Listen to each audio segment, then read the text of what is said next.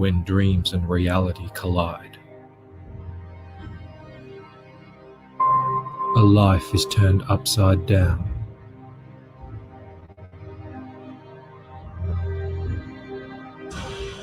Thrust into a conflict where ancient shadows fight secret wars.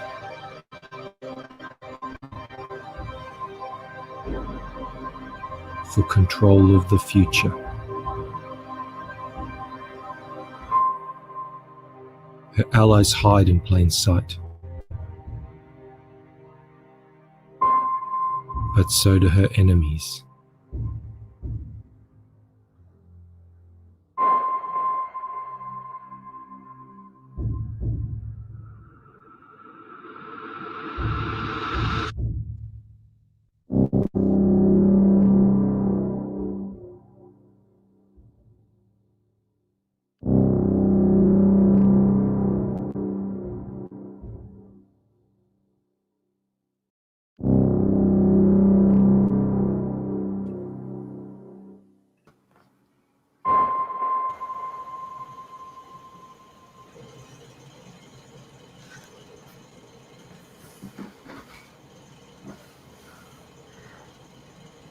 Alrighty, welcome to the party.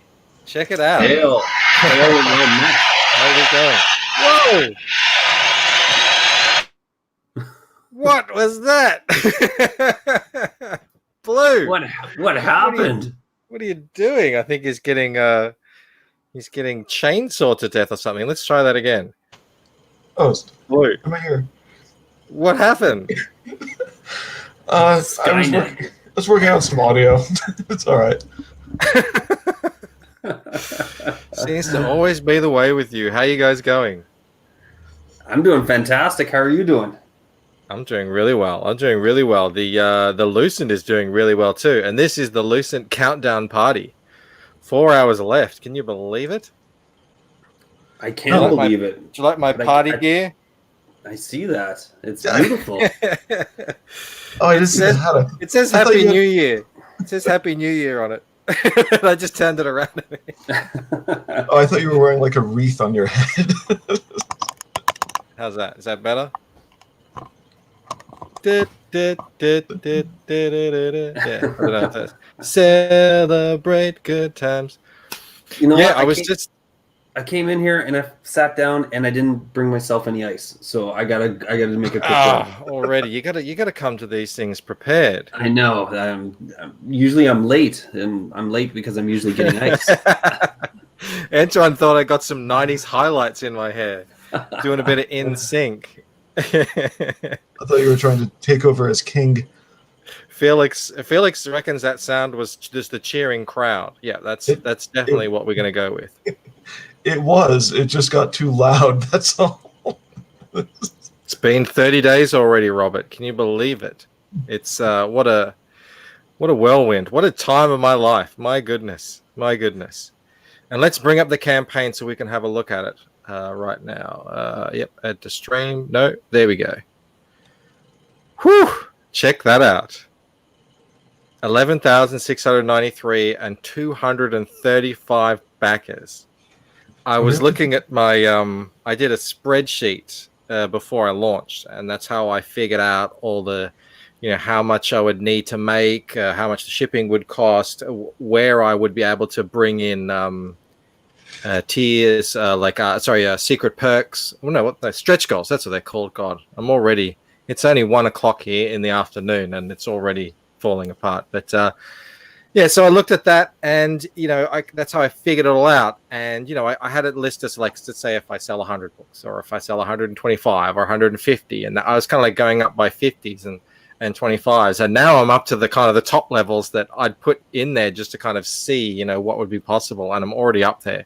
So yeah, it's friggin' unbelievable. So you're beyond your wildest estimations. Well, no, I did have some wilder estimations, but they're not looking so wild anymore. They're looking kind of within grasp. You mean like 237 backers?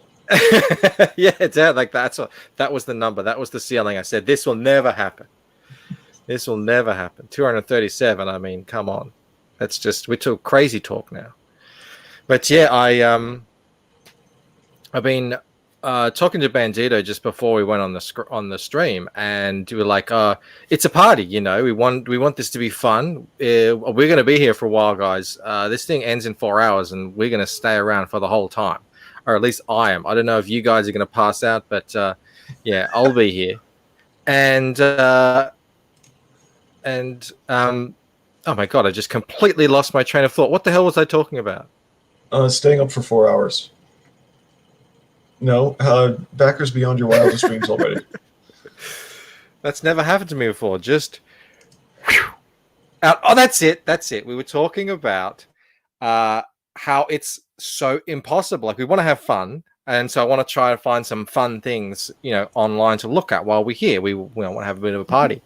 Man, it is friggin' hard to find some good, fun things out there right now.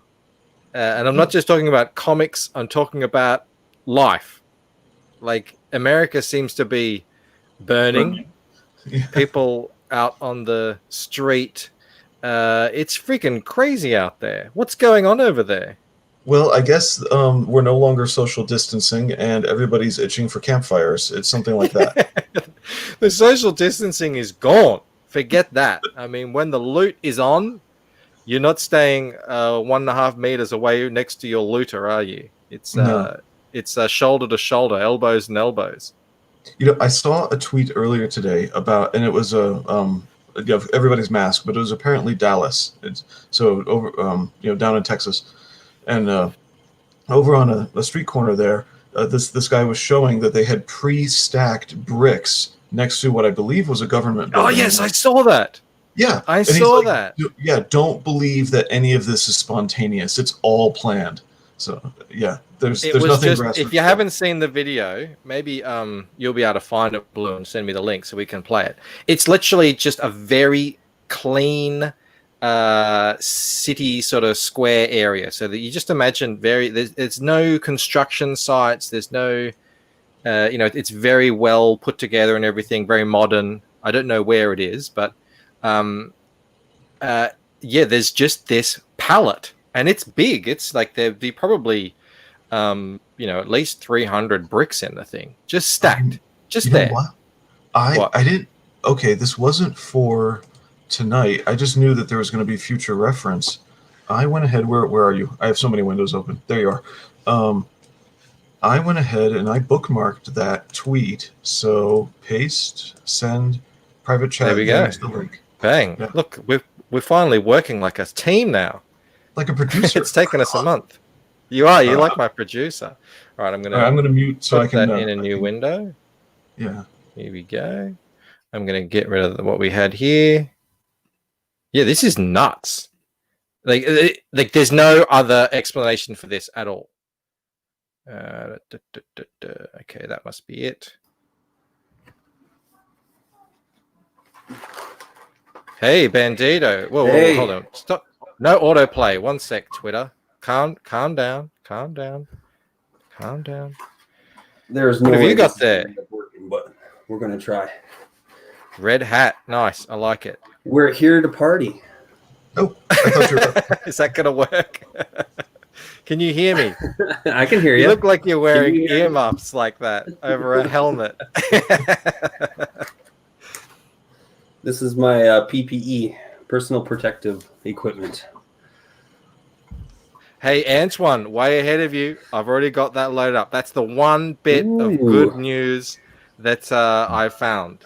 And that's fantastic. We're going to talk about that later. Magic Turtle's here. Hey, Magic Turtle, how you going, buddy? Yeah, I know we're trying to keep this light, but this is a very serious situation, and it's it's crazy seeing what's going on out there. And Horace is here. Hal chat. Good morning. Good afternoon for me. We're looking good. This is the party stream. All right, but yeah, we're just going to go back. Where is it? All right, we're going to take a look at this. Have you seen this, Bandito? We gotta hold on. I gotta get the. No, I haven't seen this. For the Make sure doubters, the here you audio go. is on. Yeah, check this out. Tell me if you can't hear it. This right here, Yeah, We're good. they put them there this on the purpose. setup. They put them there on purpose, Y'all know bro. where we at. They gonna set them hoes right up on the rail. Y'all know what building this is Come right on here. now. I ain't even gonna say what name it is. Hey, where do them bricks go to? Where do them This bricks is go setup. to? Where do them bricks We gotta go do to? better. Ain't no damn Gotta construction. do better. Ain't no damn construction around here. I see. Ain't no damn construction around here. You just gonna set a pallet of bricks right there. Oh, okay. Listen, I did jury duty 3 months ago. Y'all don't keep no bricks right there. Do better. First things first. What is That ain't happening? That ain't no chain. This is a chain. You gotta do better. You gotta do You better. gotta do better. Yeah, man. Apparently, you look like Antifa DJ. Yo, yo, yo. Hey, g'day, Thunder. How you going? How's everyone? Oh, Largo's here. How Largo? Always good to see Largo in the chat. Oh, El Argo. El Argo. I say Largo. El Argo. Yeah, I mean, it's as clear as day. Come on. There's no other reason. Have you ever just stumbled in the middle of a city square like that? A pallet of bricks, got a not cordoned off, just loosely sitting there. Mm-hmm. That's And- just and- ridiculous. Up in Minnesota, they're saying there was one sheriff's department where it was 2 different time frames, and so information may have changed between them. But one of them was saying 80% of their arrests are from outside Minnesota or outside St. Paul. That's one city, and then another place was all of their arrests are people who are not from Minnesota at all, from totally out of state, not just out of city. So that's what these burn and loot things are. Oh, it's good to hear that at least some people are being arrested. Mhm. Are you hearing an echo, it's a- Blue? is it just Maybe me? I'll see if that's me. Just a sec. It's very faint. If anyone else is hearing an echo, let me know. Otherwise, it's really not a problem for me. Okay, There there we go. Okay, so we're all good. Yeah. Just like I just get the feeling that people, because these things get so out of hand, the cops kind of stay away, and no one gets no one pays any repercussions for that. Mm-hmm. Yeah, I don't know. I just saw, like, why am I saying Largo? It's El Argo pretty clearly. That's what the capital letter is for. Actually, it's El Argo 30. Well, we don't need to get into the minutia. take the victory. I hear what you're saying. Yeah. If El Argo is happy, then I'm happy.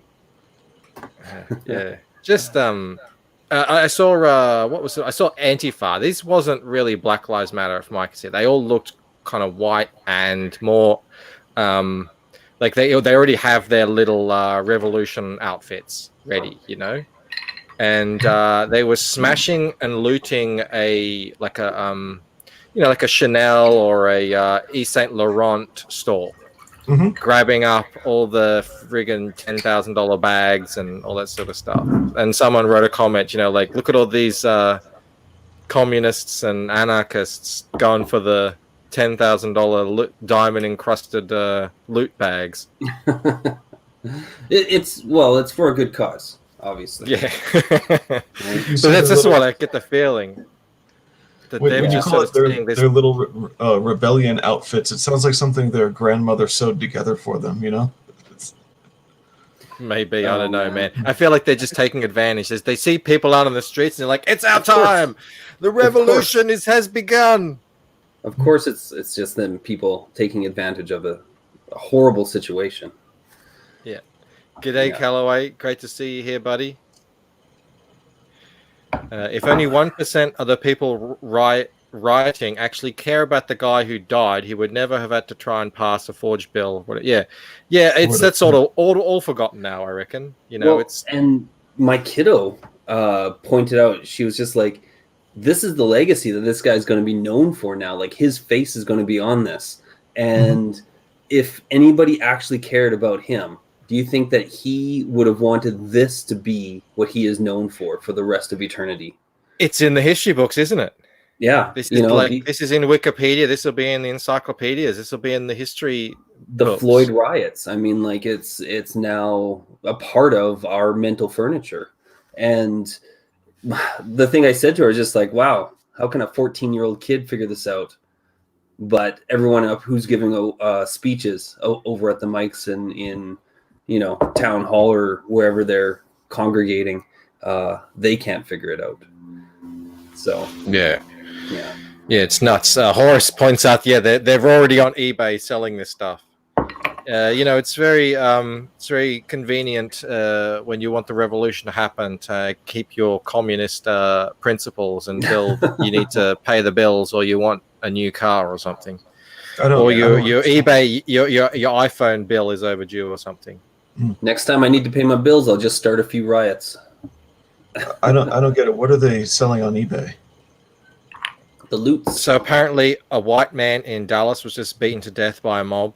Some of the videos are just horrific, and can you guys fill me in? I'm an Aussie. There's a lot of Aussies in the chat I can see. So where did this all start?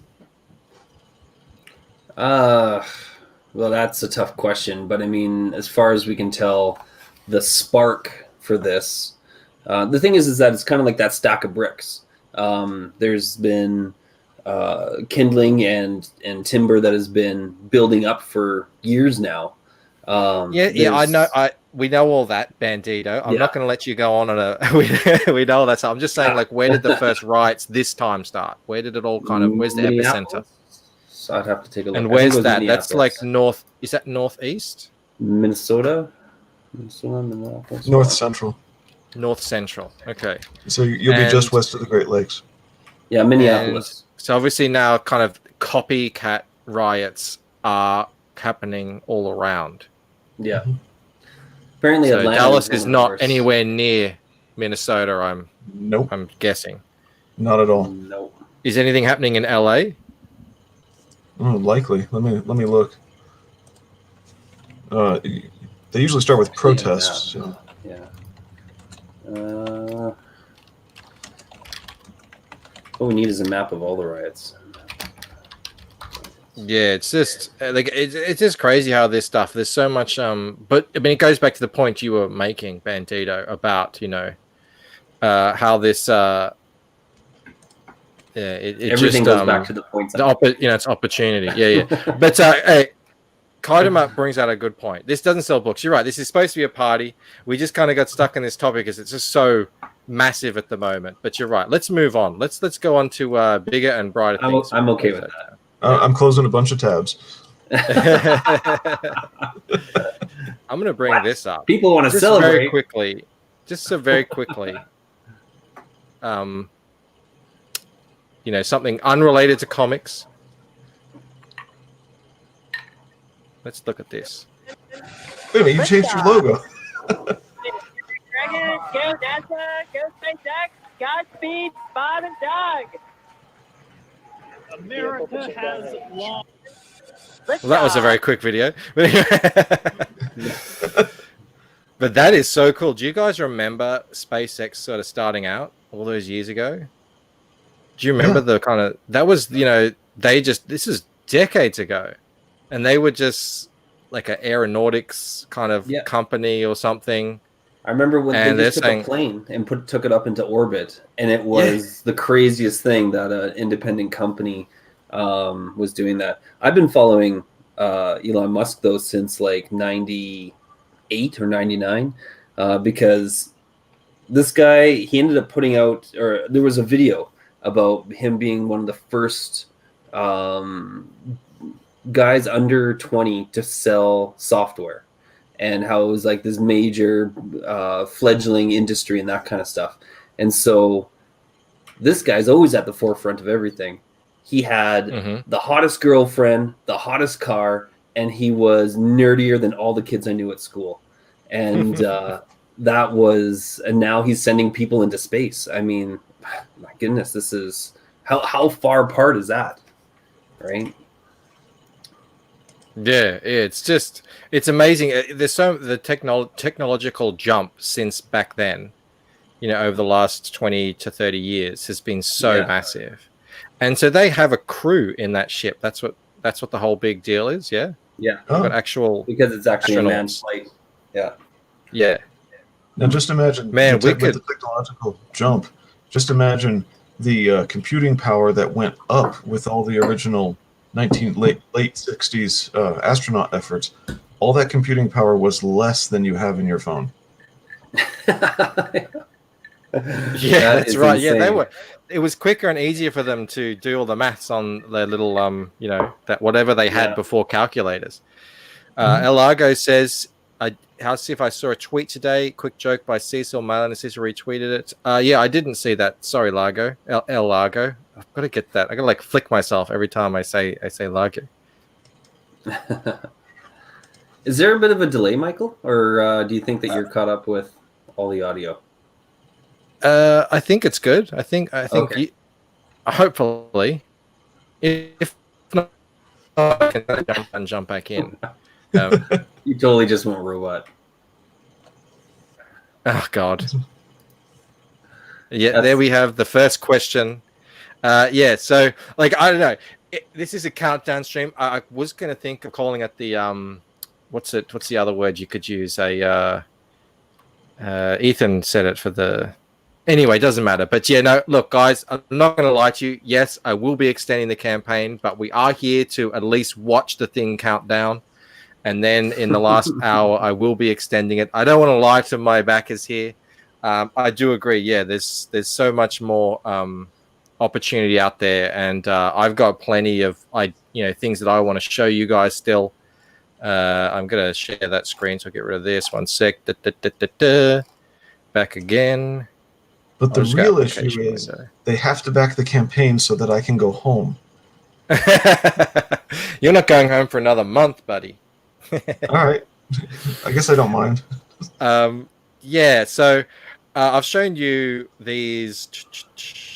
I've shown you these 4 characters here, but there's other characters in this book who are going to be main characters that will continue on throughout the series. So I want to introduce you to them as well. I only put these 4 up here because these are the 4 that I'm including in the head sketches. But yeah, so there's more art I want to show off to you guys. And there's this bad boy here. That's 15,000. I know you guys are an amazing audience. Hail the chat always. I wonder though if we can get this bad boy up to 15,000 in 4 hours. I don't think I have. That's sort of like Ethan level power. I don't think I'm quite there yet.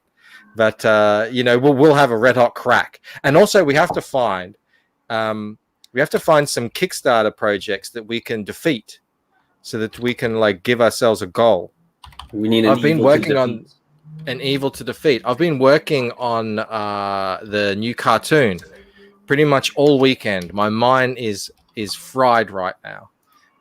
So I haven't been out there. I haven't been out there and found anything that we could defeat. That would be always good. The spite dollars are real. Yeah. So, good to know. Yeah, absolutely.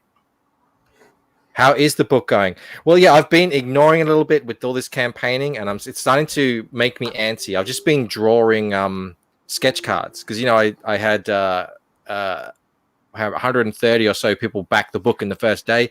Everyone gets a sketch card who backed on that first day, so that's pretty much what I've been focusing on, and the cartoon. So I'm going to get this cartoon out of the way, and then I'm going to get 100% back into the book. I'm going to start maybe posting some new cool pages on the campaign for you guys to see. There's going to be around about, probably by the end, about 60 pages in this thing. I would some say between 56 and 60. Depends on how many splash pages I want to put in there. So, showing off a couple extra isn't going to spoil anything. Hey, Piper's here. Fizz Giggity. How you going, Piper? Great to see you here.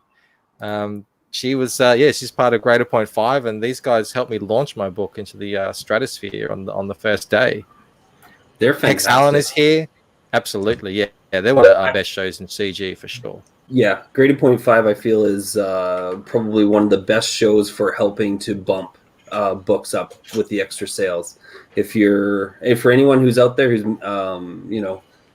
who's putting together a book, definitely make sure you talk to these guys, because when you get that lull in the middle of your campaign, these are the shows that you want to get on. As long as you're not only that, it's really fun. Yeah, there's that. They have a great. I guess time if you want to over have there. fun, if you want to have fun along the way, you can do that too. But what are we here Horace for? agrees. we should do some spite selling. Yeah, let's get that started. All right, Hold I'll up, go research. Las Elena Iglesias.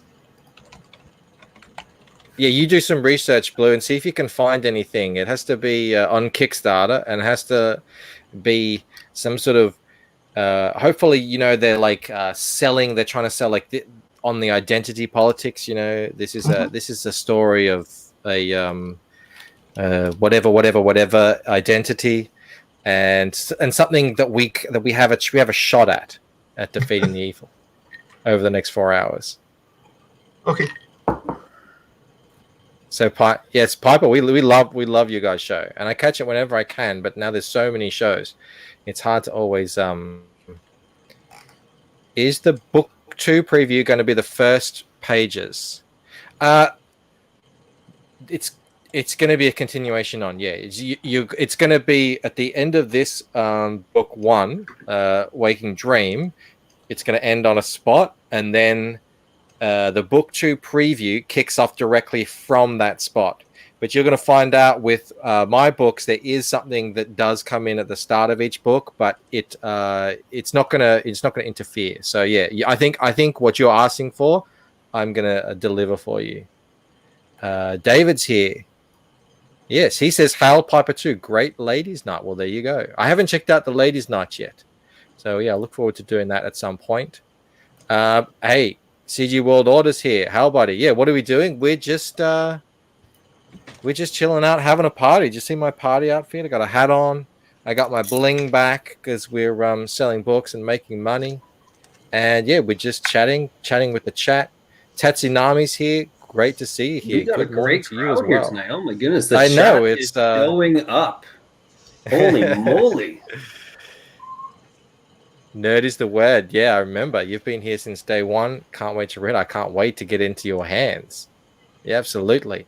Yeah, so we've got some people. Apparently, Antoine is on the hunt as well. I really should have done this beforehand, but like I said, I've got to just get this cartoon out of the damn way. You guys have no idea. Even with pretty simple animation, man, this stuff takes friggin' forever. And it's only 2 minutes, 20 seconds long. I can't imagine how much time Camel Moon has to spend on his friggin' How much? Where cartoons. are you at right now? What's your campaign? What's it at right now? It was on 235, wasn't it? Backers. 235 backers. 11. And what's your total? 11,693. That's so bizarre. Why? Hold on a sec. I don't know what is. This is.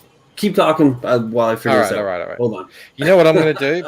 Even though it's 1:30 in the afternoon for me, I brought out the good stuff. This is my expensive bottle. You're sharing a screen there, Bandita. Do you want me to bring that up? Yeah. So this is supposedly in. Oh, is it supposed to be?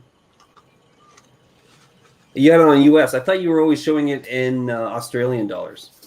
Oh, I don't always. I do sometimes. Because you've blown past your 15,000 with Australian in Australia. dollars. Yeah, no. It's everything on the page is talking about is in US dollars. Oh, why you got to be like that? You had me all confused. Sorry, I confused my Australian buddy with that too. He called me up and said, "You might want to make that clearer." And I said, "Yeah, I would." And then I just kind of. So you can't moved on. Have a drink. You can't have a drink yet. You can't have a drink until you sell another book, right? Like you got to have little goals along the way. Like if we want you to get drunk tonight, we got to be selling. We got to be selling some books. So we're at 235 backers right now. We need to get at least one more in there, just so that Mike can, wet his whistle. Wet my lips a little bit because look, they're parched. All right, that's a good idea. I like it. I like it. We got to give people more though. Like you were saying that you've done a few more pages. Are we going to be sharing a little bit more artwork, or like what's happening? Well, I unfortunately I don't have any page share right now. Like I said, I'm just being completely focused on this cartoon. That I've dropped the ball on this stream. Oh, what's this? I'll I'll drink for you since you can't drink for yourself. So this is going to really kill me. Whenever I see people drinking, that's when I get that what's that syndrome where you have to like copy other people. It's like the mirror neurons. That's it. The mirror neurons in my head will be going off like crazy. Is the cartoon almost done? Yeah, it is so close. But now it's not going to get done today because I'm here drinking with Bandito and hanging out with you guys and chatting to everyone. So nothing gets done. Nothing gets done when you're drinking with Bandito. Look, the Lucent comes first. But yeah, it's really close, and it's got some really good funny moments. It's also got some cursed images in there that were pretty interesting to draw. So yeah, that'll be. Hopefully, people will screen cap them and share them around. Okay, so what were we looking at? Everwake. With Blue. Anton? Could you get a link for that? All right, I'll something find that. you could do. Yep. I've been going over Kickstarter, and I'm finding things that are doing really well, but none of them are SJW. Ah. Oh, that's okay. So, we can. Damn it. We want the E evil to defeat. Yeah, the evil is all around us. We can find any project at this moment in order to beat it. The Orc cartoon. How long did that take? Yeah, that took longer than I thought it would. I got that idea over dinner because that story was kind of floating around in my head. And I thought, I'm going to move to that cartoon. It'll just be short, 30 seconds. It's pretty quick. And then, yeah, I spent like 2 nights doing that. So, it's crazy how much animation, how much time it takes. But it's so good for my channel. When I put out the last one, I put out the masculinity one, the War on Boys kind of thing, and then the Orc one, and I got like 500 new subs to the channel over that period of time, and the channel only had about 500 subs to begin with, so that was pretty significant for me. So they're worthwhile doing, but they're a big time suck, and they're a good conversation starter. You're super close to 1,000 subs right now. That's crazy. Yeah. We got all kinds of things we could have been pushing for you. Well, we can do it now. I mean, the problem with trying to push for new subs on YouTube is a lot of people already subbed. So maybe they're not. If you guys aren't subbed to me, make sure you do sub because we're trying to get to that 1,000. That's just another milestone that we can knock off. Yeah, we got all kinds of things to look to try and celebrate today. Yeah, I can't wait to show you this new one. I'll let you know. It's about Marvel. It's about Marvel Comics. It's the absolute state of Marvel Comics. And yeah, it's just, look, a lot of people are, they've still got a lot of fight in them, but instead of fighting with the enemy, they're fighting with each other. So I think it's going to come at a really good time to just sort of put that lens back where it needs to be, because those guys over there in the mainstream, they still hold the reins, and then they're not defeated. That evil has definitely not been defeated. They may be on the ropes, especially the smaller publishers, but they're just going to continue putting out the same propaganda that they always have. So it's good to fight back a little bit against that.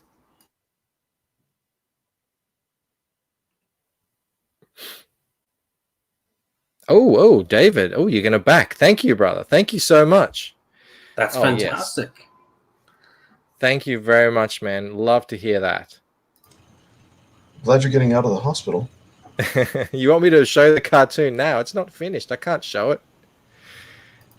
Didn't you have like a 10-second clip of it that you could... Oh, I did. All right. Let me see if I've still got that hanging around. Yeah, right. There you go, El Largo. Good to Only hear. one of us has to pay attention at a time, but next time it's your turn. All right. Let me see if that's still here somewhere. Where would it be? There it is. All right. Okay. I'll put it in the thing. And here we go. All right. Hail Fizz Giggity. Thanks for sticking around. All right, here we go. Ready? It's how long is it? Like 26 seconds long. Hopefully, I shared the audio. Oh no, I didn't share the audio. Okay, but God, this is incomplete. what an amateur! What a rank amateur! All right, so this is a preview of a small snippet out of a 2-minute 20-second clip, and it's 26 seconds long. And I'm still working. I've actually done a few changes on this since. So here we go. And nobody wants to speak out. It's going to be like, oh my goodness, even though he is 100% absolutely right about this problem, I do not want to be attacked by cat ladies on Twitter. I'm afraid of that blue-haired land whale. I'm fucking Ahab. I'm Captain Ahab of the blue-haired land whale. Fuck them. This hobby means something to so many people. You be Captain Ahab too. Tell the truth. Talk about what's gone wrong. It's so short. Oh, there's so much more goodness in there. I wanted to keep going. Baby steps will get us there. Yeah. All right, I'll give you this little bit. I'm going to try again. Here we go. Where are we? Did that sound is that what it was? It was cheering. It was just too loud, man. I would just sound and the speakers I'm hearing you through were up too high and getting picked by my mic, so it started echoing, and that's the chainsaw. Got it. So anyway, I can't find garbage on Kickstarter. It was so easy before, but now it's like, where's the trash? So I've got this, but this is what Antoine shared with us. Yeah, I got that. I found that one for you. But unfortunately, we've already defeated this evil, if it is evil. Haven't we? The Lucent is at 11,693. So this evil has already been defeated. Wow, you are that good. We defeat the evil even when we don't even know about it. That's right. Looks like a good project, though. Kind of cool artwork. A little bit fey, but steampunk fantasy adventure. Yeah, it's like a it's very webcomic-y. Yeah. Just the whole, it's probably an adapted webcomic, I'd say. Yeah, I don't know. It's hard to find evil out there. There is no evil for the Lucent to defeat. If there's no evil to defeat, we can just talk about some cool campaigns that have gone live, because why not? We'll go in the other direction. There you go. Ethan looks too slimy. Well, maybe I don't know. Maybe he did put on a few pounds after he ate those donuts. I don't know. You know, I've actually got some other people in this cartoon that are much bigger. So you've got to have that kind of contrast. Yeah, there sounds like a vacuum cleaner. That's a very good description. It didn't really sound like a crowd. Sound like a vacuum cleaner. No, I closed the window. It's fine. Yeah, that Captain Ahab line is great. Man, he's just basically talking about, in the cartoon, he's talking about how, why Comicsgate started, because Marvel let in these activists who came in and just took over, and the story by now, and it's all full of colorful language and vivid metaphors, so they kind of have to draw all them, and it's a really good one.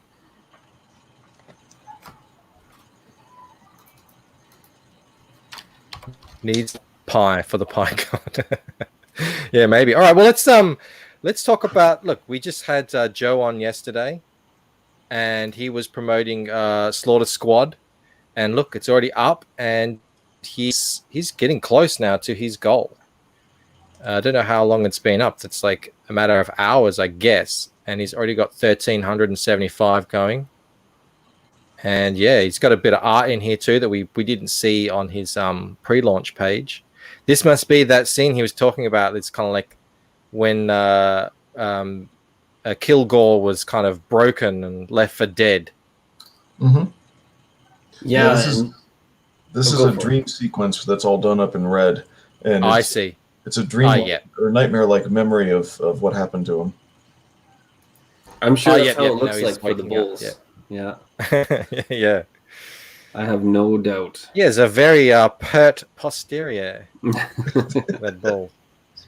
Yeah. Oh, and if you look at the damage there, they pull no punches. Oh my goodness. Master plan: build an army, overthrow government, establish free state, profit. That's what I have written on my whiteboard. He was saying how he was, had a subtle message in his story yesterday. It's not that subtle. No. When overthrow government is coupled with established free state, you know what kind of government's being overthrown. Yeah, this looks cool. he's like a Mexican dude there, and then he throws out his show and he's got the machine, and that's hilarious. Yeah, they're taking no prisoners, huh? Yeah. No, I think he's got a great thing going on here too. The design of his characters and everything is just I mean, it's marketable on every single level, whether it's to kids or to adults, or they got something. I like how he made it, really cartoon gory. He didn't shy away from that. If you're gonna do this, you got to go all the way with it. And yeah, it reminds me a bit of V for Vendetta in that sense. You just take it a little bit over the top to the point of ridiculousness. Kill Bill was the same, and then the violence isn't that, it's not off-putting then because it's so over the top. And there you go. Oh, he's copying me. No. Yeah, there you go. So you can see how much is done. Yeah, it's a good idea. Oh, that's really cool. Was that him? Looks like a different style. Maybe he's just I don't know, putting in a bit different touch on it. Yeah, and the cartoon style, I mean, that might be what he has done in order for the comic. But he himself is probably a better artist than what we're seeing just with the cartoon style.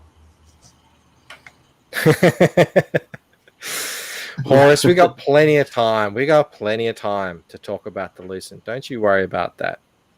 I know. I just like some campaigns. I like them. I want to have a look at them. This has just gone up. I just saw somebody else. I just saw someone else's stream, and they're doing the same thing, talking about other people's books. So, that's good. That's good. What's his name? Adam Post put up a video just recently. I mean, absolutely go subscribe to that guy's channel. He has a lot of good information to share.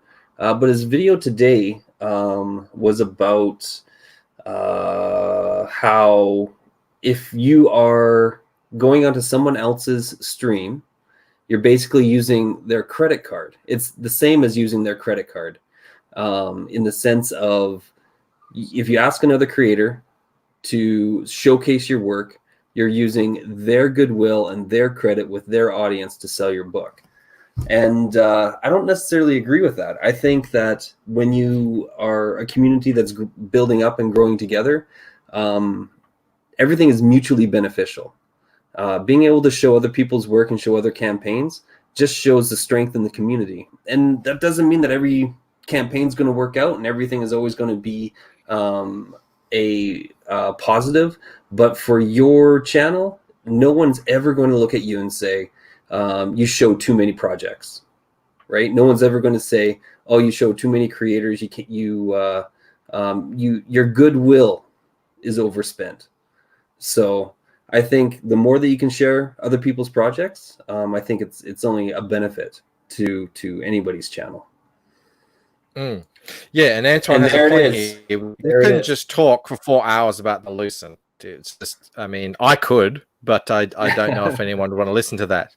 And yeah, CG will help each other out. Yes, and Horace. Yeah, we're going all the way, baby. I'm in here for the long haul. So I don't know if I'll be able to hold off on drinking, just for people who are new backers. I don't know. I want to get started.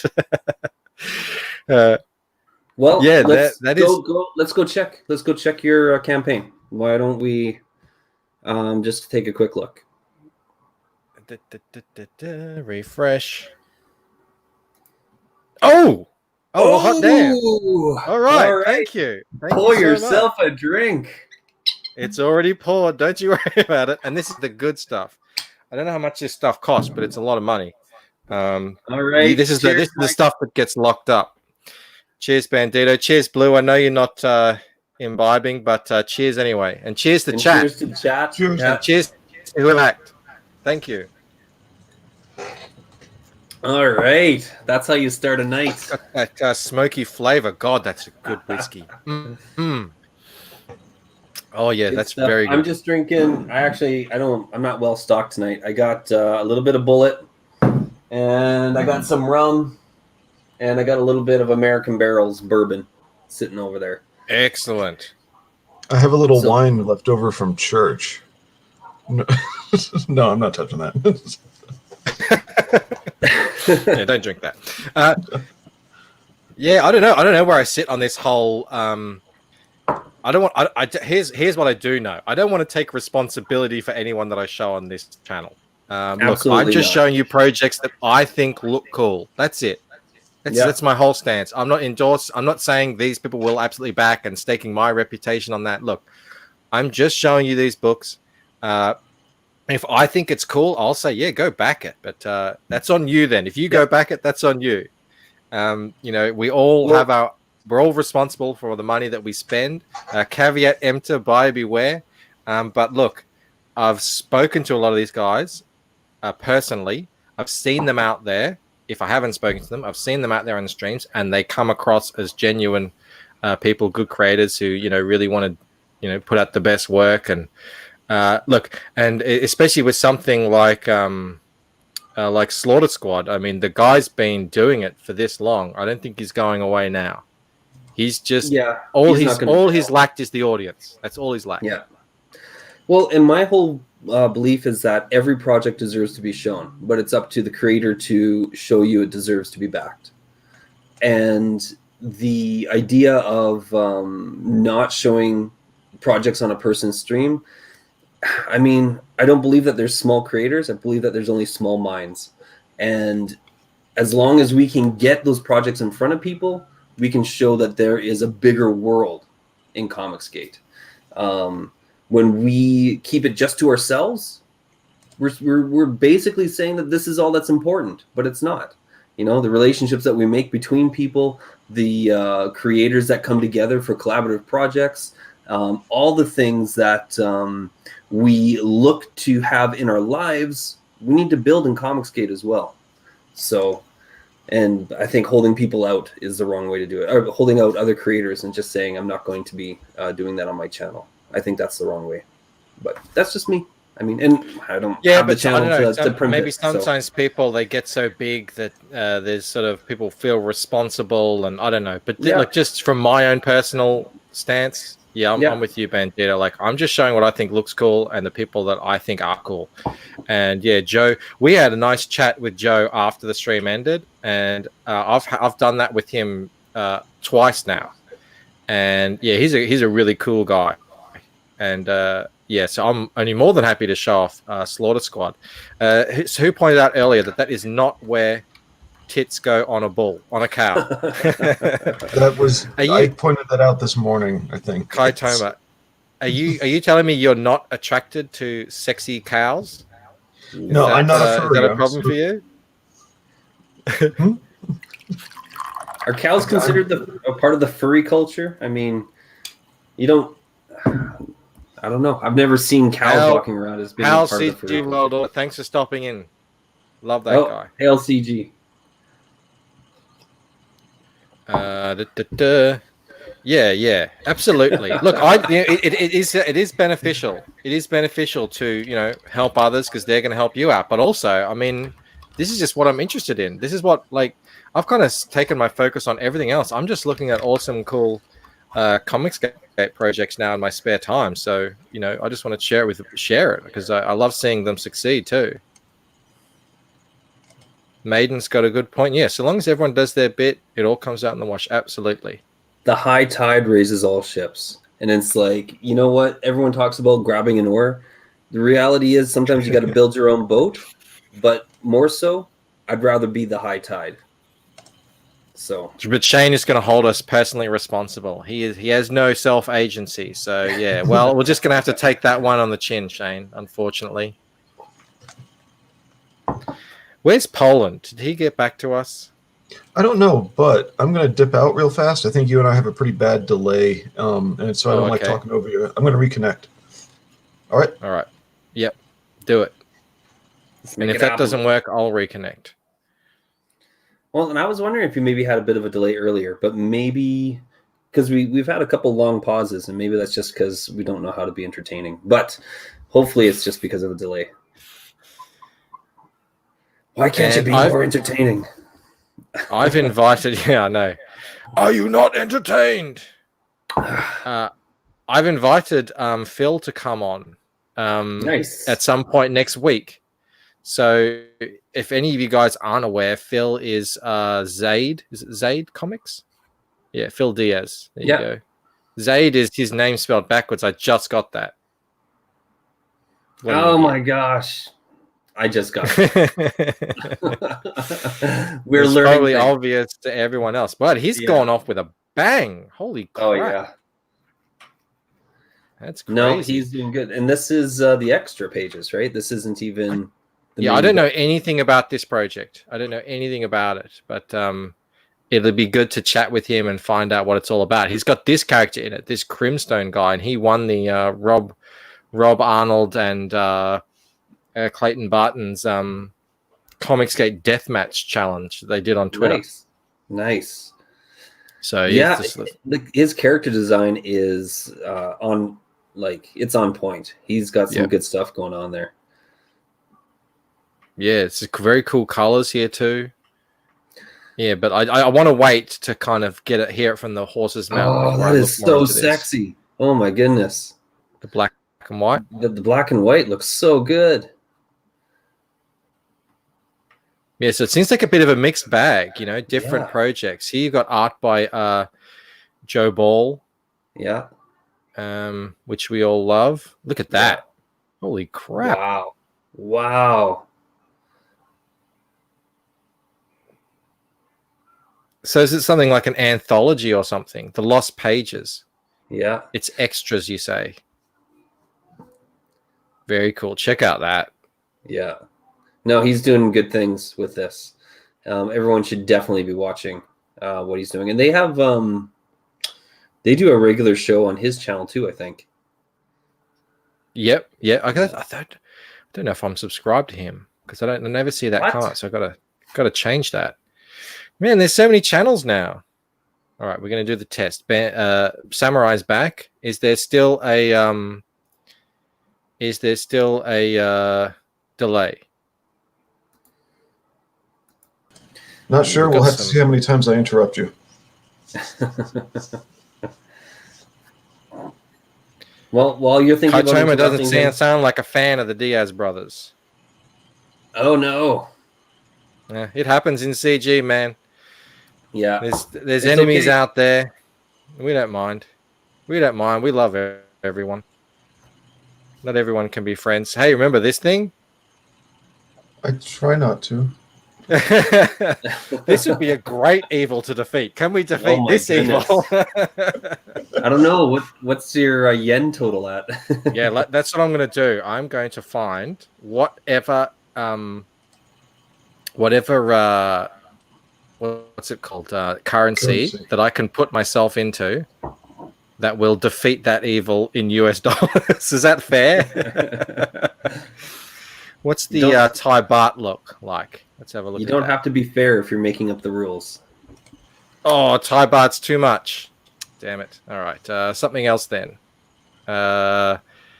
Swedish krona. Oh, what's that? Is that close? Ooh. How much is that? Could be a bit hard though. Where was I? Plot holes. Yeah, a bit too far. Like if it was, if the, each book was a few thousand, then yeah, that would make sense. But damn it. It's good. We could just like spend the whole night trying to look through different currencies. But Inadvertently advertising for the evil instead of beating the evil. oh no, no, he loves the Diaz brothers. Oh, there you go, completely there. I'm like friggin' I'm like what's his face from Guardians of the Galaxy.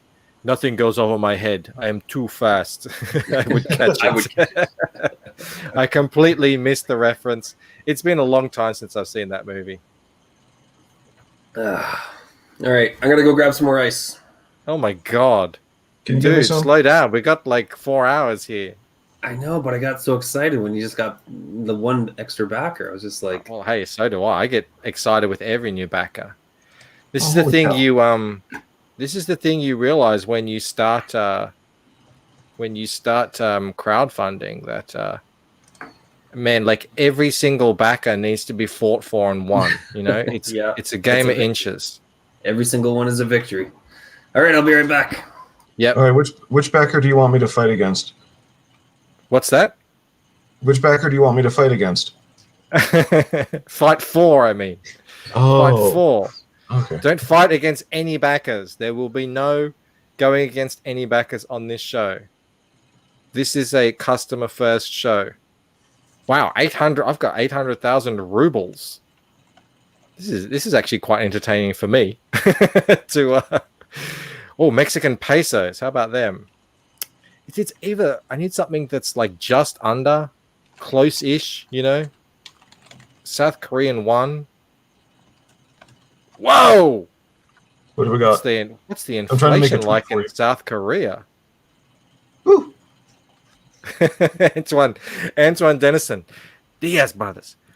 I spit on those cockroaches. Man, that was a terrible, terrible impersonation. God, that was like a Mexican or something. Yeah, Indian rupee. How about that? What's going on with these currencies? They need to reset their currencies or something. It's crazy inflation going on. Okay, what's this?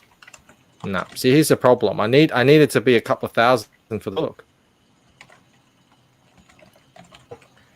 Danish krone. No. I don't think we're going to find anything. Damn it. See, this is the sort of research I should have been doing beforehand rather than working on Canadian dollars. How much have I got Canadian dollars? About the same. All right. I'll stop. Valiant effort. Not all evils can be I tried. in one But we night. can still talk about it.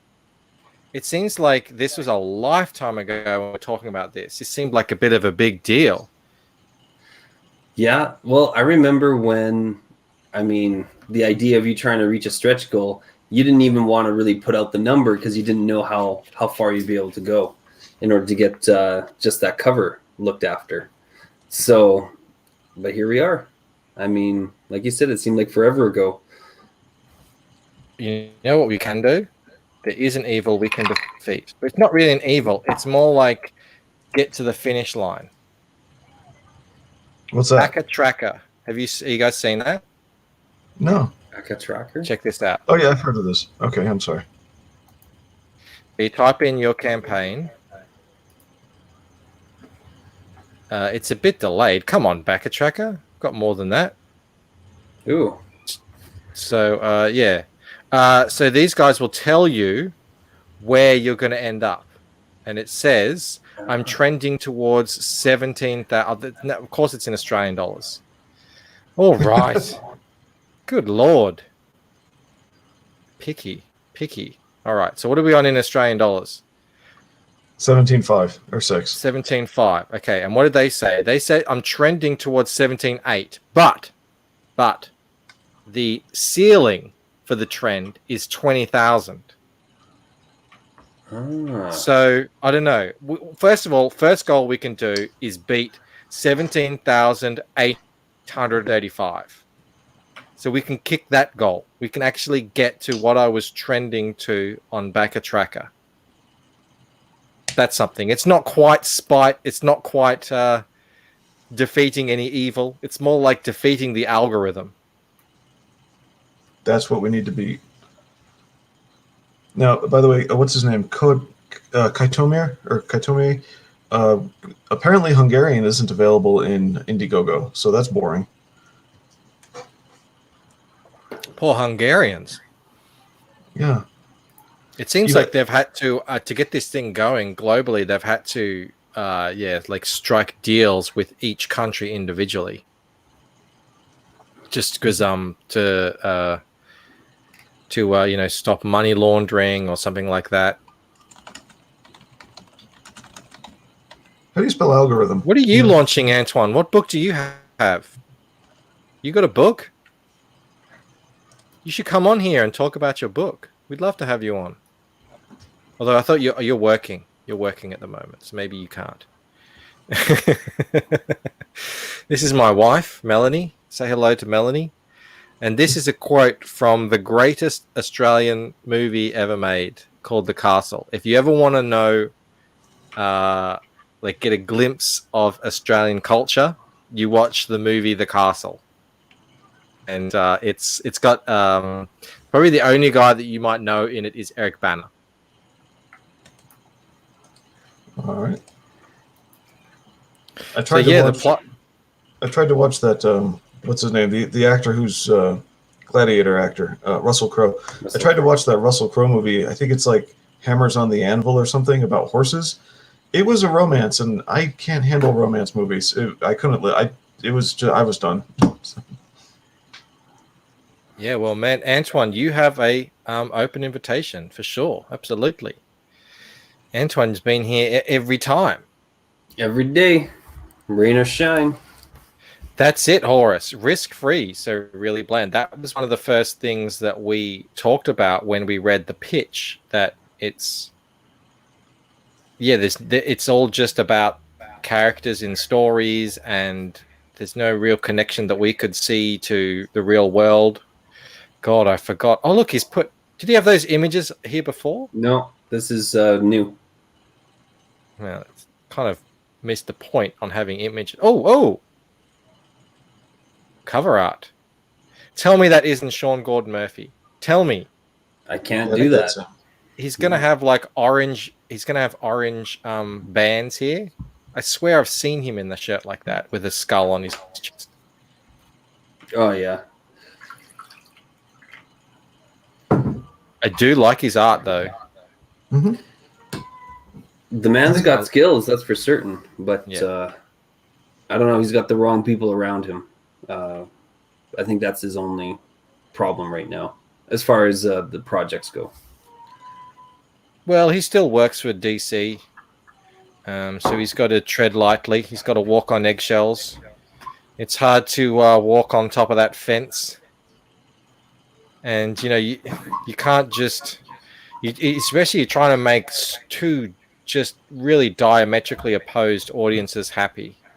Yeah, it's really a recipe for exactly what Horace said, blandness. Yeah. Which is unfortunate because his art, I mean, really he could do pretty much anything. Yeah. And I don't know what all they mean by bland, because they could mean a lot of different things, but for me the coloring is just not appetizing, if you know what I mean. It doesn't draw me in. It doesn't attract my eye at all. Well, we haven't seen much of it. So yeah. The thing with any new characters is that it's hard to create a connection with them. I mean, the orange there even is pastel. Yeah. I don't know. We'll see. With that We'll first, see. In that first image, he's got something interesting happening with that one guy's arm. Like it's a little bit more cybernetic than, the typical Winter Soldier style arm. But I mean, I don't know. It's just. Here's Sean pondering whether or not he should launch. Look, I don't know. I think it could be good, but I just don't know. This page just doesn't sell me, unfortunately. And he was There's no. He story was in that wondering whether or whatsoever. not he'd be making $500,000 on this, and yeah, that doesn't look like it's going to happen. I thought he might when he launched, because he got that first day was really huge. He got to like 100,000, didn't he? Yeah. But that was what 15 days ago, 2 weeks ago. And this is what happens, man, when you do the 60-day campaign. It's 55 days of slow going, and Indiegogo is not going to help you out. No. But yeah, I don't know. Like, you look at those pages, there's no story being told. I mean, it's super rough when you're advertising on something with nothing happening. Yeah, this woman here in the page on the left, at the bottom half, she looks like one of the characters from a book he drew called The Wake. It was a 10-issue under Vertigo, which is DC. And I'd say, He drew just it? knowing, sorry? He drew it? Yeah, he drew it. It's Scott Snyder and wrote it, and SGM drew it. I'd say this is exactly the same artwork, and that was years ago. It's like nothing has really changed or moved. But, Well, and the main character, the self-imposed, that one there, that's actually Sean Murphy's character looks exactly like something from the 90s as well. Another character from the 90s that he drew. Like, he definitely seems to be recycling a lot of ideas here. So yeah, Shane, he was talking about it in that video, wasn't he? It just goes to show. Like I said straight off the bat, this thing of just like saying, from fan favorite comic book creator Sean Murphy, it's not going to play in crowdfunding. Like if you're someone like Polito or Ethan Van Sciver, you can say it on a crowdfund because you're saying like I have huge crowdfunding success behind me. But if you're just coming from comics, the crowdfunding scene is kind of its own thing. So it's I think if he had have instead kind of looked at what Comicsgate was doing, and I know it's not for everyone, and he did seem pretty uncomfortable on that video, so it might not be for him, but you just kind of have to get over it and just get out there. And plus he might just not have time, and build up an audience, and he should be able to build up a pretty sizable audience easily on YouTube, because he's not a weirdo or anything. He's not like Donny Cates. I don't think he'd get mountains of hate, for instance. No. So and that's how we would be looking at 300,000, 400,000 now if he had have gone down that route and been promoting it pre-hand for about 6 months. And he wouldn't have to be on every day. Maybe once a week he does like an hour call-in show where he talks to the fans and actually gets people interested in the book beforehand. Yeah, he could be looking at 300,000 right now or more. Yeah, 100%. I think he could. I don't know. You take some of the big names from the industry, and if you put them all together, there isn't a reason that you shouldn't be able to make $1 million book. Maybe not on the first project, but you should be able to push it, especially if you're putting out work, especially if you have examples that you can give along the way and throughout the campaign. You should be able to get up to $1 million book. The only reason that doesn't happen is poorly run campaign, poorly executed ideas, or something in the audience or something in the promoter gives the audience a sense of weakness. And as soon as there's that sense of weakness, you're not going to be able to capitalize. Yeah, Antoine says, but honestly, if any of us had a 100K plus campaign, we'd be full of ourselves. We'd be invading Poland. Yeah, well, that's true, but we're not Sean Gordon Murphy. Sean Gordon Murphy is one of the few superstars of comic books right now. I mean, his White Knight book, that crossed all boundaries. Everyone loved that book from all corners of comics and made a fan out of me for sure. So yeah, I just you know, crowdfunding is it's its own beast, and yeah, I wish he had have listened to some people. Yeah, Ethan sort of over predicted as well the what you call the the how much that celebrity name means in this space. Clearly, it means about 100K. It looks like that's from what I'm seeing on Kickstarter. That celebrity name, like if you get some big names here or on Indiegogo or on Kickstarter, and they're big enough in their actual talents, it seems to mean about 100,000. But if you want to hit like Cyberfrog is, I think it just passed 900. I think it just broke 900. If you want to hit those levels, yeah, you're talking about a whole different strategy. Horace is talking about the cover of the Lucent. Yeah, so Horace says, with the Lucent, I was interested from the beginning. The girl on the roof. First you see her in the reflection, then the fall. What's going on there? So he's talking about this scene here. Yeah, so you read the text. You read the text, and your eye just kind of catches there, and you're like, hang on. So this is a double-page spread. And then she's over there standing on the ledge, and then you see over here, if you read this text, yeah, she does. She's talking about, falling into the void and the abyss and everything, and taking that step into chaos. And yeah, she does lean back there. And I don't know. Do I want to like talk about it? It's no. Those aren't the things you want to tip off. You just want to give us a taste of it. You want to bring us right to the edge, and then not go for the dive yet. Yeah, okay, well, here's me bringing you to the edge, because I have mentioned this on stream before, so I'll make it fair. All right. This idea of standing on a high place and falling off or jumping off I think everyone has had that dream of falling. So it's a connection that everyone who reads this book will have a personal experience with. And this is a book that draws in things from dreams. So there's all that mixed in there. And not only that, but this theme of falling and jumping from high places as a kind of a metaphor for jumping into the unknown and getting out of your safety into something that's dangerous it's a recurring thing that you will be that you're seeing it in the Lucent going on. Hey, we got a question from Blue Jay, if you want to focus on that one. I was about Blue to type Jay. it, but I'll let you do it. Blue Jay. Blue Jay. Kind of new. Well, welcome, Blue Jay. Great to have you here. Well, it's on Indiegogo. The link is in the chat there, and we're campaigning for it right now.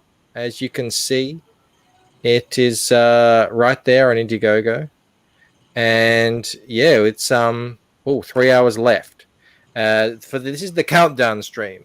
So yeah, jump on it, and I can have another sip of this delicious whiskey. Well, I didn't say you can only take a drink once. All right. Well, then in that case, because I just saw your drinks, and now I'm like, okay, this is the first one glass every new backer. My wife will be happy with that. Hey, Wiggle Wiggle's here. Hey, Wiggle Wiggle, how you going, buddy? How Wiggle Wiggle? He's been on the show before in the pink ape outfit.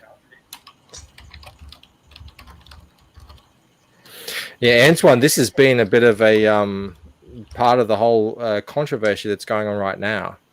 The big names who come into the crowdfunding space. Well, if you want to look at someone who's done it right, it's Dan Frager. He was not even pushing his book or anything. He just came in and said, I see what you guys are doing. I believe 100% in what you're doing. I want to get onto some streams and chat with you guys. And that's what he did. And he did that for, months. I followed Dan on Twitter months ago because he was just saying good stuff. And then he's like, Black Flag is coming. and look at the success he's had. Yeah, and when you look at the contrast between him and Sean Gordon Murphy, he came on and he made it sound like he was not going to be doing something for the fans, right? And he made himself sound like he was like, well, I want to do this book. It's something that I've been thinking about, but I realize that it will be greedy for me to do it. So now I have to come on here and hopefully encourage you guys still to want to back it. Whereas Frege, he came on and he was just like, I love what you, the fans, are doing. I love how you guys get behind these creators. I love how you make this a success and how you are the motor that keeps this thing going. And, Frege turned it on the fans, and he showed that how valuable that really is. I mean, and I think that's the success. That's the key to a campaign. You make it so that the fans are valued, and what else? What other reason do you need to back a book other than feeling like it's something that includes you? It's a part of what you want to do. So.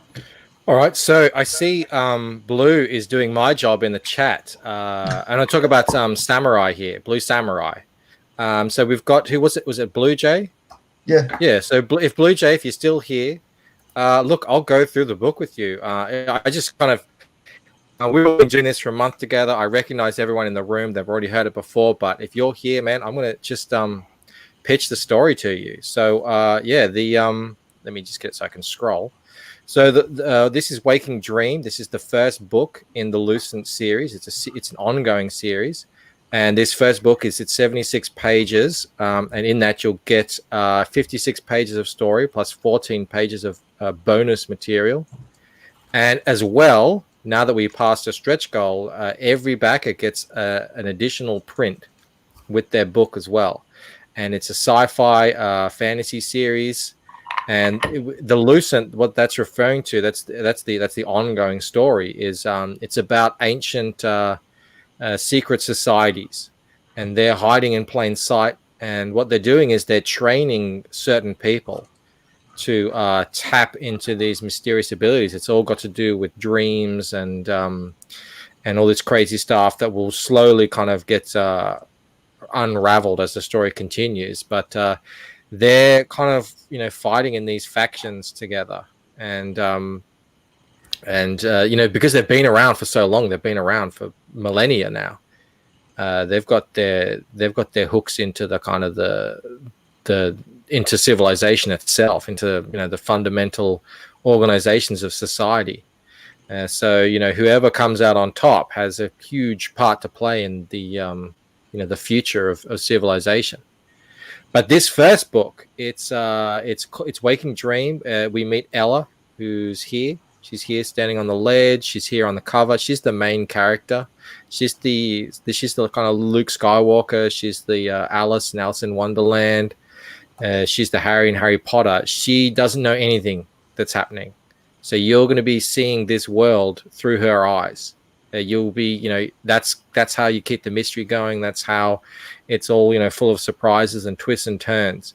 And yeah, she's just kind of a normal person living a normal life, except for one thing, which is every night when she dreams, she gets visited by this guy, Damon Spector.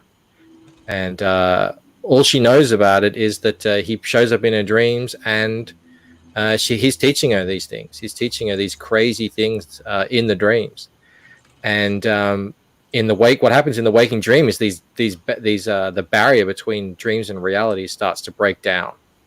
And when that happens, there's a big event at the end of the book, and she'll be thrown right into this world. And there really is, it's like the passing the threshold moment. There's no coming back now until she sort of sees it through. And yeah. So if you like mystery, suspense, superpowered action, if you like stories that bend reality, like The Matrix, stories that talk on alternate history, like Highlander or Assassin's Creed, then yeah, that's what this book is like. And it's you can see a lot of it's done here. These are all the pages that I've done so far. So all the colors in, all the inks in, all the text is in. It's just that they're not all perfect. That's why I've said here, it says completed pages 23. That's because I say a page is complete when it's ready to go to print. Some of them, might need a few hours more on the colors or tightening up the lettering or editing even some of the dialogue or whatever. And yeah, that's the Lucent, and that's that print that you get.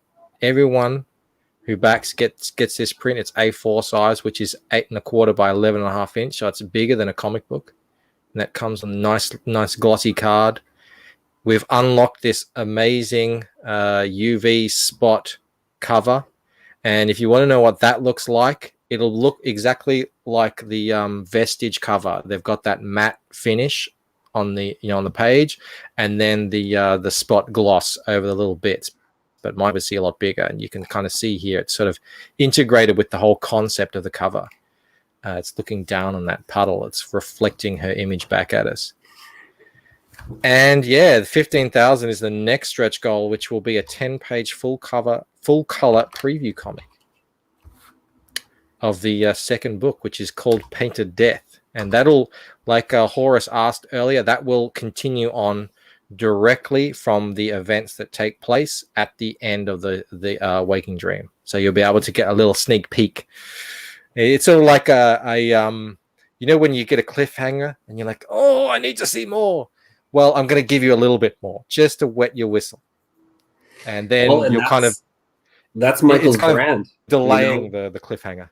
Yeah, that's Michael's brand. Ethan's all about being shiny, and Michael's all about being wet. That cover, that poster, I mean, it's just dripping with sexiness, and you get a little bit of taste of the next book that's going to be coming out. The fact that you're 10 pages ahead, it's going to be 10 pages, you said? Yeah. The fact that you're 10 pages ahead into the next book is amazing. Like, it makes me think, like, could there be another campaign before the end of this year if this all goes well? Well, no promises, but No promises? I definitely do want to get things happening very regularly, and as well because we've had such a great response to this, really overwhelming response. It's definitely something that I do want to get up.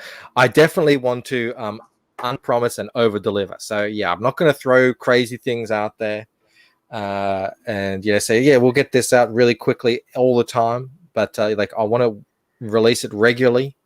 And because I'm still working, I still have a day job, so I can't really if I didn't have to work, man, I would get these bad boys out so fast. Well, eventually you'll be doing the 6-figure campaigns. I mean, like, this is the IP that's going to get you there.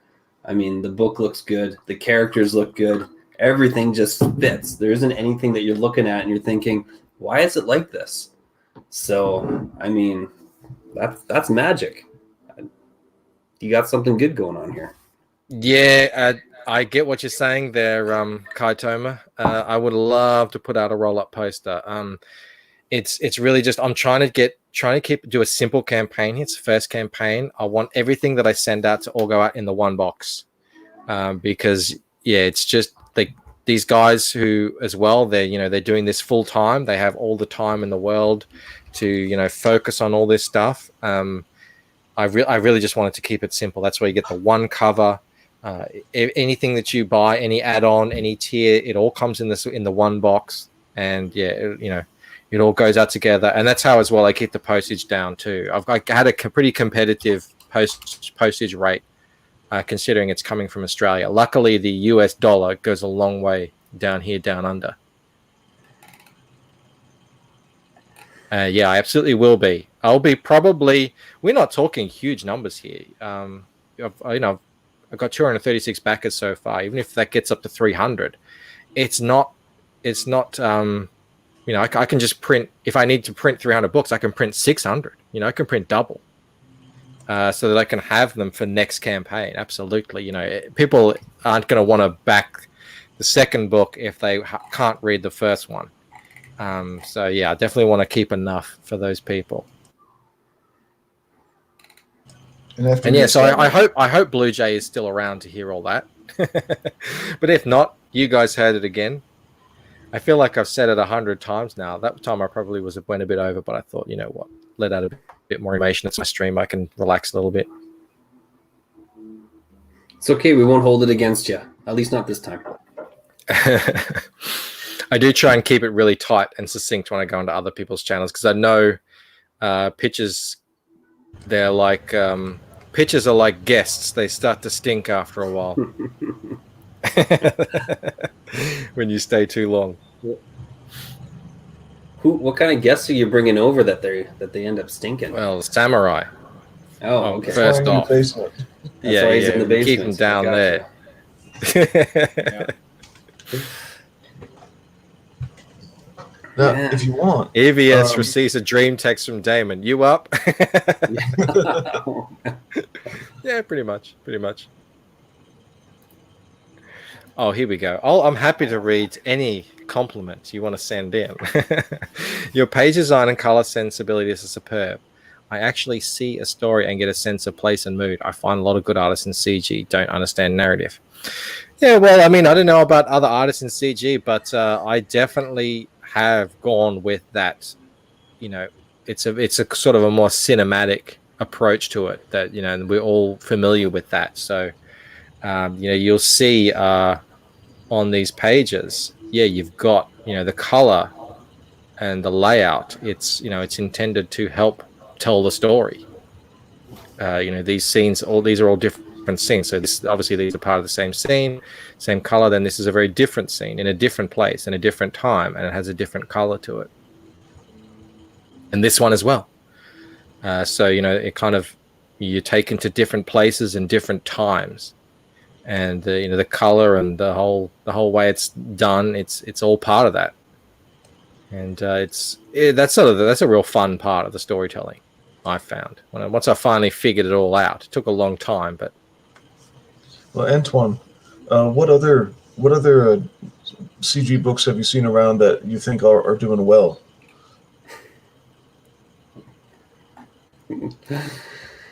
Yeah, Are you laughing at that? Yeah, no, I was laughing. Or which one? I'm on the wrong screen. The Antoine saying he that's was waiting for exactly Blue to start typing while I was Typing. pitching the book. Yeah. Yeah, that's exactly what I was catching. While we're waiting for Anton's response to Blue,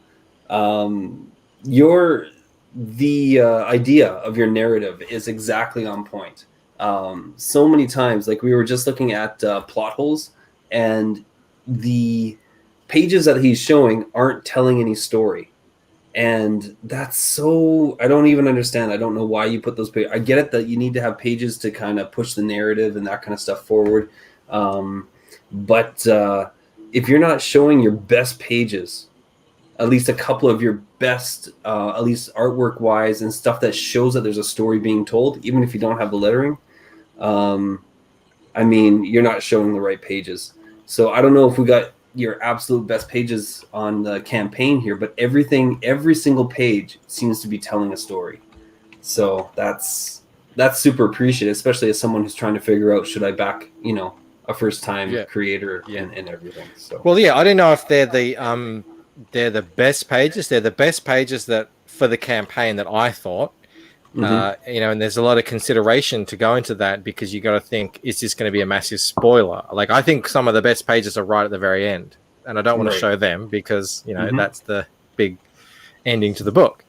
And then other pages I really like as well, but they're more just kind of really zeroed in on a moment between characters. Like there's a sequence in the book that I haven't shown yet. I probably will load something up about this so you guys can see this character.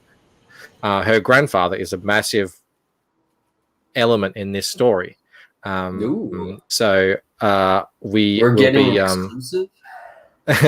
I'll be putting up a page at some point, not today, of the scene between her and him, because that's a really pivotal. I'm making up words now. A pivotal point in this story. And also, there's a bookstore scene as well. That's where she works. So we get to see her in her normal life. That's a bit like the scene where, if you think of Star Wars, when you meet Luke for the first time, and he's just kind of he's with his uncle, and they need to buy some droids, and he's a bit whiny, and it's just the mundane guy. And so it's a bit like that. But it does have a lot of other layers and subtext going onto it, and you should be able to see it. No, there's no spoilers. No spoilers. Don't you worry about it. Yeah. Okay, so that's a good thing. Here we go. Filler pages. You can't have filler pages in a comic. Every page must have a reason to be there, and Absolutely.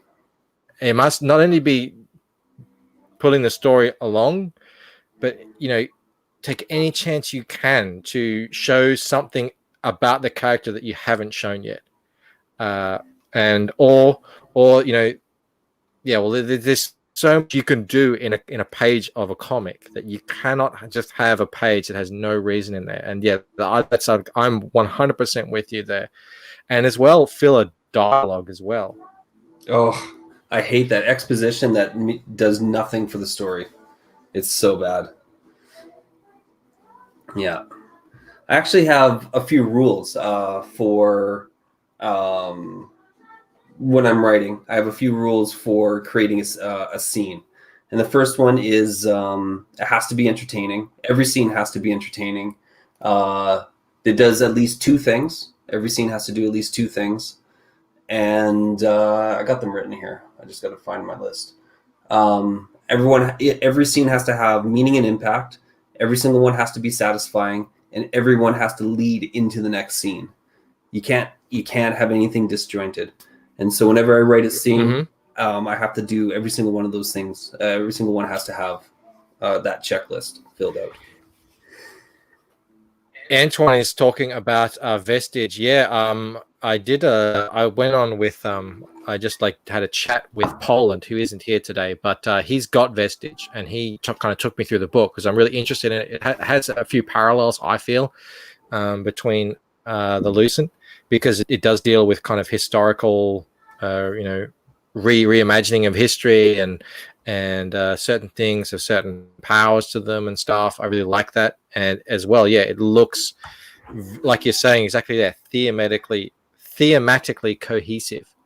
And and it looked really great, and I can't wait to get mine, but I'm worried that I'm not going to get it before I ship out the Lucent because of this friggin' crap that's going on. And now I got what I got? Doug Ernst sent me a copy of friggin' what's his book, Soul Finder, months ago. It still hasn't arrived, just because everything is blocked at our customs, or just they have such a backlog of stuff to get through that I just haven't got anything. So I'm really worried that I'm not going to be able to get any of the books that I've backed recently until Christmas or something. It's really a shame. Kaitoma points out a little butter spread on too much bread. Exactly right. It's you just can't do that with comics. It has to be. I mean, I'm down to the point where every word has to count. I'm really big on editing in that sense. I spent a full 3 hours going over that page that I put up here on the campaign page, because I just wanted to make sure that there wasn't a single word out of place, and every word carefully chosen, and every idea exactly how I needed it to be. Because I'm one of those guys who kind of edits until the very end, and until I just want it to be absolutely as succinct and clear and to the point as possible, because comics is that medium. You can't be wasting people's time. Page space is so important, and these things take a long time to draw. You can't be wasting it on something that isn't going to push the story forward, or help develop the character, or show some foreshadowing, or give a little mystery box, or give away what's in the mystery box, whatever it is. So yeah, I'm right there with you. Oh well, thank you. Hopefully, yeah, that's amazing to hear, man. That's fantastic. If you're ever around and you don't know a channel, Red Valkyrie, that's Shay Zombie. She does weekly shows where we talk about writing, and I try and get on there whenever I can, because these shows is all this stuff. It's like talking about, just making, like, really get into the craft of it. And they're really good conversations. And everyone who's been on there that I've seen are all on board with this, like really getting into the craft of comic book. But it also as well, just basic storytelling as well. Did you end up watching, did either of you guys end up watching that Star Wars video, how Star Wars was saved in the editing room? Yeah, I did. I haven't watched that, but I know about this background of it. Okay, all right. Well, it's just like a short 20-minute video covering that whole story that's been around a long time. I think entire books have been written about it. How when George originally cut, he had like the raw cut of all the video footage of Star Wars, the first movie, and he showed it to Spielberg and Kubrick and a couple of other guys. And I mean, what he showed them was such dog shit. Just like ridiculous storytelling. Just ridiculous. Imagine this. The movie starts, the crawl starts, and it goes on for friggin' ever. And it's just waffling on about the entire... He's trying to tell the entire history of Star Wars. It goes on about, the Emperor and Dark Lords of the Sith and all this kind of stuff. And then you get into the movie. The movie starts, and it's that classic Star Destroyer flying over, shooting the ship. They're shooting back. Vader comes out, and and then cut, and you're on Tatooine, and it's Luke Skywalker running around friggin' what's that? Tachi Station, and he's hanging out with his friends, and it's just mindless twaddle about right in the middle of an action scene, not an action scene, right in the middle of the intro scene, which is an action scene. Yeah, our introduction to Skywalker is him seeing the battle through it looks like a binocular, but it's got one on the front instead of two. And that's just him looking up at the battle is supposed to mend the transition from one to the other, but it's not enough. I mean, you're basically... I'll give the anecdote behind this quote from my mom later, but she walked in on a show and didn't know that it was an ad. She had gone to the kitchen and came back, and she sits down and says, "Now, who's this guy?" And that's basically what Star Wars originally was. There's more to that story, but anyway... we're dragged from the spaceship, middle of action, like you said, and then it's, okay, now who's this? Mm-hmm. So I 100% believe that the reason the prequels suffered was because they didn't have George Lucas's wife helping with the editing. And that voice that she had all throughout the original trilogy is the voice that I think everybody fell in love with. And when she was removed from that, there's that magic, that element that just didn't resonate with a lot of people. And now I'm a bit of a prequel apologist, defender. I think that there was a lot there to work with, but the tone was off, and the narrative just didn't allow for the moments of finesse that a story requires in order to get from one ideology to another. And if the viewer can't go on that journey with the movie, because the movie's jumping around too much, then I mean that's the failure. Well, hell, at the very least, tension. Did you know this, Bandito? Did you know this? And now this blew my mind. When the rebels were attacking the Death Star, originally, this is how it was scripted and how it was filmed and how it was produced. Okay? It got that whole way. The Death Star was not about to blow up the Rebel base. It was just sitting out there in space. Can you fathom that? Can you fathom that? Like, So how would nobody organization? Yeah. How nobody said at any point, why shouldn't they be? Yeah, why shouldn't they actually be? Shouldn't there be a little bit of tension here? Oh no, we're just going to go and blow it up. Like, there's nothing. There's no timing on it. There's no threat. So yeah, what they did is they literally all that stuff they just put in graphics. So they had that graphic of the moon kind of getting closer, and they had those screenshots of animation stuff. That was all done due to Lucas's wife's suggestions and the other editors, I'm sure. And they just cut that in and overlaid voice acting over the top. Like, it's all narration over the top. And on top of that, they took scenes from that were from previous scenes. Like, they took the scene from where Tarkin is talking to one of the generals from early in the movie when he blew up Alderaan, and put it there at the end, because they were like, obviously you can't just. I mean, it turns them from being rebels into just terrorists. Yeah. If there's no immediate threat.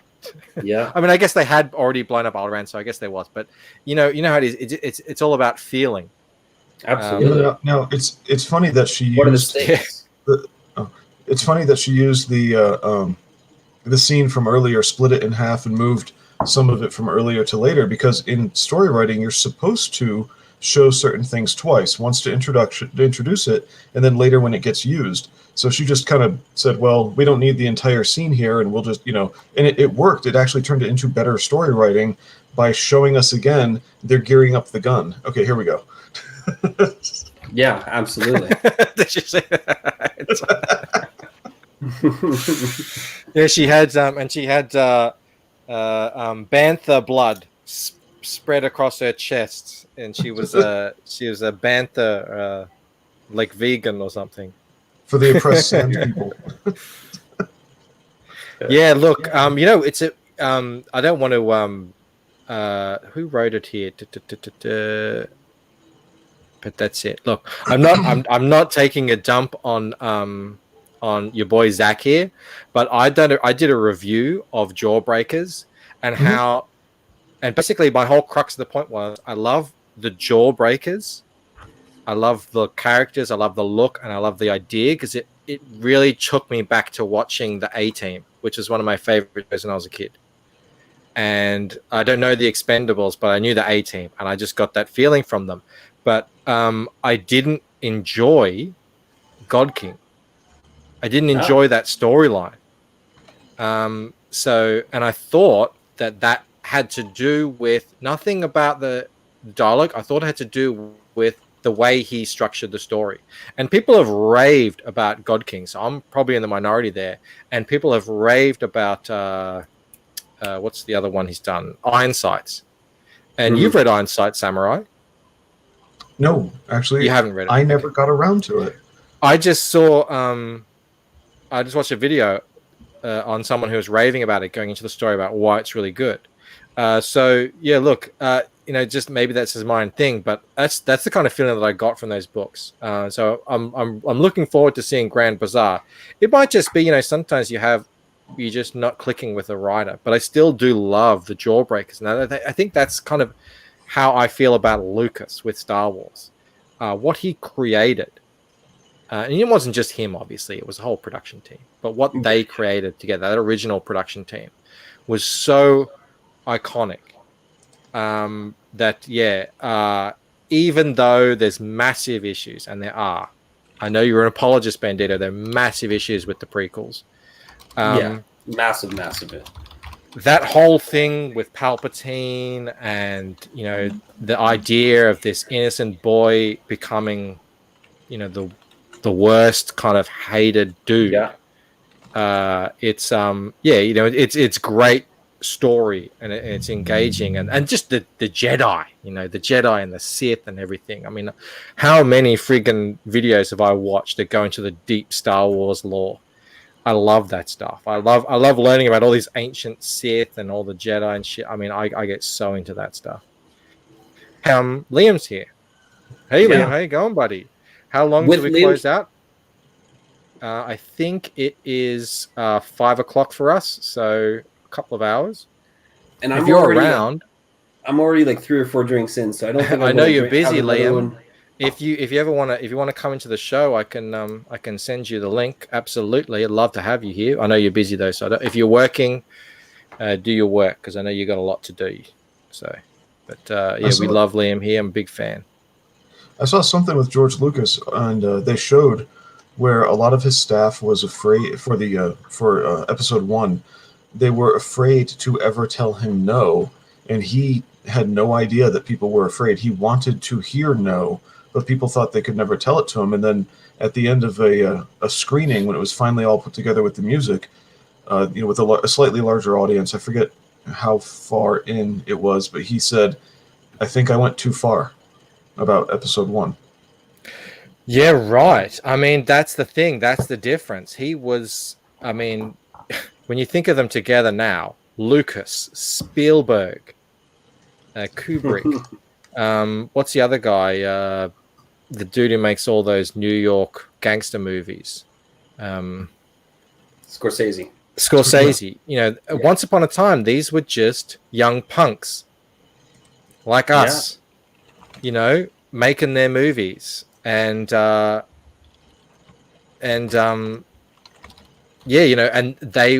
people would tell them, you can't do it like that. What did you like? Screw you! We're doing it the way we want. Harrison Ford famously said, "You can write this shit, George, but you can't read it, or you can't act it. You can't say it." Yeah. I'm just going to send a link to Liam. I'm very excited to get Liam in here. Yeah. So I figure I'm about 4 or 5 drinks in now. I got to slow down a little bit. I can't take another drink until we get like another backer. So, wait a second. We did get another backer. That's what I was about to say. Damn it! 237. All right. Well, here we go. Take that shot now, young man. Cheers. I'll drink with you. Cheers. Joe King is here. Hey, Joe, if you want to come in, you can come in too. I don't know what you're up to. But we were talking about your campaign earlier. Congrats, man. Congrats on the launch. It looks like you're going to get funded pretty soon. Yeah. I'll send you the link. I don't know whether you can come on. If you want to come on, you can. How about that? Well, a big thing that came out of that Star Wars edit room video was that the way, instead of introducing by jumping back and forth between characters you don't really know yet, one way is you follow one storyline until it logically flows into the other, and that's what they did. They followed the battle, then they followed the droids, then the droids led us to Luke, and that's where he gets introduced, and it makes more sense, and you end up not needing all of the other scenes that we saw. You could have maybe put them in a little differently, but not necessarily. And then that gave me an idea earlier. I don't know if you guys know this, but Rob Arnold of Replicator, he sent out an email a while ago asking for childhood stories just for fun, like what's something stupid you did, and he gave an example of one of his, and so I flipped it around and mailed his story back to him and actually turned it into like a little pitch idea for a comic book, laying out how the story would flow. And that thing from the Star Wars video came to me, how do I introduce between 2 different people? So that video really actually is a good piece of advice for people to go watch. It's a great video. Everyone go check it out. It's called How Star Wars Was Saved in the Edit. Joe's here and Poland's here. Hey guys, how you doing? Joe King, hail Poland. I was just waiting for Blue. I didn't want to shut him down. Oh, that's Poland. Thank you, Poland. And in typical fashion, you gotta show up late. It's not a party until you show up late, right? What is going on here? Yeah. Yes, but are you dressed? Dressed for success. Hey, dude, did you take your shot already? Do you like that? Oh yeah. Oh damn! I like take it. a shot with you. All right, well, let's do it again. Hold on. Let me get my shot glass. I'll be right back. All right, we'll wait for Joe. Yeah, we're having a party here, man. Absolutely. I said to my wife, don't let me get too drunk so that I don't extend the campaign when I need to. So you don't miss it. Yeah. Michael, I brought cake. I saw. Yeah, I in more saw. sense than one. It's very funny. I love it. I love it. 1, That's 2, so 3, cool. 4, 5, 6. Yeah. So All right, then couldn't find the shot glass. I got this thing. what are you Oh, drinking it's there, alright. Joe? This is some Sailor Jerry's rum. Nice. Rum. That's a good All right. What a pirate. To, the Lucent success. Cheers, Thank my you. brothers. Thank you. So how have you been, Joe? Have you slept? You just launched your campaign. I gotta get ice. No, I mean, I launched like really early in the morning over here. okay. I'm on the West Coast. Yep. So I'm getting a little tired. I'm not used to waking up that early. But Yeah, I remember my first no. day, or even my first couple of days, it was just, I was trying to get on as many streams as I could and just out there saying the same thing over and over and over again. And yeah, and then I think by like 2 days in, apparently I just passed out on the couch. And my wife was there and she's saying all this stuff had happened. Like the kids were even jumping on me and I was just out. I was just gone. I'll probably pass out after this. Joe, So are you good. sure you want to be seen on camera with that vestige behind you? Yeah, why not? Just kidding. What? We're big fans of Vestige here. Yeah, What's wrong with Love Vestige? vestige is great. Vestige It's is a great. great book. Poland is giving you crap. We love Vestige I here. know, I Poland know. loves Vestige. I know there's a bunch of shit And going I'm on, but I so don't care. worried that I'm not going to get mine for friggin' months. For 'cause the of record, stupid. I love Gat and everyone that was on that book. Good job, guys. Yeah. I saw my copy of Vestige sitting right Yeah. next to the Graveyard Shift, and I wondered.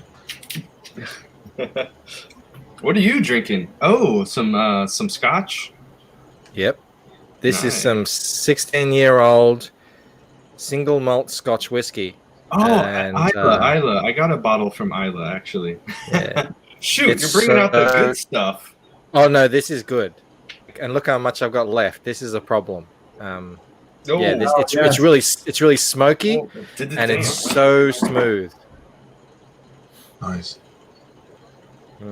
Love Now my I feel whiskey. like I should drink, but I have a water. Hey, Poland. Have you drunk? You haven't drunk yet on a stream, have you? No. No, I mean, not as if anyone would know. I mean, I could just say, I mean, I act ridiculous Yeah, I as got it my is. bottle I think from, most, from I think Scotland. most people believe I'm drunk anyway. Oh, let's bring that up. Nice. Yeah. Took a trip to Yeah, Scotland. I used to just drink sort of normal stuff that you get done from the the liquor store, just straight off the shelf, and I don't know. Once I somewhere along the line I got a glass of something really good, and it was a whole new experience, and then that just set me off on the path, and now. It's become a bit of an expensive thing because I don't want to drink any bottle that isn't, and this is in Australian dollars, like under about $150 Australian. Ooh. So I don't know what that is US, but I don't enjoy it, But luckily, Yeah, I when don't you drink that much. Get used to the finer things in life. It's hard to go back. That's right. So, That's Michael, right. I have a question. Shoot. Is the font you used for the Lucent Trajan? Yes. Excellent. Good eye. Because that's what I How use. did you know that? I mean, you notice that I matched your font on my edit? Oh yeah, I did see that, but I didn't mention it. Yes, very Yeah. good. They wouldn't let me Yeah. bold it for some reason, but It's yeah. look, you don't no there's Trajan, there's no real decent bold. There is a bold, but it doesn't really change it all that much. Well, look at Bandito. Yours looks beefier than mine. Wow, he looks I super may have comfy over adjusted there. a little bit. Very Well, shoot, we're dressing up. All right, I'll put my hat on. it's a party. Hail. Your devil outfit. No, this is my Doctor Strange house coat. I swiped it off him last time that I was at a convention and I saw him, so I was like, yoink. Thanks, Doctor Strange. I hope we're still Liam live. said, I haven't seen any new chats in a while. That's always freaks me out a bit when I don't get any new chats. If someone's out there, put something in the chat. Liam there said we he go. was going to dress up, so I had to make sure that he wasn't the only one being fancy. Yeah, I figured Michael had to come save you from Bandito's pontificating. You know? What? Why you gotta be like that? Melanie really enjoys Bandito's pontificating, actually. So yeah, she doesn't like it when I do it too much, but she likes it when you do it for some reason. She likes all you guys. She calls Joe. She calls this four: Bandito, Samurai, and Poland the dream team. Oh, no, it's yours. Nice. Hail, Mrs. B. Yeah, I was trying to get her to call in later, but I don't know if she will. Maybe when it's time to extend the campaign, and I haven't done it yet, she'll give us a call. Ming the Merciless, yes, Anton. How much time left do you have? So yeah, about 2 hours. It says 3 hours there, but it's about 2 hours. But I'm going to extend the campaign. We've got so much more left to do. I don't know if you've seen it yet. Let me bring it up here. Where is it? There. So we've unlocked. I had 2 stretch goals. I'll go down actually to the bottom. 2 stretch goals. There was this first one. So everyone gets this full color print, and this is bigger than a comic, but still fits in the box that the comic comes in. So that's A4, which is 8 1/4 by 11.5 inch. That's like a full color gloss card print. And then the UV spot cover, which will be the same as your vestige that you've got there. Ooh, shiny, yeah. Yeah. Get that out so we can have a look at it. Yeah, let me pull it out so you can see the shininess. Because it's not just the shininess; it's the shininess over the matte. That's what makes it. Yeah, look at that little gem there. And I'm doing this thing with the same printers as these guys, so it'll be of equal quality. Mixam. Yeah, everybody uses Mixam. Yeah, I've been in communication with those guys for about a month now, and just kind of talking through timelines and options and all that sort of stuff. So yeah, damn. See, that's exactly it. That's exactly. Is that getting you excited, Bandito? Well, I look at that cover and it's like it's good and all. Ethan's work is fantastic. But I know where you're going with this. Your cover was made to have that UV finish on it. Yeah. Your cover was made in order to be adapted in that way. The same way that Cyberfrog was made to have that chromium, right? You just know that the artwork complements it so well. So I'm more excited for. Don't get me wrong, I love Vestige, Hail War campaign, and I'm excited to get my book. But your I think your cover is actually. I didn't see a cow hat. Yeah, I slipped it on when no one was looking. Yeah, man, we're all dressing up for it. This is a party. We're here to have. Tell us that cow hat. There you go. Did you get that made because I found it on Etsy.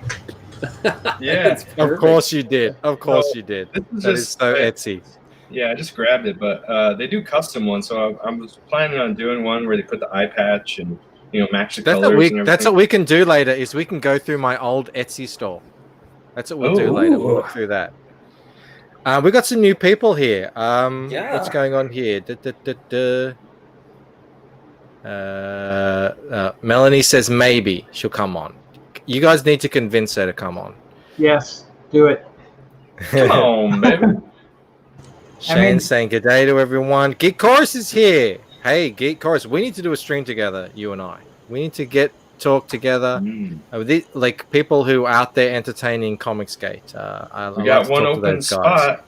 We don't bite. Come on in. Liam's on his way. Liam's suiting up. Oh, thank God. I haven't seen Liam in a while. I need someone to talk some sense to me, Liam. I've been so disheartened. I need a hug. Don't. Yeah, well, Antoine is saying that maybe they used the spot on too many things. Well, like you said, it's sort of like an added thing after the fact. I don't know if they planned on it earlier or but it's like an extra. Whereas with my cover, it's kind of baked into the concept. So I'm hoping that we won't have that kind of issue there. Your design is like I said, it's all about being wet. Yeah, so at look, and I was really ambitious with this stretch goal. I said no, I could have made it 12.5K, but I said no. Like, I looked at the numbers as well, and I thought, I don't want to get myself in trouble or anything. I wanted to have a nice buffer because there's always unexpected things. I don't know if you know this about me, Joe, but I have actually published things before, not comic books, but other things, skate magazines. So I know if your margins get really thin, unexpected stuff happens. And I wanted to keep the margins fat enough. So I said, okay, 15K, and I'm going to add in, you're going to get a 10-page full color preview of the second book. It's got a really cool name. It's called Painted Death. I love that title. And it's going to kick off exactly where the kind of the cliffhanger of the first book ends. That sounds great, man. That's so a great it's sort of like idea. it takes the edge off the cliffhanger, It doesn't tell you the full story, but it just takes the edge off it, so it's not as powerful. And on top of that, it'll substantial 10 pages. That's pretty good. Yeah. So it's 10 pages plus the cover. So I'm going to do cover art, like maybe something for the back cover. Yeah. I'm pretty far ahead. Like that's the crazy thing. The 10 pages, what this really tells us is that he's that far ahead. I mean, if you're not confident in a new creator back or fulfilling on a campaign, then this is the story you need to hear, right? What Michael Bancroft is telling you. He's a female. Bandito, you guys are my cheering squad. That's why I love you. That's why I have you on. It strokes my ego. But man. I need a cheering squad. Yeah, you got to get one. You got to get one. See, you're part of the cheering squad. You got to get your own cheering squad. Oh, it's okay. Well, we can be rented out. We can be rented out. Your campaign is out there now, so anything can happen. Yeah. Unfortunately, I think I've just closed it. But yeah, we were looking at it early. We were going through it. We love the art. We were laughing at all the little bits and pieces. We were trying to get people to get turned on by your sexy cow pinup. I don't know how many people were on board, but we were. There's a few furries out there that are getting a little too excited. Is that true? Joe, one thing he pointed out very specifically was that your main character in the dream sequence has really tight buns. I did. Yeah. That's kind of a running gag. I just think it's hilarious that when their butt cheeks are showing. I just think it's funny as hell. Ella gets a semi. Look at this, dude. You're number 2. I love it when you just launch. Yes. I love that. Woo! We got to show the cartoon. Let's show the video for that. Yeah, let's do it. All right. I will have to find. Is that on this page or? Yeah, it's up is there. That it there? That's it. So it's a second video. There? So the first vid is a promo that got Ted Zagaro to do. Oh, let's watch that. I haven't seen that. It's just a short one. Yeah, I just put that up. That's new. Okay, well I've got to get this off the screen because it's not the audio thing. Yeah, you gotta get the audio. New one up. I like the position I have up here. This works. Yeah, man. Don't brag too much. I'll take you off the stream and put you down the bottom. Why you gotta be like that? Yeah, because you've dressed up to that level. That's why you get it. Hold on one sec. Liam. Hey, Liam. You're muted, man. I brought him on too early. Liam. No, hey, can you hear me? Yeah, I hear you, brother. What's going on there? You're not very orange, man. I'm not very orange. Have you not seen? You have to agitate him on his streams. You can actually see it happen live, and his hands are up here. He's not touching anything. If he gets happy and excited, and he's talking about comics, he's talking about Xenotype, he will get orange in front of your eye. Yeah. And I can attest to it too. I used to be really good friends with a ginger, probably about the same level as Liam. And whenever we started to tease him, ginger. Whenever we started to tease him, his skin would actually change color. So I 100% believe exactly what Liam's saying. It's the Phoenix Force. It is the Phoenix Force. Hey, Mike. Hey, Mike. Hey, Mike. Look at this. What's this? Hey, Mike. What's this? What are we looking at? What's this? Well, Looks I like think something out that of Joe is King's the, book. that is the penis snake, isn't it? Yeah, it is. It is the penis snake. There's a silver tongue type. They've also dubbed them the floppy snake or the manaconda. The manaconda. All That's put it great. back Am in your I going to pants, be? man. Am I going to inherit the "Hey Mike" jokes?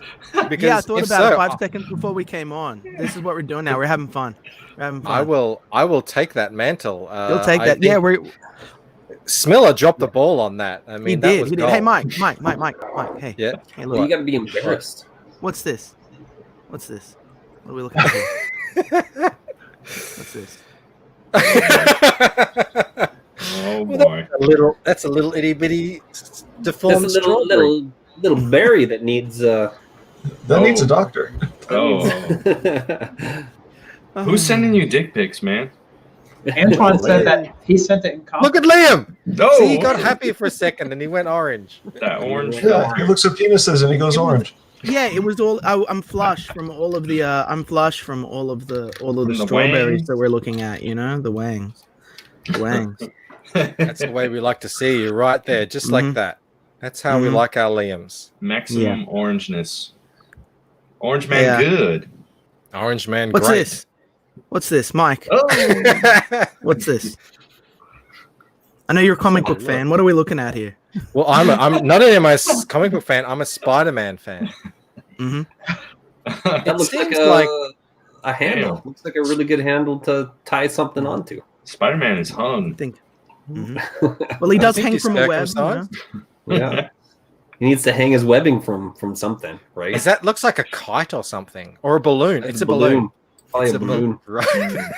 It's a well-hung balloon. Yeah. Speaking of sausages, hey Mike, what's this? That's man's best friend.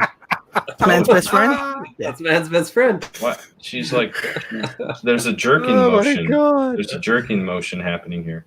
Mm-hmm. Yeah. Mm-hmm. Look at how she's holding that dog too. That dog knows exactly what's going on. He's like, my whole life, these humans have been holding me in place for photographs for some reason that I don't understand, and I'm sick of it. He's a show dog. He's a show dog. He's a shower. He's a shower. He's a shower. Not a grower. Yeah. It's got to be a strange climate, but I guess there are other stranger climates that we can be talking about. If only that was the only climate we had to worry about. That's right. I wonder if that guy broke down laughing after he saw that. Yeah. Well, I mean, who knows? It's gonna rock you like a hurricane. It's gonna rock you like a hurricane, brother. That's right. How's everyone been doing? You're doing pretty great, good, man. Look at that orange glow. Great. Look, as soon as you come into, our numbers pick up. Everyone loves Liam Gray. They love the radiant glow. Look at him now. Look at the glow. Yeah. You guys have to close out the Lucent. How many people are in the stream right now? Can we see? 23. 23. That's not enough people. We need more people. How many of those 23 people? How many of those 23 people have bought this book? Well, how many of you haven't bought the book yet? How many people can I sell Lucent to? How many people can I? Liam likes to put people on the spot. That's why he's such a great seller. He put me on the spot for about 2 months, and then I was like, "Yep, all right, I'm in. Let's do it." Okay. Sweet Jesus. So what Okay, I was do we going to need? stop. Ones for those who have backed it. Mm-hmm. Yeah. How many people? It looks like I bet you everyone in here has backed it. You know what I mean? So we've got to find people that are out there. We've got to let people know. Orange Man Glad, amen. Hey. You know, I'm sorry for sharing what you sent me there earlier, brother, with the snake thing. But you know, was that his dick pic? Yeah. Yeah, well, I mean, Dox everyone is in done, here, man. like regulars. We got Felix Haas over here. My We man. love Felix is here. awesome. Felix is like my number one mod. Yeah, he's my number one mod too. Well, I don't want to put rank and everyone. Felix He is the mod. No, fantastic it totally rank. You know, like okay, all right, number one. He is master mod. You know. Yeah. Oh no, Kaitoma's refunding now. Oh no. Well, don't worry. We can resell you the book. We can resell you the book, Kaito. How do we you know? how do we resell this book now? He's trying to buy the higher tier. Send him a dick Yeah, pic. that's right. Oh, I see. Of course. Definitely. So I'm just gonna pop over Twitter and make sure that do it's that? being seen. Okay, well, while you do that, we're gonna watch Joe's video for his new campaign, Slaughter Squad. All right. It's just gone up. So let me find out where that is. Oh, I'm gonna make sweet! that She's up. picture. She's going. Badass. Yeah, mate. yeah, Good. yeah. She's Good. in there. All right, let's do it right now.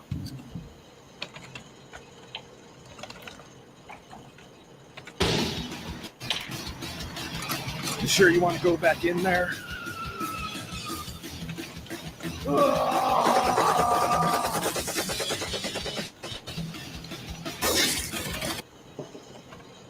Whoa, what happened? Oh, internet! Your Come on. potato internet.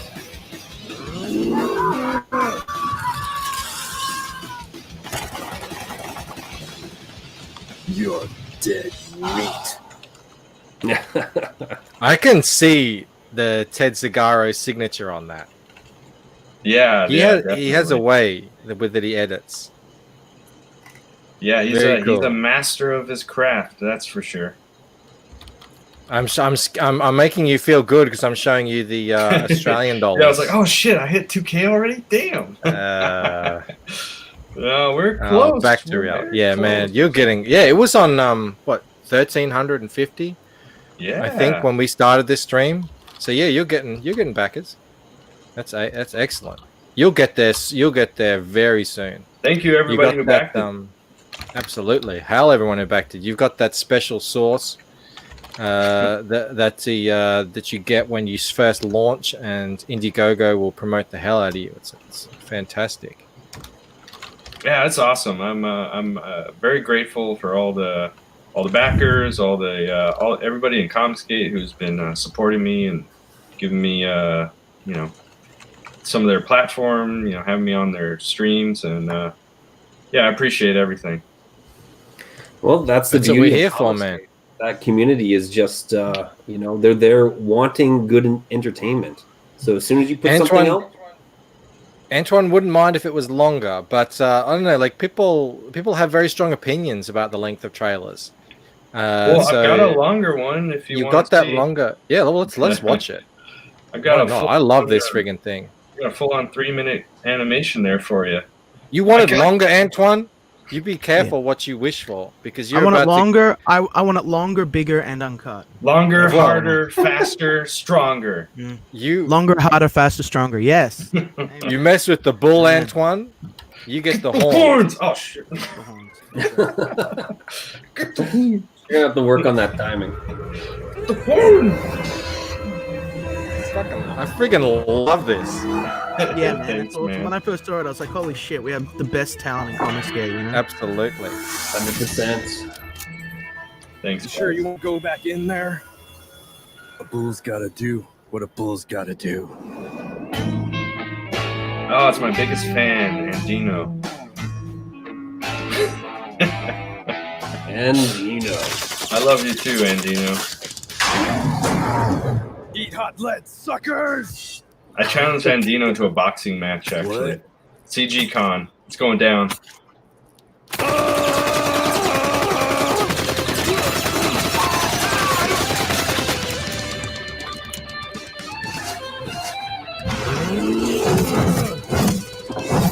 Mess with the bull, get the horns!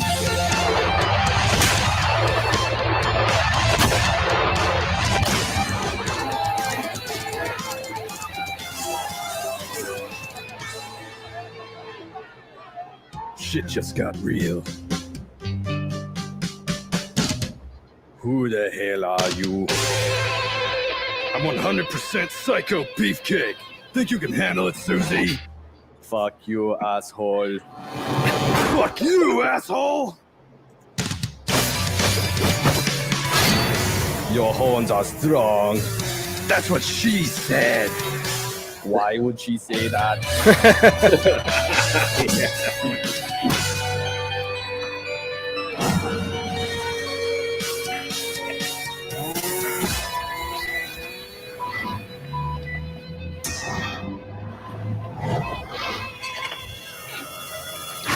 Liam has maximum orangeness. This motherfucker. Yeah. Yeah, he's from your, I mean, from your trailer. Yeah. I'm as orange as that brilliant flame that burned down the meat house. That's right.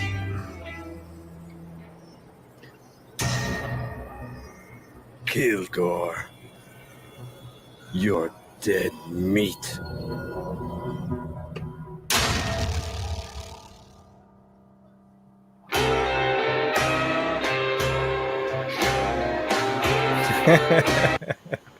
It's like the 10th time I've seen that, and it never gets old. Oh, he's got the boxing gloves out too.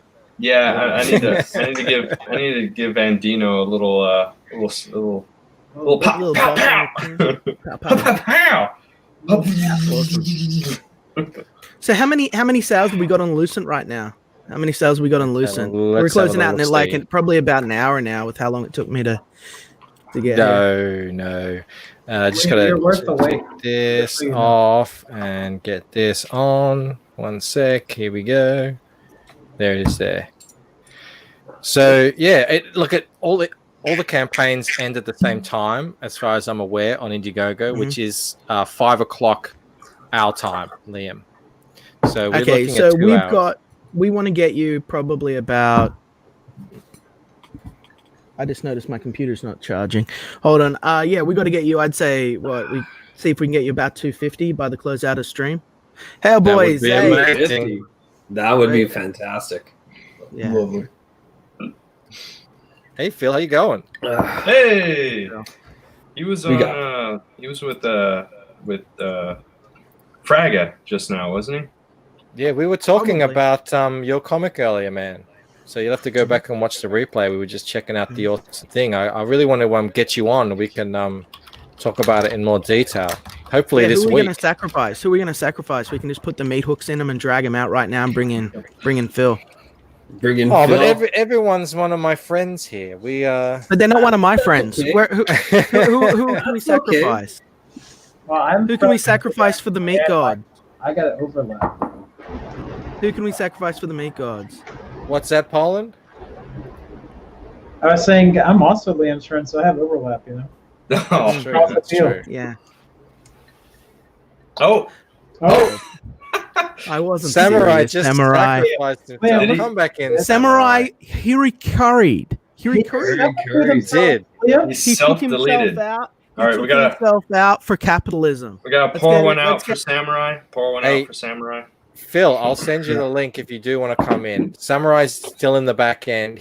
That's how good of a guy he is. He will just sacrifice himself like that. Yeah. He just said yes, Samurai. Live on stream. I know. This is the kind of good friends we have here. They will just do themselves in like that. Yeah. Take one for the team. Yeah. Now I need to go and make sure. You guys carry the stream because I'm trying to send someone a link. And yeah, we've got to I'm not totally up to mischief at the same time as this is going on. I'm totally just sitting here innocently. So you figure 250 is the goal for tonight, Liam? Yep. If we can get higher, that'd be 250 fantastic. But I'm no Ethan Van Skype, you know what I mean? So I'm just going to try and get, I'd say, like 12 more people to give this book a chance, because I think that there are 12 more people that will want this book in the audience that we're pulling now. Maybe we can start convincing people to grab an extra copy. I'm totally not on. How? No way. Well, everybody who's already backed it, just tell someone else. Yeah. Like, tell a friend. Yeah, hey, Mo Biggs is here too. Yeah, he just wandered in from the cold. Bad Samurai. Yeah, that's exactly right. Samurai taking up all of our friggin' all that airtime. Yeah, all that airtime. Who did I send it to? Hang on. I've got there's like there's a different Twitter account. There's Philip Diaz, and then there's my god, there's two Twitter. There's every time you try and click on someone, right, in Twitter, it clicks to something else. Yeah, totally. Every time you go to look for something, it like shoots. Yeah, I did notice that. I thought it really sucked. Twitter is a piece of shit. We're gonna get some random wandering in here. Someone in the God. chat is asking me a question. He's asking me what software did I use to make the trailer. Ascension Cinema. I used Toon Boom to make the animation. Toon Boom. It's a good program. This is just, I friggin' hate this site, Twitter. It's just so buggy. Anyway, yeah, if you can come on, Phil, we'd love to have you in here, man. Because you just Phil, launched, and we'd love get to in here. chat. Hey, can people throw the link to Lucent in the chat, please? Like, can the moderators link Hold on, in the chat? I got it. We got it covered. Get in there, brother. Yeah. He said we just want to keep Micah's that here somewhat too. Regular. Micah, he Thanks, sent thanks, the thing. Micah. Thanks. I got the Hail, thing that you Micah. sent me. That thing that you sent me, but I'm just here helping. Michael close out, and totally not doing anything else. I know. So I got that thing that you sent me. The thing. Carbon water calcium says hail for $2. It's What do you thanks, mean for Carbon. $2? There's no. What are you super talking chats about? on this? What are you talking about? What are you talking about? It's very generous. He's a very generous person who he sent it to me directly. You know what I mean? I had to give him a shout out. Mo Big says back The at check is in the twice. mail. The fine delivery routes at Kangaroo Express Mail need the work. They do. They really do. They've been having a tough time. Well, it's awesome to see you here, Micah. Great to have you here. Micah. And look who else we have here. Hey, The man Phil. himself. Phil, how you It's going, Phil. buddy? How you doing? Whoa. Hey, what's up, everybody? Hail and well met.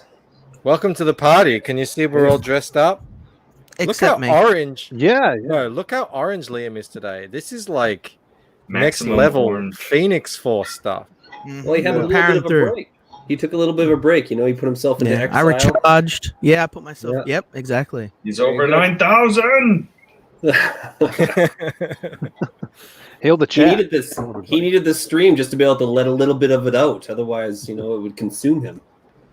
Yep. So how's Gotta is let this the is this orange your out. launch day, Phil, or have you been up a day and a bit? What's going on? Yeah, so yesterday morning, Friday, our time Friday morning at around 10 a.m. we launched on Frega's stream. And it's been a ride, man. Like our first book, to put it in perspective, Magic Cop, it took 2 months, the whole 60 days for Magic Cop to make $4,700. And we blasted past that in about 2 hours. I love it. Love it. Yeah. I love hearing that. Yeah. So in 24 hours this morning, we had 100 backers, which put us at 7K. And we are almost at 8 now. Yeah.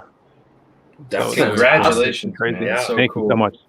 And Yeah, well deserved. That's all the work from the back end, showing off on your campaign for you. That's fantastic. Thanks. Yeah, it's been awesome to see the reception of Magic Cop. Everybody loving the quality of the book, and how we're shipping out.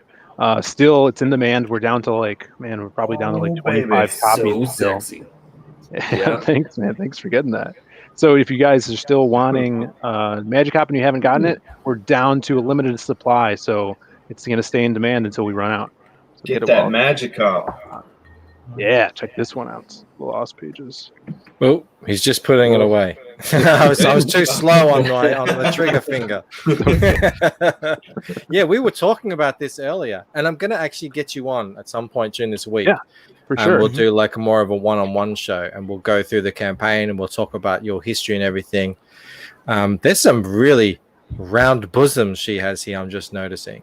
Dude, that's Simon Bisley for you, man. That's how he draws the boobs. Those are some cannonballs. How long's this trailer? You could cut glass with those nips.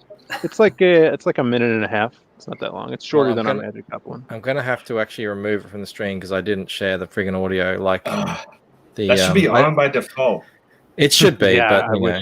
Get it together, StreamYard. Get it together. I'm gonna play it. Here we go. Sweet.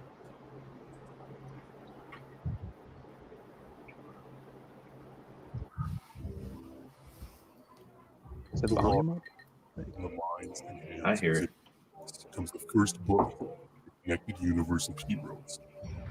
with a cover by legendary illustrator Simon Bisley.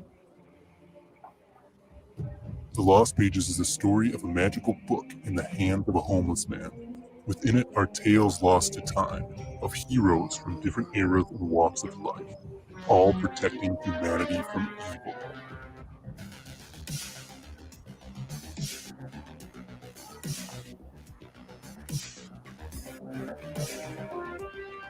As the word of the book is spoken around a trash fire, new crusaders of justice will be revealed to this world. A supernatural vigilante on the hard streets of Chicago named the Silhouette. An ancient sorcerer battling horrific myth on the high seas known as Wild Card. A modern-day mental monster from the mind of a bodybuilder babe, Crimstone. And a pulp hero from the 1930s, a master of disguise donning the mask of the masquerade. This is just the beginning, for in the future these heroes and more will come together to write the end of the world. But for now, the ink of life flows on every page. Will you be there to read it? Only on Indiegogo.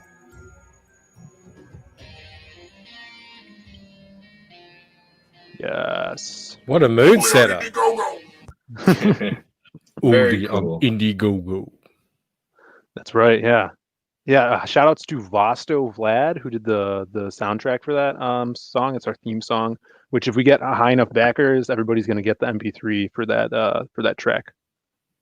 Yeah, the artwork looks great, but I'm also really looking forward to the story because the story in Magic Hop was awesome. Like great character development, great pacing. It was awesome. So I'm really looking forward to this book. Thank you so much, man. Name the guys in the front. Name the guys in the front. Go rattle off who your sort of gallery is here. Who we got? Characters here. Okay, we got from left to right in the back there. We have the Masquerade. We have he's got the big comedy and tragedy mask. He's a master of disguise. Cool. We got in the front the big monster. His name is Crim, and on his shoulders is Taz, and together they are Crimstone, the vigilante Crimstone. And they won Comicsgate Deathmatch. Yeah, Crimstone. They won Comicsgate Deathmatch. Badass. Yep. Okay. Right. With the help of Liam's chat, of course, that first night. Beat out everyone. Yeah, hail Liam. That's the power that Liam wields. The power of Orange or the Phoenix Force or something. The ability to rig polls. Interesting. Is mine. Wait a minute, I'm an orange man with power to rig polls. This sounds like I'm the Dem's worst nightmare. Oh. DJ 2K Comics thinks it's hella cool. Hella cool. So much, DJ. And then the next character, I guess we'll do the one right next to Crimstone, an all black. That is the Silhouette, supernatural vigilante. And then in the back there on the right is Wild Card. He's an ancient sorcerer from Merlin times. Yeah, those are our Is that heroes. his hammer? Who owns the hammer with the heart on it? That is Wild Card's hammer, yeah. He has the power over the clubs and hearts of the first deck of Magic. And that's badass. And who's the buff girl again? She's the one who summons the creature, right? Yeah, so Crim is her imaginary friend. He lives inside of her head, and she can only see him. But he gives her super strength, and they talk to each other, kind of like a Tom Hardy and Venom relationship where they speak with each other. That's awesome, man. Thank you.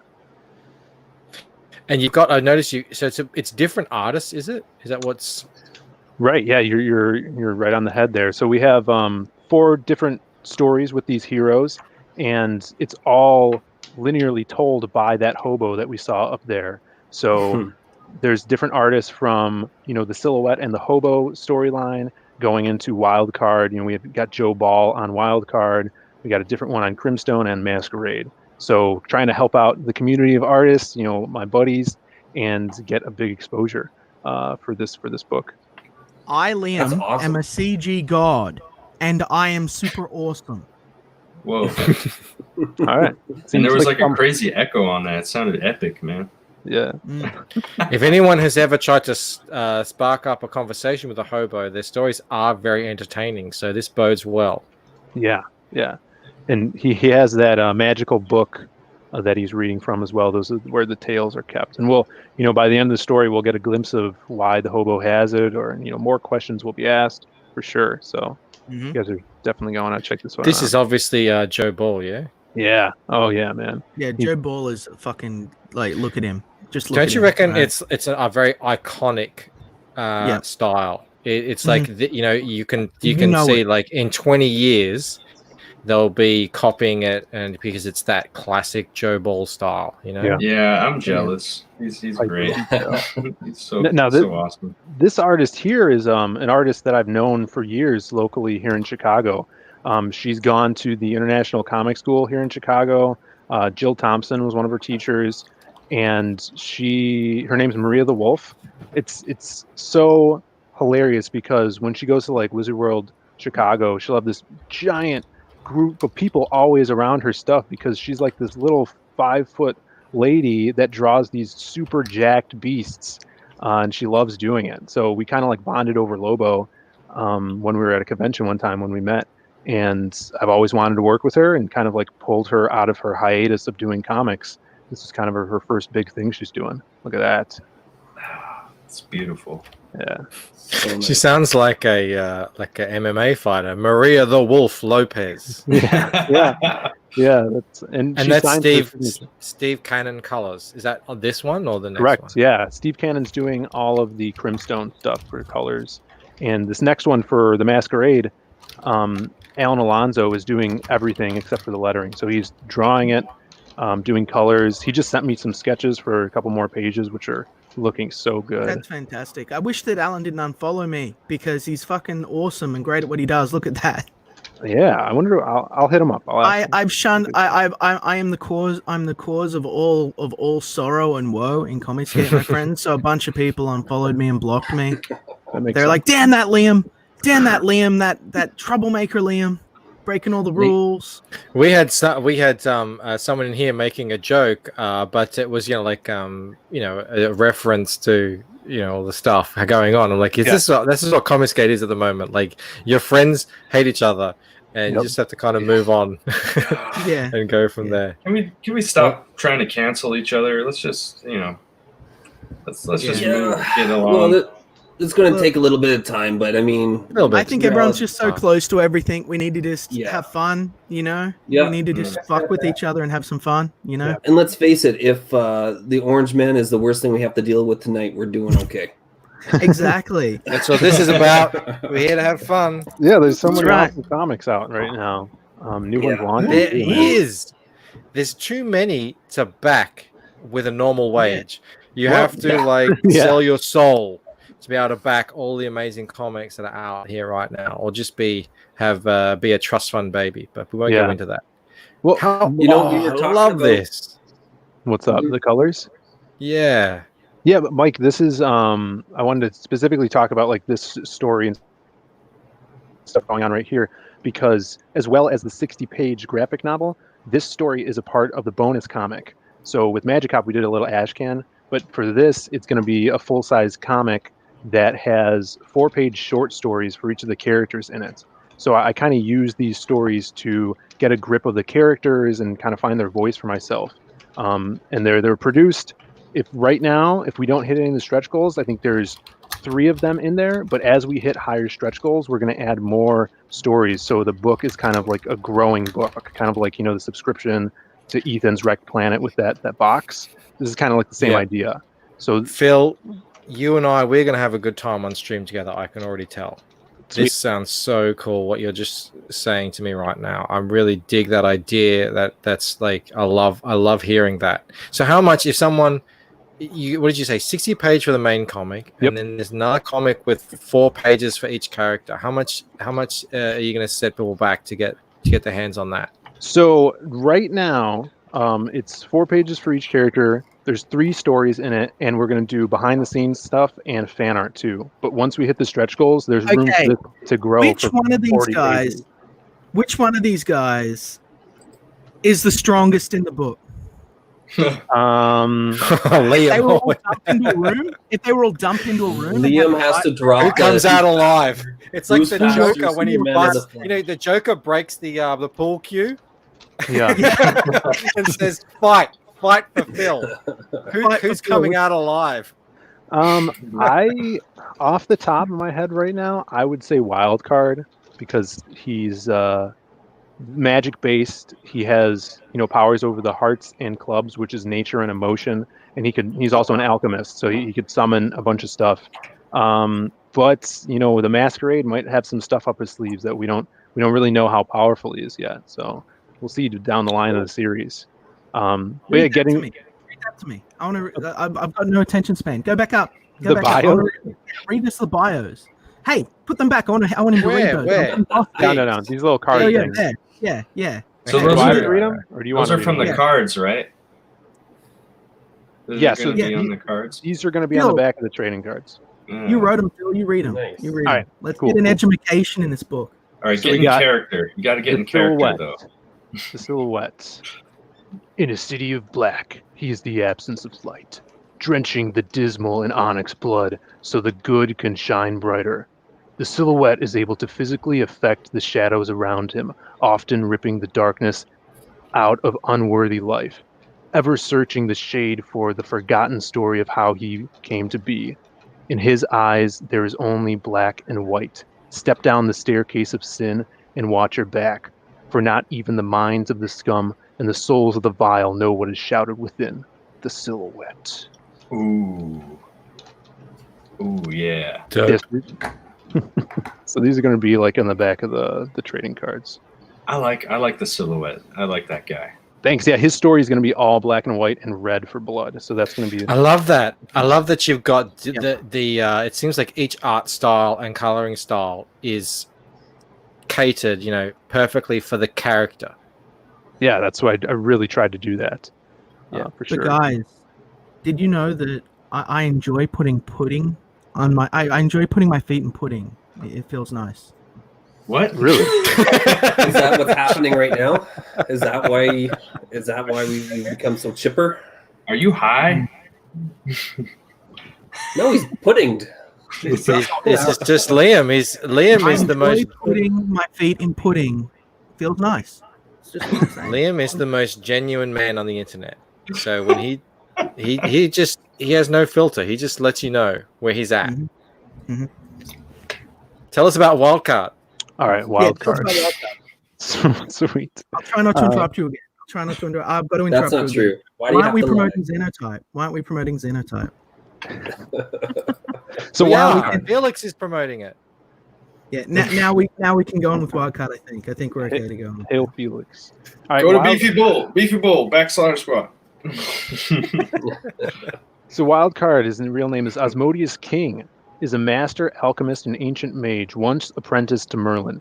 He has spent his immortal life protecting the earth from its archaic horrors and the supernatural, keeping the balance between man and gods. To us, these monsters are mere myths, but to him, they are commonplace. Armed with half of the first deck of magic, he wields the power of nature and emotion, upholding the order of Merlin. His stories, drowned by time, only to be told now. I actually like that a lot. So, what happened to the other two parts of the deck? Are they held by one other person or two other people? So, I mean, we'll see. We'll see that in the future, not in this story, but there is someone that has the other who his half. Antagonists are, or his antagonist, or does he fight sort of like who's he go up against? So in this story, since he lives throughout time, I could throw him in any time period. So this one specifically, he's in the 1600s in the height of piracy. He's the captain of a pirate ship. He's got a crew, and one day they're passing by Italy, and these beautiful women are sitting on the beach. They sing the siren song, and his crew gets hypnotized. They turn on him, try to crash the boat, and these giant, horrific bird women attack him, and he's got to defend his ship. But in other stories, he'll be in other time frames. There's a Victorian one, a Wild West one I want to play around with, and his origin story, which will deal with the other half of the deck. I'm gonna say, this is interesting. I like this. I like that you've got the card. I'm a big fan of playing card sort of aesthetics. So I think that this is Liam, great. bread pudding or milk pudding? I can't answer you because I don't actually know. He just puts the feet in the pudding. If I have a revelation about it, I'll let you know. I thought chocolate was the only criteria. So I just want to say, see what Phil has done here, guys. If you're another creator in Comicsgate, you're sort of like a newbie guy, and you want to sort of do a bunch of heroes, I think this is how you do it. A bunch of short 4 to 8 page stories compiled into a single book, not a big crossover book. I think that not a big team book. Get people to, oh, sweet fuck, her face. I didn't even know that happened. All right, tell me about Crimstone. Cool. Yeah. One thing before I talk about Grimstone is, yeah, for sure, this is not a team book. Not yet. You know, down the line, when they meet and stuff, we're going to do a team book. But this is building a foundation of this connected universe. So they're kind of like vignettes. You know, kind of like Sin City. You know, they're different stories contained in the same universe. See those eyes? When I eat grapes, I think of eyeballs. Do they melt up to your forehead when you do? No, I don't know. All right, Crimstone. Liam needs to swear off of grapes if that's what they're doing. Does that remind you of your ex-girlfriend or something? Grape eyeballs. Hail Liam. Hail Liam's chat. Let's move on from the grapes. Get to That's Crimstone. a deal breaker. Crimstone. Crimstone, yeah. Crimstone's awesome. So being the biggest girl in school left Taz Stone a fighter, teaching her at a young age, when you have no one to be your friend, you can make one up yourself. Crim was the best buddy only she could see. As they grew, Crim faded, and with him, Taz's innocence. As years passed, Crim was pushed into the back of Taz's mind by inner demons. Not knowing as her body grew, so did Crim. Until gang-driven tragedy snapped Crim back into Taz's life in a big way.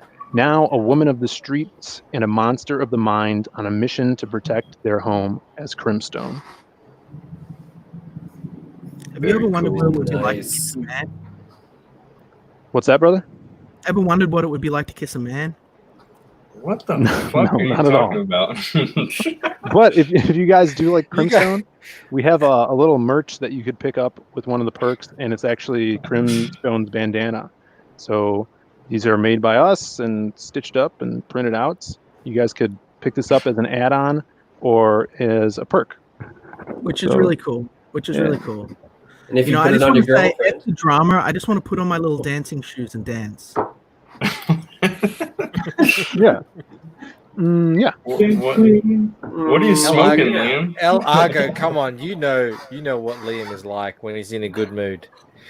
He'll throw you curveballs, and yeah, whether or not you can catch him, that's up to you. All right, tell us about Masquerade. Okay. The Masquerade. All right. Chicago's first Cape crime fighter, the masked master of disguise. By day, he dons the face of Easton Carlisle, socialite and top stage actor of the 1930s. But by night, he strikes evildoers down with the might of his rapier.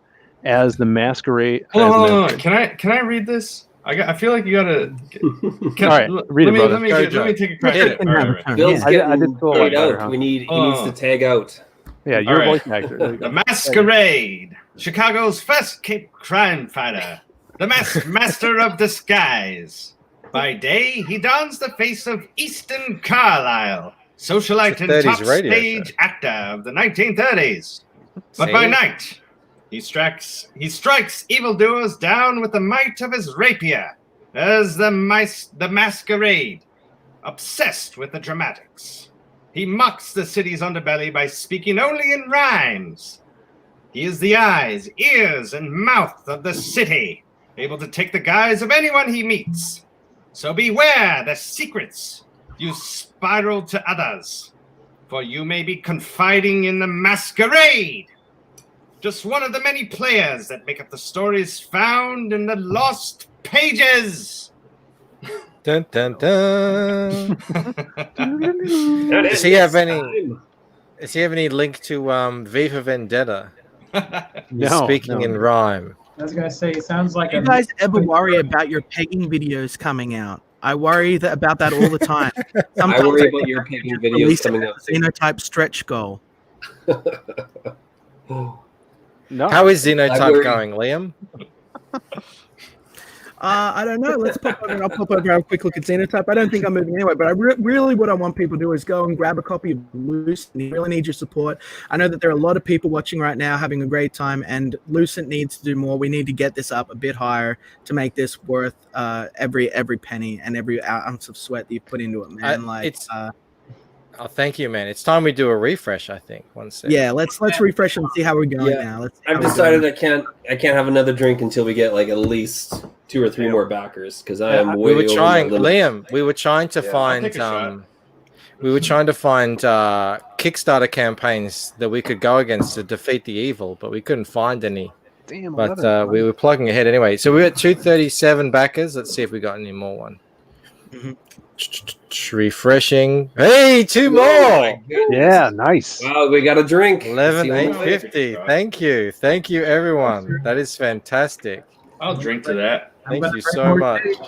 Yeah, guys, and definitely go and back Lucent. It's on Indiegogo now. Mods, please drop the link in the chat. If you could, please, and get people over there backing Lucent. I really would like to see us hit 250 at least before we push out. I think that he deserves that much. You know what I want to see, actually? Well, just as a bit of a to sort of show your value to the Comicsgate community and what you can do for those who might not realize your talent, Mr. BK Bancroft. Would you be able to bring up one of your short animations that you do for Comicsgate? Absolutely, I will. Thank you. Big fan of. I wanted to say thank you to Tatsunami. Said that he was backer 119 in the chat of Lost Pages. Thank you so much. Hell, guys. Tatsunami. For sure. We love Tatsunami here. We're going to be doing a big push for Lost Pages coming up soon too, because I think that it's a very good example of comic books done right. And especially in a market where you're trying to sort of filter out what sort of stories do you guys want. I'll give you a little bit of everything, see who reacts the strongest, and then you'll know which books to launch with early or slower. I think it's a very good idea, something that other people should probably be mimicking. Thank you. Yeah, I love this sort of anthology idea that you've got going. The different characters. I think that it's kind of a story that lends itself so perfectly to comic books. It's also it is harder to sort of write these smaller stories and have them be compelling, but it can be done. That's actually a way that a lot of the guys in the 70s and the 80s brought new people into writing comics. They'd start them out with these smaller stories. It helps you learn the economy of the page so that you don't keep ending up with people that are like, hey, this is my like grand epic 600-page story. Because I mean, you're as a sort of early up and coming creator, you know what I mean? You're not going to have as much of a shot with that as whether you could do a smaller book. And I'm rambling. Let's see what this video is all about. All right, let's go. I love it when you ramble, Liam. We love a Liam ramble here. Ramble on. Here's the other thing to remember about pop culture, okay? The people who like Star Wars, the people who like Dungeons and Dragons, the people who like video games and comic books, these are smart people. So the culture that they're taking in is vital. This is a battleground. What we teach our boys, what we teach our smart, exceptional, special boys, it's important. Are we teaching them the masculine version of Thundercats? Or are we showing them the CalArts soy-based pussy version of Thundercats? Are we mocking masculinity, or are we cherishing it? We're making it look cool. We're giving these boys something to aspire to. That's what all of this stuff means. These are the things that actually shape our ideas of what it means to be a man. And if these social justice warriors, these soy boys can get in there and they can monkey with it and they can change it and they can make it embarrassing to be a man, if they can demasculinize and de-penis Luke Skywalker, put him in a bathrobe as a failure, somebody who gives up and literally sucks on sea monster tit, instead of fighting the First Order, which is what he should be doing. What kind of message does that send to our boys? How are boys supposed to grow up without Luke Skywalker? How are boys supposed to grow up if Batman is sitting there whining about Selena Kyle all day long? Boys don't have the role models that they used to have because the most incredibly depressed, mentally ill weirdos have taken complete control of our pop culture and they're ruining it. You want to pump out more soy boys that look like Will Wheaton? This is the inevitable result of all of this. This is where we're going. This is why we fight so hard.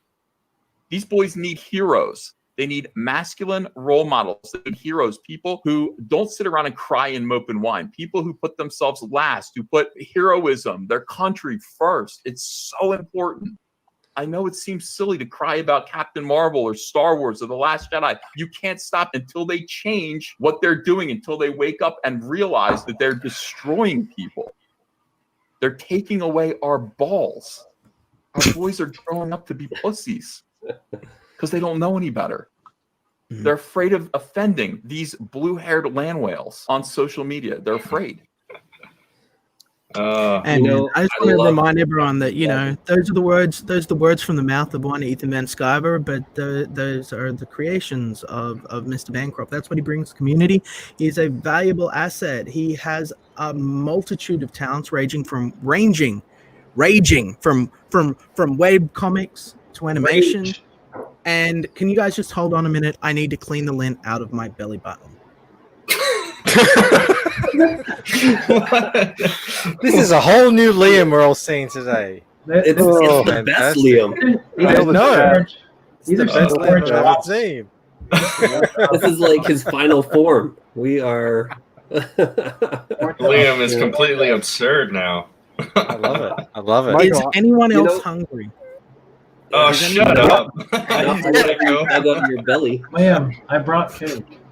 Did you see Poland's? Did you see Poland's avatar there? You brought a cake for us. The Lucent Catan party. Liam, who's pulling your strings, buddy? Who's pulling your strings? I'm no one's puppet. No one's. You're like Ultron. That's right. That Bancroft animation was awesome. It is. Bancroft is an amazing talent, man. I agree 100%. I sent that to my lady friend because she's not too keen on CG. She's watched a lot of, streams that I've been on and stuff. And now she's your wife?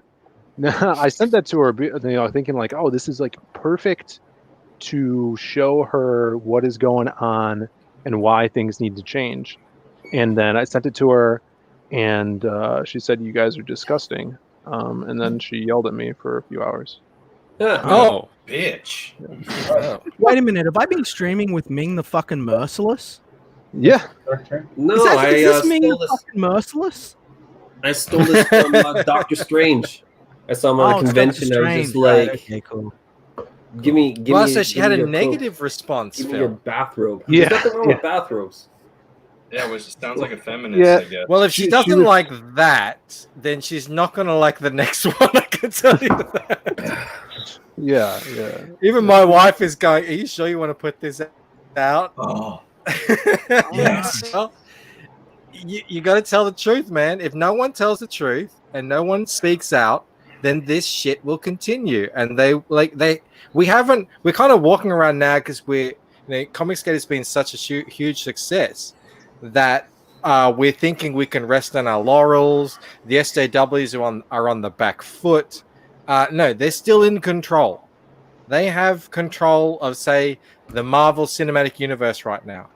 The Marvel Cinematic Universe will be one of the defining cultural, things that come out of the next 10 years, right? And the direction that goes in is going to be pivotal in influencing all culture going forward. It's become that big. And from some of the rumors and the words that have come out that they're talking about that, it could be an absolute disaster what they're talking about putting into it, like hand-fisting into it. So if no one is out there speaking out against this stuff and telling the truth, even if it might cost you, like Phil, a friend, or at least a comfort of a friend. I mean, we're still hanging. Yeah. I got a couple dogs on the fire, you know what I'm saying? Even if it might cost you an uncomfortable conversation, we need to shine a light on this shit because, goddamn, this stuff, is important. I don't know if you guys caught Liam's stream the other day. Oh, 100%. It started off as a silly stream about playing video and having fun.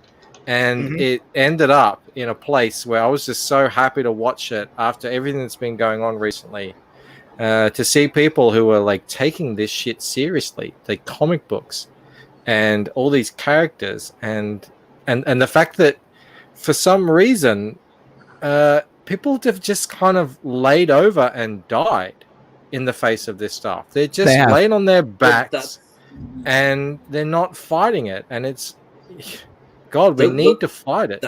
That's the generation that's growing up. And the only right? way to fight it, is with amazing content that is daring enough to go against the grain, that is courageous enough to go against the grain, that is willing to speak truth to power, that is willing to embrace the power fantasy and the traditional stories, folklore stories, the heroes that forged Americana, that gave us this genre, that gave us that can open up the future for us. And that begins with backing Lucent.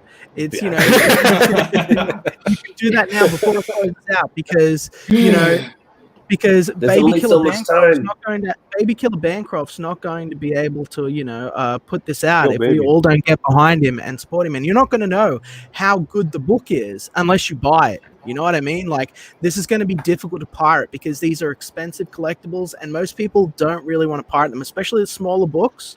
People aren't going to waste the time doing that. So whether or not, you might look at this and think, oh, I might like this. This is your chance to find out. This is his first volume. You'll get to see where he's beginning, where he's going, and really get on board for this. But I have faith in Baby Killer Bancroft as a creator, and I'm sure that he will fulfill. I'm confident that he will fulfill. I will beat his ass if he doesn't, and I know that he has a good book. I don't know if you've seen this, Liam. Have you seen these? No. Yeah. Go full screen so I can see what you're showing. Full screen that baby. Yeah. What's all this then? These are my... They're upside down. I'm drunk. Don't worry about it. These are my skate magazines, right? Like, it's hard to explain. I did these in between 2007 and 2009, right? When the rollerblading industry was dying. This is very comic skate related, right? We lost all of our mainstream publications because there weren't enough there wasn't enough money in it, basically. And so I said, well, how are we going to get kids interested in rollerblading if there's no heroes, right? If there's no big names in rollerblading and they don't have anything to look to. So I basically just by myself with a photographer put these out. And there was no Kickstarter, there was no Indiegogo. This is just me stumping individually, calling up stores, saying, if I put out a magazine, would you give me $200 to put your ad in it? And then I'd call companies, like, would you give me $1,000 to put your full paid ad? And that's what I did. And I did all of this. Just like with the Lucent, I did everything. I did all the graphic design. I organized all the competitions. I wrote all the articles. I did these whole things, yeah. And with the photographer, he went out on location. He didn't get paid a friggin' cent for this, and neither did I. This is all just because we wanted to keep the scene that was had been around in the 90s. That was a massive scene, and it was still big amongst the diehards. But how were we going to keep kids interested if they didn't have a magazine? And we could showcase all these local Aussie skaters. These are all locals, right? And I put these out. I got a subscription list together, and I put these out. And we went on tours around Australia. I distributed these out all over Australia. I sent some out to some. There's a pretty big scene still in Europe. And yeah, I had these. I got 7 copies. I did 7 issues until I just got to the 7th issue, and I was realizing it was going to cost me like $5,000 because I don't know if you guys have had to deal with people and advertisers. Half your time is spent chasing down advertisers for the cash that they owe you. I realized, it was just I can't spend all of my waking hours tracking down people, asking them for money that they owe me. Wow. But I put all that out. It's so itchy everywhere, but it's so worth it though, Yeah. And people make still my nipples hard. People still come to me and like say they so love those itchy veins. everywhere. Shaving is so worth it though. So yeah, the point is, man, Kick Liam. I'm gonna What the fulfill. No, we're not kicking Liam. I'm absolutely gonna fulfill. I have like 20 or so years in press and production and all that sort of stuff. Hey, Camel Moon is here. Yeah, hail Camel Camel Moon. I saw that. Hey, what up? We really need to like. I need to pull my finger out. We need to organize that next animation stream because Scotty Richards is on board. 3D Robin is on board. I hear it's coming down the grapevine. So yeah, absolutely, we need to get that party started because my next animation will be dropping in. I'm gonna say a couple of days, because it's so close to being finished, and it's gonna be. Maybe we'll do it on stream. That would be good. Yeah. Talking about doing things on stream, do astronauts bang or jerk it in the space station? When and where? And is it on camera? Who keeps the tapes and for what purposes? Trajectory study? That was like too many questions, man. Yeah, you got to stick to one. You got to stick to one. Okay. Oh, look who's here. The answer to all of it Ethan's was here. yes. We got Uncle E. Hal, Ethan Van Skyver. Wow. I'm so honored to Hey, hear, Mr. man. Van Skyver. Can you see my Hey, Ethan, have you bought the Lucent yet? Have you gone and checked out the Lucent? You've just seen that the Baby Killer Bancroft, BK Bancroft, he's fulfilled on 5 different magazines. Oh no, 6. Seven. 7 magazines, on skate magazines, Cutting Edge, Yeah, he's about to close out his stream, you know what I mean? And we want to try and get him to he's about to close out his campaign. We want to get him to 250 at least backers, So every single sale works, Ethan, give it a shot. Check out Lucent. Yes. I was just on a stream. Absolutely, man. Thanks so much. Yeah. 4 hours. Well, I'm blown away that Ethan's here. That's so cool. Yeah, and he said how the animators. Yeah, dude. Club. Hold on, I'll be back in a minute. These animations have been so much fun to make, and I've made connections, like you said, Phil. Like you saw it and everything, and Joe, you like guys, that otherwise you just kind of like, hi, yeah, I'm making a book too, and it's a bit awkward. But like when you put out something that's funny and entertaining, and it is so much worthwhile. It's a lot of work, man. It's a lot of work. I was like up till 1 o'clock last night, just trying to. I've got to get this. I've got to get this little bit done, But man, it's so worth it in the end because they really do resonate. Like when I launched the first one, I think I had 1,500 Twitter followers, and that first cartoon got 20,000 views. Wow. And it got over 1,000 likes and something like 500 or 600 retweets and a whole bunch of comments. Ethan will know because I see it happening. He's always responding to it. You get idiots come in and trying to like argue with what's going on. Ethan just backed. Fantastic! Thank you so much. Awesome. Man. Let me share that. Let's share this application window. Nice. Thank you, Ethan. Thank you. I was going to say, thank you so much. That's amazing. If we get another backer, I'll sing a song for you. Well, I mean, I'll drink to that. Wow, 12,000. Thank you so much. Hail, man. I'm humbled and How close honored. are we to? How close are we to 250? Look at that. How close are we to 3 out of 10 backers? claimed. It looked like Ethan is Legend. just backed an original art Cheers. page. I'm so Thanks, Ethan, honored. man. Thank you so much, Thank man. you. I mean, We need to get 10 like so many of you more guys likely here. Ethan is an integral part of the reason why I'm actually here. So that's I'm deeply honored and humbled that you've invested in me like that. So yeah, thank you so much. That's How many of that's a those great art honor. pages have you done, Michael? So I've done one. I wish I had it here. It's safely tucked away in a thing, so it's all protected because it got sold. But yeah, so these are. So I'm a digital artist.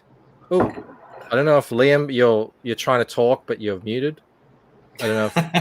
If Sorry, you did that. keep going. I'm innocently just babbling. Okay. In the void.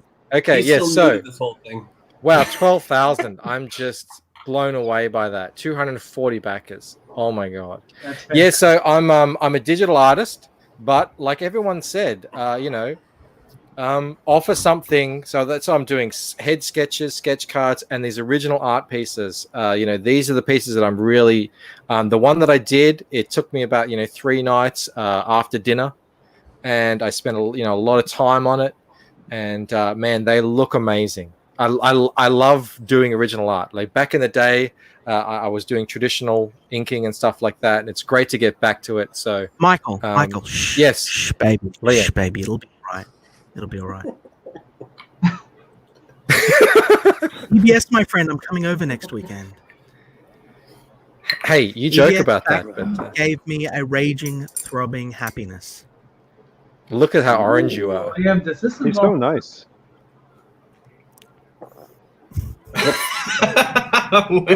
Michael, I wanted to show you something, brother. We were just, I was on with a slew of CG talent on He's Frega's hiding stream.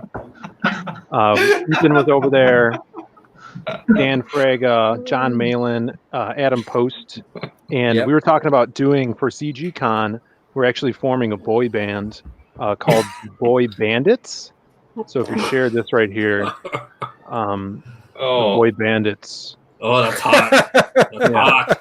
And the postman in the back is our manager. He's our manager.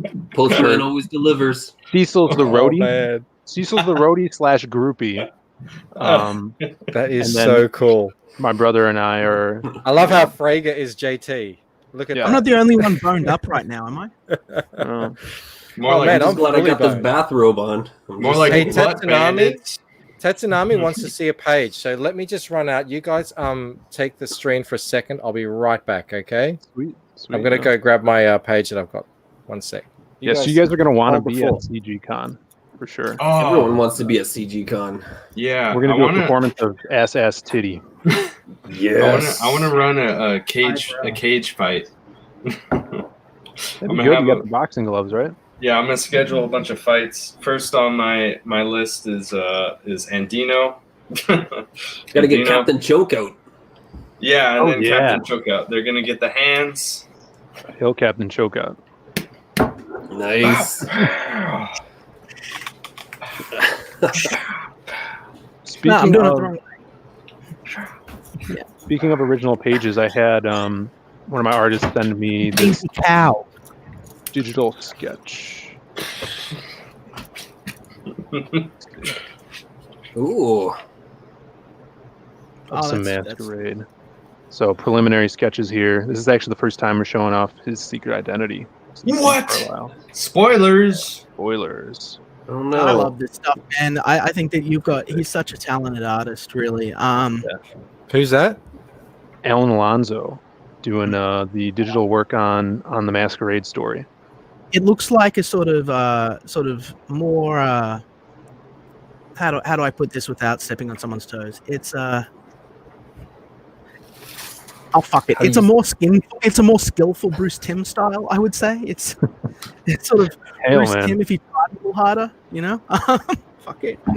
We're trying hard, Everyone man. needs to try a little harder. Liam, even when you try, you just have to step on people's toes.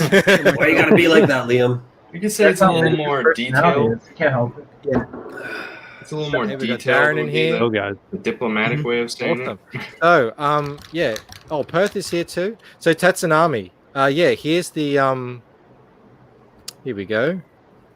So yeah, I don't know, but I'll go full screen on me. I think we got 40 people in here. That's awesome.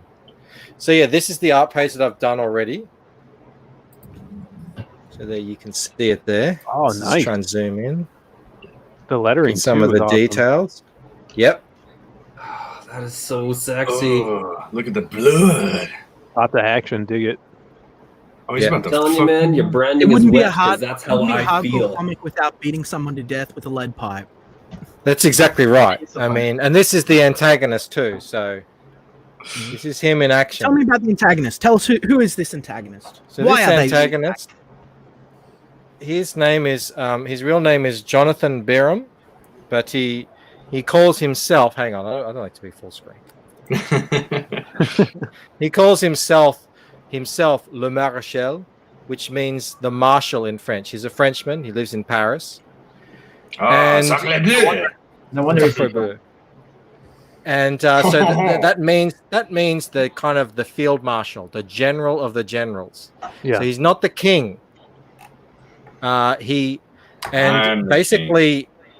basically, yeah, he has sort of taken control of the largest faction of these. I've talked about these secret societies. He has sort of over the years assumed control, and what it's become has deviated quite far away from the original intent. Without giving too much away, look, this is all lore stuff. The return of the king is imminent, basically, and it may be Elvis. Look, I'm not gonna say no. I don't know if he'll be very happy with the way that this steward has been running his kingdom in his absence. This guy, look, he's an extremely powerful person. You see him there. He does this giant flying kick from like 30 feet into that guy's guts and pretty much kills him. But he wants to dispatch him as well, actually with a nice headshot. So he runs on he operates on the old ways, on the old laws. He's a very brutal. He doesn't quite gel with today's sensibilities and morality. He's That's always interesting. That's always really interesting. Micah ever do anything other than rub his soy face? How interesting is it, Liam? Pushing pudding between my toes, it tickles. It's like the John McClane putting the carpet between the toes. Yeah. We got Looks these. like Ethan started streaming. Oh, awesome. Oh, did he? He jumped in here Michael. just to. Maybe he's going to stream flex. Michael, is Blue Samurai still in the back? Yes, he is. All right, I'll jump off then, guys. I got to eat some dinner. I've been streaming for like 6 hours. So I feel you. Hail Zayd. Yeah, hail guys. Thanks for having me on, and good luck with closing, brother. Thank you, man. And absolutely, man. Before you take off, man, I'll try and give you a bit of promotion in the upcoming week. You know, I'm not exactly the best at this, but you know, you're more than welcome on my show. I do think what you're doing is good, and I'd love to have a serious sit down and talk with you where I'm not going over my feet fetish with pudding, where I can actually ask you about your work. For sure. I appreciate it, man. And same with me too. Send me a DM and I'll get you on. I basically do hour-long shows every day throughout the week, and they're my lunch break streams, and we'll get you on and we'll just go through, you know, kind of who you are and everything, and we'll that'll be really interesting because I'm really digging what you're seeing here. Thanks so much, guys. Yeah, hail everybody. Hail on the chats. Hey, Michael. Ethan's got your page pulled up right now on his stream. Ooh, I'm trying to get to it. I'm trying to stream sniping. Let's stream snipe him. Yeah. Let's stream snipe Ethan. This will be interesting. I'm not sure about the ethics of stream sniping, guys. I think the people who stream snipe are dicks. I'm not sure that we should do it. You know what they say? Never cross the streams. Never cross the streams, guys. What are you doing? Really? I say until the end. I cross streams all the time. Fortune favors the bold. You cross streams with? You never cross the streams. You haven't lived until you cross the streams. I'm not sure. I think that there's an ethical dilemma about stream sniping. I don't think that anyone with any sort of sense of moral could do it. I think that that's only okay. a real We'll do it with my morals. I don't Okay. have any sense. There we go. Lucky I don't have any sense of morals. Yeah. Look, here we go. Now look. No, it's not over. It's not over. It couldn't be over. There's no way it's over. It's still funding. It's not over. Pressure here. We've got about an No, hour it's still to go. funding. Don't gaslight me. Don't gaslight me, chat. Hang on a second. Let's see who just popped in Enough here. gaslighting to go around for a year. Popped in here. Don't need Oh, more. good. It's Yellow Flash. Oh, good. It's Narwhal. How are you guys doing? What's up? Holy moly! Hey, how's it going, guys? We're gonna have Very like cool. Oh, Inception no. going on I here. haven't seen Narwhal in a long time. And Yellow Flash, is it just does Narwhal look handsome? This today? is not how I envisioned on. our stream going It looks today. like you got a haircut. I You look 100% kind of envisioned human. this. I looked into my eye of Agamotto, and this is what I saw. My wife is yelling at me. Extend. All right, I'm going to extend it. Come on, do You it. have 45 minutes to extend. I've got to log in. All right. Get to the Extend chopper. the Come on, do it. I'm Come logged on. in. I'm going to my Put the cookie what's it down. called? Campaigns. All right. I'm I'm a only cop, two. you I'm idiot. only two whiskeys in, so I should be able to do this.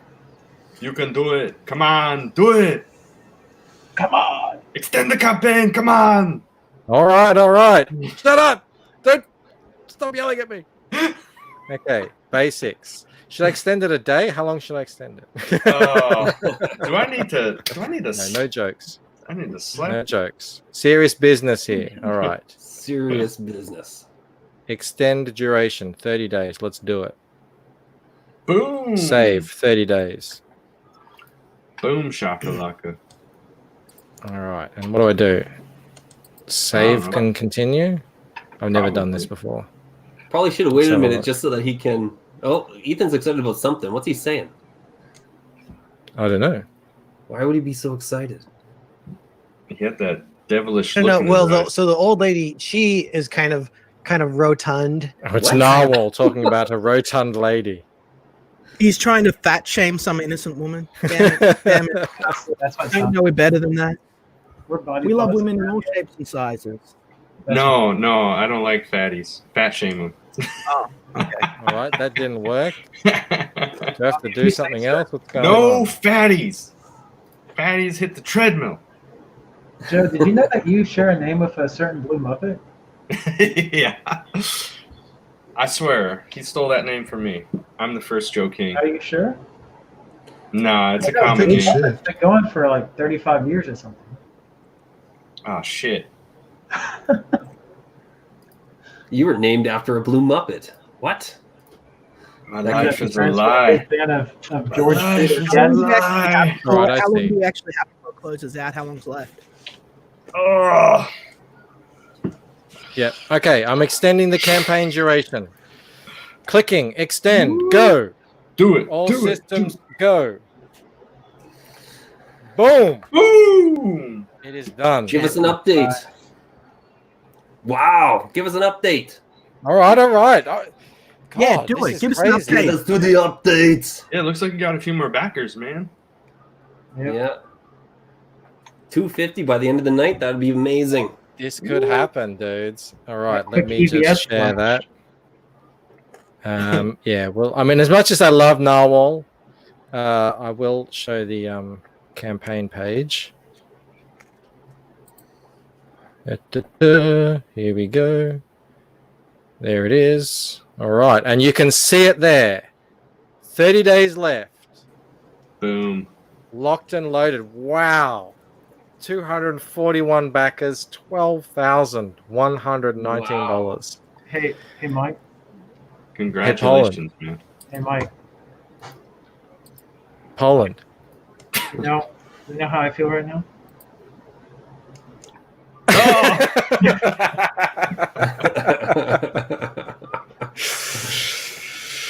I love The Rock. You know I love The Rock.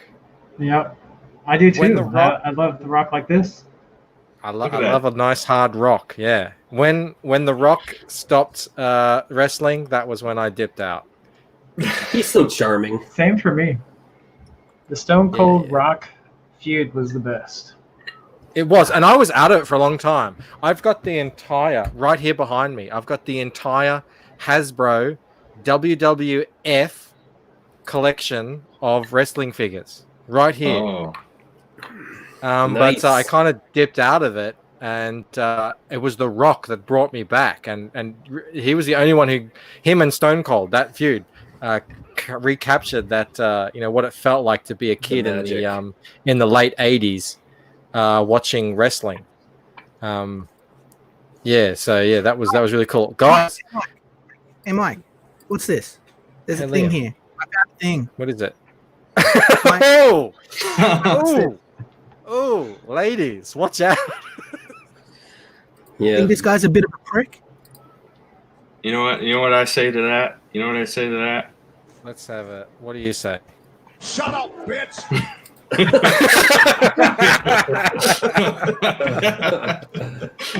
You win. Wow, this is really working, guys. Guys, anyone Shut who's that drinking, candy. That I know candy. for us, Liam, it's like 4 o'clock in the afternoon. But man, Joe, do you remember what the rock? this is insane. Yeah. Oh, what'd you say? What'd you say? I said, do you remember what the Rock's favorite pie is? Oh no. What's his favorite pie? Poon Refresh. pie. Refresh. That was something that was actually said on TV. Oh yeah. Back in the 90s. It was a wild time back then, man. We are 242 cruising. backers. Wow, well, this could actually happen. We could get to 250 backers. Welcome to the Like, Audubon. Welcome to the Audubon built on a dirt road.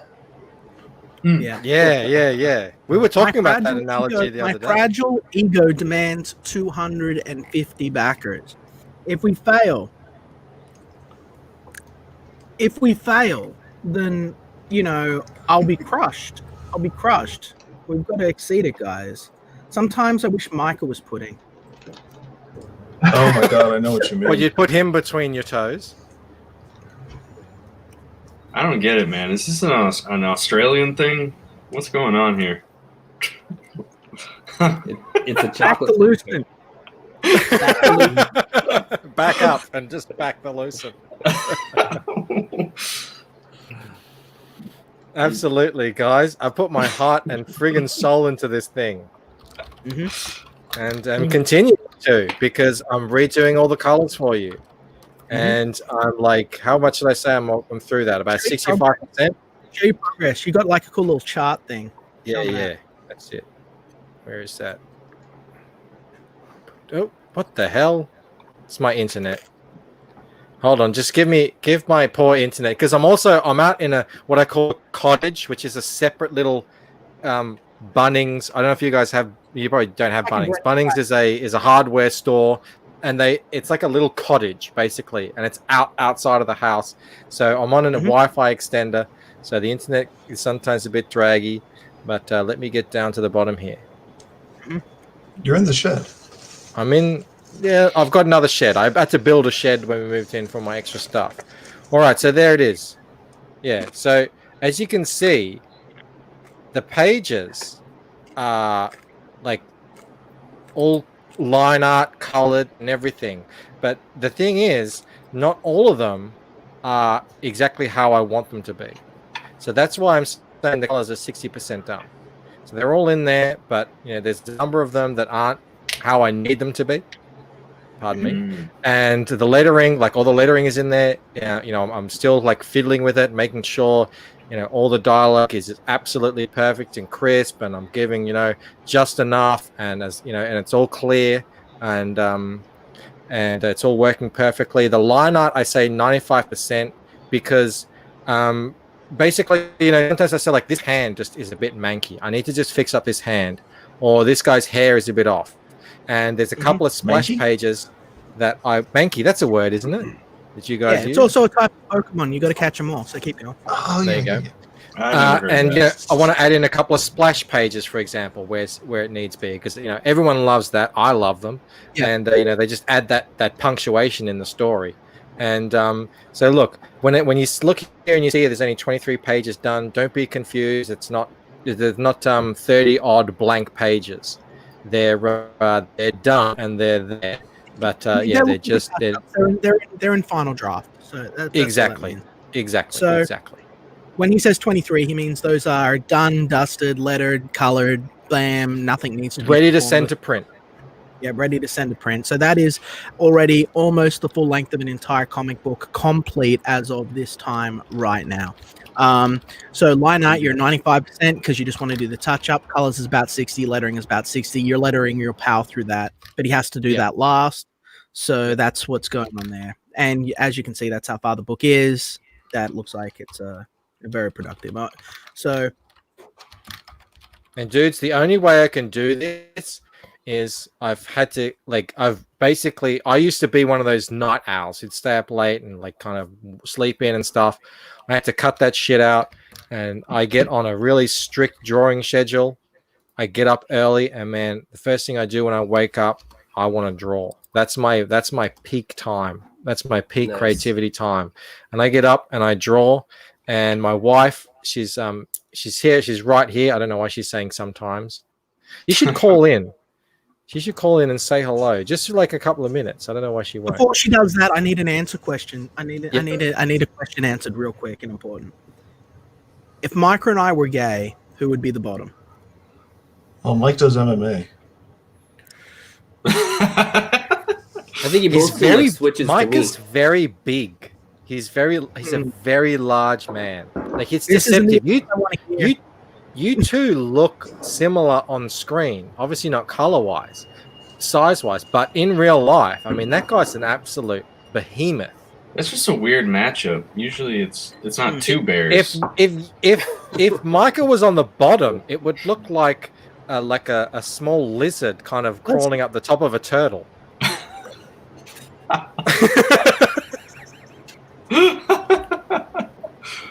Was that an insulting analogy? On Indiegogo now. After Liam's pokey friend that he showed last time, I got a bit of a palate cleanser. So Mike, tell me what this is. Hey Mike, can you tell me what this is? I think that's a dog. That's clearly a dog. Yeah, everyone's clear on that. Clearly, clearly. Nice fluffy dog. It's got a he's got a collar on. Definitely not like Liam's pokey friend. That he No. He's. I mean, you just want to pat that. You just want to take your hand and give that a good rub. You know. Yes. That's my much inclination. more friendly, much more inviting to the ladies. Antoine has real questions in here. He says, well, he's got a statement first. His statement is, take your time, make sure everything is the very best. Antoine, I hope you're getting this vibe from me. Yeah, I am a bit of a perfectionist in that sense. And yeah, I will not be putting out this book unless I am absolutely 100% down with it, all the way down to the details, like making sure, all the print quality is absolutely where it needs to be and everything. I understand 100% what you're saying there, and at the same time though, I'm also going to be weighing that up against like this book needs to get out. But look, like I've been working on this stuff a long time, and I got a lot of experience with it. So I definitely don't want any regrets. That's for sure. And also, he's talking about, is the water part of an overarching theme with the Lucent?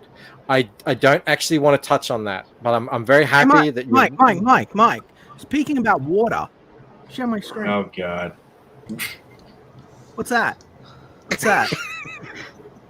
Hey Mike, what's I think it's detergent. I think it's detergent and water.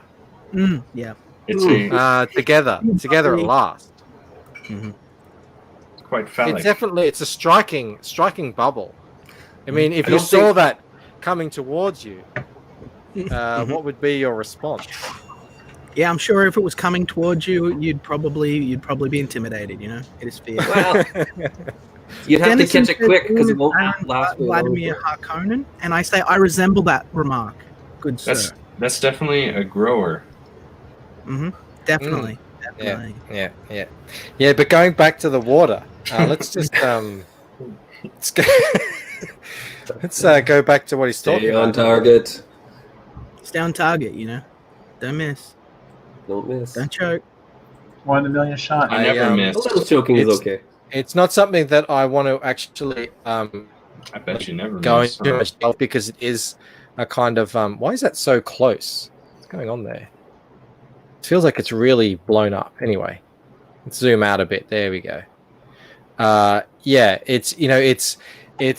is like really integral to the story, and that is part of the mystery. And not only is it part of the mystery for the reader, it's actually part of the mystery for a lot of the characters. That's one of the things that a lot of the characters themselves will be having to, uncover and understand as the story continues throughout the books. So yeah, but I'm very happy that you've picked up on that I'm sending out these signals into the ether, and people are picking up on this sort of stuff. Yeah, Comicsgate fans are very clever, huh? Yeah. I was having a chat with Poland.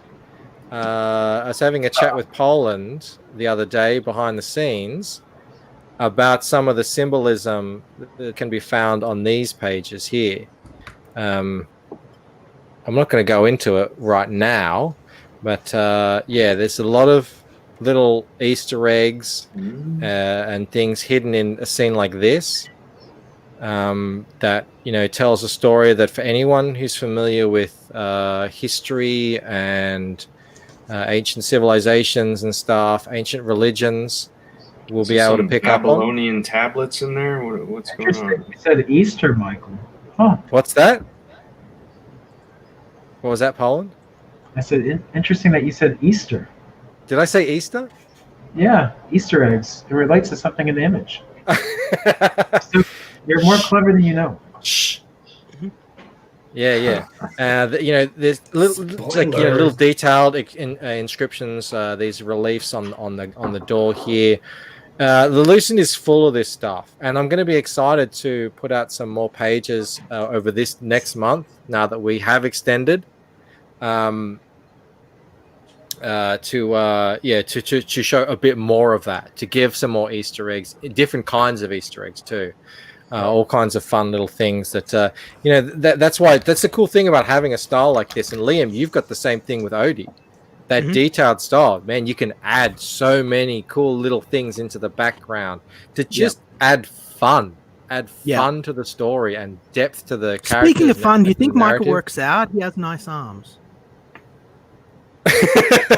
I know for a fact he works out. He talks about it, doesn't he? Yeah, he talks about it, but he doesn't have nice arms. He needs to thin a little first. Then they'd be nice. It depends on what you're going for. Why are you guys so gay? Well, what would you be going for, Bancroft? The high detailed style of allows us to do things. I was impressed when I looked over Lucent, sort of your web page drafts. You know what I mean? Your webcomic drafts, and the first thing I noticed was this sort of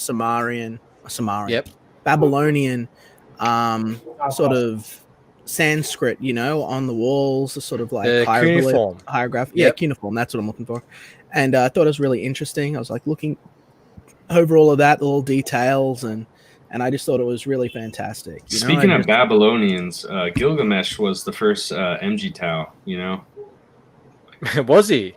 Yeah, when that goddess came up to him and offered him everything, and he was like, "What are you bringing to the table, biatch?"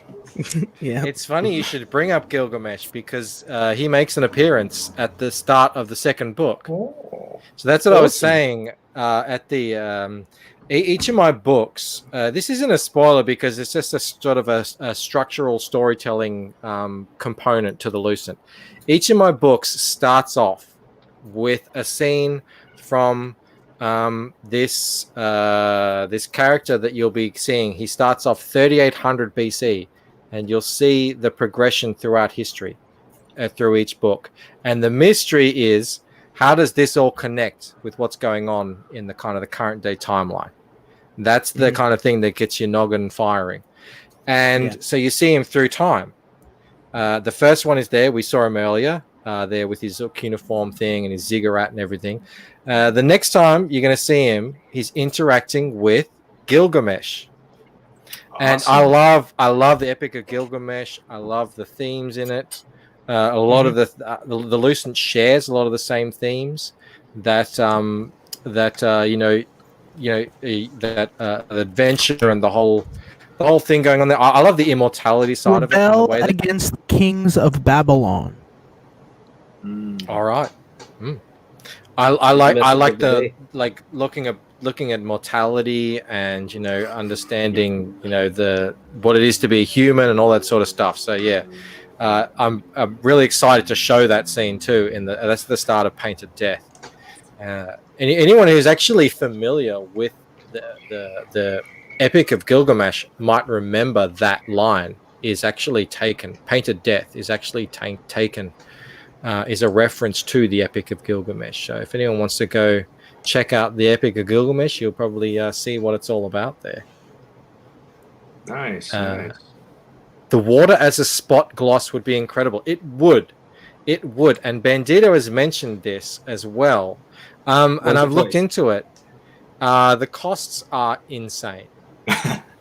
Like out of this world insane. Oh, But just man. print like one page, like a poster. I thought it would be the same as like, if you print X number of comics, they'll do it. But apparently, I don't know what's going on there. I mean, I've only looked at Mixer. I suppose I could look elsewhere, but everyone really raves about Mixum's quality and colors, and also I like to kind of like go with, just have like one source, especially for my first campaign. I don't want to complicate things too much. Yeah, exactly. But, you want to just get this done, get this out there, and go like, I have this fulfilled. I have this done. Before that, I'd like to see you at least. I'd like to see you at least at 25,000. Bare minimum. Oh man, that would be amazing. That is where you need to be. In my opinion, that's where I'm going to push hard until we can try and get you there. That would be phenomenal. Of your caliber, the size, the time, the detail, the vision, and what you Probably ready contribute to for the a community. refresh. You're an essential asset to what we do here, and I think that this is an exciting story that a lot of people are really going to enjoy if they just give it that chance. It's one of my Give it a chance. Thanks so much, man. 100%. Just got another we got an extra backer. Thanks. We're on the way. We just need 7 more, you guys. Lucky 7. Here we go. Man, Roll the dice. I think I lost a backer. Pull the trigger, guys. One more person. Hey, they're just upgrading, Joe. Don't worry about it. Happens We all want the him to time. do well, but not well enough that I can't buy him out later, guys. So just help him get a bit higher. We just want him to get just a bit higher. Like just in that sweet spot, huh? Yeah, just good enough so that you're desperate enough that I can buy you out. Like that's where we want him. Absolutely. Tyrant Liam, to Orange Tyrant Liam. Australian comics, ladies and gentlemen, an industry that through the aid of Comicsgate has become profitable and viable when a lot of the guys that have been doing this thought that there was no hope for it, no hope for the future for Australian comics. They were content just making $500 on a book and then spending all their time and money working for nothing, living on 2-minute fucking noodles. With Comicsgate, you've helped us reach 12,000 here. 12,205 USD. That's a dollar reduce. We're nearly at 25, I'd say. Australian. We can't be too far off, I imagine. What's that? I said we Change can't it be up. too far off 25,000 Australian. You know what I mean? 18. Yeah, 18. So yeah, 18. yeah. So, yeah, For the next 30 days can Grab happen. this original art too. This is his first book. You know what I mean? Well, this is not his first ever book, but this is his first comic project book. It's going to be a collector thing. Are you signing each of these? Absolutely. Okay. Yeah. You have a little piece of Michael there with you. Got to sign them all. They're going to be signed. You're going to be able to say, "I've got BK Bancroft's signature." BK Bancroft. And you're going to be able to really, you're going to be able to have something you really enjoy. You'll be able to see an ongoing storyline. This is something I've spoken about with Mr. Bancroft off air previous, but he has a large vision for where his story's going. He has a concise sort of ending. He knows where things are going to be laid out as the series develops. He has a vision. This is a man with a vision whose dreams you can make come true by just throwing down 10, 15 bucks, you know what I mean? 20 bucks, whatever it is, or you can buy in to be part of that dream big time and hold on to a piece of it for yourself to show to other people when this does get bigger, because this is one of those series that it's going to do well on this first book. The second book's going to do better. The next book's going to do better because it's going to gain momentum as it goes along. Jump on now while he's small so that, we remember all of you guys, like this is the fan club for these projects. You guys make this shit possible. You're investors, you're our backers. And Lucent is a good book. I wouldn't be here pushing it. I wouldn't be here backing up the Baby Killer if I didn't think that he had real potential. Wow, I love hearing Liam stump for the Lucent. That's amazing. Thank you so much, man. It's true though. I don't talk shit. You know what I mean? I believe you. I know. Liam is the most genuine man in Comicsgate. That's for sure. So thank you so much, man. That's so cool. And speaking about having a piece for yourself, if you just want to share my screen there, I got everyone should have a piece for themselves. Hey Mike, where what's would you bite Mike, that? what is that? What is that, Where Mike? would you bite into that? How would you go about it? Do you go from the back? Do you? You definitely got to cradle. You got to cradle something in You order gotta cradle it. It's going straight to the dumpster. Screw If that. it's too hot, do you blow on it? Just I'll barf on it. What different sauce do you use? Joe is saying no. Joe is sending it back to the kitchen. It's like, I'm not biting a dick. Get out of my face. Wish maybe better than wrestling with Micah. Maybe. It's a high bar. Micah would tear into that. Anton wants to know if you're drinking an orange beverage there. Yeah. I only Liam. consume orange foods and liquids. I only have, it's In order it's part to of- it's part of what maintain keeps maximum me- part of what orangeness. keeps me strong. It helps my brand, And everybody, Liam has been so kind to come in here and help push the Lucent. But don't forget about Xenotype Volume 1, Evolve or Die. I mean, I know all you guys in the chat here, and I know you all know about it, but don't forget about it. And if you haven't backed it yet, if you're still sitting on the fence, don't wait too long, because Liam has this strategy of these campaigns are for the guys who get in there while the campaign is going. And you really don't want to sleep on this. You know what, Liam? Liam is the high tide. We talk about grabbing an ore and all that kind of stuff, but the reality is the high tide raises all ships, and Liam is one of those men who is the high tide. You don't have to tether yourself to him or anything, but just for him being in Comicsgate, it's raised everybody else up just that little bit. So, cheers, Liam, and may Xenotype, To Liam, the yeah. boat Thank that you. takes you as far as you want to sail. Thank you, gentlemen. Yeah, I can't wait Liam. to show you guys this cartoon. There's a line that Ethan says in it where he's like, no one is going to come fix this for us. We have to fix this ourselves. And that's not saying we have to, we're going to be able to wrestle back control of Spider-Man and Captain America from these guys, because I think that ship has sailed. We have to do it ourselves for our characters and show the way. And Ethan has shown, have you guys seen those friggin' figurines he has? The Cyber Frog and the Well, and that is speaking of friggin' nuts. And Joe, speaking of fixed figurines, you have characters that could do the same thing, man. Oh yeah, I got that are equally fixed. 3D print go. What's that? What are you talking about there, Bandito? because his bull goes through the grinder, and he's fixed on the other end. Yeah, I can't wait, Liam. You talk about having iconic characters and everything. Yep. And it's been a bit of it's just one of those things, with the story that I want to tell. Basically, these characters, especially Ella, the main character, she's a normal person at the start of the book, right? Yeah. But as she continues through her arc, and she's ensconced in this crazy world that she's been thrown into, just like a rock star, they wear crazy clothes, like her as well, as she becomes more of who she really is inside, that's going to be visible on the outside. And I can't wait to show you guys what her final, well, not final, but eventual form is going to be as a person and as an iconic character with an iconic look and everything. Yeah. You know what I can't wait for? What's that? I want to see Micah eat rice pudding with his mouth open. Mike has kind eyes. All right, buddy. All right. This is what we've come to. Joe, do you have something to show us? Oh, I was looking for this. I made a 3D print, but yeah, he has the 3D print. it fell off my desk. I don't know where it is. We were looking at it yesterday. I couldn't have gone too far, man. Yeah, So- I'm here somewhere. While you fumble around with that, I'm going to get back to what we were talking about before I was, ensconced in Micah. Well, I have something to show you. Yeah. Oh, you do? Yeah. So it's not the figure that Joe was looking for.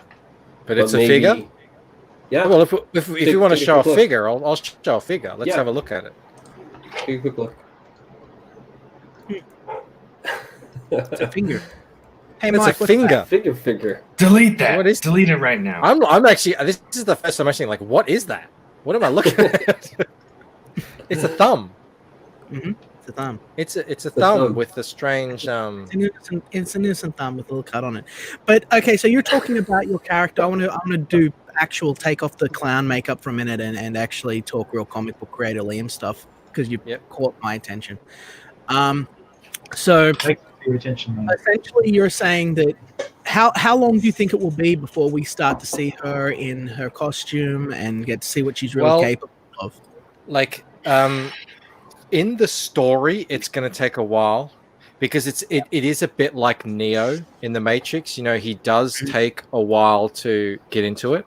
But the cool thing about just the nature of my story is, basically, you know, that when these characters are dreaming, it's so much easier for them to, you know, express themselves as their full sort of who they are.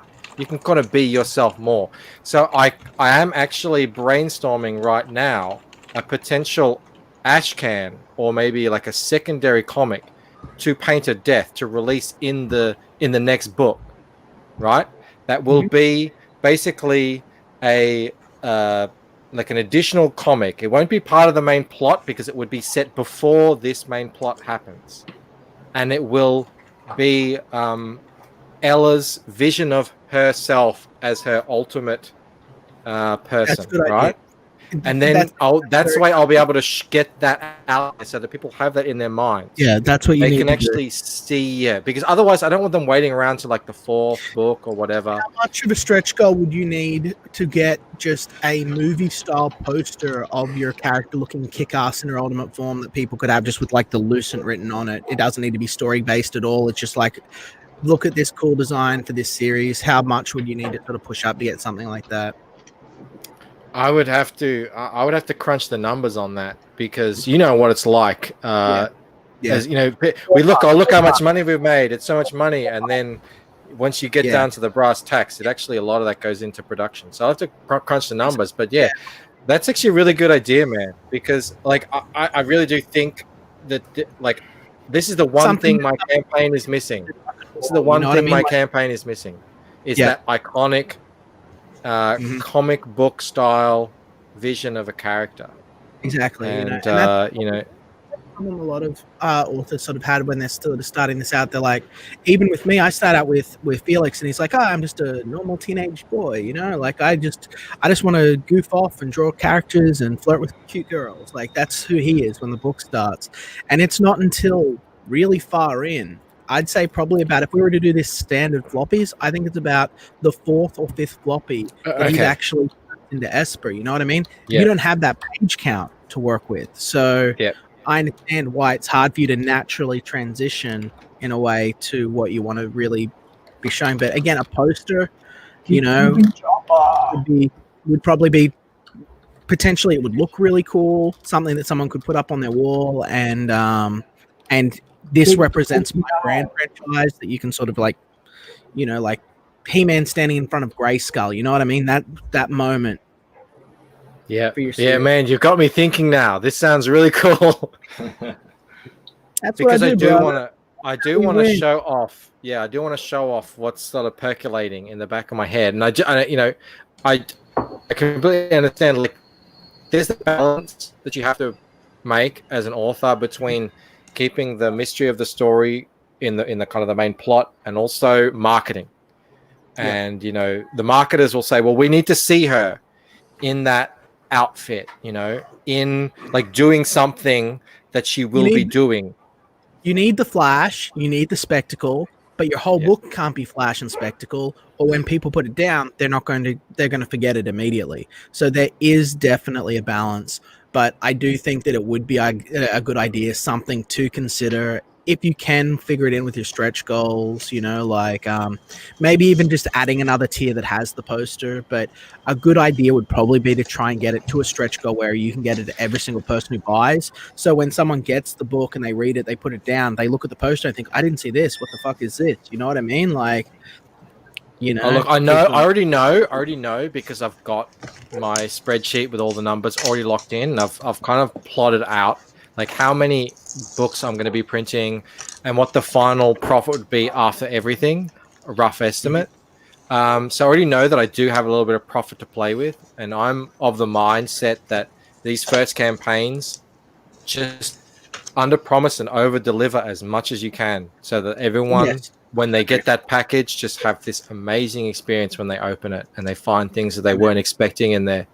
So that, you know, you don't have to make money really on these first campaigns, And also, because there are that people comes that- later down the line. there are people that are going to say like, "Oh, don't fold the poster. Put it in like a round rolled to." Fuck those people. I love you guys, but that expense is insane. I'll tell you what. Like, iron the poster when you get it out. Fold it into four. Put it in the envelope with the comic book. When they get it, if they're like, "Oh, there's folds in it," iron it. It'll be good. The amount of it costs to get a separate shipping like roll and include that and doubles or almost triples your postage is not viable. If you want this extra thing, take it folded. Unless you're a big guy like Ethan or Zach, you cannot do it. Right? Yeah, you need numbers in the many thousands. Down the road. Yeah, down it's the road. Antoine says I'm munted. I love that Antoine knows me so well now.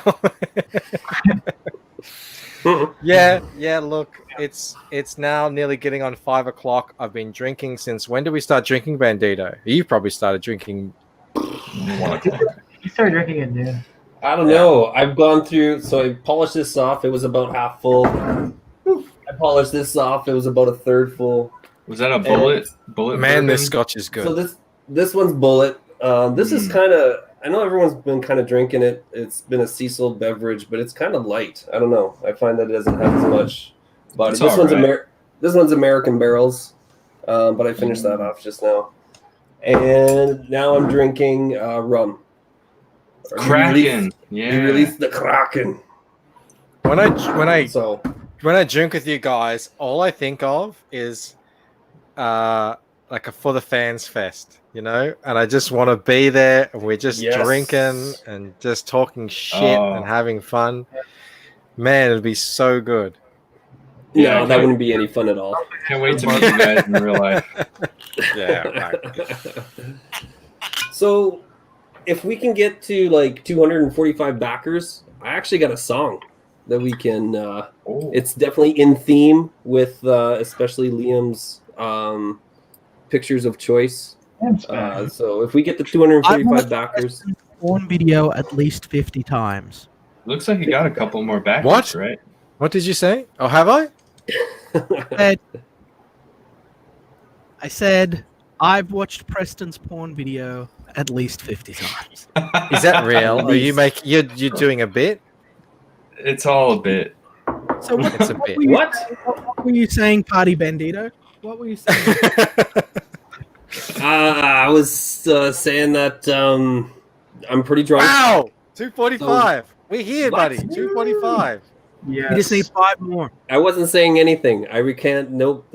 We can rewind. No one's seen this yet. There's a delay. We can't. edit You out. said something Yeah, about yeah. some music or something? Yeah, just edit it out. Oh man. No one else is seeing this. I only watch it in 2-minute increments, though. You only watch in 2-minute increments. That's okay. This song is only about 2 minutes long, so that'll work out. Right. Not my attention span. I'm gonna make you full screen. Full screen? Okay, I gotta turn my baby. screen off. There's no way I can watch myself. Just relax, man. We're all friends here. Not after this song.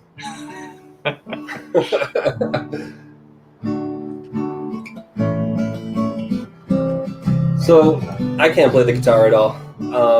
Well, I can play it, but I've been playing for about 20 years, and I only know these 4 chords. So this is going to be a treat for everybody. And you know, the reality is, our world is going crazy, and nobody knows how to fix it. but I think there's an answer. You know, It may be orange. it might be that we just need what? More orange? More orange. That could be true.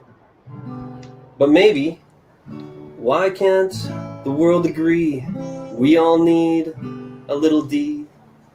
Doesn't matter how you play, we all need a little D in our day. That's right. It's true. Jack and Jill went up the hill.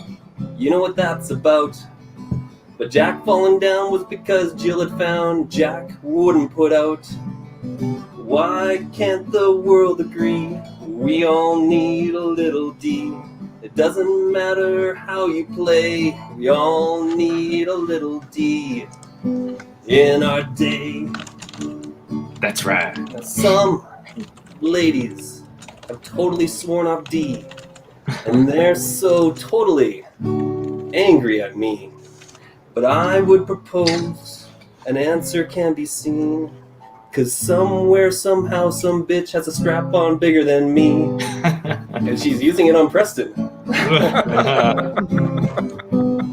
Liam's favorite. Why can't the world agree? We all need a little D. Doesn't matter how you play, we all need a little D in our day. Now some guys are saying, hey, I'm not gay. And as your friend George would say, that's okay. And I must admit, I wouldn't want someone sneaking up on me with that. But for some reason, all my porn still has someone at bat. Why can't the world agree? We all need a little D. Doesn't matter how you play. We all need a little D in our day. Sunny D. Now some like to give while others receive. No matter which side of the stick you're on, you better believe. Why can't the world agree? We all need a little D. Doesn't matter how you play, we all need a little D in our day. Hey. Here you go, guys. Hey, Mike. Hey, Mike. Hey, Liam. Mike, what's this? I'm showing an image. What's this? I'll have a look. What have you got to show me? A musical. Oh, yes. That's a handsome guitar. I think we need some of that on our day. Yeah. We need some of that. For sure. It seems like bottom heavy there. Yeah. Hey guys, I'm gonna head out. See, I cool. told you, we wouldn't be friends after that song. No, Mel thinks it's very catchy. I had to stay just to hear that song, but now, yeah, I'm gonna go to sleep and I'm gonna dream. I'm gonna dream about that song. Hey, before you go, Joe. Before you go, where is it? Yeah, before you go, Leroy's dong is huge. I couldn't keep my eyes off it. Mine's half the size. Leroy's dong's intimidating. No. Now I'm having weights off mine. Off my dong to No. stretch it. That's not what I was talking about. I was talking about Slaughter Squad Volume 1. Boom. Has 28 backers. Woo! And Yeah, we is can do better than less than 500 from its goal. But it just launched, so man, you are going to get there. This is going to be great.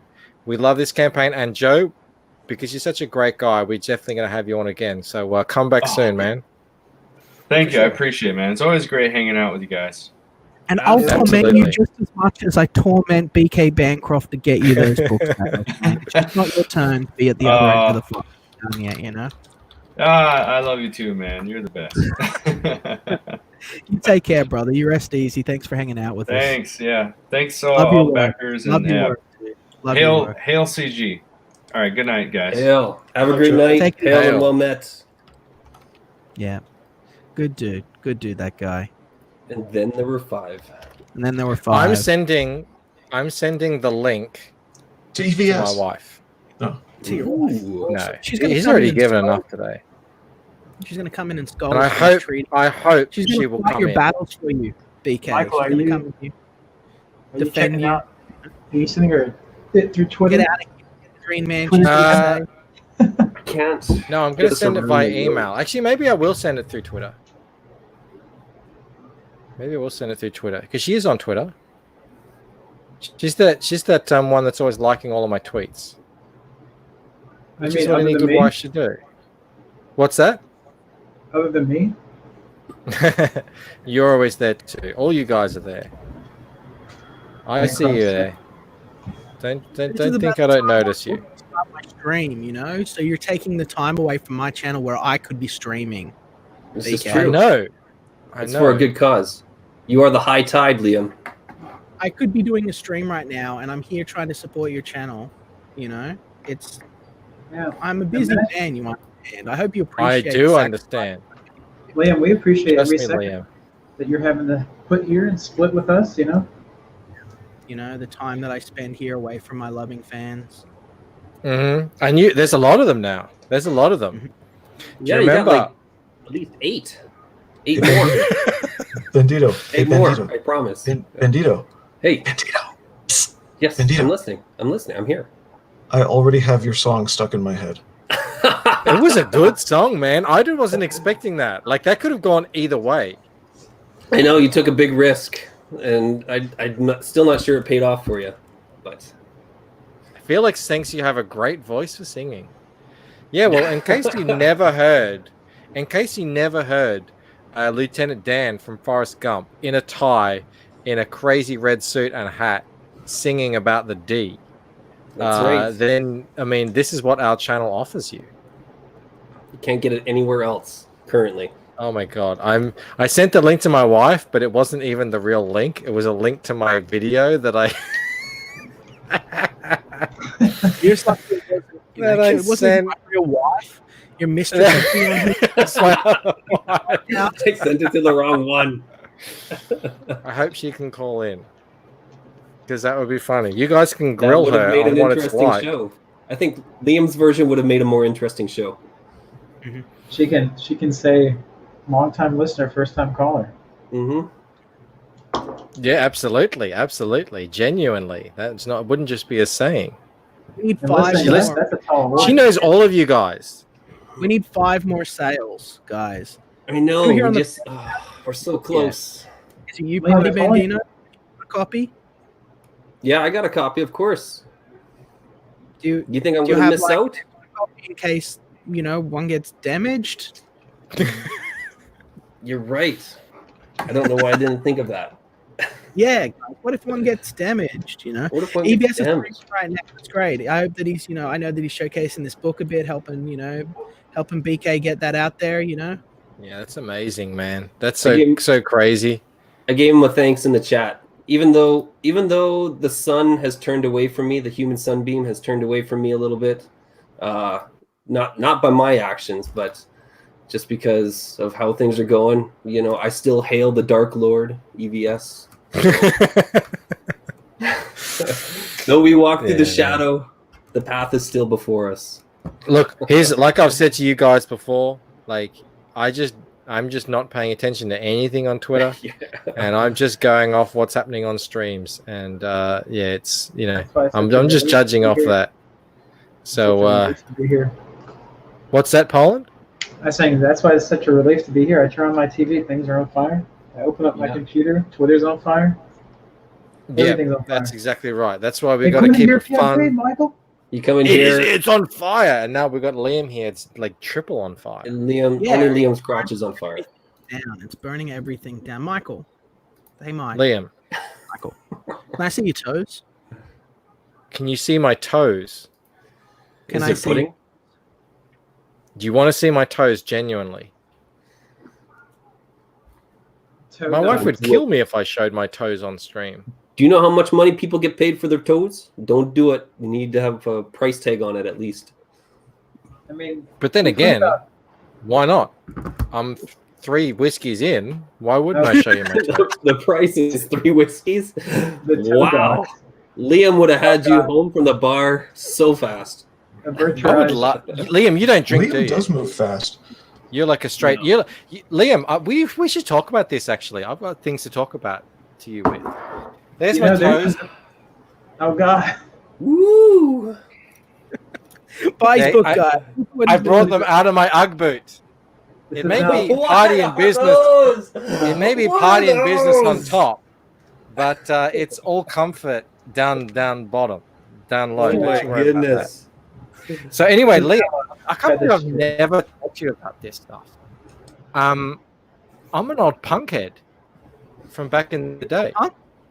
Yeah, back in like early 90s. Like mid-90s. legit punk? Straight edge punk? But no, I never got into the straight edge stuff. That was more my friend. But yeah, man, my introduction to punk was, and don't take this the wrong way, like I used to go see Blink 182 in Paran back in like pub shows when there was like 100 people there. Oh, have we met? Did you ever meet a dude with like blue hair and blue spiky hair and like a chain with like a little padlock on it and white sleeveless shirt? Like, I don't know, man. We may have. Gigs. It was doing like it would have been one of the roadie guys. Do you ever? You'd remember it. Don't know. It wasn't him. He's still fixated on Micah. That's fucking so long ago, man. Back when we're talking when I was like 13. So hopefully you didn't meet him in the bar. Oh yeah, no way. Liam's trying to remember all the small things. Yeah, I remember. No. But how yeah, old like are you my age? How old are you? I'm late 30s. Just a youngin'. No. That actually would have been before my time, about 4 years.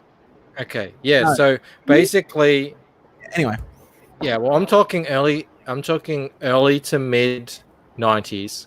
Basically, really. all I ever listened to was punk, ska, all that sort of stuff. Obviously, all the big American bands I never got to see because they didn't tour here, or I wasn't old enough to go to the big gigs. But I could get out to the small gigs in the pubs. Living End. A lot of Aussie, a lot of Aussie bands, but the big band that I always look forward to going to see because they were friggin' hilarious was Blink, and this is back when, like, actually, we're talking like 100 people in a little pub in Paran. Exactly, yeah, that's why I was like, whoa, fuck, because like I love those early shows where it was just like there's just like a pub with like fucking like, and it was starting to get packed, but like there was still like no one there. You know what I mean? Like you'd recognize everyone when they come and go from shows, and people shit on Blink 182 because they got popular, and you know they started playing stadiums. But man, they play stadiums almost in the same way that they used to play the old little pub gigs. Like they don't give a shit. They're like dirty as. You can't play that stuff to your kids. I tell you that. Hey, guess who's here? Little interlude. Heyo. Hello. Heyo, it's Mrs. Bancroft. Hello, Melanie. Wham is my favorite. You. You're a bit soft, but we can hear you. Yeah, sorry for my phone. It's okay. Wham is my favorite group of all time. So, Wham. Okay, there you go. Melanie was just like, she's from France, right? So she didn't know about, I know that the European music scene is really crazy. It's just all pop music.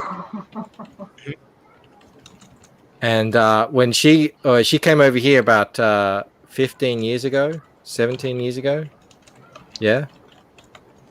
And yeah, we were going to gigs every week pretty much when we were younger. But by then we were kind of moved on from the punk stuff. Melanie doesn't really know much of the punk stuff. No, not my stuff. No. So what did you want to ask me about the punk stuff, man?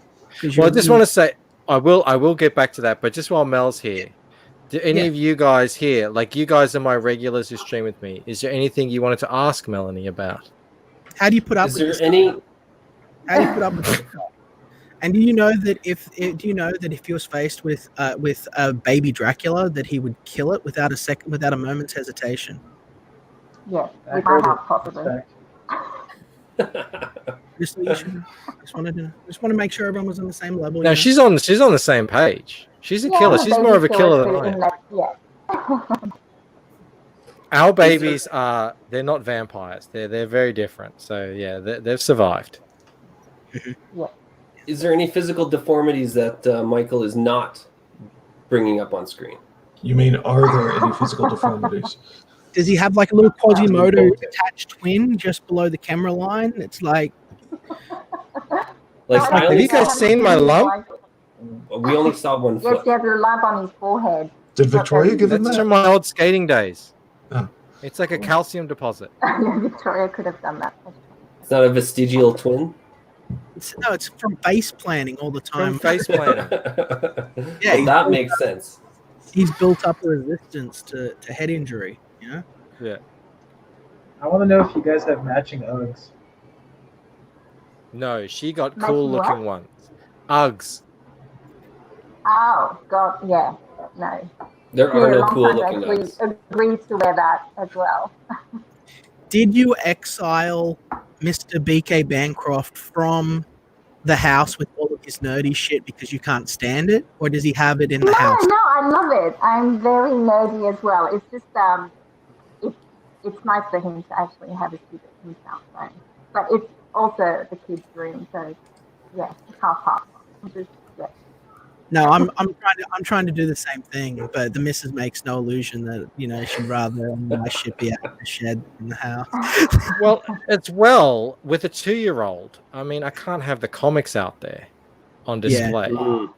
This is true. And Yeah, he's I don't want him very touching. I've got all my wrestling figures kind of put away, but I've got some doubles that I had, and he plays with them sometimes. Nice. All right. Well, anyway, thank you for calling in. You're welcome. Everyone's saying hello. Hello, It's man. Nice to meet you all. Well, I just wanted to make sure because everyone knew that you were definitely real. I know comic book people, Yeah, I especially am. on the internet, can be a bit weird. Everyone knows. Yes, I do have a we're wife. talking There she into is. the phone, but yeah. It's lovely to meet you all. You're just wonderful people. Thank you. Well, your husband is wonderful too. Thank you so much for sharing him with us. We do some pretty late streams. Mel, We do- hey, shut up! I'm talking to the woman. I'm being rude here. It's okay. Have you read the Lucent? Yes. Say again, Liam. I didn't hear that. Have you read the Lucent?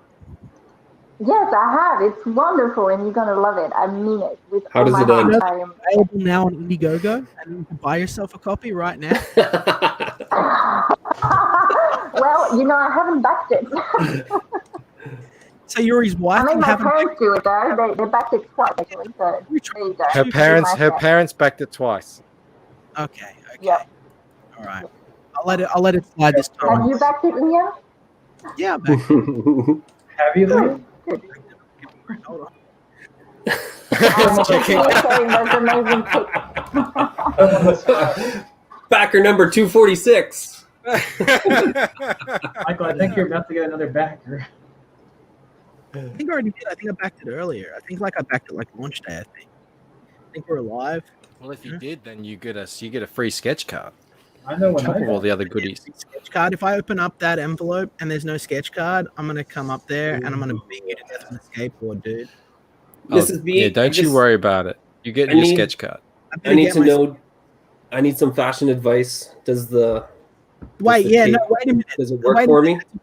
That's a good point that just came into my head completely, not from another stream and completely from my own original thoughts. It better not be a sketch-related sketch card, man. I'm not going to be trolling That would be so hilarious. I might actually put in a sketch-related sketch card extra for you, Liam.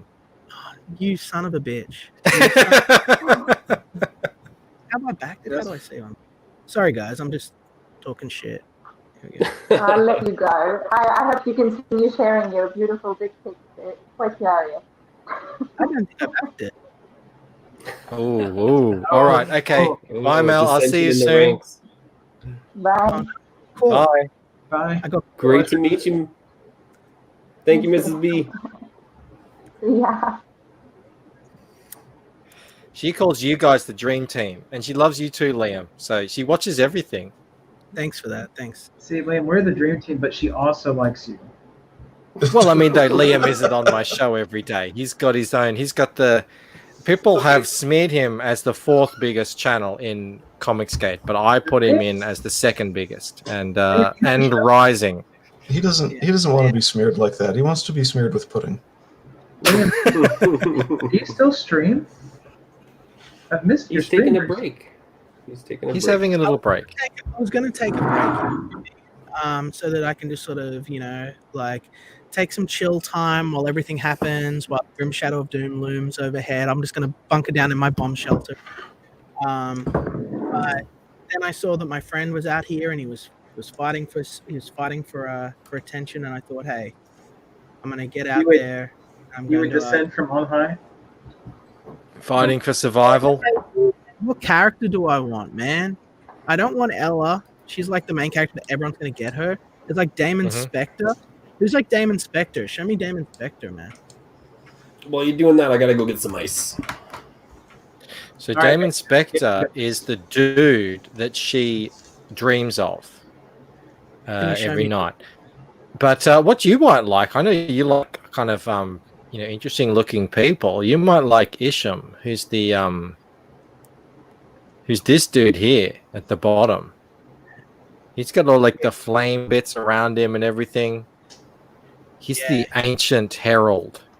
I've called him primeval because I want to really hammer home how ancient this guy is. I'm doing it. All right, I'm gonna go offline for a minute while I do some things. You keep talking. I'm gonna buy a book. Yeah, absolutely. So yeah, just going back to that, like the 4 characters here, these are the ones that are the ones that you can get as a head sketch. Because I didn't want to like have the whole ensemble cast available as head sketches because it could just become overwhelming. I really do need to get these things out, and I don't want to be spending hours and hours trying to draw one head sketch. So yeah, I've kept it like streamlined. Ella, Damon, Le Marechal, who's also known, his real name is Jonathan Barham. He's the main antagonist, and then Isham. And whether Isham is an antagonist or a protagonist is, that will be explored throughout the story. We're going to find that out. He's just an ancient being, and he kind of comes in and goes as he pleases. Mel was happy to meet everybody. Yeah, she loves you guys. She loves listening to you guys. You still there, Blue? Yeah, I'm here. Just listening quietly. Thank you so much for committing stream suicide earlier. I owe you for that. It was no problem. I figured if I volunteered for it, then the next thing that would happen is people would say, no, well, not really. Just get it over with and do it. Well, that's the only way to commit suicide, really. You just got to get in there and get it done. Yeah, you want to do that before the COVID gets you, Yeah, I mean, it's either the katana or the COVID. Take your pick. Or the riot. Riots. It's going to happen for you. Sorry, we're not going back to the riots. We weren't talking about that. No. We're keeping it light. We're keeping it fun. We're keeping it fresh. You guys how cool was that Ethan came on here? Come on, guys. Well, that was pretty neat. That was pretty cool. He had to bail and start his own show, but yeah, that was pretty neat. Still, it's pretty fun. Pretty fun. I really like that. I really appreciate that. Melanie sounded so quiet, and I don't mean like the technology stuff where like if I talk nobody can hear Liam because of that. I mean she just sounded so shy, No, she's not at all. She's not at all. It was purely the phone. Don't worry about it. It was there you go. Purely treasure. Pleasure. How did I just say? Pleasure truly. Did I say truly? Anyway. Pleasure treasure. Oh my God. I'm onto my 4th whiskey now, so yeah, you're probably noticing. Samurai, I know Antoine Dennison is. No, he's not asleep. We're poking him through the little crack in the floorboards here. We wake him up. Yeah, so that is an interesting thing that's come out of this. It was nice, wasn't it, to have special guests today? What was nice? Who was nice? Special guests. To have special guests today. Absolutely. Joe came in. Liam's here. He's away right now, but Phil came in. I can't wait to get Phil back on because I want to really get into that thing that he's doing. Yeah, that looks really cool. You know, I keep saying it over and over and over again that Comics Kid is just full of celebrities that are. I mean, Phil's going to be one of those guys. Liam is obviously one of those guys who, as they continue to build their channels, it's just they're celebrities. They're celebrities that we have never heard of and don't even know about yet. But 5 years from now, those are going to be the people with 200,000 viewers on their channel. So yeah, I agree exactly. Just I've been around long enough to kind of get an eye of what is what's realistic and the kind of the level of talent that's out there. And Antoine says you got nice legs. I grew them myself. You showed off your pins. I showed off my toes. Oh my! We're all getting really personal tonight. Liam's It's definitely. true. I have a. What do you showed have, off your Colin? cake? Colin showed off his cake. Oh yeah, I did. I did do that. Yeah. Liam, you're back. 2 things too far. 1 finger's okay, but not 9 inches. No. You gotta throttle that back. Are you talking about Mr. P? Yeah, apparently. So I never watched that. Neither did I. So, Are you sure, man? So, tell me, is my money worthwhile to you? Because you're at 146 now. Now we just need 3 more people. 3 more people. I am. We should be. Hit refresh. 3 more people. Don't we need 4 more people? 4 more people. No, it should be. No, you have 3 more people. 7, Damn it. 8, 9, 10. 4 more people. Thank you, Liam. Thank you so much. I'm nearly run out of speed. I need. Does anyone else want to back the Lucent? It's a great book. I keep telling everyone, but you're not going to know it unless you pick up the first issue. Play that trailer. Oh yeah, good idea. Well, I'll probably have to. Look at that lady's pretty face. She's got a party hat on. Yeah, how do I? You can't show that unless you. Yeah. Okay, 1 sec. Oh, I thought Lee was talking about me. I was like, oh, thanks. There she is. All right, here we go.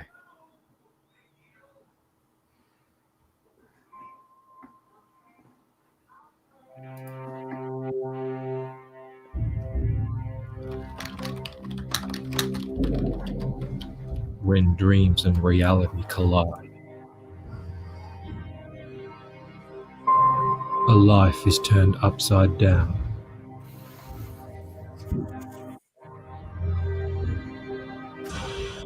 Thrust into a conflict where ancient shadows fight secret wars.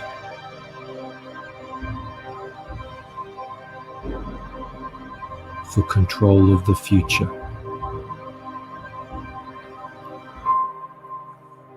Her allies hide in plain sight. But so do her enemies.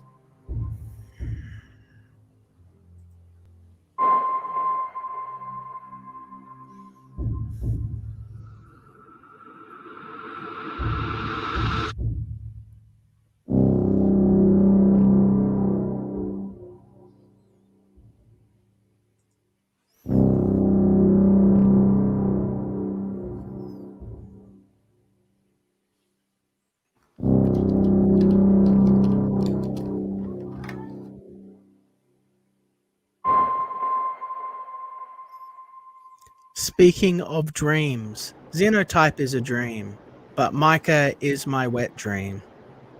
Were you thinking about that the whole time? It really was. This whole stream has just been one setup for Liam to be able to. I really like this, Liam. I like this free, just throwing a wrench into everything, Liam. I love it. Hey, It's been good to Antoine hang out wants with to this know. Liam. What I what an know. honor and It is. privilege. It is. Yeah. I'm so happy that I met this Liam. Well, that I met Liam in general. Hey, Antoine, he wants to know if Melanie can find him a French wife. Well, first of all, she's been here in Australia for like 17 years now. So the only French people we know now are all expats living in Australia. But I don't know, are you ready for a French wife? Because that is a whole other kettle of fish. There is no collection of people who are that different to everyone else than French people. It's I don't understand how the French exist in that spot where they are in Europe with everyone else around them, because they are that much different to England, to the English, to the Germans, to the Belgians, to the Swiss, to the Italians, to the Spanish. They are their own entity. And yeah, if you want a French wife, man, you got to learn the culture, because hot damn. I'd really like to read the Lucent to some baby koalas and Micah. Would you? All right, we can get that organized. Hit refresh Can we on make it your happen? hit refresh on your Can we make it happen your for campaign. the baby koalas? Ooh. So, wow. so I'm on the 4th. I'm working it out now. I'm actually meant to be working it out, but I'm streaming instead. But on the 4th, I'm heading out to Port. Oh no, stalkers are going to come and get me. I'm heading out. I'm thinking of heading out to the Port Macquarie koala rescue sort of place, because they've been asking for volunteers and stuff on the 4th and the 5th. Yep. So I don't know how far away that is from you, or if you're free or you're working or whatever the fuck. But if you want to come down and do some volunteer work with koalas, we could hang out and do that for a day and stream it. But it's probably what I'm going to be doing. It's probably too far away. That'd be but so cool. Yeah, it is. If it's too soon, the 4th of yeah, it's June. too soon. Yeah, I didn't know until yesterday where it was thrust at me, but I was like, because I'm in you know. Melbourne, so Yeah, you're all the way on the other end of I would definitely do it. Believe me. Yeah, for sure. I would love that. Want to work it out. But I also want to get going. I want to get going in the get us up and going for conventions. We'll like start hitting up Supernova and shit. Like after you get this out, we'll get on top of that. Absolutely. We'll share a booth and shit and hang out. We'll like have half Conquest, half what the fuck is your like? Is it like Baby Killer Comics? Like who the fuck are you? Like what's the name of your imprint? Well, at the moment, I'm just me. So Logos, I don't know. Baby Comics, like what? Who are you? Just Michael Bancroft. I'm just a dude You can't who have just Michael wanted to tell a Bancroft. story. You've gotta I have a know. motherfucking name. You I gotta have know. a That's little what everyone symbol says. thing. I can't decide on a name. Like I'm just me. Bancroft. Just go Bancroft. I know what you're saying. You can Lee. always I know what you're saying. I've later had on. these discussions many, many times. I can't decide. BK Comics, man. BK Comics. BK Comics. No, I'll but, add that to the short list. You can always rebrand later on. Definitely, we got to brainstorm. Yeah, we do. That's going to be our next project. For sure. You need to have a Caramello Koala. They call me the Caramello Koala, man. You guys wouldn't know what a caramello koala is, would you? Not here. Do you have Freddo frogs? Caramello is a good chocolate. Hey, where's Blue? Blue keeps dropping out. Where you going, Blue?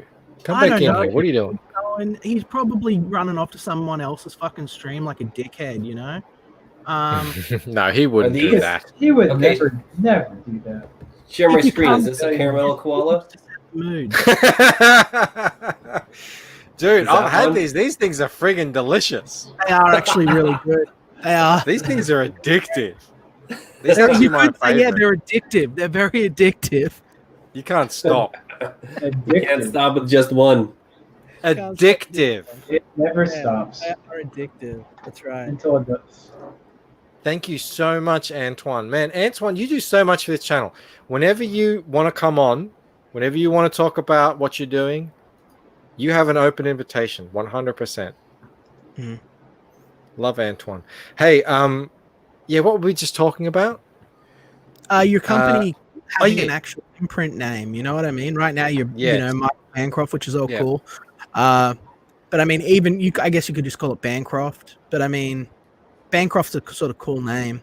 But yeah, it's hard coming up with a good name and a sort of company logo and all of that shit. It sucks, but you know, you got to do what? it. I originally was thinking, and this is I was thinking, it's just brainstorming. 5 a.m. comics, right? Because I always get up at 5 a.m. to start drawing my comic, and then you can't do that now. 6 a.m. comics came. So it's like, so I've got to get him on stream to yell at him for that, because I thought that's like a cool name, and obviously he thought Drama Stream, bring us 6 a.m. comics right now. Bring him to me. Bring him to We're gonna me. ask the tough questions. I mean, obviously he thought it was the same cool idea too. Yeah, it's great. It's a great name. It's a great name. What do you say in Poland? I was gonna say, I mean, Micah just came up with one sleeveless. I mean, he just drew inspiration from himself. But that is a great story behind it. Unsleeved. Not only does it sound cool, it's got a cool story behind it. That's what I kind of something. That's why I haven't made any decisions, because I want that as well. Unsleeved comics are the comics that you read, right? That's the thing. It's really multi-layered. It just sounds great. It works on so many levels. But what if I want to preserve and Conquest comics as well. Anyone who listens to Liam, like, it is 100% what Liam is all about, you know. So it like, I don't want to just come up with something that is just, oh, that sounds cool, and then that's something I'm stuck with for the rest of my life, kind of thing. You're an old, rebrand. Skateboarder, man. You're an old skateboarder. So what you need to fucking do is you need to go back to those deep fucking memories and remember all of the old fucking skateboarder branding and all the crazy shit. You know, the little characters that they had on everything and all of that stuff. And you need to do something fucking. Did you see that bump on his head? He doesn't remember any of that shit. Oh, right. Where is that thing? Do you remember the old? Do you remember the old fucking? What was it? Rip Curl back in the day? No, Yep. Mambo. Mambo had Mambo. a ton of shit, you know, like, you know, you'll figure it out. We should just have a stream where we just sit down and throw ideas at a wall until you find something you like, you know? Because it's shitty finding the right thing. It sucks. Yeah, it is. And I've just been like, you know, I've got so many things happening in my life, in trying to balance everything, work and family and this comic and now campaigning and now YouTube and everything. Shit just gets pushed back and back and back, and now I'm making cartoons, you know. It's just everything is just and you still have the time to answer the phone at 3 a.m. in the morning, well, 3:03 in the morning every single night when I call up to just breathe in the line, you know, like. Well, you know, it helps me get to sleep. It's just, it's like what's that, ASM, you know? Oh, Chaotic Comics has an answer to your question from before. Yeah. Liam's a top, Mike is a power bottom. They're both strong men that know how to take control. Interesting perspective. Thank you so much, Chaotic Comics. Are you familiar with Chaotic Comics, Liam? You know, you guys are right. I would be the bottom. This dude's got a comic. It's coming out soon. It's called Okuri Inu or something like that. The Oni Within or something like that. I'm terrible with these names that are sort of Japanese inspired. Sorry, guys. Yeah. I'm not an anime guy. I freely, like, when you guys go off on about manga and stuff, I just sit there with like a glassy eyed, just kind of. So good. We'll find you some cool shit to watch. Come on, guys. We need 3 more backers. Just 3 more backers, and then I can go and spend time with my family. Come on. That's all. We're holding you hostage for now. Is there anyone here who hasn't backed? Because like, this is the time. This is the time to do it. Mm-hmm. It is the time. 250. I did not imagine. I really did not imagine when I first decided to do this that I'd be looking at 250 backers and still have 30 days left in the campaign. I mean, that was just not even on the cards. So, I mean, I knew you were gonna do good, man. I knew you were gonna do good. You're a hard worker. You got good insight. You've got experience. You've got the talent. You're funny. You're easy to get along with. You got nice eyes. You know, it's. Well, thank you, Liam.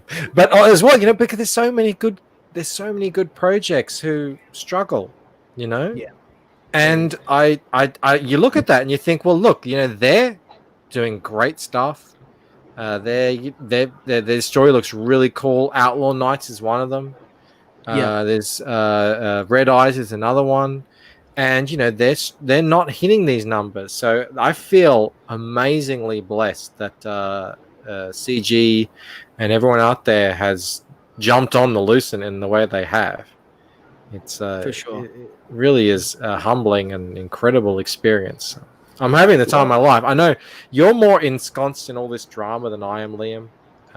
You're sort of being thrust into the middle of it. Yeah. And I just feel like I'm pretty blessed that I've somehow kind of been able to, I don't know if I've been able to sidestep it, but at least sort of been able to stand off to the side. Like a mighty orange beacon, I have weathered the arrows. They have come for me. Yeah, you're like a light. You're like a light. People just sort of swarm towards you, don't they? And it's what they should start #blame Liam, because it seems to be a lot of people want to blame you for everything. Exactly. Blame Liam for the words and actions of other people, what they do. I'm not trying to steal your husband. He's already mine. I think he is. I just pretty much said, like, if there was time permitting, I would come up to New South Wales to hang out with him for a day and stream and cuddle koalas. So yeah, we're going to be cuddling koalas. Homewrecker Liam. Would Oz be there? No, Oz lives out near you. Oh, really? Oz is someone you could go and probably beat for me with some sort of cricket bat when he gets out of line, Well, I came onto your stream the other day, and this is my only goal to come on. Like, you invited me on, and that's fantastic. Thank you so much. And I was going to, just sort of be out there, put my face out there so people know that I'm there, and maybe think about looking at the Lucent. But 2, say to Oz, dude, people were really harsh to you the other day, and I thought it was uncalled for. And, I think, every stream needs a guy on the stream who keeps it kind of in line and reminds the people, look, this is a show, this is a radio show. This is happening here, this is happening then. And I thought people were really hammering hard on Liam, kind of beyond the point of a joke. So that's what I was kind of come on for and say to him, like, I got your back, Oz. I saw what you were trying to do there, and I thought that was unfair. And then the first thing he did is he called me a scumbag. That sounds like But at the same time, I did have a hand to play in the taking down of Liam's channel for good couple of weeks. I remember that. Look, Yeah, it's a cross that I bear. I'm at fault for that. I drew that Rand Stee impersonation. I put the audio to it and I uploaded it. So yeah, unforgivable. Unforgivable. Yeah, it is. Man, I love Matt. I love Matt so much, and this isn't because I'm 4 whiskeys in. Hey, Blue, I'm gonna have to mute you again. I thought we were doing a sorry. cheers. It's really loud. Like that? I'm sorry, Blue. If you can sort that sound out, you can come back on. But yeah, it's really loud. Yeah, cheers. I love Matt. How'd you find Matt? I found Matt through. Well, so I was thinking, well, I need to sort of get out there and explore and sort of, see where the next great talent is. So I loaded up my Sherpa pack and I headed out into the wilds of the internet. And I was just sort of wading through all of the drama as I do, slashing here, cutting here. And I saw a great dark tower in the distance. And I thought, wow, there's definitely something at that tower. So I made my way. I ventured forth, stoically across the field. And I slew some bandits along the way, and I buried them in shallow graves. And then I got to this big black tower, and I scaled the black tower, and I found at the top of this tower, after battles with demons and dragons and all sorts, right? I get right to the top of this tower, and there's this great sword. And I reach out and I take this great sword and I hold it high. I hold it high above my head, and the orange light cascades off my body and it reflects off the blade. And from those beams of light was born Matt. And then I said, "Hey, do you wanna hang out?" Wanna and he was chill? like, "Yeah, I want to chill." Okay. And yeah, that's the origin story of how I met Matt. So Wow. If I had time, I would animate that. guys, if you What do you mean are if you had time? Make the time. Yeah, if you're a fan of Matt, that is Planet Tobor TV or TV Planet Tobor, Tobor Prime. Go check out the Savage. Oh, it's not called the Savage. Go check out Savage Shard of Gozen on Steam. He is a game developer. He's a comic book creator. He's an actor. He's a voice guy. He's an animator. He's a rock star. He's one of the most talented guys in Comicsgate 2020. And you know, going forward, things are going to be a lot of fun. So if you don't know who Matt is, follow him on the social media. You know, go grab his game. It's nice and cheap, and it's going to be, you know, it already is great. You can play it as it is. And keep an eye on my channel, and I'm sure that we'll get him over here too on.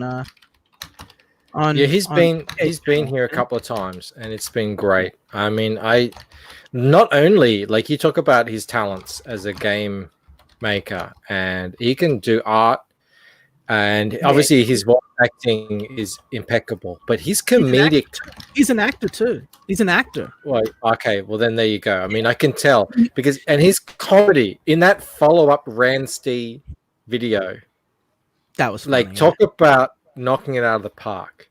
Definitely. I mean, oh yeah, and I'm scared to play it because I don't want to don't play get back into those waters. Exactly. But anyone go after this stream is finished, go check out Planet Tobor TV on YouTube and check out that Ransty video because you will be in tears. He's that good. He's a funny dude. He is, and he's good on the spot. He's good on the spot. He's a great guy making trailers. He's a great guy doing a lot of the stuff, you know, like fucking.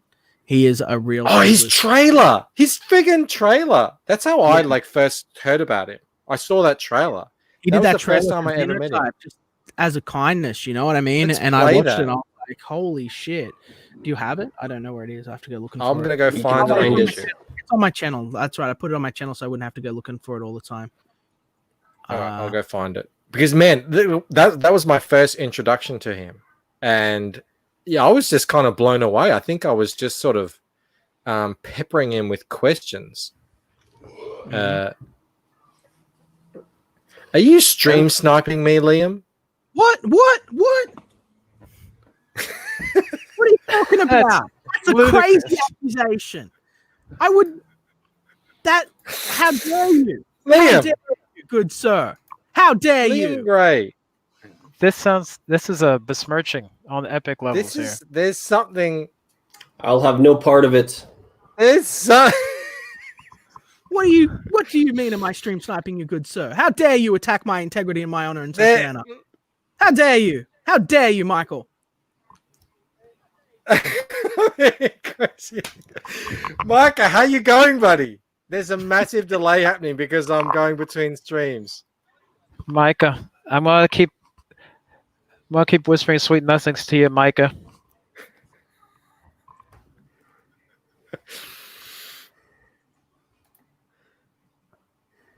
So, what are you doing? How are you streaming two people at the same time? How are you doing this? Yeah, I'm a wizard, you know? He's an orange I wizard. can't believe this. Bancroft.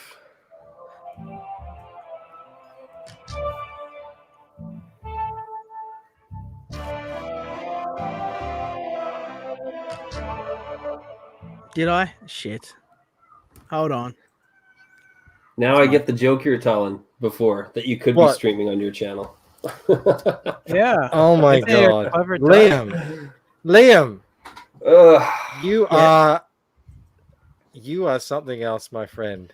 You are like a magician. You're like a wizard. I am a wizard. Hail I'm not Liam the wizard. Ray. I'm not the wizard, but I'm super chats. Bring it up. Bring it up. Bring it up. Let's play this thing, and then we can get back to laughing at my stupidity. Bandita, you should super chat Liam and see what happens. was perfect. BK, bring up That the was video. perfect. Let's play Matt's trailer and show guys what he's capable of. You know, just there, boom. Okay, let's go.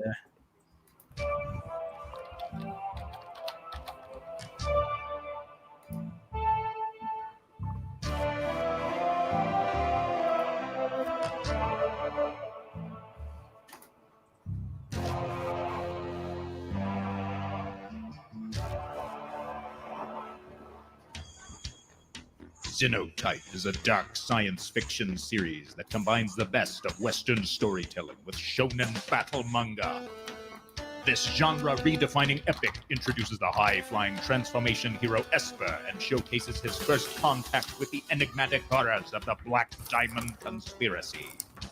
If you're a fan of Akira, Attack on Titan, Bio Booster Armor Diver, or Tokyo Ghoul, Xenotype is going to blow your mind. Featuring the story and powerful prose of Liam Gray, the vivid, brilliant colors of Spartan Scotsman, and the blistering, wrist-breaking artwork of multi-award-winning mangaka Odysseus Theodoratos. Don't miss out. Get Xenotype. Evolve or die. Only on Indiegogo.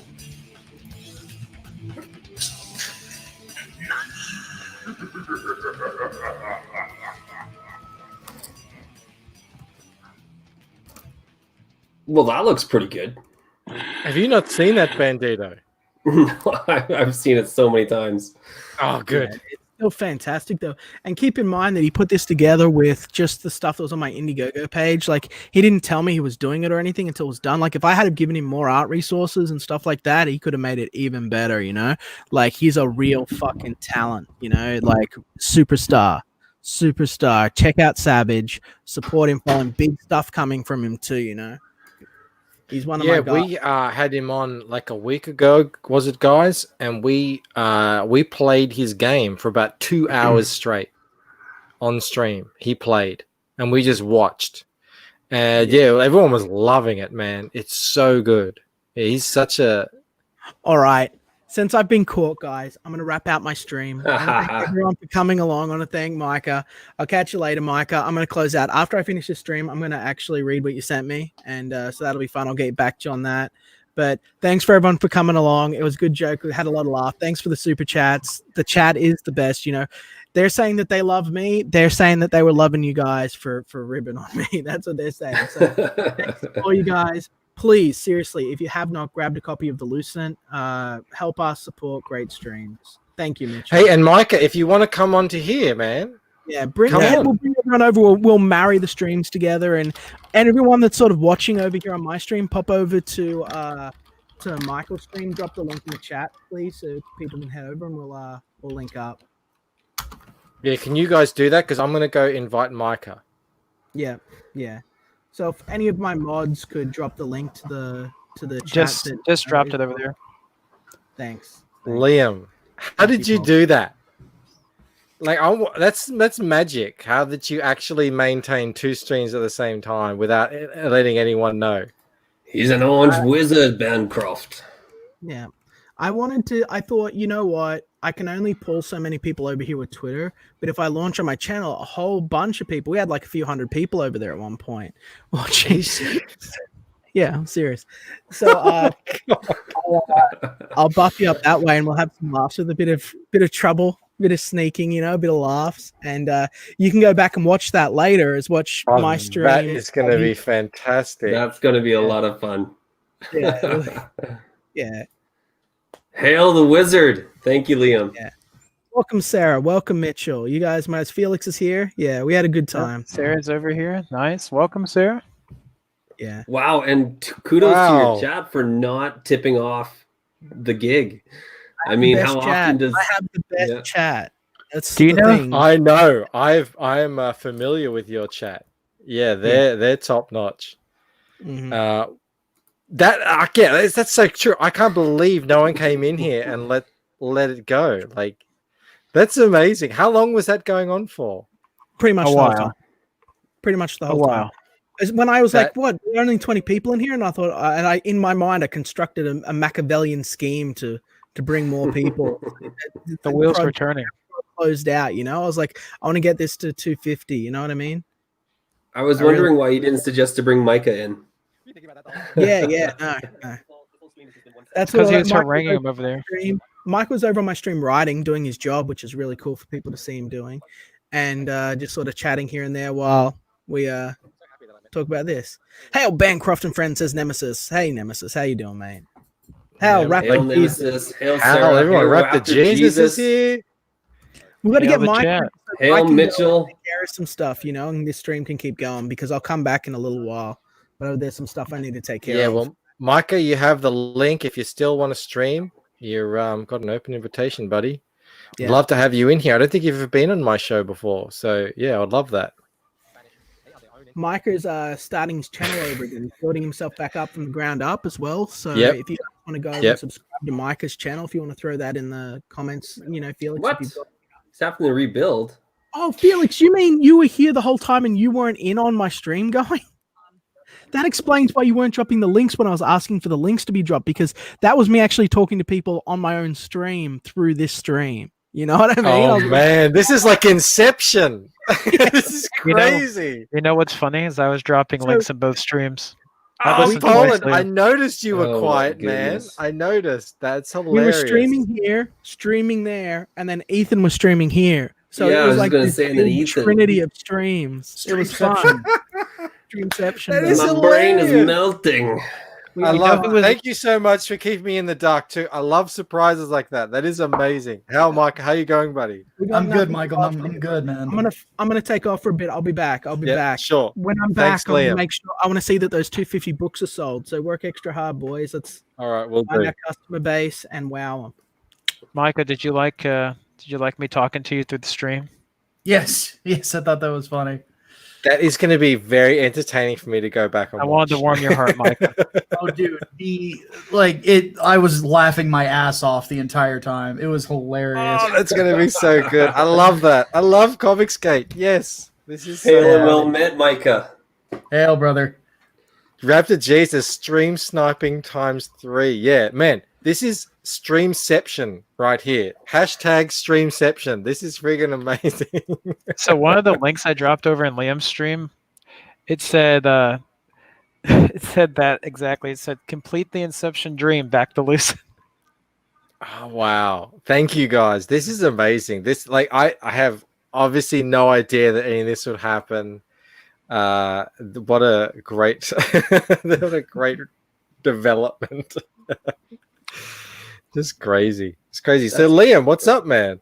This is the first time you've ever been on my channel. Liam. Hey, Micah. Micah. Yes. You two are exactly the same. Yep. He's had 3 sips of his whiskey, so. Yeah, no, The difference is he gets more orange. I just get more pale. You know. Yeah, and I say he's the orange. Yeah, you guys are the you're the vanilla. He's the orange in the sundae. There you go. It's the creamsicle. You're the vanilla gorilla. Yes. Or he's the orangutan. Yeah, some of my fans even have started calling me Vanilla Garad. So I'm like, yeah, I can live with that. So what's up, dude? Not much, man. I mean, this whole day I've been working on the script for the next Inglewood book, and I'm almost at the 2/3 mark. The next one's going to be a 66-page graphic novel this time. So, and then I'm thinking, I haven't decided on this yet because we're so far out from this actually being a thing, is maybe even having a stretch goal on it where we'll include the book that's going to be coming out here in the next couple of weeks inside of it. I don't know yet. Basically it would turn it into a trade paperback. So we'll see what happens. So that's about 6 or 7 months down the road. So Yeah, you seem like you've got a lot going on, man. yeah, I'm always working. I mean, there's 3 nights behind me. That is that's going on. We're looking to hopefully launch that probably in about a little over a week's time. I think that June 8th might be the day to do it. Wow, that's soon. Yeah. because by the end of this week, well, here in the next couple of days, my colorist on Inglewood, Armand, will be done completely with the colors on it.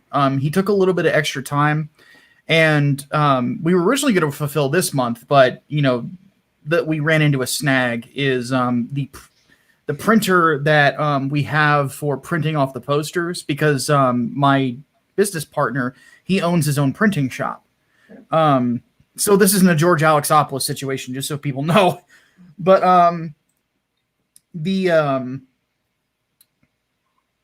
that ended up, the inks on it aren't working, so we had to order new ink cartridges for it. So those come in this week, and then we'll get all those printed. And then by the time that we get the comic books, the physical books in, everything will be ready to ship, and then it'll probably be all fulfilled within the next day or two.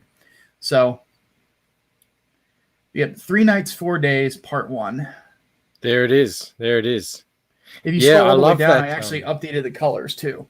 Yeah, I love that updated colors. I was actually going to try and pull that out.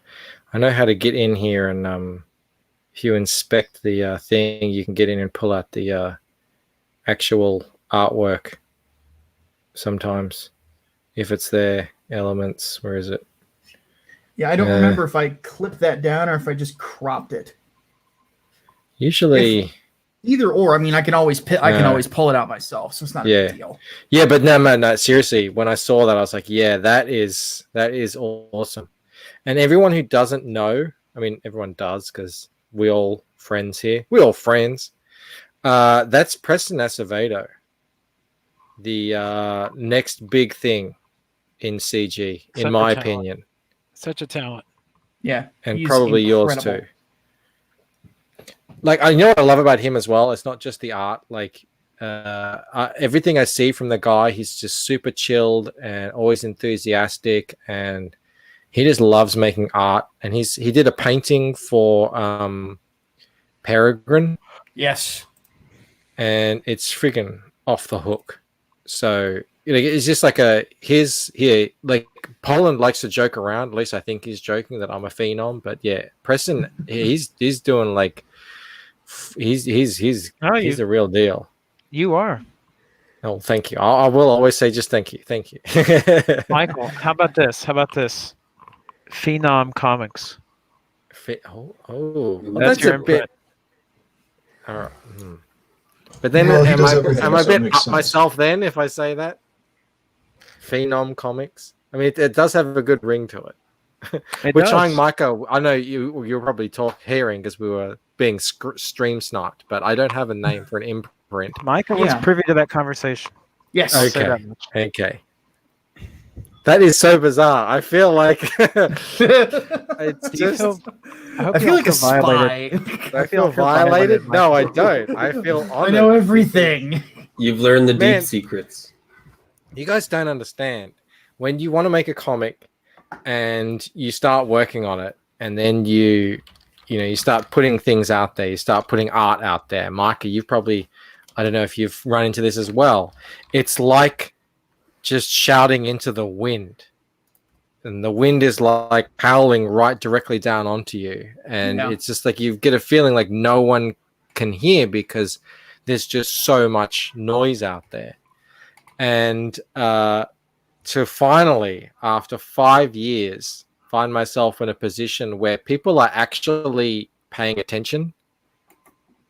I'm just in a state, man. I'm truly humbled that you guys actually hear and care about what I'm doing. It's an amazing feeling for me. It's been a long time coming.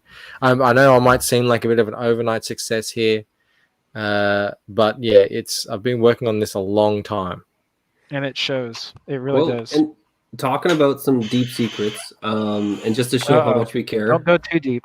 Well, just to show how much we care, I mean, share my screen just for a second here. Okay, one sec. You've got something really important to show here? Yep. Yeah. Hey, Mike, what is that? Oh, so we've got some artillery there, and a bit of a display, I guess. seems to be some sort of war thing, and everyone's being patriotic. That's all Yeah, I I'm see. Do very you guys excited. see anything? It's a very stiff explosion. Yeah. It's very explosive. I think they're it's celebrating. like it's built up I think they're celebrating over Lucent. yeah. Oh, What shocks me most about maybe, this but is that what's that? there's guns in Canada. Is that Canada? Is it? Does Canada, Bandito? Does Canada have an army? Well, at one point in time, our mall, the West Edmonton Mall, which at one point in time was the largest mall in North America, but it had more submarines than our Navy.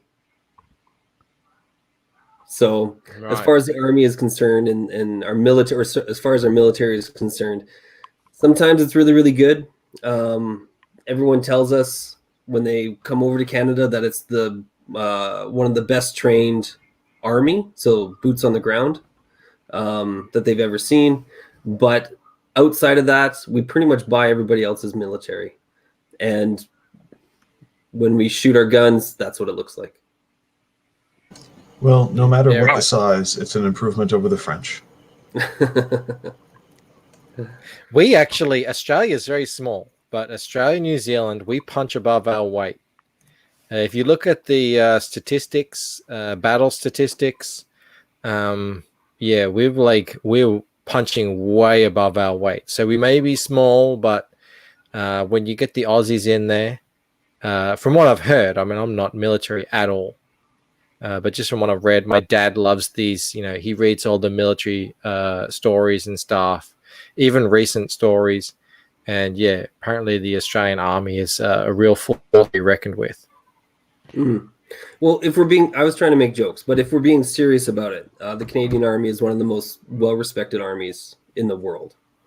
So It's also half French. no, it's never. That's unfortunate. Oh, Canadian French. Yeah, sometimes I forget about those guys. There you go. Yeah. Well, that's unfortunate. Sorry. I had to. That's okay. They're trying to get rid of us too. So. No, look. Hey, I don't know. I just will take any time to kind of point that stuff out because it doesn't get pointed out often enough. Hey, Mitchell. He reckons Australians lost to the emus, though. That was a long time ago. You have to understand.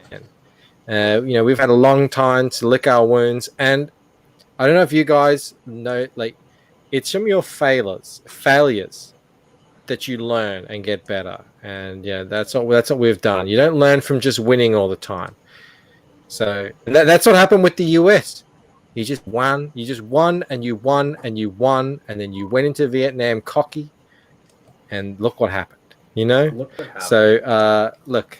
You learn from your failures. The emus, they gave us an important lesson, and lucky, because it was just emus. And, then we can go on from there. I just wish that we had better uniforms. That's the one thing that just kind of, it looks a bit like scouts, like boy scouts. You guys, especially the Marine dress uniform, it's like, Dress everyone respects that sort of look, but the Aussies, they wear little caps and floppy hats, and I don't know. I like the more the dark colors and the pressed suits and all that sort of shit. I love that stuff. Oh yeah, we take military marches very seriously here in town. Yeah, we don't. Oh, yeah. We don't. It's not a big thing here. It's not. I don't know. For the longest time, Australians have been embarrassed to be patriotic, and it's a crying shame. And there was a brief period in the 90s when a bit of Australian patriotism rose, and then unfortunately the SJWs came in and tied that all to white nationalism and all that kind of stuff that you get in England. You can't even fly the English flag in England. Did you know that? No. Because people will say, "Oh, that white supremacist or something." It's The crazy. flag of St. George. How dare you? Yeah. Yeah, it's I know. I don't know. beyond ridiculous. I don't Over know in the what States, I'm it's talking about. any expression of patriotism which is just liking your own country, and in the States is mistaken for some kind of nationalism to be dominant over everyone else or anything like that. I can't you can't even say I like Greece if you're Greek, or people in the States will freak out that you're something. Yeah, there's a lot of silliness that goes on with that sort of thing. Silliness is a good word, Micah. Yeah. There are some people that I've met that like say it's like, oh, I'm ashamed of our country. I'm like, for what? And they're like, and then they name something from over 100 years ago. I'm like, were you alive for that? Well, no. Then shut up. Like, you can't do anything about it now. The only direction that you have with time really is forward, at least until somebody comes up with a DeLorean with a flux capacitor. So, I worked with a girl. She was a sweet girl. She was new to. I'm a graphic designer, and I was kind of, she was under me, and but she's grown up in this new society now where that sort of thing is frowned upon. And we have a thing called Australia Day here. It's a bit like your 4th of July. Mm-hmm. And once upon a time it was a big celebration of Australia, and we have a bit of a thing going on, same as Canada. Where did Bandito go? We lost Bandito. Seppuku. He's doing that to. He's our Canadian. Crash. Yeah. Anyway, and we got this whole thing going with the indigenous, and then the people who came after and built the nation, and it's sort of become this thing where today's generation of young kids, they feel they use patriotism as a dirty word. So we wanted to put out some pro Australia Day messaging with our our campaigning for the business that I work for, and she was like, "Oh, I don't know if we should put the Australian flag on it. It seems a bit patriotic." And she was saying that as a negative. we were from a bit of an older generation, and we just looked at it like, "What? What are you talking about?" So the flag did go on, and we did celebrate. But yeah, I thought, oh, I really wish I could kind of talk to her about this stuff and say, the stuff that you've learnt in school is not the full picture. Yeah, it really is. You have to exactly. You have to look at the aggregate of what your country's done. And did it? Are mistakes learned from, just like with individuals? Well, not what to about mention, England? I mean, with any nation, though, think of it this way: at least you're not Germany. Yeah, that's true. My mother-in-law's here. She's half German. She's been in France now for many years, but she's half German. Yeah, she's when you look what's going on over there and their history and everything, oh my goodness. What are you talking about, Raptor Jesus? England's true king. I want to hear about that. What are you talking about? Are you talking about the Aussie? Because there is a guy who lives in Australia who has a really verifiable rightful claim to the English throne. And he's just some dude who lives out in the outback in Australia, and he doesn't care about any of it. He's like, history is written by the victors. Yeah, absolutely. Yeah, it's so funny. I love the English monarchy. It's so crazy. If you look into the history of it, it's just nuts. And it's also fabricated. Henry VIII is probably my favorite example of why I don't like monarchy. It's like this guy had absolute control of the government and the church. What the frick? Well, he had to create his own church. Yeah, I love how Robin like a winning combination. That too. Robin Williams in one of his. Oh, go ahead. I might piss you guys off because I actually do support a constitutional monarchy, which is what we have here. So the head of Australia is actually, yes. There she is. It's my wife who's half German. No, you're right. Sorry. Yes, she is 100% German. I am drunk. Yes, I'm drunk. I'm drunk, Lillian. And you know what? It's beautiful. We're gonna take care of him. Don't worry. So what was I talking about? Yes, no, look. Okay, I understand what you're saying, Micah. I'm going to keep calling you Liam, but no, you are Micah. I've done this before, and for the rest of the day. don't worry about it because I've called Liam Micah too. So it's all fine. Yeah, obviously I'm not for someone who's just a king of everything and head of everything, but a constitutional monarchy is just a separate institution that is the symbolic head of the state, and that they're kind of separate, and then there's a parliament and everything. I think it actually works, and these governments are inherently stable. They have stayed stable for hundreds and hundreds and hundreds of years. So that's why I'm for it. And also, I just like the idea of it. Okay, I like that link back to tradition and history. Let's see. I'm too American for that. You're too American. I understand. We kicked out the king. We're like, get the fuck out of here. King. Yeah, you guys don't. No, you guys don't get a king. I like what you guys have is perfect for you. All right, let's see if anybody politics used it sells properly. comics. Let's take a look. Let's see if politics sells comics. All right. Well, we're up to 248.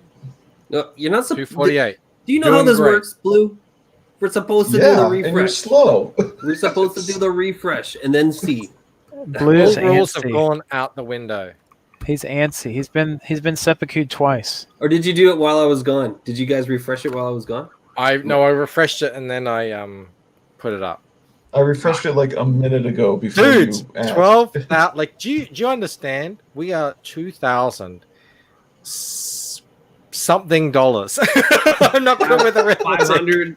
$557 away from everybody gets a extra book, like a 10-page preview book, and that's 10 pages plus the cover and the thing as well. It's not 10 pages including the cover. It's 10 pages of story plus the cover, comic book, on top of the 76-page full color trade that they get and the poster for $25. So now the question is, what's the $20,000 stretch goal?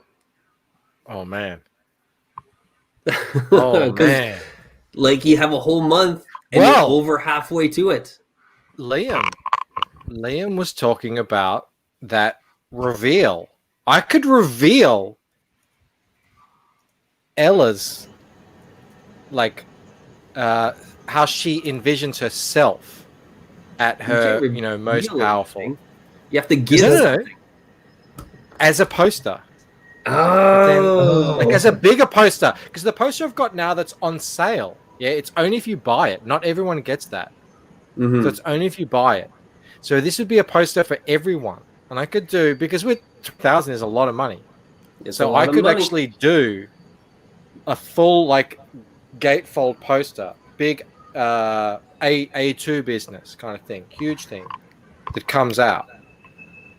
And that could be her. Oh man, that would. You got me thinking that sounds now. like an idea, because that's how the phenom thinks. Hey, Poland, what are you sharing there? What's your screen? Oh, what's that? Oh yeah, take a look. We're talking about monarchies. What is this? What's going on here with this armor? That is ample protection. I'm just saying. Pazuso? What's going on there? The Green Knight Pazuso? Do you know whose armor this is? Pazuso! Henry VIII. I am. Oh, that's why it's fat. Bulbous. What do you mean by fat, Micah? What are you looking at? His belly. His belly? Yeah, just his belly. Just his belly. Are you sure you're not looking at anything below the cuirass? I'm curious. 75% sure. Oh. Okay. Guys, we've been ignoring the chat. I mean, when I say we, I mean I. I've been ignoring the chat. No way's in the chat. From Germany. Yes. Hey, England's true king. Yeah. He's just some dude in Outback Victoria somewhere, and he doesn't give a crap about any of this.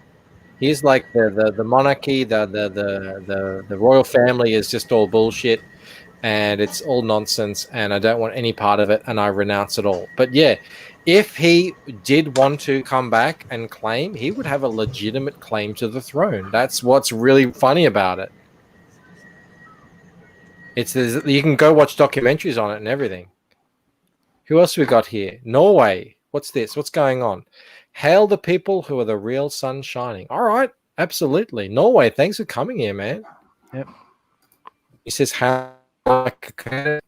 where's the orange man? Well, he stepped out and he said he's not coming back until took a shower. the Lucent has 250 backers, and we're 2 off. We're just 2 getting off. there. We just need 2 more backers. Look, the Lucent has very reasonable international shipping prices too, in case you haven't noticed. It's very competitive. Sarah's here. Hal, no way. What's that about? No way's here. All right, no way. Guys, I don't know you yet. Thank you for coming. I don't know you yet, but I love that you're here. Thank you for being here. That's so cool. Hey, check out Chaotic Neutral Comics little large chatty thing. There we go. Had to leave early because rioters were smashing up the Mercedes-Benz dealership across the street. Oh, Holy man. crap, man. Well, I hope you're safe, man. Stay safe because it's freaking crazy out there. But this makes sense to me. Smash Mercedes, back the Lucent. There you go. I love these. Yeah. We got to restore social justice by breaking Backing into the luxury Lucent. car dealerships. It makes perfect sense. That'll show them. Yeah. That'll restore the balance. Makes the most sense. Nuts of steel. I don't know what that's referring to, but I love it. Absolutely. Chengiz Khan is here. Chonk. You guys, I'm loving the chat right now. I'm just surprised This is nobody fantastic. realized my Berserk reference. I'm like, I quoted that line for line. What the hell? Sorry, Micah. It's been a long time. I haven't read Berserk. I need to. I haven't read it, but I've seen the animation. Chengiz, it's fine, scarred brother. me. Thank you. Like, I see you out there, man. I see you out there. I'm exactly the same. On so many. It just seems like no matter how long my list is, it just keeps growing, and I keep backing projects, and it just keeps growing because there's new ones coming in every day. There's 2 or 3 more now today. Just today. And yeah, I still haven't backed friggin' Expendables. I want the hardcover Expendables. Man, it's just friggin' crazy. Since Berserk was mentioned, I felt the need to move my camera and show off that Kintaro Miura piece. I'm just looking at it right now. Hang on. So hot. Let's have a look at it. Oh. Who else you got there? You got Thanos, and is that Venom? Micah, move your head, Micah. Move your head. You have Move to it tell more. me which direction. Counterclockwise. Okay, Basically just so- off the camera. Move it around like a mosh. Micah, So what we'll do is we'll go this way to this way, so that way I know which way to move my head properly. So this one is Berserk. It's Kintaro Miura from the. This is the unveiling of the now infamous Berserker armor. Then, up top you have that's the first appearance of the of Beta Ray Bill. So that's Walt Simonson's Thor. Below that is a Clayton Crane Venom, and then this one over here is I don't recall if that's Jim Starlin or another artist, but that doing Thanos, him kneeling at Captain Marvel's grave. So, but it was from Jim Starlin's run on the book, the solo book, back in I want to say the early 2000s. Yeah. So, Jim and I've also Starlin. got What a posters legend. on the other wall that need to be framed a little better because I've got like Drew Struzan Star Wars posters right over there. Oh, neat. Oh, Yeah, I want to get the thicker frames for Lovely. those too. Yeah. I particularly love the kitchen garbage can. Oh, and the toilet.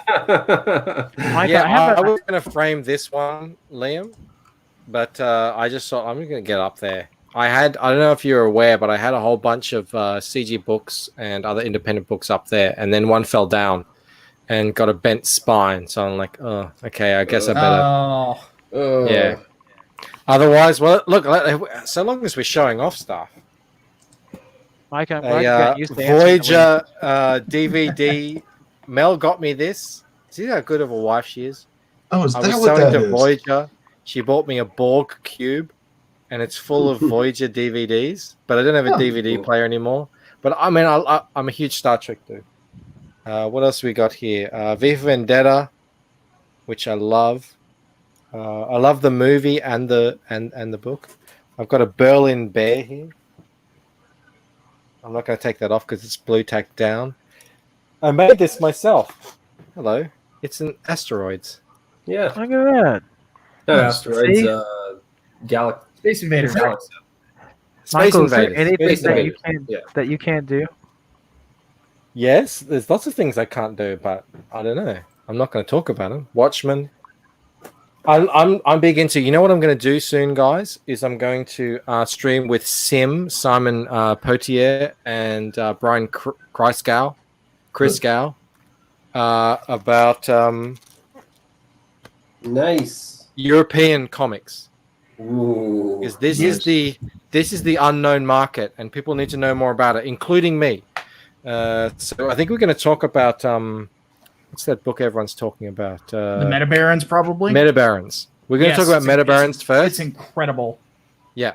So I haven't read it yet. So I'm coming in. I'm going to be the guy who's they're going to explain it to. So that's how that is going to work. It's my understanding. Bring a notepad. They're going to explain it to me, and I'm going to be the guy because I'm big on European comics, but I don't. Oh shit! I don't know too much about them. Like I've got some of my own, and they're friggin' amazing.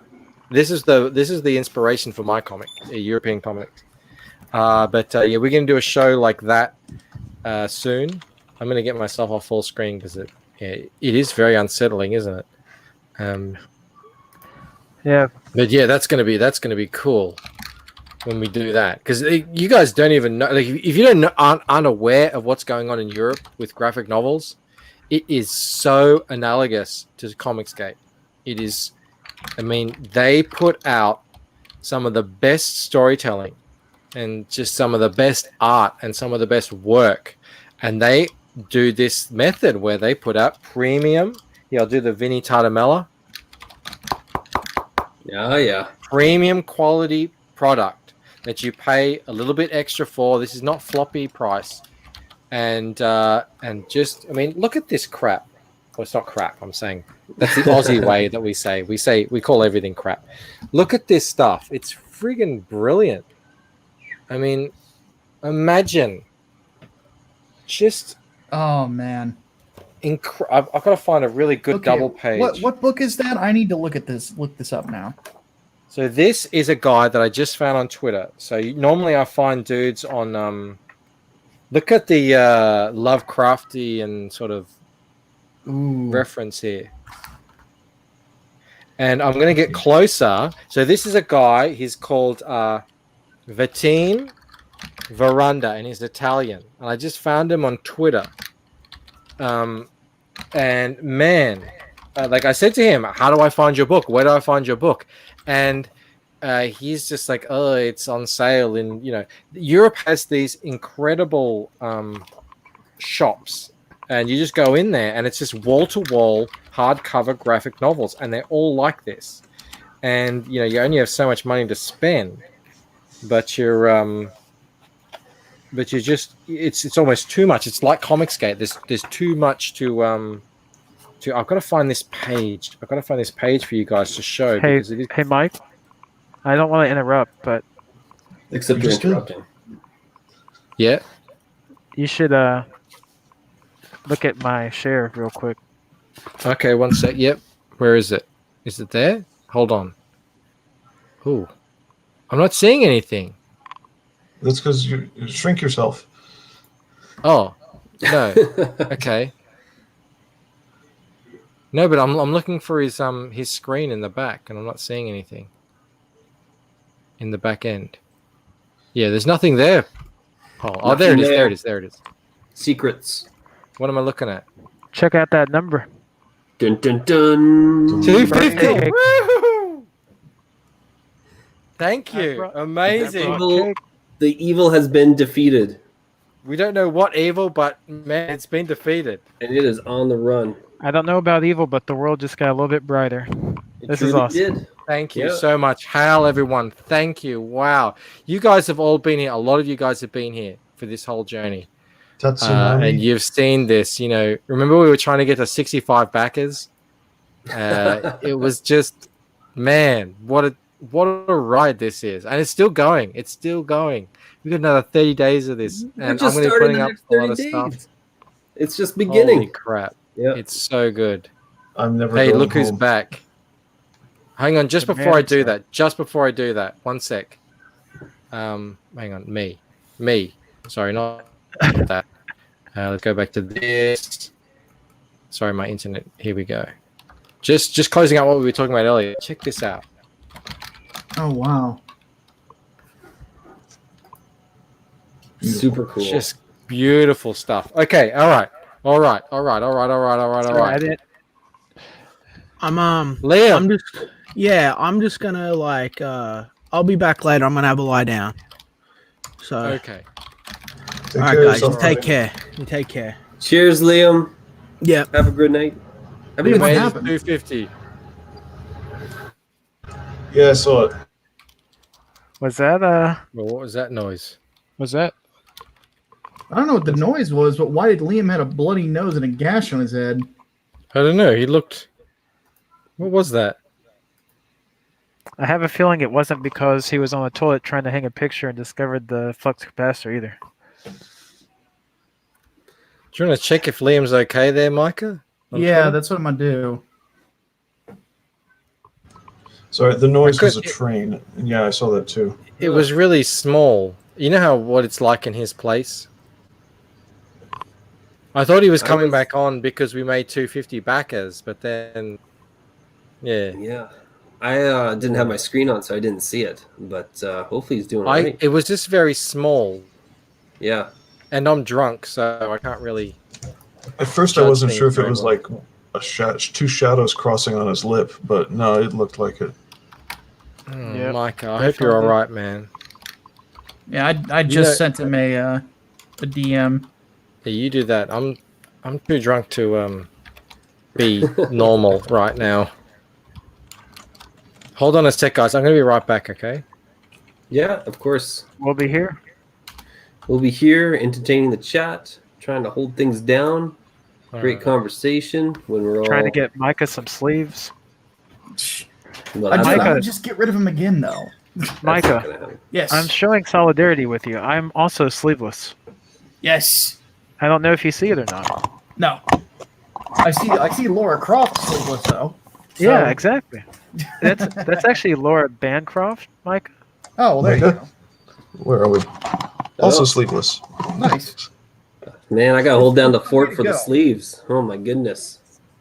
Sleeves Well, of it's getting plenty. warm out there, man. That's when it's best. I mean, because when it hits the colder months, all I do is throw a sweater on. Hopefully pants too. I just throw a sweater. Hey, Micah, about the Meta Barons. Yes. Not to get into it too much. 2 years ago, I saw them. I thought it was beautiful, and then I didn't know where to start until I found like a listing, and now I've never caught up. There are a ton of subtitles, but I see it looks like it started in 2000. Correct? Yeah, there's a giant like hardcover edition that you Okay. can get it, and if you go digital, I know they're all collected together in one edition on Comixology as well, which is how I first read it. Okay. And the weird thing about it was, like, my history with the Meta Barons is that about, oddly enough, it was while I was writing the first draft of Inglewood. I was working a security job inside of an office building, and there would just be a lot of time where I'd be at my desk watching the camera and things like that. So I would just I would have my camera monitor here and then the other computer like right here, so I could do both at the same time. And I would just work on, just write while I was there. And yeah, it was there that I took a break, and we were allowed to read stuff online. So I read the Meta Barons, and I was blown away by not just how good the art was, but the story was so unique. So yeah, at that point I'm like, man, I am definitely gonna have to start taking a look at some more European comics. I think the only other one I've read was this graphic novel that was like a prequel, like the origins of Elric of Melon Bonnet, and that's about it. So to your knowledge, are there any in here that are just spurious and skippable as for like we got Blood and Steel, Castica, something. There's an Ultimate Collection, of course, that's normal. Potent Warrior, Potent Killer, Path of the Warrior, etc. You know what I'm getting at. There's a specific order that they all come in, and yeah, to understand certain like what's going on down the line, you have to start from the beginning. Oh no, I'm sorry. That's not what I'm asking. What I meant to ask was, are there any of the little subtitle things that are really just skippable? I'm or not is it really all just good? sure. Is it just all good? I mean, everything that I've read of it was good, and I'm pretty sure that the subtitles are each like parts of the beginning because I think that they all reference a specific meta baron. I could be wrong though. It's been a while. Like I said, I just read I've only read the collected edition. Okay, cool. Sorry, that was 3 trains that just went by in a row. Like, what the hell is going on? Anyway, so then a question about Englewood, if you would. I screwed up my backing, and Okay. I got only the director's cut, and I Okay. should have gotten a plain version as well. So I know you're going to overprint because you want to deal with like errors or ones that get damaged and stuff like that. If there are any after you deal with all the crap, if there are any left. Okay, somebody's telling me, Antoine. Oh, thank you, Antoine. The Meta Barons is one story. These are just chapters. All right, great. Read everything. Got it. Anyway, so are you planning on doing a second chance with any leftovers that you have? I haven't made a decision on that yet. It's possible, or we might just wait until everybody has their books in, and then just offer them by direct order. So you can just like send whatever dollar amount to me, and then we just go ahead and ship it out to you. So Cool. Yeah, I'll wait till all the haven't- fulfillment is done and all the noise is done, and then I'll come begging at your door for There you like go. a regular version. Yep. So yeah, and yeah, I'm still thinking about possibly doing a stretch goal for the next book where we add it to it because I don't want to I want those books to be special, so I don't want to do another printing in the future unless it's like way down the line. Okay. So Cool. And thanks, Antoine. What's And, Antoine saying? we were talking Meta Barons, and Blue Samurai wasn't quite sure of how the order went. So Yeah, I really want to at least check some of it out before I go on stream, so I'm not a complete like noob lost in the dark to know what they're talking about, because it does seem very deep. I've just reached out to Liam on Twitter. I don't know. I mean, if my wife went back and looked at the video. Yeah, he did have blood on his head. So if he's thinking of lying down, you know what it's like. Every time you he have a streams, concussion. there's like fighting out in his street wherever he's living. If Yeah, he's he got was a concussion, he shouldn't be lying down Can't lie and down. going to sleep. Yeah. He was pale. That was weird. Yeah, I hope he's all right. yeah, me too. Michael, I just Back wanted in. I tell you, you can't let him out. interject real quick and give a shout out to Tetsunami, who was your 250th backer. Oh yeah. Oh yeah. I think Hal that's the second Tetsunami. time. Hail Tetsunami. Friggin' Hal Tetsunami. Man, we see you, brother. We see you. Yeah, absolutely. Absolutely. Thank you so much, man. Yeah, it's I don't know. I mean, it's what it's like. Liam's streams are always interrupted by craziness out in his street, and who knows? Like, there's he lives in a pretty rough place, so he's trying to get out of there and get back to his other house. But we It all doesn't sound pleasant. No, it doesn't, and I hope he's okay, because we all love Liam, and what he did tonight was pretty incredible. Absolutely. And I will have a lot of fun going back tomorrow and watching that freaking streamception that he set up.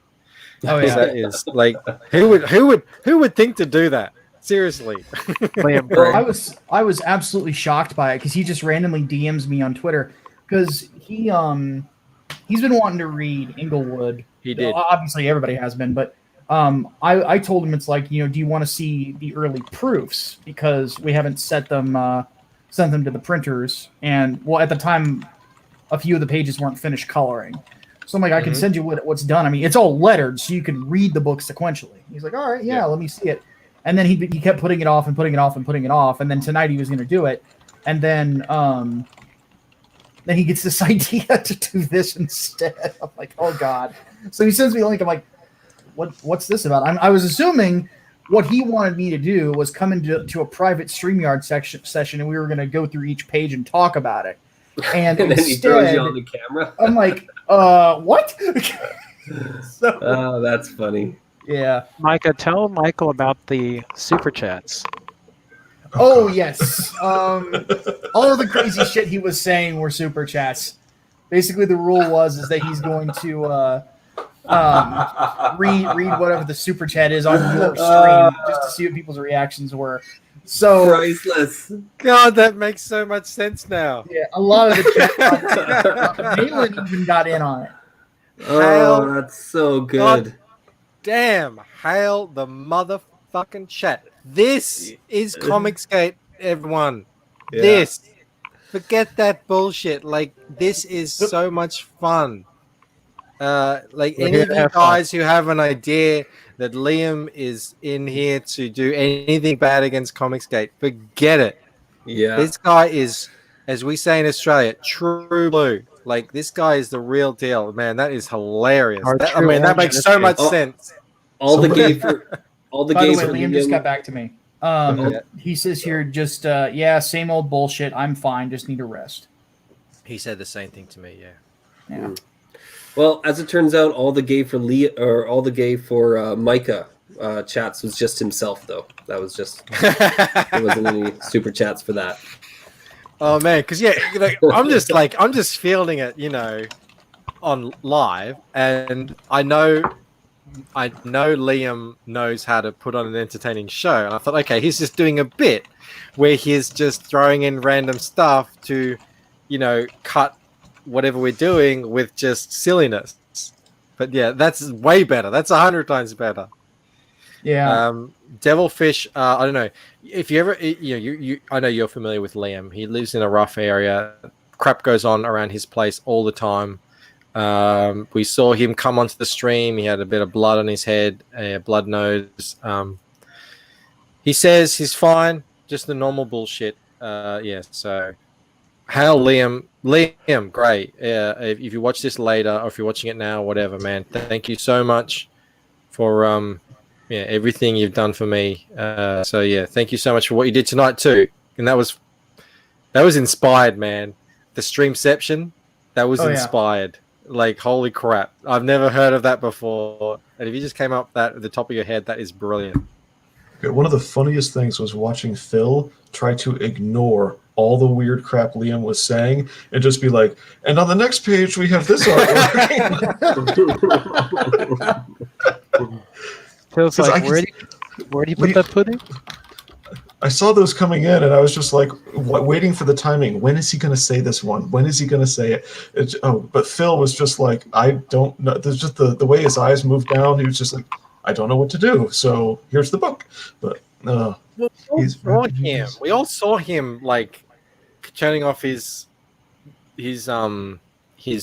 thing and muting himself. And then one time he didn't mute himself. So he was on camera and I could see him talking, and he'd messed up and he forgot to turn his camera off. And I said, Liam, if you're trying to talk, you're muted. So he was obviously doing that. So that is brilliant. That's too brilliant. You know what else Liam has in common with the other Orange Man? What's that? They both don't drink. Oh yeah, that's right. Really? Is that true? There's I a didn't know connection. that. I did not know Trump that. actually does not drink. Like ever? Ever. No. He And had how long's that been going on? most of his life, because he had an older brother who was a really bad alcoholic and lost his life because of it. Oh, really? So Okay. He's strictly against it. Yep. For himself. Yeah. Yeah. Just as an Australian, it's been such a bizarre thing to watch the whole Trump thing play out. from our point of view.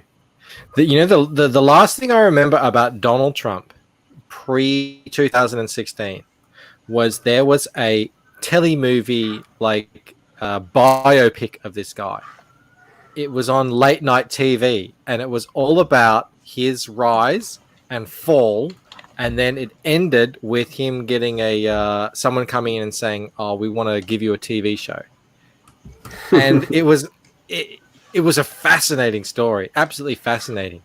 And I mean, just speaking for myself, I'd always thought Trump was a very popular person in America. With the TV show, and we didn't watch that show in Australia, as far as I know. I don't know anyone who's watched his show, and he was very popular. And I saw him in like rap songs, and he was just he'd been around on Oprah and everything for the longest time. So to see it happen the way it's happened has been a very surreal experience. This is my experience, like looking from afar at the whole here's thing. the thing about it is that he was very much popular before he started running for president. But the instant you put an R next to your name, there are some people here in America that just won't let. Suddenly, the instant you run for office, you are the most satanic human being ever. If you run against the Democrats, they will make you out to be evil, even if you're not. So yeah, it is one of those things where.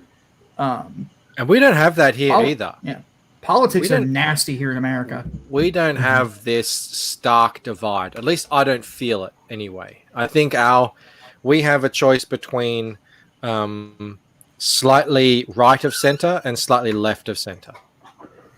So I just feel like everyone's sort of a bit of much of a muchness. But yeah, it's just a really funny thing. Sarah says, Jeffa gonna get the Lucent. 30 days. Yeah. No, we extended. Awesome. We were here and we extended. Thank you so much. So, you got 30 days left to get on top of it. Mm-hmm. Now it's time to see if politics sells comics. Let's. I don't know if we got into politics. I just thought it was an interesting observation. Yeah, about, it's just definitely a testament to my country. So. Let's see if politics sells comics. We were at hang on. I got to we were at 250. We were at. Yes, it does. There you go. There you go. Now we know the talk. secrets. That's how we win. Hey, there's that new Trump book that's just launched on Indiegogo. Is that a Tim Lim book? That's Tim. Yeah, that's Tim. I was actually. It's a collected edition, and the first one, he wrote me in as an innocent bystander that gets blown up. So. Oh, how does that feel? Ugh. Well, we it. We were buddies at the time, so I'm perfectly fine with it. Okay, so it wasn't like a dig at me or anything like that. There's other YouTube commentators that have the same thing happen. I think that I'm in Trump's Space Force somewhere too, but I never got around to reading it, sadly. So I have a copy. I was broke as a joke when it was I was broke as a joke when I don't remember seeing it came out. I have to look for you in there, Micah. Yeah, my reading stack is big, but if I find you in there, Micah, I'll get you a copy. Horace, you don't need to give me a copy. Yes, it's just I am. Why they're $5 on Antarctic? Really? I got mine from my local comic shop for $5. Yeah, it got reprinted with the extra stuff not in the back, so you just get the story. Ah, okay. Yeah, maybe I'll get it at some point. But but yeah, because like there are robots in Trump's Space Force called Aiden Paladins.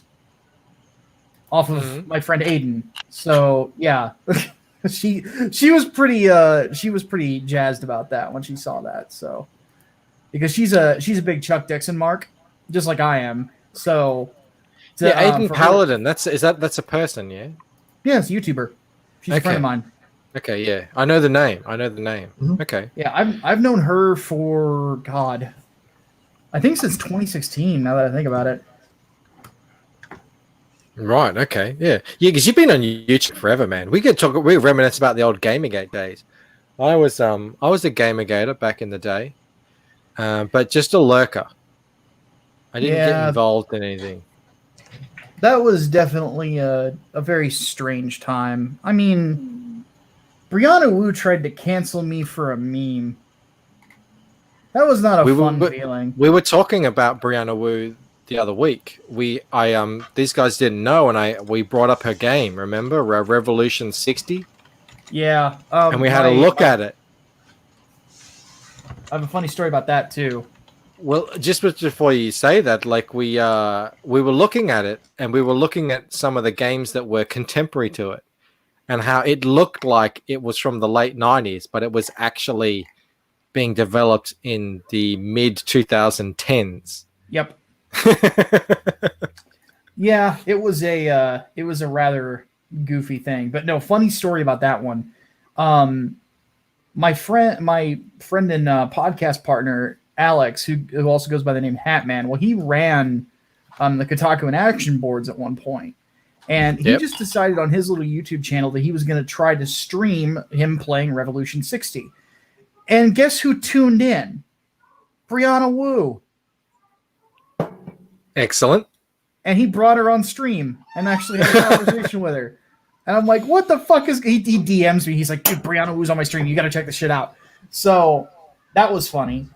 And then a little bit later, I did an article for Tech Raptor that we... at Tech Raptor, we had gotten like a bunch of shit said about us. I had done some articles as responses to a bunch of the antis, that Foldable Human guy, Dan Olson, and other stuff like that, and kind of picking them apart. And I had just noticed that they had been saying some shit about me, like, oh, he wrote for, he doesn't know what Death of the Author is, and I'm like, I know what the French means. Well, the French means Death of the Author, but it's Le Mort de l'Auteur, if I recall the pronunciation correctly. So, and I had read Death of the Author, so I knew exactly what it was. But anyway, I do this long article, just kind of picking that apart. And then the top of it, the header was a meme of Martin Luther King Jr. with his hand out, and it says, I have a Dreamcast, because he's photoshopped as holding a Sega Dreamcast. So, Brianna Wu tried to get woke Twitter to cancel me over that meme. Saying She that I does was not racist. like the Dreamcast, apparently. Apparently. I guess Brianna he's Wu not does not looking like for it. anything. Brianna Wu does not like Barbie doll-like characters in video games. Unless it's her video game. Except the ones that she put in her video games. Yeah.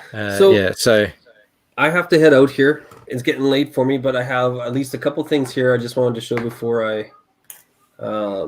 So, hey, Mike, do you see this? What am I looking at? What's going on? The share screen. Do you see that? Oh. So, for your victory, I'm sure that there's something significant to whatever the Lucent is about. She's falling off buildings. We're looking down from a height. I don't know. There's something. There's something there. There's definitely a lot going on in that image. Yeah. More than meets the eye, really. Yeah, or too much could meet the eye. Really. Yeah, I don't want to go blind.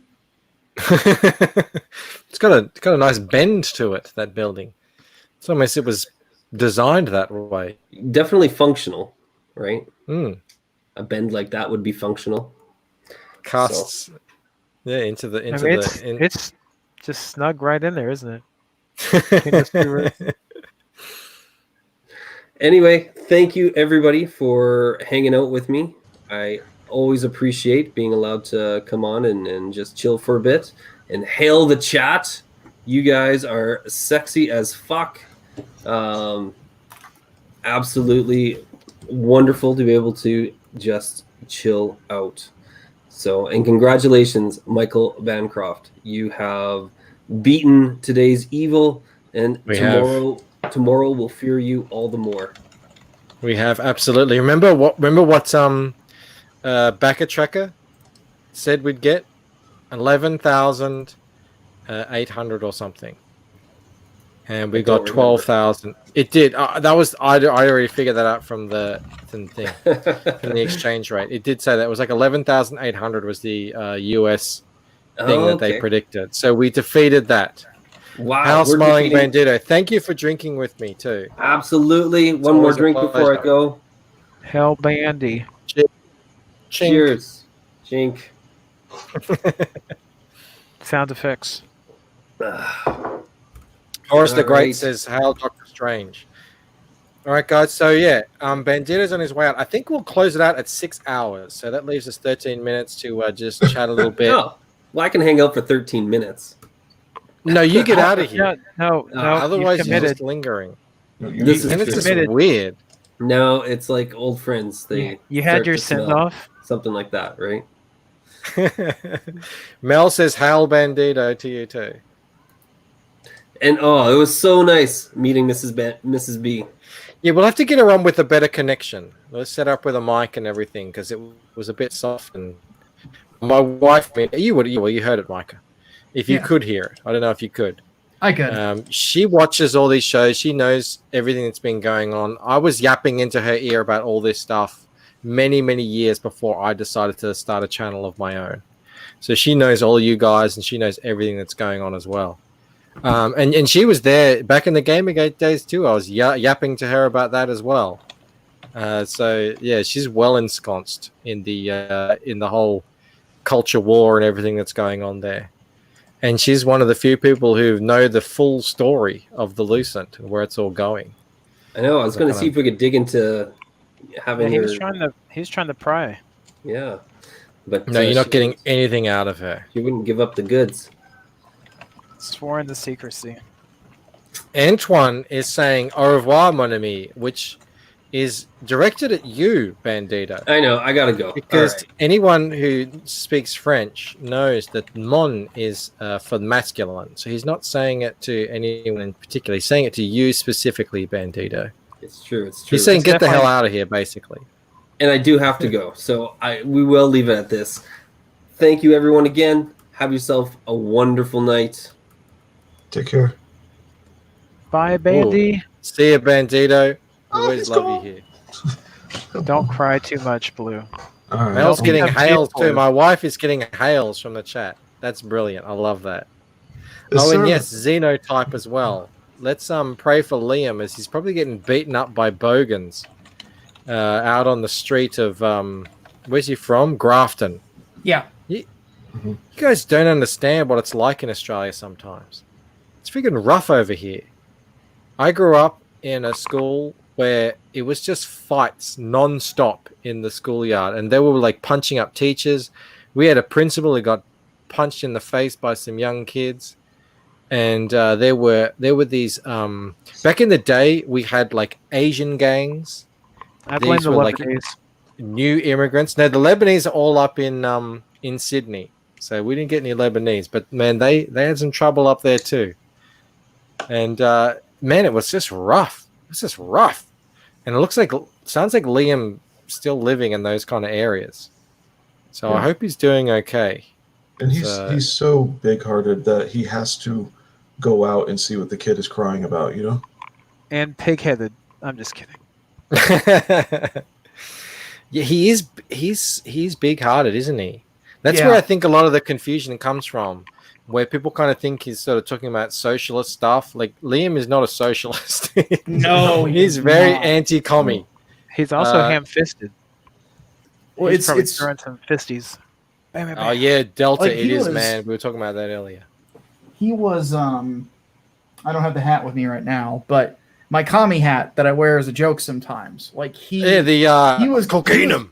Yeah, he was clearly bothered by it. He's like, "Get that shit off your head!"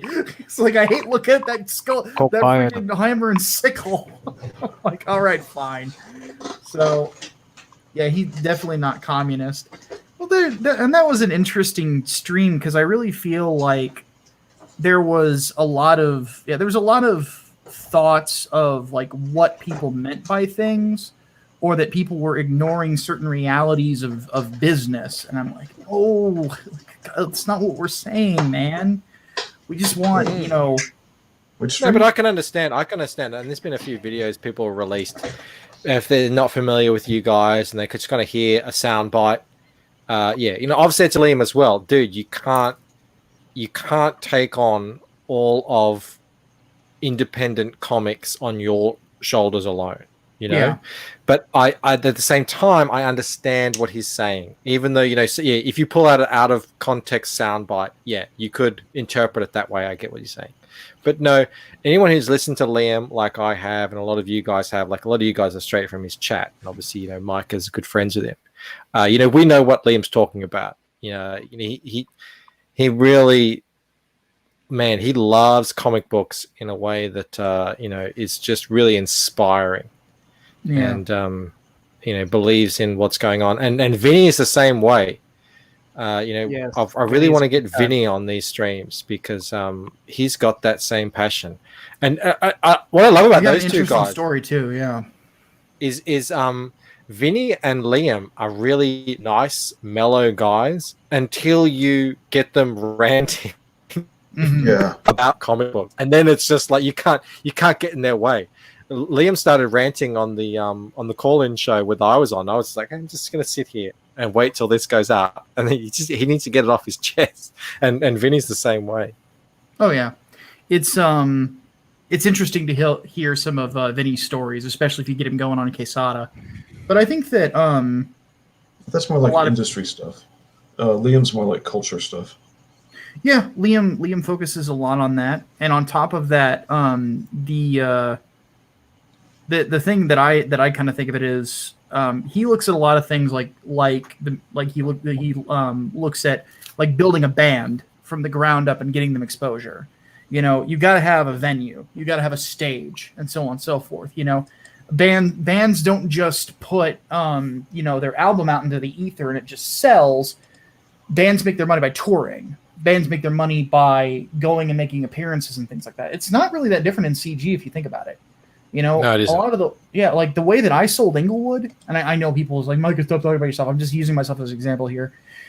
The way I sold Inglewood was going from stream to stream to stream to stream. But a better example is Wenger. Wenger had made 10K on Super Harem before he even appeared on Ethan's stream, because he went from stream to stream to stream to stream and talking about his book and made a ton of money that way. You know, He was crossing the streams. Yeah. You don't notice it until you do it yourself. And I've had that exact same experience. This is a game of inches, and it's 1 inch at a time. And I'm quoting Al Pacino now from that movie, Any Given Sunday. Yeah. It's the game of inches, and at the end of the day, it's the people who fight and claw for those inches that are going to win that fight, because you know, you count up all those inches, and that's how you win. Because, you know, almost exclusively every time I see a new backer come in, I get the email notification and I check the name. It's someone that I recognize from a stream. It's because you get out there and you talk to these people, and I know it's not necessarily face to face, but it's like face to chat. And I'm selling to you right now, and even if I'm not talking about the book, you know, you kind of get the measure of me, you know. Yeah. And that's the only way to do it. It's literally the only way to do it. And I get like yeah, you know, Liam will always bring up that some people just can't get on stream. They don't have the personality, they don't have the charisma, or they don't have the confidence. And you know, that is a problem. I understand that's a problem for those people, and it's a problem for comic books as well, because they could be very talented and they're not on streams, and that's, you know, that's an issue. I'm really so grateful. I'm so happy now to see that people like Rob Willis have started getting onto some streams, even if it's just a couple of them, because Rob Willis, in my opinion, shouldn't have 4,000 followers on Twitter. He should have 400,000. Yeah, he should agreed. have Hollywood you know, knocking down his door, and he should be knocking away 100, 200, 300,000 dollar offers from Marvel and DC. Just having to swat them away. Exactly. So you know, it's funny, because when you start talking about this stuff, people will interpret it. They'll interpret it the way that they want to interpret it. Yeah. And what I'm saying is, I am 100%, let me say this clear, I am 100% a free market capitalist guy. I believe that it's on each and every one of us to get ourselves out there at our most fundamental level. We are selling product. We are selling something. I'm trying to convince you now to part with your money. That's at the fundamental level. But there's also another side where a healthy, vibrant industry that has a future is one that helps out new people coming in, and and that's sort of what Liam is talking about all the time. And he gets really passionate about that, and he gets really orange, and he yells, and sometimes some people will take a 10-second clip out of that and kind of try and reinterpret it as him saying he's entitled or whatever. That's not what he's saying. Anyone who listens to him for a long time, like I have, knows that's not what he's saying. Yeah, I have yet to even find somebody that's a creator that is still in Comicsgate right now that I would say is an entitled person. I think that some people like to put that out there just to dismiss people. It's a thing where they just don't want to understand for whatever reason. And the fact of the matter is that the attitude of a lot of people that I meet is they want to earn. They don't want to be given, they want to earn. They want to come in and build something for themselves. All they want is that shot. And yeah, there are going to be some people that are going to come along and they're going to have a book and they'll go on a ton of streams and it won't move. And it will probably be their only book. That will happen, yes. But there's also going to be other people who you put them out there and then you get them exposure, and then all of a sudden they've got several books and they're making much better money than they were before, or they get paired up with a writer, and that the writer is the one of the two who is like the big personality, and then they go out and do all the marketing shit and all that, which yes, that is a reference to me and Preston Acevedo. Because I think that Preston obviously is an amazing artist. Rockabilly Road Trip is great. Doc Salem looks fantastic. 3 Nights, 4 Days, though, is trending right now with the amount of signatures that we have on the email list to probably do double of what Doc Salem has right now in a day. Excellent. Yeah, because it's like... Yeah, the way that I calculate it, because we have 311... signatures on the email list. Oh yeah, well yeah, if that's what you've got. Yeah. Yeah, it's like if they all commit to the secret tier, which is about $60 with shipping, and that's just assuming that they're all in the United States. That's $18,000 on day one. Yeah, you put together a good email, and with that amount of people, yeah, you'll do very well. Yeah. So and the cool thing about it is my colorist Oliver is like, he keeps pushing me. He's like, all right, tell him to get to 325. Then once I get there, he's gonna be like, get to 350. Get so on and so forth. That's the way it's done. Yeah. Horace brings up a thing here about Liam. He keeps telling it has to be better, but it's already a place. I see what he's saying here, and I've brought this up to Liam as well. I actually agree with you here, Liam. It's just a part of who he is. He wants it all to happen right now, and he will see when people get Xenotype in their hands and they read it and they start sharing it, and he will see that growth that he's sort of anxious for. Because you're right, it does take time. You said here, right here, have patience. It does take time. These sort of things, like the trust is not built overnight. You can't talk your way into this stuff. It has to be built on real things, which includes fulfillment and good storytelling and a quality product. Yeah, and there are no guarantees on how to get it done either. There's little things. There's no one way to do it. Yeah, there's no one way to do it, because let's think of this for a second. I'm going to pick on some people. All right, I'm going to start with me. Well, actually, no. I'm going to pick on Literature Devil.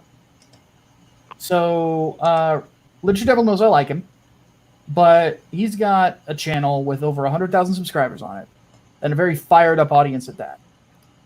And he did not crack 6 figures. In fact, I don't think he's cracked 50 grand yet.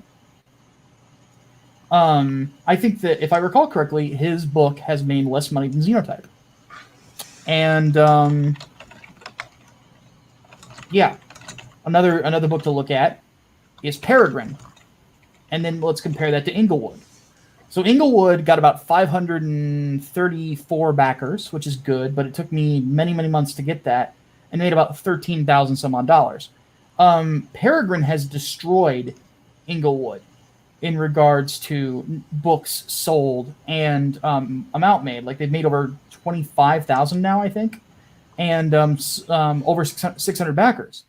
You know, like, and they have a much smaller channel than my old one. My old one sat at around 19,000. Theirs is like 1.25 thousand. You know, so there is kind of an equation, but there's also timing.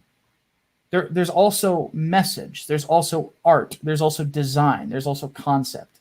You know, a lot of different things. It has to basically be the right book at the right time. You know, why did Raging Golden Eagle make as much money off of Blade Devil? Because he has an audience who love big anime boobs, and he offered them exactly that.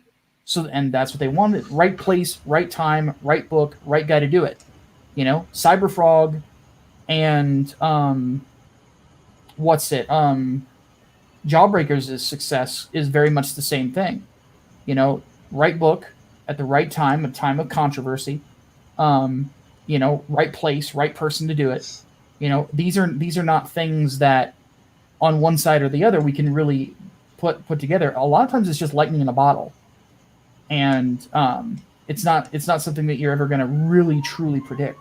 You just have to put yourself in a position to realize that there's not any one thing. Because I also disagree with Ethan on one particular thing, this idea that making people into YouTubers is going to sell a ton of comics too. Well, that's assuming that the people that are watching the videos want to buy comic books. Ethan's do, because it's based on a guy who is one of the most well-known artists in comic books, you know? Mm-hmm. But you look at... That's a good point. And here's it goes even beyond that. Go to John Malin, and then go to Anna's Vampirella cover. Now, whatever you think about Anna's Vampirella cover, because it's, you can like it or don't, buy whatever you want. But let's think of it this way. She has a huge, huge following on YouTube compared to someone like me, or even to John Malin. But John Malin, I don't think he's been involved with a campaign that hasn't hit 6 figures yet. But that's because John's audience are comic book fans. Anna's audience is largely Star Wars fans.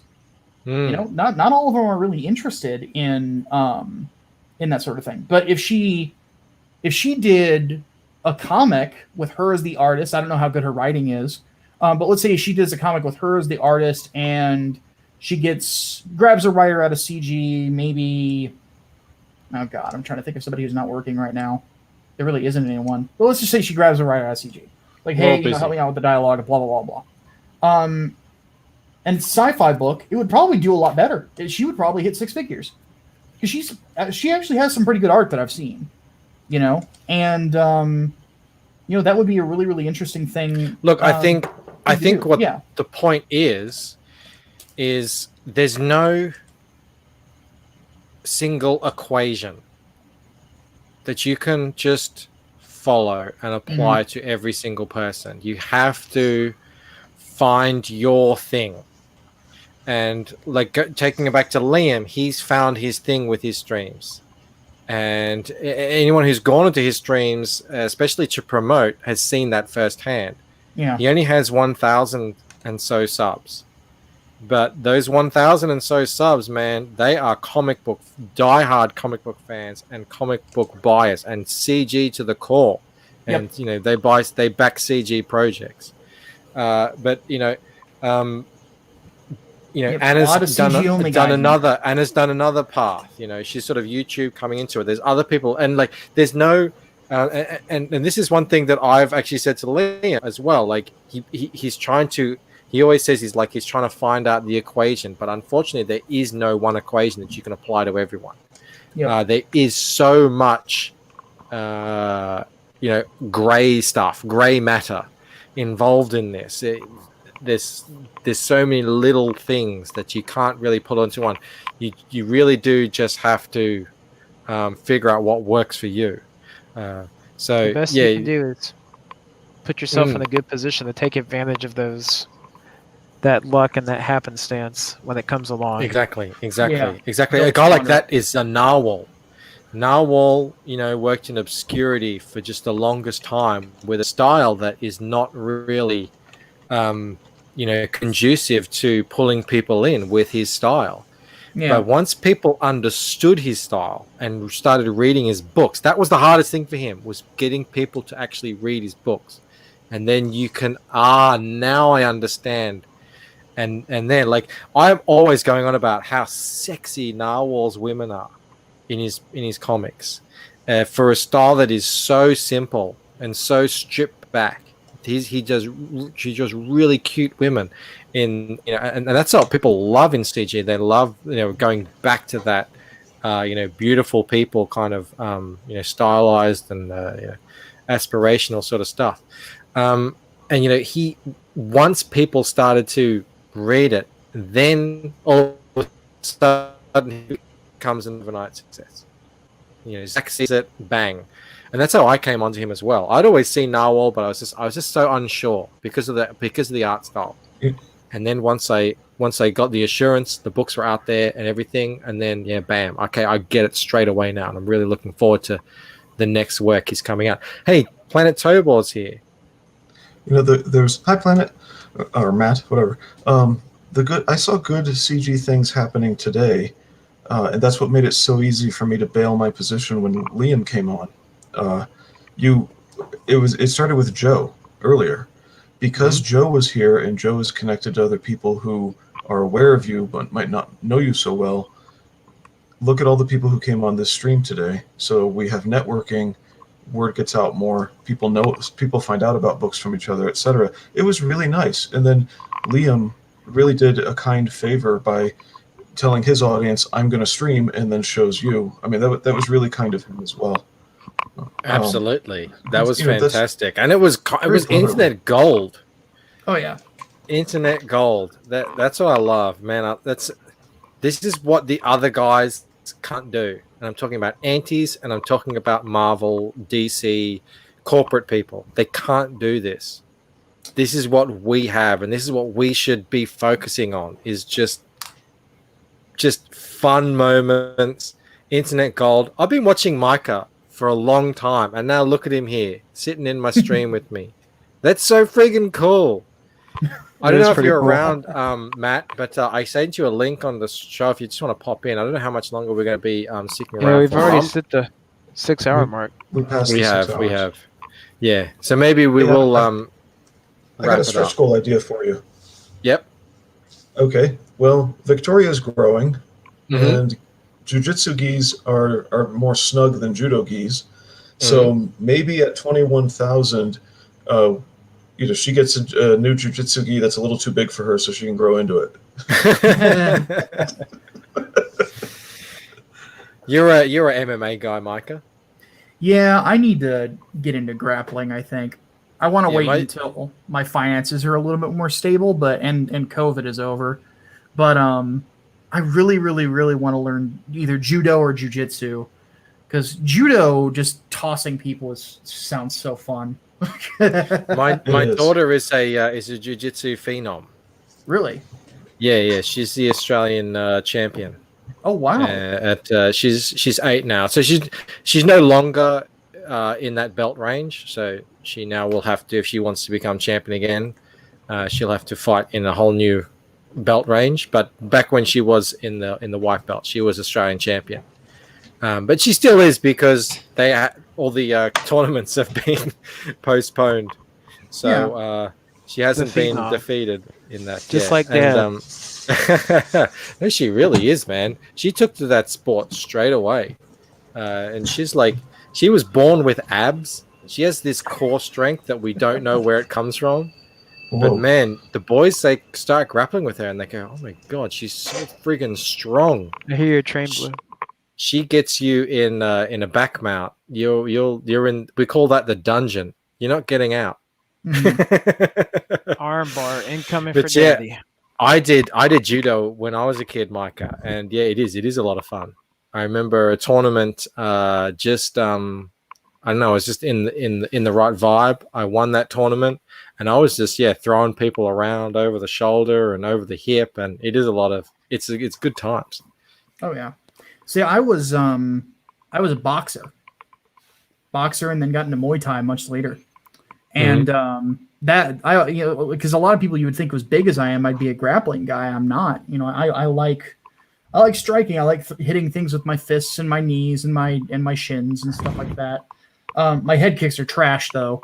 But and I don't really work them very often because my poor punching bag's not tall enough.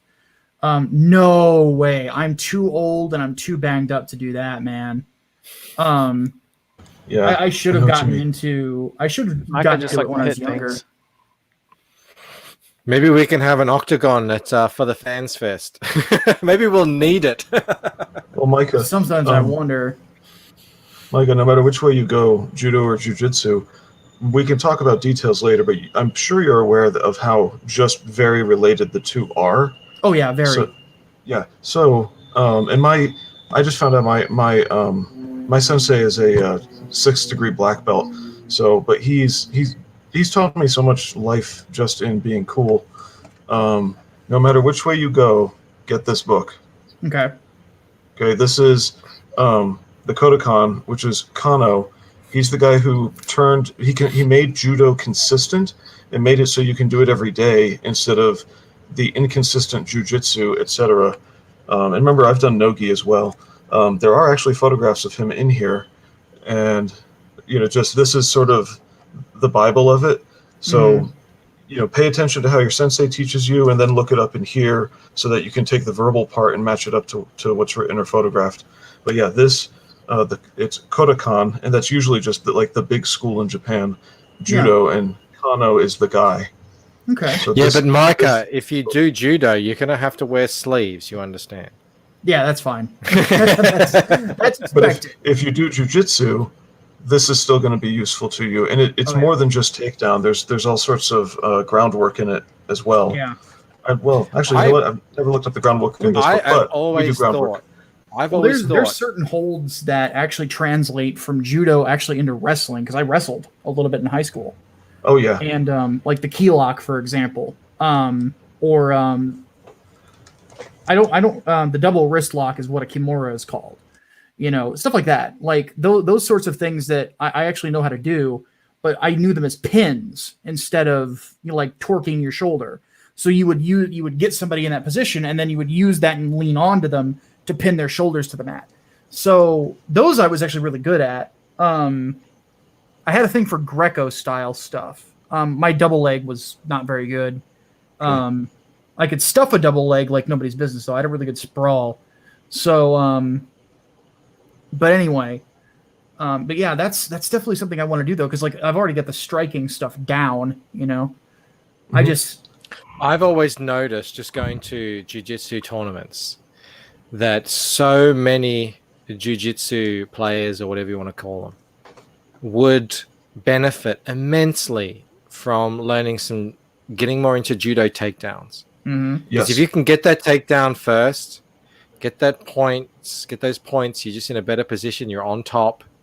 It's just so much better than a lot of what jiu-jitsu people do, which is I think they try and overcomplicate it or take a submissive guard position or something. But anyway, back to the Lucent. Tatsunami.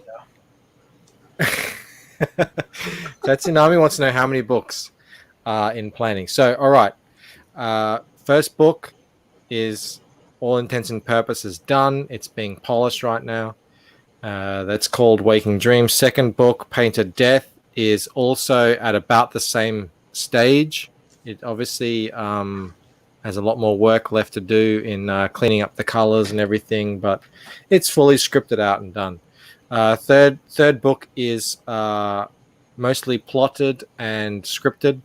Fourth book and onwards, up to about, now it's 6 books that I've plotted out for this arc, which is Ella. Imagine it's sort of something a bit like The Matrix. It's Neo learning about The Matrix, and then getting ensconced in the world, and then finally realizing his place in it, and then taking control of his destiny and all that sort of stuff. And then there's the sort of the end of the arc. That is over 6 books, but I know how comic books go. I know what comic books are like. Sometimes they usually expand rather than shrink. And if I want to add in more really cool fight scenes and stuff, that might be extended out to like a 7th book, just so I can show you more really cool fight scenes. Because a lot of the big sort of action stuff will happen towards the end when everyone is sort of out in the open by that point. You know, everyone is exposed, and yeah, they're all wearing it on their sleeves. Everything's on the line at that point. So yeah, I'd say like it's all plotted out across 6 books, but it could go out to 7.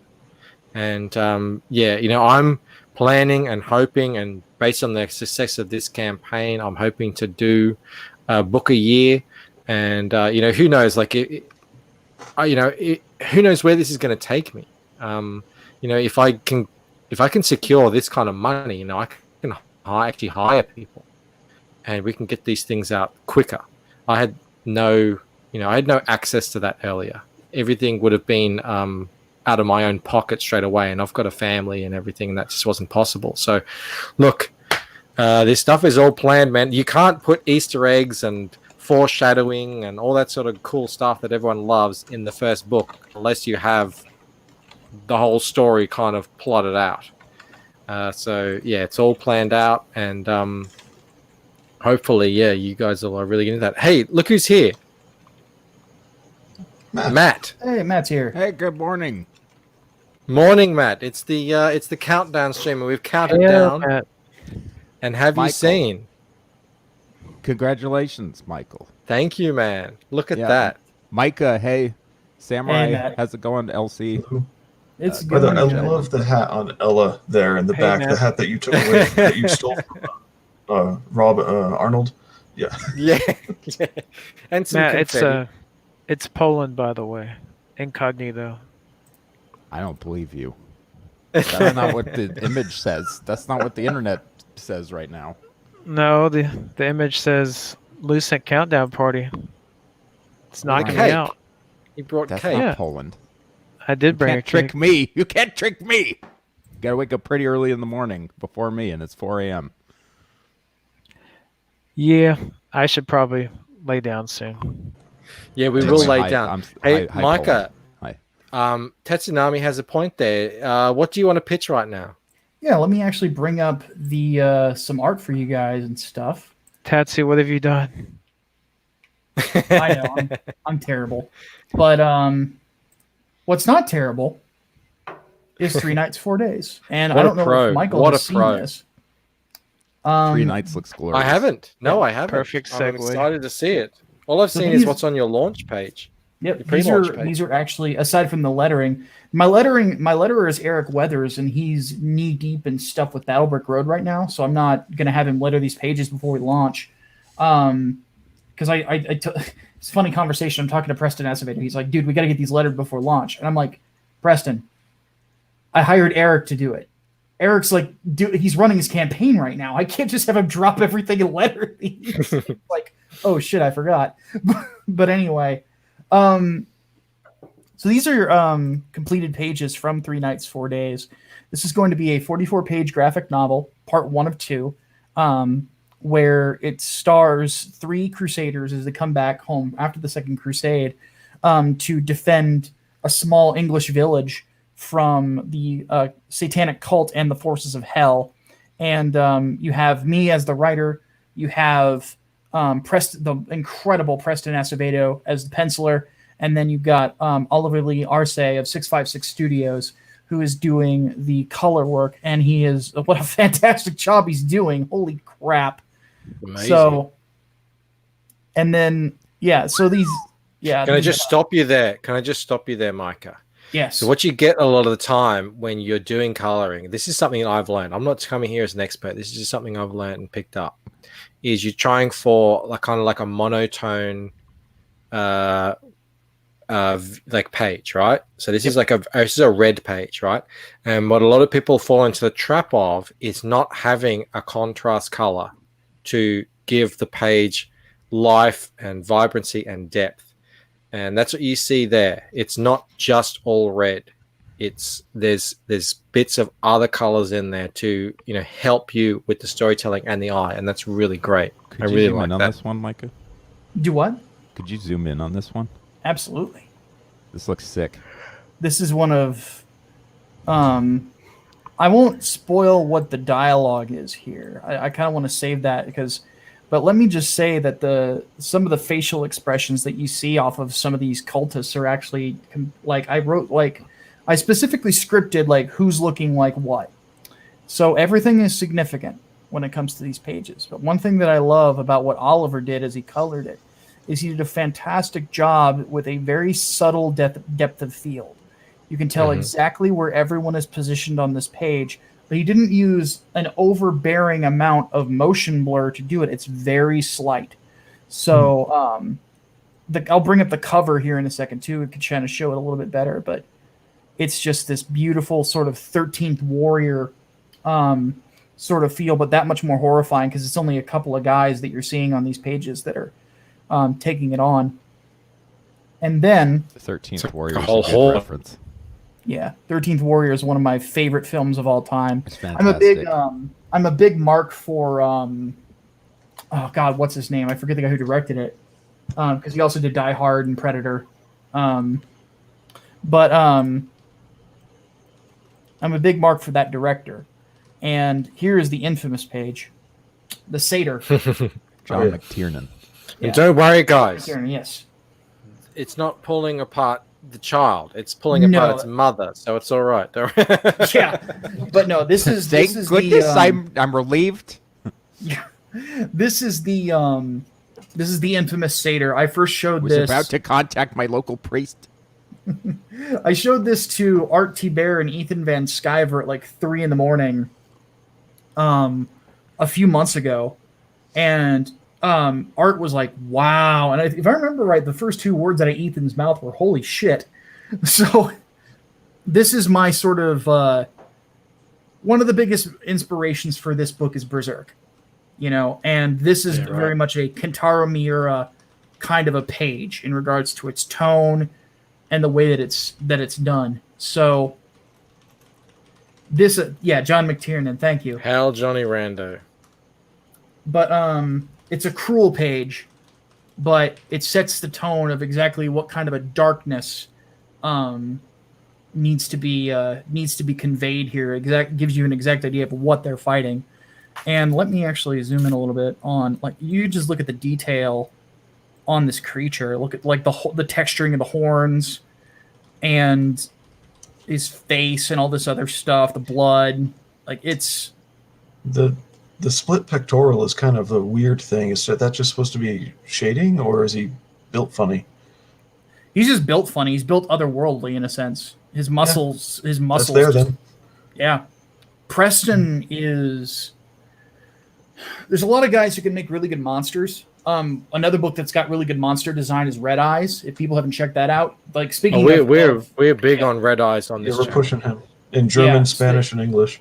Yeah. So speaking of like European comics, like he's really great, and we're gonna do actually a co-op cover with 3 Nights and Red Eyes. It's gonna be a wraparound. At least that's the concept I sent to him. So, but Preston, I think, is I don't think there's anybody better in Comicsgate anybody in Comicsgate who designs better monsters than him. And he sent me some other ideas for other stuff that we're going to be doing. And then for the follow-up book to this, there are even more demons in those other books that I'm working on, and I'm going to have him design all of them because I want his sort of a spin on this sort of thing, because he can make something feel just absolutely horrifying. The man was born to draw comics, but superheroes and monsters, he's amazing at both. So I'm specifically excited for this because I'm a sucker for knights and swords and monsters. Okay, Micah, I'm going Yes. to start negative, but don't argue with me. Hear me out. Okay. It's a When I compliment first- sandwich. Just take it. If you go back to the first page you showed with the 4 panels that are Uh-huh. diagonal, and then come back to the cover. There, sorry, the one with the. There you go. In the second one, I like. Okay, you can find when there's attention to detail, like in Slaughter Squad, on the cartoon when he pulls out the photograph of his mother. His mother has an ear tag, like a cow would. That's it. Yeah. You know somebody's paying attention to details. So the dude in the second panel on the right, in the background, with his head popping off, you know somebody's paying attention to details. So this actually looks really good. My taste for color in this, however, is that these greens, and this is where I'm going to go negative, but hear me out. I prefer, so we're talking preference, that these types of greens here would be a little bit more intense, less desaturated. Only when you look at the satyr, his gray skin makes sense. All of these look like nighttime scenes. Colors are different for that. And so since I've been looking at it for a while, okay, so we're done with the negative, it's actually started to grow on me better, where it makes more sense the way it is rather than I prefer things a certain way. And so, just by putting this art out there, I'm going, you know what? This really doesn't need to be more intense. It doesn't need to be this, that, or the other. I'm liking it. So anyway, there you go. Yep. So one thing I've noticed with Oliver and Preston is I have a writing style. Whenever I script something, it's very specific. Everything on the page is I'm very detail oriented. At least until I get to know the artist, because then if we're of a similar mind on things, then I don't necessarily have to be as detailed and I can get it done a little quicker. Uh-huh. But in this particular case, like what everything, especially on the colored pages, these are all like exact descriptions that I put of like these panels specifically. And then Preston actually suggested this here because we have the dialogue that's going to show up right here was originally up here. And he's like, why don't we just take one of these world balloons and then we move another one down here, because Dietrich's not doing anything anyway. Dietrich being this big son of a bitch. So yeah, and That's then good. like That's the red, this subtle red, you'll notice how the panel, like it gets more red the more that these guys come into frame. Yeah, that's the my glow. intention too. Yeah, that's straight out of the script. Basically saying is that the atmosphere feels different when these people are around. Because this is set in winter. So yeah, it is it's a great book. And if you guys are interested, see here's the full There of it the is. logo. If You know what I love about interested this is it all comes together, all of it. The composition, I like the logo, I like the colors, obviously, the art, just the whole design of the thing. It just all works for me. And I get what you're saying, Blue. Like when you see it like this, the colors do fit this sort of. How would you describe it? It's kind of. I wouldn't say it's soft, but it's just. It just complements the kind of age. It complements the age of the story, whatever coloring is going on here. And, It made me realize that things in this world are more worn than they are new. And if Now, you notice, whether it that's kind of what looks. he intended, I don't know. It kind of looks like a kind of like a monotone-ish kind of cover, but if you get in there, there's lots of different color in there, and I really dig that. Let me show you kind of what I meant by like the depth of field, even just slight little bits. Compare the sharpness of this guy here to this guy in the back, and then even compared to this night, it feels like you could almost format this as like a 3D cover.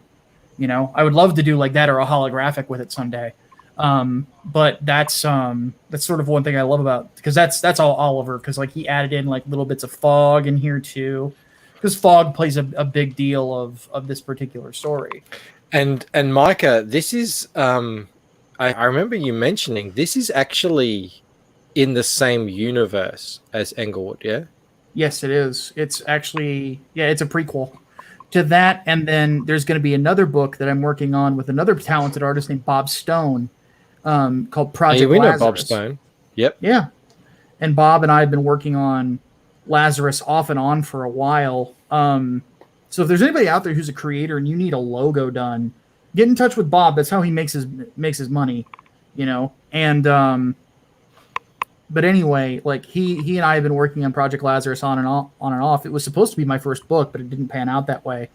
But this is a prequel to that, and this actually sets the stage for that particular book. So, and then Peregrine, I'm gonna also be doing a Peregrine Inglewood crossover after Peregrine Fulfills. I don't know if we're gonna launch that on my platform or on Graded's. We haven't decided yet, but that will also tie into it. And one thing I was actually really humbled by was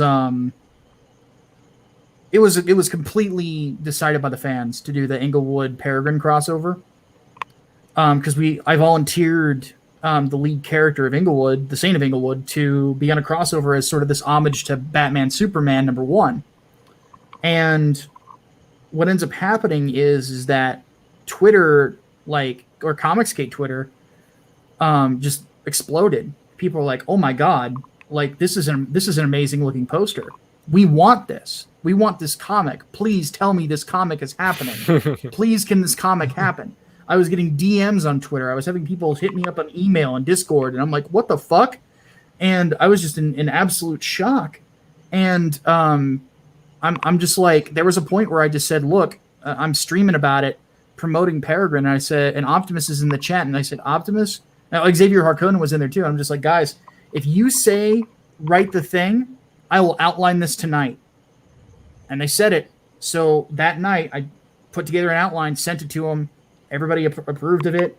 And I was talking to Scott McCullough, who's one of the creators of Peregrine. He goes, "You are one of the only people in Comicsgate I could ever trust with this character." So that was very big. That's so cool. This is what I love, man. This is unexpected, unscripted, just of the moment, and the fans are fully involved. You couldn't have planned that. It had to involve all those moving parts, and that's what's so precious about what we got going here. And this is so cool. I hate to love burst your bubble, Micah, but I absolutely missed a set of streams of yours and missed some. I'm following the wrong people on Twitter. So does that cover or poster exist somewhere? And do you have an image of it? Yes, actually. Yeah, I've seen it around. Yeah, I will pull it up real quick. So the art on this is done by if one of the mods could actually link the mailing list for 3 nights, I'd greatly appreciate it. And then Peregrine as well. Would be awesome. But let me the pencils and inks were done by my artist on Inglewood, Brian Martinez. Been working with Brian for a while, and he has come leaps and bounds as an artist since we started on the first Inglewood book, and his work is so freaking good now. Funny story about this poster. This, of course, is a poster okay, that one. Chicago. All right. Yeah, and here's the Sears Tower, and the way that this came together is I said, why not do an homage to Superman Batman #1, and then what I did was I said, well, if we're going to do this in Chicago, it has to have the Sears Tower, but you've got to have skyscrapers on both ends. So I said, okay, here's what I'll do, because I knew that I had seen this kind of a view before somewhere in town. So I got on Google Earth. I was actually thinking about driving up to Chicago and just walking around downtown all day taking photos, but the COVID thing had started. So I'm like, I can't do that. So I just got on Google Earth and just went on certain street corners that I knew and just looked up to see if I could find it. And I found the exact corner. I told Brian, I'm like, this is where it is. This is where it's got to be. Such and such. Here's the original cover. Get rolling, brother, because I think this is going to look really good. And then lo and behold, you get this. And anybody who backs Peregrine, you get this poster for free. Oh, nice. That's cool. Yeah. So, Micah? Yes. That was a cool story, bro. and I mean that honestly, because it will be the last story I hear tonight, because I need to retire. Get out of here. My bed beckons desperately. Well, thanks for pulling that up, Micah. I had seen it, but I didn't know all the cool things happening. I love you, Poland. Poland. Thank you. You've been You an guys absolute too. trooper. I'll speak to you soon, man. Michael, Thanks I so wouldn't much have for rather being been anywhere else for hours on end. So I was glad I got to witness this. It was fantastic. Hail everyone. Hail the chat. Congratulations again, Michael. Pleasure having your wife join us. Grace us with her presence for a few minutes. That was awesome. So we'll do it again Thank soon. you so much. Sweet Thank you dreams, so Bourbon. much. See you, And man. I can't promise cake next time, though. It's all right. You're good enough. Thanks. Good Somebody night. asked Hail. about the background of the demons. Yep. So here's Tatsunami? here's something that I kind of threw into this. In my universe, there are two kinds of demons. There are fallen angels, which are the original angels that fell from heaven when they were cast from there during Lucifer's war. And then there are lower level demons, which can become stronger. The thing about demons in my universe is that their forms come from the nightmares of human beings. So that is why they're able to take the shapes that they're able to, is they're things that we see in our heads and that we're scared of. So that is how I kind of came up with this idea of being able to have like regional demons and things like that. So yeah. This is so funny. Yeah, thanks, Micah. That's really cool, man. This is an incredible looking book, and yeah, I'm really happy that you're here to show this off, because yeah, I've been having my eye on this for a while now. I didn't get to do my Comicsgate corners as much as I used to, but I remember talking about this one, and it definitely caught my eye. And I love seeing this coloring on this page here. It's really cool. But apparently, Ethan has just stopped streaming. Ethan has just stopped screaming at everyone. No, he just stopped streaming, and yeah, we're still going. And apparently, a whole bunch of people are coming in now from Ethan's stream. So, hail everyone! So we got to Perth. Zaid is back. Hail Zaid. He was here at the very beginning. Yeah, man, we're still going. And who asked here? Where is it? Was it Alex? Alex, a very good friend of the channel. What are we counting down to? End of the world? Yeah, no, not really. I know it might seem like that, especially in the US right now, in some places, but no, it was the countdown to the first 30 days of the Lucent, and we've had a party here. You can see here I'm all in my party outfit. People have gone, and we've been doing this a long time, man. We're going on 6 hours and 40 minutes. I can't believe it. How you feeling? And I'm feeling drunk. Can anyone tell? You're still? And man, we started. I can't remember what number we started at, but the Lucent is up to 251 backers, and that is a number that I didn't expect to see ever.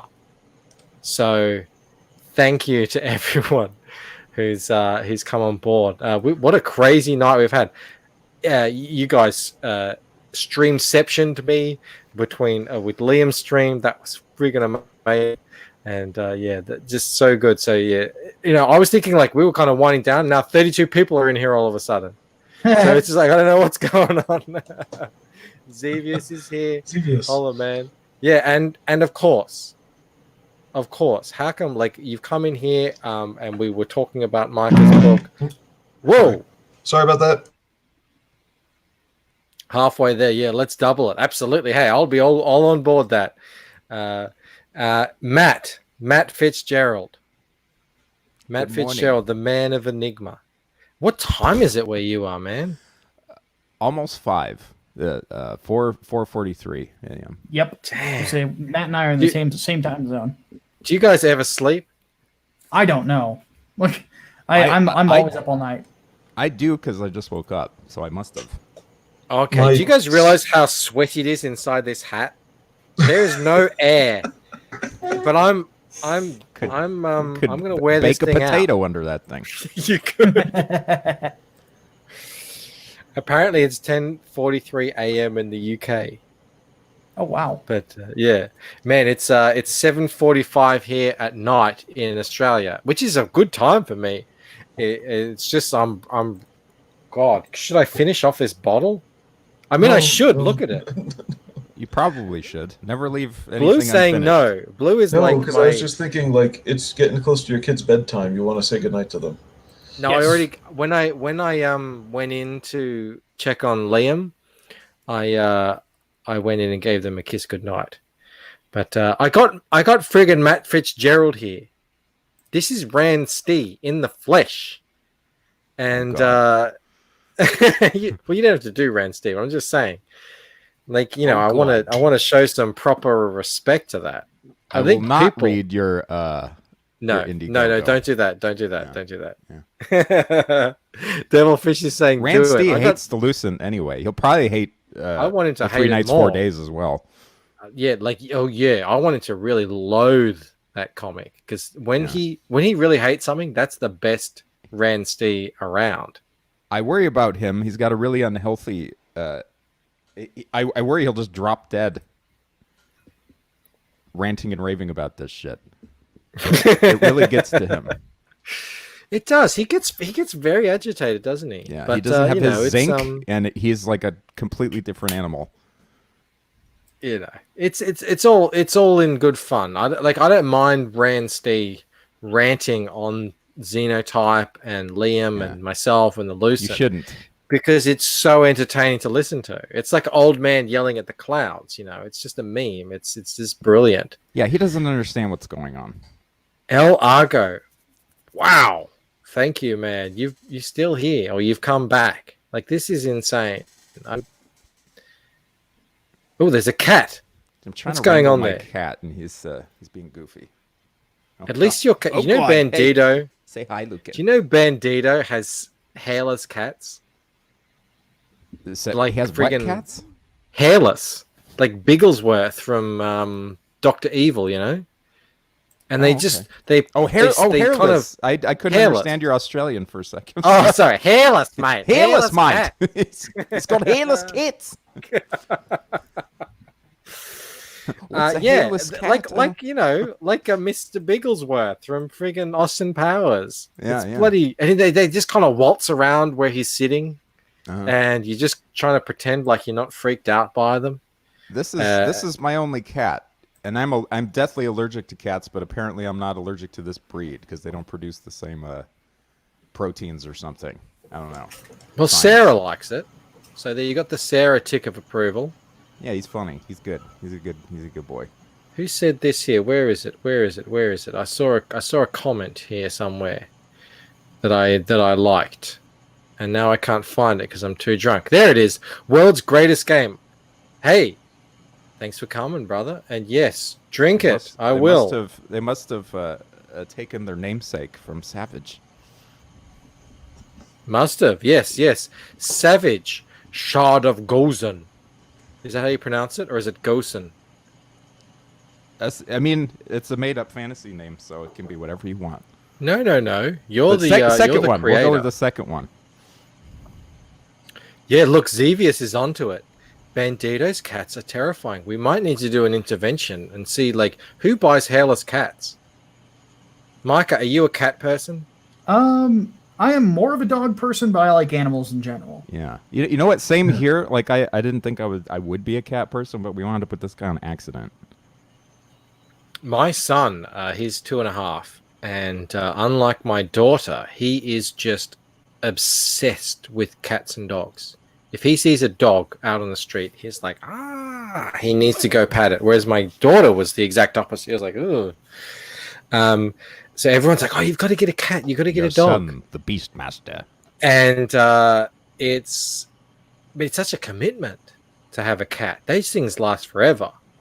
Oh, yeah. You know what? Why won't you die? The cat probably looks at you and says the same thing. I want you die. No matter what I Get do. out of my life. Get out of my life. Yeah. What do you think about a rat? I've had rats are before. cool. Yeah, we've had rats. I think they're okay. We've had 11 rats. Holy Oh, shit. jeez. We had 2 rats. We got them from a pet store. I went to the I went to the rat website. They said if you want a rat, go to a reputable pet store. So I went to the reputable pet store and I bought two Not the other one. female Avoid rats. the other one. Yeah, it was a long drive. I had to drive all the way out to this place, and I went in there. They had a giant rat in a cage, like this huge, like freaking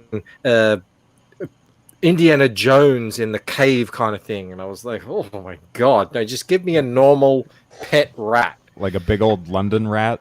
Yeah, I was like, it had teeth. It had teeth like my fingers. So can you imagine this thing biting into you? Yeah. No, so I just bought two normal, cute little, double the Civilized size of a rats. mouse, civilized lady rats. And we brought them home, and one of them was so nice. She was called Nibbles, and we called her Nibbles because she had a nibble out of her ear. Oh, okay. And A she was fighter, just a scrapper. and she was really intelligent too. I would give her tricks to do, like teach her tricks, and she would do them. The other one, Lily, she wasn't interested, or she wasn't smart enough. And Lily was a bitch, and she would bite, and she was just not a nice rat. And then she got really fat, and we thought, she's just a bitch. She's eating all the food. No, she was pregnant. Some stud dude in the pet store had obviously somehow weird copulated between the cage. I 'Cause like all the your boys in I the- like your hand signs for for Whoopi. two cages, and she's something's happening. So one day I come Bancroft home after hours. I come home because it was really hot. I come home lunch hour, and I'm like, I got to check on these rats because it's really hot, and there was blood everywhere. Oh no! And I'm like, oh my god, what's happened? Oh, no! okay, There's little jelly bean Yeah. rats all over the place. Snacks, we call those. If I had a snake, yeah. And I was just like, what's happening? What am I going to do now? So I did the only thing I could do. And that is, what's that, Matt? What did I do? Spread them on a piece of bread. No, I went to IKEA. What? That's equally unexpected. The only thing you can do. I bought a glass-fronted bookshelf from IKEA, multi-level, and I cut the bookshelves, the shelves, in half, and I put them on a hinge so they were ramps, and the bottom half was Oh, that's separated smart. from the top half. Yeah. And we had in our house a bookshelf, an IKEA bookshelf with a glass front. Yeah. And The rat 11 shelf. rats lived in there. They grew up, they an lived their apartment lives. complex. It was an apartment complex, but there were more girls than boys. So there were only 3 boys, but there were, how many rest of that? Like 7, 8 girls. So it was pretty crowded up there. We called it a goddamn target-rich environment. Because I knew those dirty brothers would be wanting to get in on those little sisters. And, those rats, they do not discriminate. No. And To them, it's Wincest. Wincest. Yeah, so we had these rats, man. 2 rats is fine. 2 rats is very manageable. 11 rats is that's part of your life now. Like, you're a rat person. You're not you're the just rat king. a guy. You're not just a guy with some rats. That's all you do. You're the rat That's man. it. Yeah. Like, that's the first thing anyone says about you at that point. Yeah. Oh yeah. You could charge admission to come see the Rat City. Yeah, dude. Well, I did. We had some parties, and some rat parties, and people would, first thing they would say is, "What's that odor?" Why No does it matter how many smell? times you clean it out, there's an odor. And with 2 rats, there's no odor. 2 rats is manageable, but 11 rats, man. Yeah, there's a pungent. 11's a company. 11's a crowd. Yeah. And dude, we gave away two to my sister. So it was just, man. But yeah, the boys would sometimes escape. And I'd kind of stumble out of bed in the morning, and I'd just see this thing on the corner of my eye, like, moving across the floor. They're just little black streak. Uh-huh. Okay. Oh, they've bloody got out again. And they go and find them. They were chewing on my PlayStation cords. Oh, bastards. Those bastards. Yeah, that's why I ended up getting rid of my rat, because she would get out, and there was one point I came home and I power on my computer and I noticed my speakers aren't working. Like, what the hell's going on? So I look back behind the desk and all of my speakers have been the cable's been gnawed through. And I'm like, honey, we're getting rid of this damn thing. Anything. They could chew through concrete with those teeth. So we got rid of Sarah. No, it didn't stink. It was just a must. It was just like I didn't like it, but it didn't stink. You know, it wasn't like you walk in the house and you're like, oh god. Yeah. Rats are actually very clean creatures. They're sort of obsessively clean. Yeah, they. But still, they're like little raccoons. 11 is just too many. Don't do 11. Yeah, there goes my plans for. Unbelievably, giving away baby rats is very difficult. People have a stigma against rats. They don't like them. They don't like the tails. But I'll tell you this: baby rats, but after they get their fur and before they turn into adult rats, they have a little their snout is very flat. They are the cutest friggin' things you've ever seen. They're so cute. But even then, it's hard to it's hard to give them away. People don't want rats. I don't know what their problem is. Yeah. See, I remember I got into an argument with my ex-wife when we had to give the rat away, and she's like, "But I don't want to get rid of her." I'm like, "Honey, look, it chewed through my property. I don't want to have to buy more of it. Either you get rid of it, give it to our friend who wants her, or I'm going to the pet store and I'm buying a ball python." That's one way to deal with it. Yeah. And then they duke it out. Whoever living wins. Vacuum cleaner. Yeah, and she's like, and she hated snakes, and I like snakes. Quite a bit. I love snakes, and my wife loves snakes. Snakes I've handled them before. I've never handled a poisonous reptile. My wife really likes reptiles. Yeah. Yeah, but I've handled. Your wife likes a snake, Matt? Things like that. So she likes a goddamn python. She appreciates. And she gets one too. Actually, its name is Betty, and it's. Yeah, it's Oh man, it was an interesting time of my life. I was the rat guy for a couple of years, and interestingly enough, the first 2 rats that we bought, one of them that was pregnant, the other one that we loved. I'm just giving everyone the finger there. I didn't mean that. You bastard. You bastard. Yeah, Finally, Nibbles. his true feelings the one the one I told you about with the nibbled ear. Yeah. She was the last one to live. So she was the auntie. All Survivor. the children died.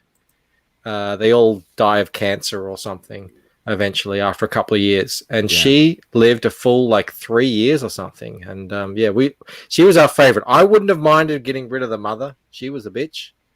I mean, I appreciated her. She was the mother of my children.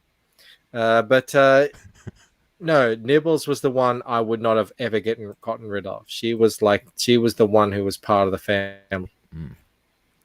Rest in peace, Nibbles. Rest in peace, Nibbles. And I buried them all with a little flower in the backyard of my old house. So if someone ever wants to redo some of the garden out there, you might find some interesting rat skeleton. Yeah, here lies Nibbles. Yeah. This Lucent campaign is for you, Nibbles. Pythons are pretty cool too. I mean, they make good pets. In the dorm, my roommate got a python, and it was I don't know, 12, 15 inches long. It was a baby for whatever type it was. So I'm doing homework one day, and I got my hand somewhere, kind of like that. Yeah, I got my hand somewhere, and he pops up over my desk, and he starts hunting, and I wonders what's he doing? My thumb was sticking up, so he saw only my thumb because he got bad vision and can only see heat. He was gonna hunt my thumb until I moved my hand and it turned into this giant thing, But yeah, those little snakes are really cool. Yep. Yeah, So they this is have me really with cute my heads. Oh yeah, this is me with my stepsister's ball python, and most of him is on my hand. and my stepmother was horrified by the fact that I was able to handle him. And one thing I told her is I said part of the reason that I would stay behind with my biology teacher after school was actually to help her feed the snakes.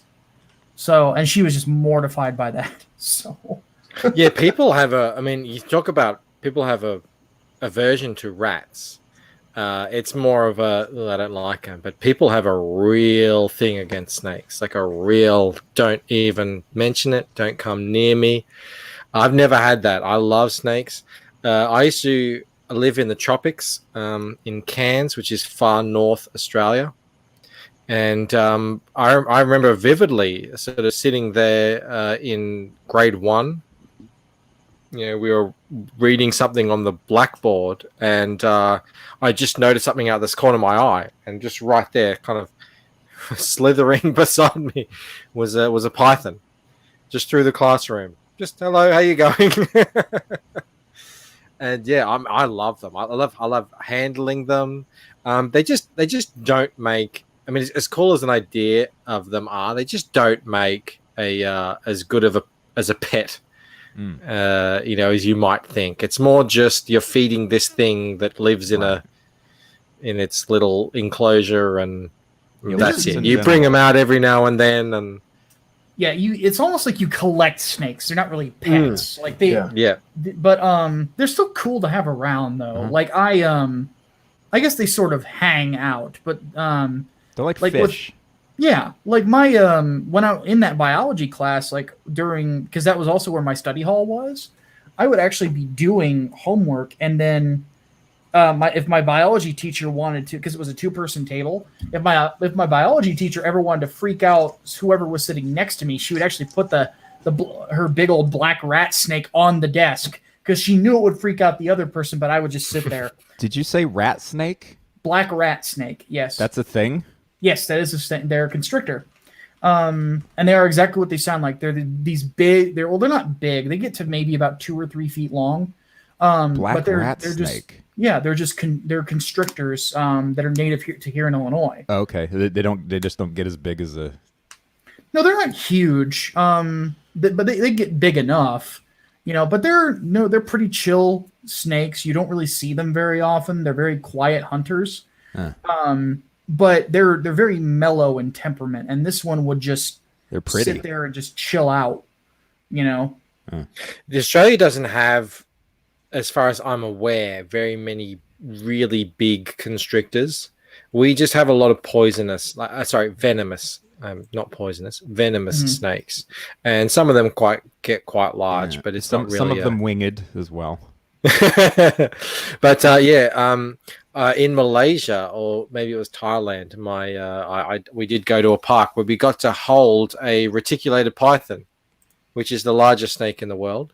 Yep. But it was just a baby. But even so, a huge thing. Monsters. And it's you kind of grasp it like this, and it just sort of starts to naturally just sort of reticulate, just wrap itself around you a little bit, and then the handlers have to kind of pry it open, and man, what a beast of an animal. We don't have anything like that, I don't think, in Australia. We have a lot of really hyper venomous snakes. And they're around. You got to keep out for them. You got to keep your eye out for them. Devilfish says Cairns is beautiful. Yeah, this is where I grew up. I was moved to Melbourne when I was 7 or 6, and so my early childhood memories are from Cairns. It's a beautiful area. It's very tropical. You can just sort of off the coast of Cairns, you go out to islands, and it's like a paradise.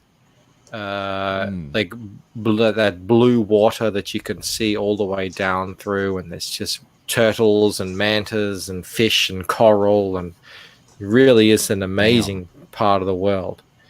But it's just so hot. My God, it's hot. It was just hot all year round. It's just not hot, for me hot, then. hot. Absolutely. Yeah. By the way, hey, CG World Order's back. Oh man, Wow. how you going? Yeah, exactly. That's how long we've been streaming. That is the black That's rat it? snake. Yeah, these things, like I said, they don't get that big, but they're pretty mellow. You'll see them on occasion. pretty. Here, yeah, they're really cool, and their underbelly is pure white. So it's just like literally a black and white snake. You know, He's you like an turn it over. Oreo. He's like an Oreo. Yeah, pretty much. Yeah, they're really cool though. Those and garter snakes are probably the most common here in Illinois. They don't get very big. We sadly have some venomous ones here too. We have water moccasins are fairly common, as are coral snakes, and both are very deadly. So, and then down in southern Illinois, we even get rattlesnakes on occasion. So, but at least those come with a warning. Right. Cool, devilfish. Yeah, Alex, you're exactly right. It's a weird thing. I don't know why everything is so venomous here. This guy here. So this guy's. I came across one of these guys. It just looks like a. Well, what am I doing? Sorry. I just zoom into this. I just. Hang on. All right, there we go. So it's just a brown snake. I was walking home from work not that long ago, and I was just on my phone like an idiot. Don't walk through a park in Australia on your phone, Or especially where there's kind of grass around. And yeah, some woman just yelled out, "Snake!" And I went, "Ooh!" And I was a couple of feet away from one of these bad boys, and yeah, he was just minding his own business, though. That's a good thing about our snakes. They are venomous, but they're not really aggressive. They just want to be left alone. But yeah, this is what it says here, right here. Considered the world's second most venomous snake after the inland taipan. And I was about to step on his head. It wouldn't have been good for me, I'm sure, if I wouldn't have had a Lucent. That's right. Yeah, so now I'm always a bit more aware not to Rats would have all rejoiced at not having to pay rent, though. not to like it is what it is. You just kind of pay attention. But it is funny, like that these things are just around, you know. They're in the long grass. And if you get bitten by one of these, you got to get yourself to a hospital right away. A grown man like me, probably about like 90 something kilos. Yeah, we're talking under an hour to get yourself to a hospital and get the antivenom. And that the other one, the most venomous, there's an amazing video of Steve Irwin, the friggin' madman. Like, this guy was a genuine madman. Bless you. Out in Thank the you. middle. Caught that mute button right. Just A genuine madman out in the middle of, the outback, lying on the ground and letting an inland taipan, which is the world's most venomous snake. And it's not just God bless that by man. a little bit. This is the most venomous snake by a country mile. Its venom is off the charts. Its venom is so off the charts, no one lives out there. And I wonder if that's because of that snake. It's just a portion of Australia where it's just empty land and this snake is out there. And he was letting it crawl over his body. And you could see Steve was sweating bullets. Absolutely. He was worried. Because if this thing just decided to bite him for whatever reason, that's his life. If it had gotten just a little irritated. Yeah, that's his life. Like, there's nothing that could have saved him. So, Yeah. The interesting thing about it, though, is that snakes actually have body language. You know, you can tell whenever they're aggressive. You can tell whenever they're docile. You can tell whenever they're looking to strike. You can tell whenever they're not. You know, and that's one thing that I've seen from a lot of snake handlers is like it's like if you'll know when they're hungry is when they start. Darting at you a little bit. How long? Yeah, right. So Steve probably knew last, though? exactly kind of what state it was in when he was lying down with it. Or at least you would assume. I don't know. I mean, eventually he did come unstuck. Poor man. God rest his soul. Steve Irwin, Aussie legend. You know what though? If that's what I was like, if that's what I was doing all the time, that's probably the way I would have wanted to go too. Have we seen the mouse infestation on some Aussie farms? No, I haven't. Is that a thing? I don't know about that up. I mean, there's There's so much going on in the world. Who knows? So, Matt, are you saying that if doing art is what you love doing, then you'd rather die at your table? Hell yeah. Okay, I got you. Yeah. You know, like if you're gigging in a band, like just fucking go out on stage, man. You know, in the middle of a sick guitar solo. I can't see anything CG World Order that's new or current. Just normal, everyday mouse business. Yeah, House Steve Irwin. You guys, like, we really have a special place in our heart here in Australia for Steve Irwin, because he just like epitomized everything that we kind of really appreciate in a person. Like, talk about, he actually reminds me a bit of Liam, like just a super genuine dude who just had a dream in his heart and just went out and did it in a way that no one else had ever done it before. Balls of steel, absolutely. The guy was crazy. I remember we were watching him once, and he was in Sumatra, in the jungle. Now, he was in wherever Sumatran tigers are in India, and he was just in the jungle, and he comes across a poo from a tiger, and he picks it up like a turd, a tiger turd. He picks it up with his fingers and goes, "Look, poo!" And he's so excited about it, but that's great. And then he puts it in his pocket. All right, yeah. Just save this for later. Yeah. All I'm seeing for mouse infestation stuff is like really old photos, or stuff that's 7 years old, or like turn of the century kind of photos. A few years ago, but all right. Apparently, there is something. Hang on, I've got to click on my own video here. No, I'm not Canadian. But the oddly enough, the whole, like, I've handled pythons and stuff like that before, and boas. The craziest animal thing I could probably say that's ever happened to me is I got licked by a tiger across the back of my head, and it hurt.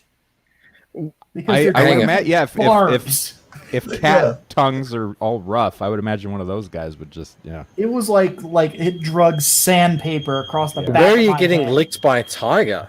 So the story on that is that I was my dad is a hunting journalist. in the jungle. No. Yeah, my dad's a Just journalist, around. and there was a small zoo not too far away from where we were at, and they had tigers, and specifically they had Siberian tigers, and that were used to humans. So that's awesome. Yeah, so they're like, well, why don't you bring your son out, because your son's a big animal guy, and we'll have him, we'll get some photos and all this other stuff, and then you can do your article, blah blah blah. So we go out there, and I'm much larger than my father. My dad's about 5'6", weighs about 170 pounds. Not a big guy. And I'm obviously a gigantic human. I've been this size. You're a behemoth. Yeah. I've been this size since I was 16 years old. Micah, how tall are you? I'm 6'2". Okay. Yeah, that's I'm tall. For me, it's mostly thickness. Like, my neck is 20 inches around. So that's a lot of neck. Yeah. So what happens next is we go out there on a Saturday, and they go, would you like to go in there? And I'm like, in there? And they're like, yeah. And they're like, don't worry, they know, like, she goes, they were raised in captivity since they were cubs. She's like, they actually like being around humans. They're fed, so you don't have to worry about that. And if something goes south, we will have a team of people in there with you. I'm like, okay, fair enough. So this tiger walks up to me. Now, keep in mind, this is a Siberian tiger. These things are gigantic. Oh yeah, they're the biggest. Yeah. Yeah, and these things are like mammoths. They are, and it kind of walks around me, and it sniffs me and stuff like that. And then he starts rubbing up against me, sort of like a giant house cat. Yeah. And I'm like, what is this? Because it's like on my hip. That's how big this thing is.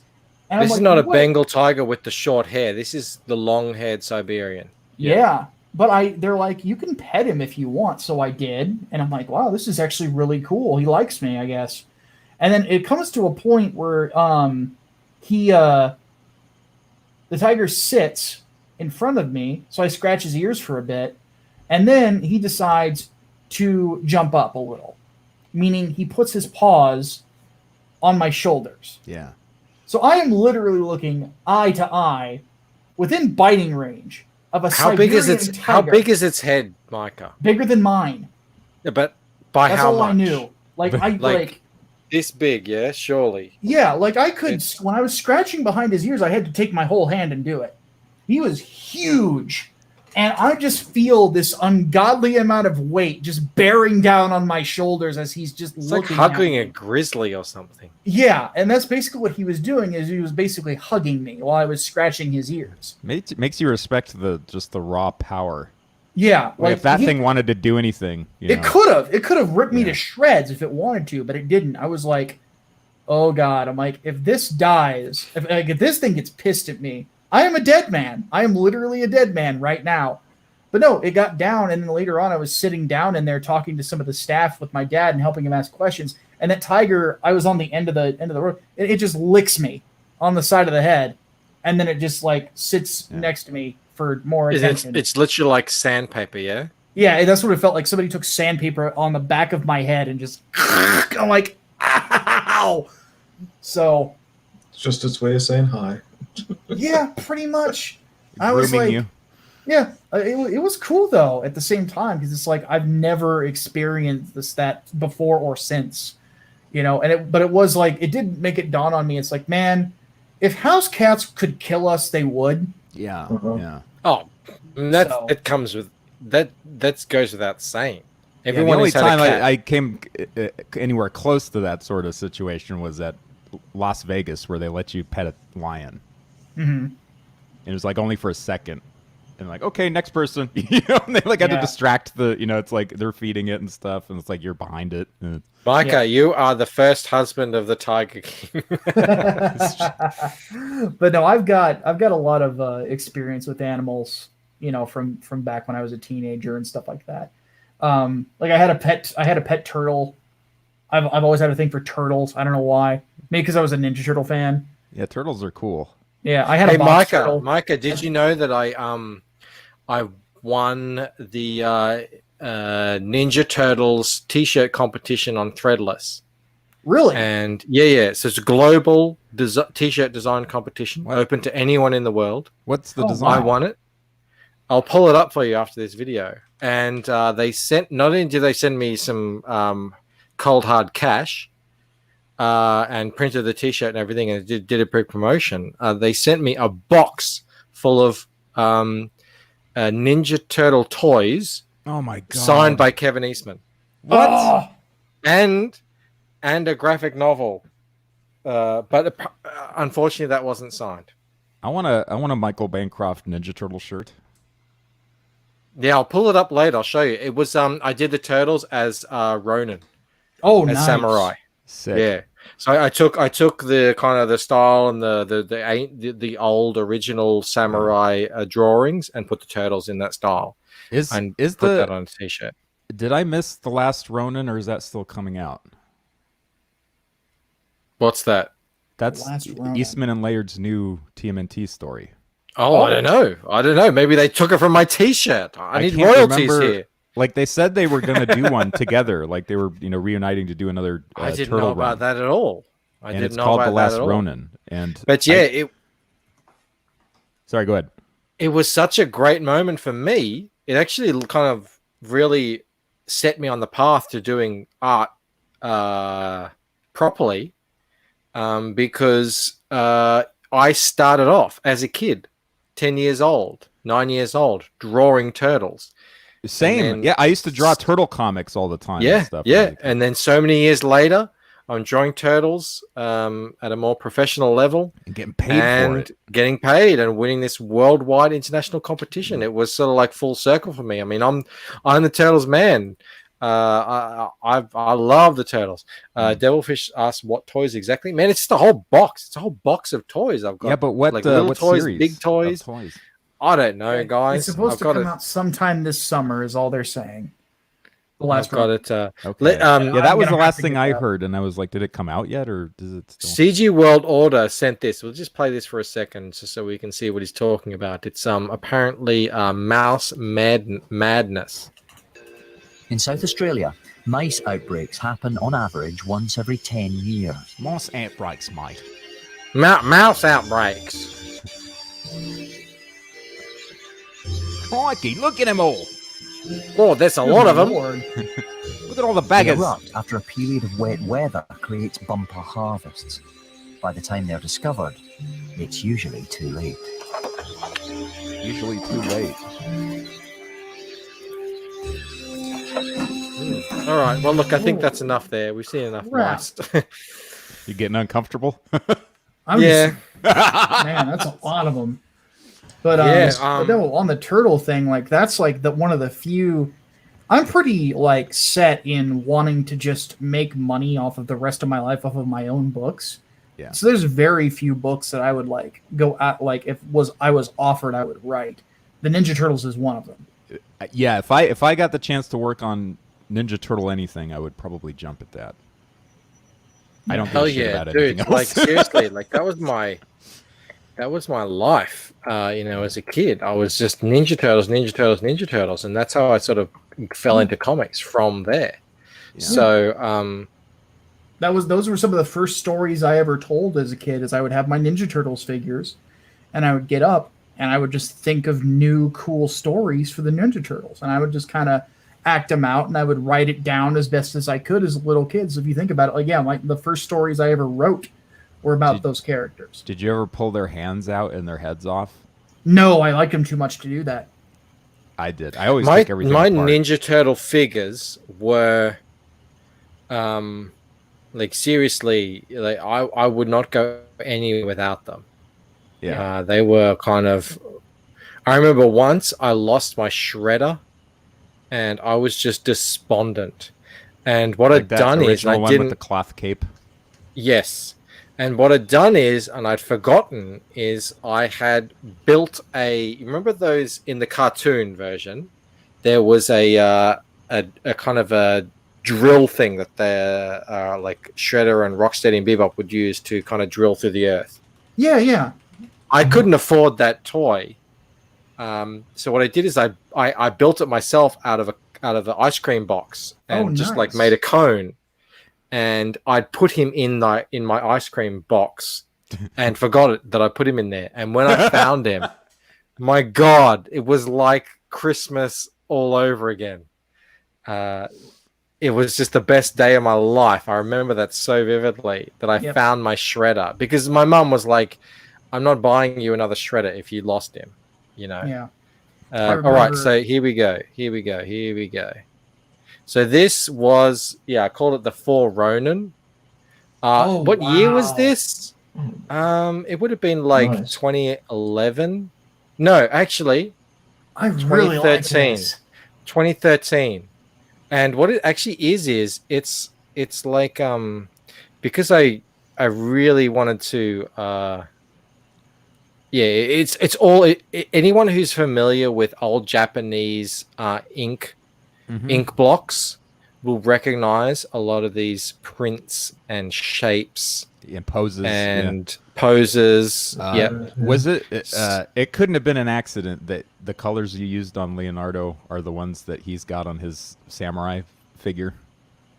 Look, it's all exactly. Yeah, it's all awesome. Heavily inspired by all that stuff. Like you've got the little like red X hatches on, just like his armor panels on the the Samurai Leo toy. So it's all kind of multi-layered, and man, I had a ball with this because I was like, this is kind of my breakout T-shirt. I've been pretty successful with T-shirt design. Made a bit of money, got a bit of notoriety in the T-shirt world for my T-shirts. And this sort of set me on the path. This was sort of my big one that people started noticing who I was when I released this. And I won this big international competition from this. And yeah, I owe a lot to that. And I pulled out the box the other day and showed it on stream of all my toys that they sent me. And I don't know, I just keep it because it's just got that sentimental value to me. I'm like, Well, yeah. I've got stuff that's signed by Kevin friggin' Eastman, turtle stuff, you know. This is so cool, man. Yeah, But yeah. Yeah, Like, people could probably notice I lit up the instant I see it. Like, I love the Ninja Turtles, man. I had you guys, was it you, Micah and Liam, who watched the original, the very first Ninja Turtles cartoon that was ever produced? Was that you? Yeah. The other day, and it's so, I love how it was a lot dark. It was a lot like the actual comic that it was inspired by. It wasn't like the more Nickelodeon style things where they don't ever use their weapons and they just kind of throw rubbish trash cans at each other. They were actually using their weapons and they were fighting. And man, I played that video myself and I played it to death.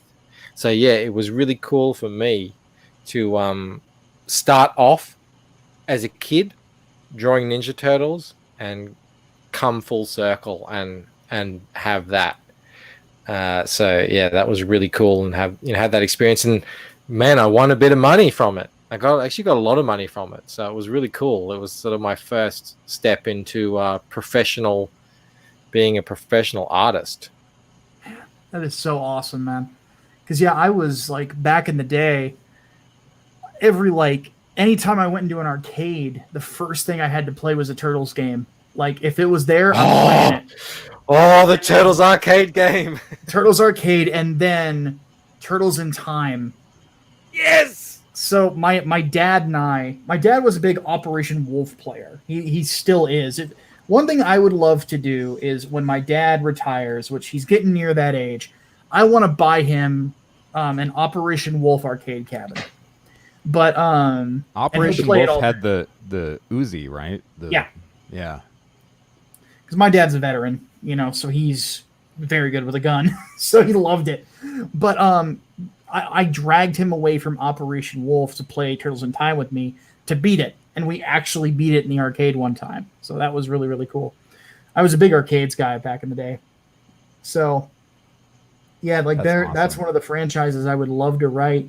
Operation Wolf Arcade Cab was one of my favorites. Yeah, oddly enough, a lot of the ones I would like to write or make into graphic novels would be ones that are video games at one point that just kind of got dropped. Like, I really want to try to convince, I think it's Namco Bandai to let me make a Splatterhouse graphic novel with Preston Acevedo and Oliver Lee Arce. Perfect for that. I would love that. And Von Klaus, the guy behind Monster MD, wants to do it too. So I'm like, why don't you just co-write? Let's co-write it, Because we did a stream just like as a blind pitch of how we would do a Splatterhouse graphic novel. People are like, yeah, you should try to make that happen. So I think that we might in the future is try to approach them and say, hey, let's we'd love to do this. And we think that if we were to do this, it would probably sell really well. Plus, you can make money off of a franchise that is pretty much dead, So it would give it a little bit of life once again. So one of my best friends worked on the ill-fated 2010. I think it was 2010. Yeah, 2010 Splatterhouse. Yeah, that is a nightmare story. Oh yeah, did he work on the original build or did he work on the second build, the one that actually came out? He was there from the beginning. Oh wow! So he saw the whole thing transpire. He might have been one of the people. He was a project lead. Yeah. Oh, he might have been the one who said the one that sent me the mask. I have a terror mask. Okay. Yeah. So, Tim. I think that might be, but yeah, the team sent me that.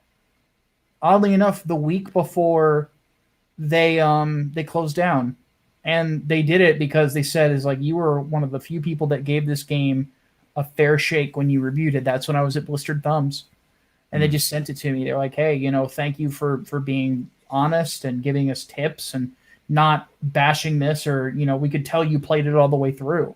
I was one of the few game journalists who did. Like the only other people that reviewed it that gave it a shot that were in the press at the time, if I remember right, was Bloody Disgusting. So, yeah, that's how I got that. Look who we got here, Magic Turtle. We got Donatello himself. Hell in the yeah. chat. Donatello was always my favorite. Same I here. was always Donatello. Oh yeah, really? I don't yeah. come across many Donatello favorites. I love Donnie. I loved Donatello too, but I People bounce love between all of them. Raphael. I think Oh, yeah. I don't think the thing works without any of them, so they're all my favorite. Yeah, have you guys ever watched? There's a really cool video out there. It talks about the storytelling with teams of 4, Mm-hmm. and they talk about the turtles a lot.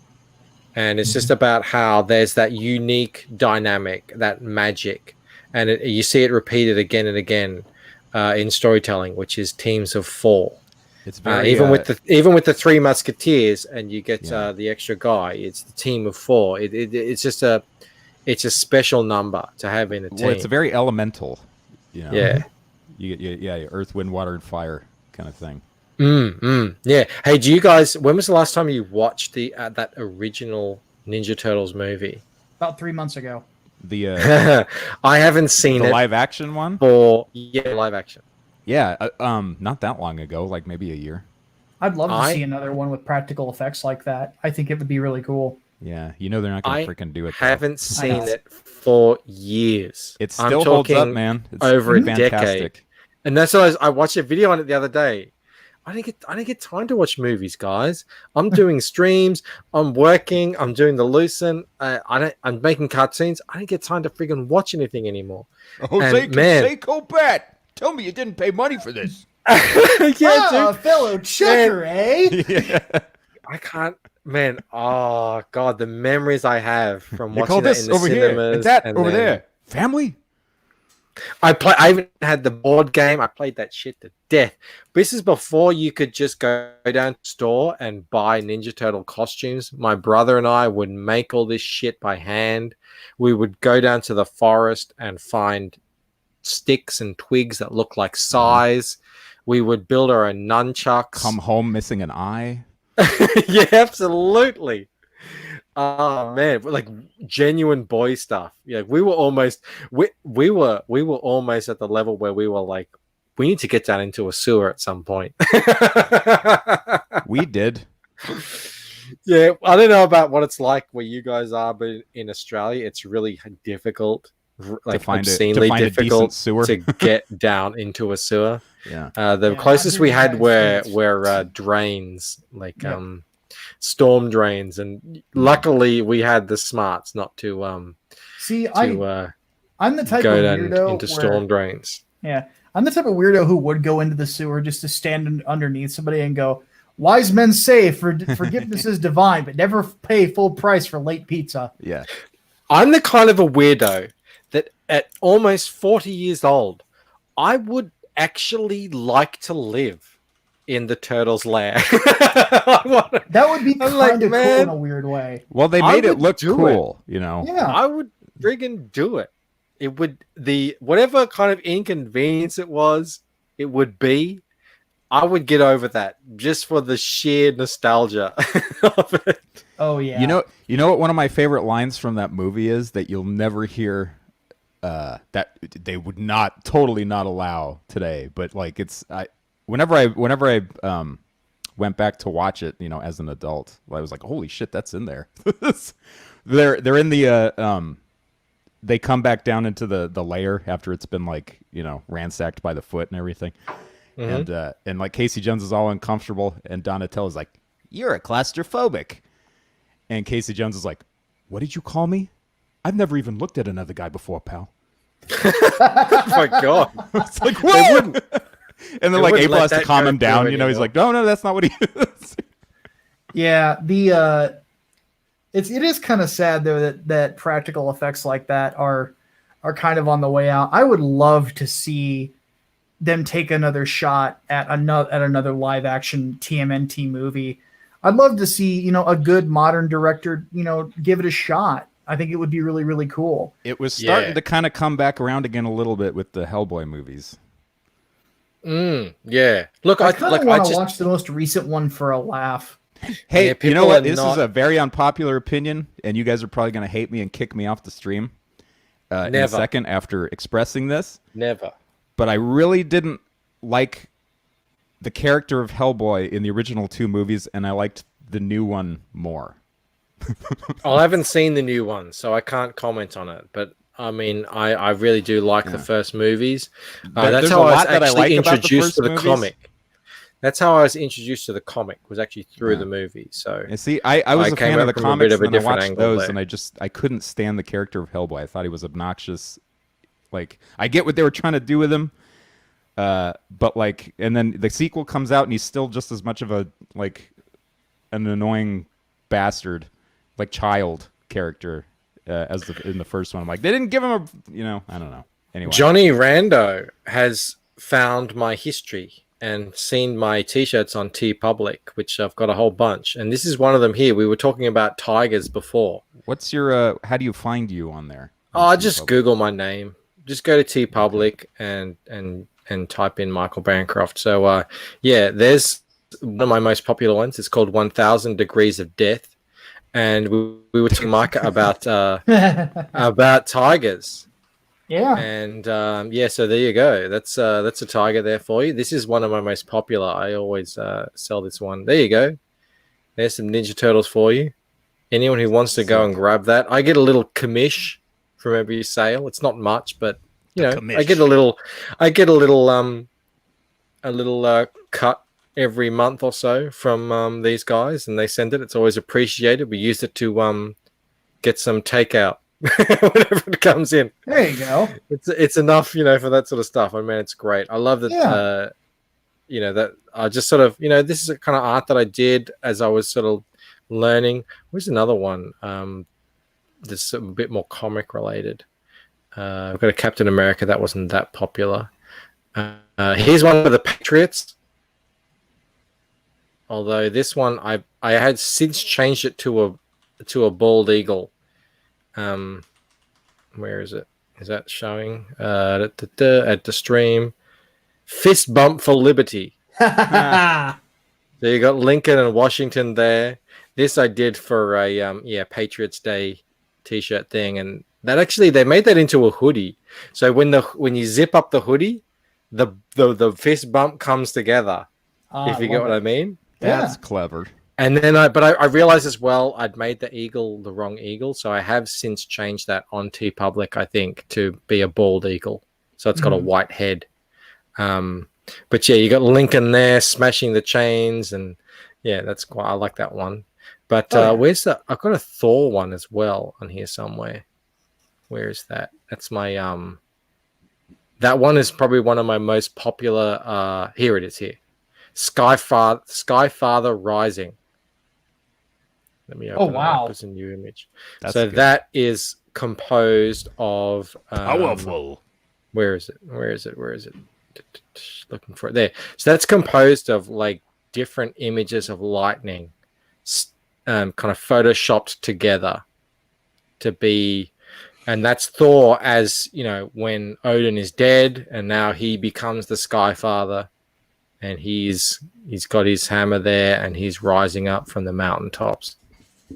Yeah, that's actually, that's my most popular t-shirt sale, I think. And because it isn't technically Marvel, it's just Scandinavian folklore. Right. I can sell that with no copyright issues or anything, which is important. Oh man. People are CG saying World that Order wants me practical gone. effects are making a comeback because they're cheaper to do. Well, that's what I'm hoping if they ever do another Predator film, which I don't think will ever happen after the last one, because the last one was really, really bad. I didn't even watch the last one, but I don't. Yeah, but do you think though, Micah, that the Predator, the first movie, was so amazing? Like, do they need to remake it? And you're not going to get another Arnold Schwarzenegger. No, definitely never remake that. Happened in a time and a place with Arnie, and it just can't be replicated with who he was, and just everything came together. That I worry that they're trying to kind of capture lightning in a bottle, and that's the very nature of lightning in a bottle. You can't predict it. No, it happens. All when you can do happens. is tell new good stories with the Predator. Yeah, exactly. And I'm fine with that. Like, Yeah, as long as it's good, you know. Yeah, the people who have told them since then just haven't really understood what made the first two movies as good as they are. I love the second one also. Yeah, I'm very happy to see that Blue Samurai is still awake. Thank you, man. I didn't know if he was still awake. He's still in there posting things. Oh man, thank you so much. I know this has been a long freaking stream, and I'm pretty drunk. I want to see a period piece Predator movie too, like where you know, they get the, you know, flintlock weapons and stuff. Well, that's the thing, is like there's a ton of really good comics that actually did much better stories. Oh, I've got them. I've got them. The all the Dark Horse ones. Oh yes. Yeah. I have the omnibus. Yes. Like one thing that I would love to do, like Predator wise, is I always wanted to have one that was like more of a cat and mouse game from the beginning, you know, and stuff like that. Like my issue with the Predators was it felt a little too Robert Rodriguez. Even though I know he didn't direct it, it was the guy who directed the movie Armored. There were cool moments in it, but as a whole, Adrian Brody's character was good. And then the IDF sniper, played by Alice Braga, was good too. But like Topher Grace sucks. So just him being there was bad, but the character was stupid. I like Walton Goggins quite a bit as an actor. I didn't like his character in that film at all. I thought it was pointless too. I would have rather have seen him play a soldier, you know, because he's a very good actor who does not get enough credit for as good as he is. He was amazing in The Shield. It was Uncommon Sense. But I think that was kind of the problem with it, is it kind of had that Robert Rodriguez edginess to it, and I felt like that wasn't really necessary. Plus, Lawrence Fishburne's character was dumb and pointless and a waste of time. Hey, Uncommon Sense. I think you're a mate Yes, of he Liam's, is. yeah? Can you check up on him? Because he came onto the stream earlier. He had a bit of blood on his head, and we don't know what happened there. He says he's fine, but maybe if you want to give him a call or something, if you've got his number, give him a call and just check in on him and make sure that he's all right. Because, it was... you know what it's like around where Liam lives. What do you guys... where you guys stand on Terminator? Felt like a lot of Terminator stories past two were First two are great. Yeah, the first two. Okay, good. We're all on the same page. First two Then. were- To were me, awesome. the Terminator stories ended with Judgment Day. They ended. I didn't That was it. mind the idea of telling a story in the future with John Connor.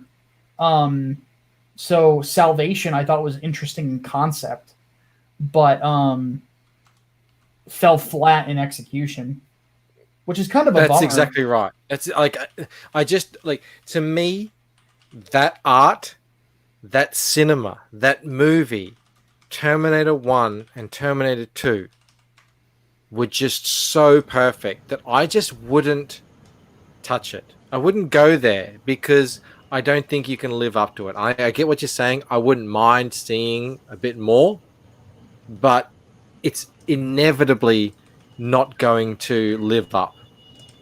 Like anyone who wants to know how to structure a story, an action story, who wants to know how to structure an action scene and all the elements that go into it, you need only look at Judgment Day. It's got everything you could ever need.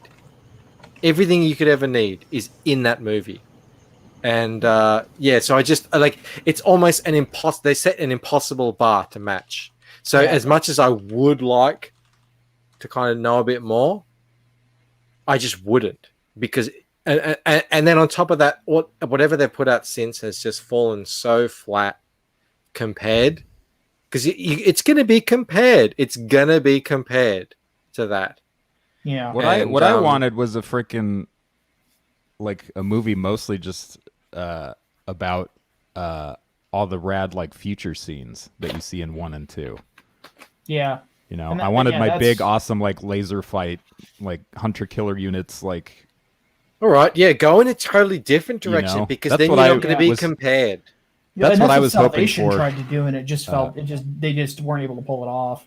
Yeah, Was 1 and Salvation 2, the the third Terminator 1 and 2 are awesome. My other like most favorite Terminator story is RoboCop versus Terminator. Yes.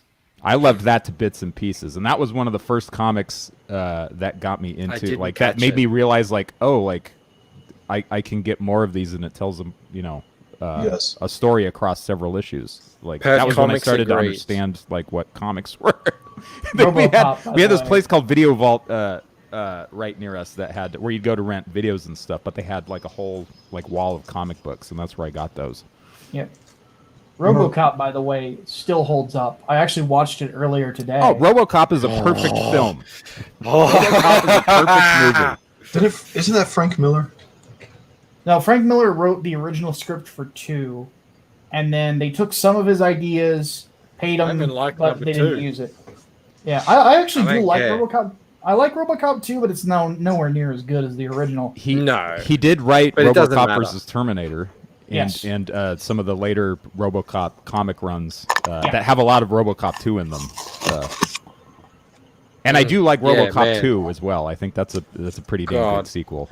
Yeah, but the RoboCop first film, the first film God. is great. Especially there's little like every time I watch it, I notice new little details.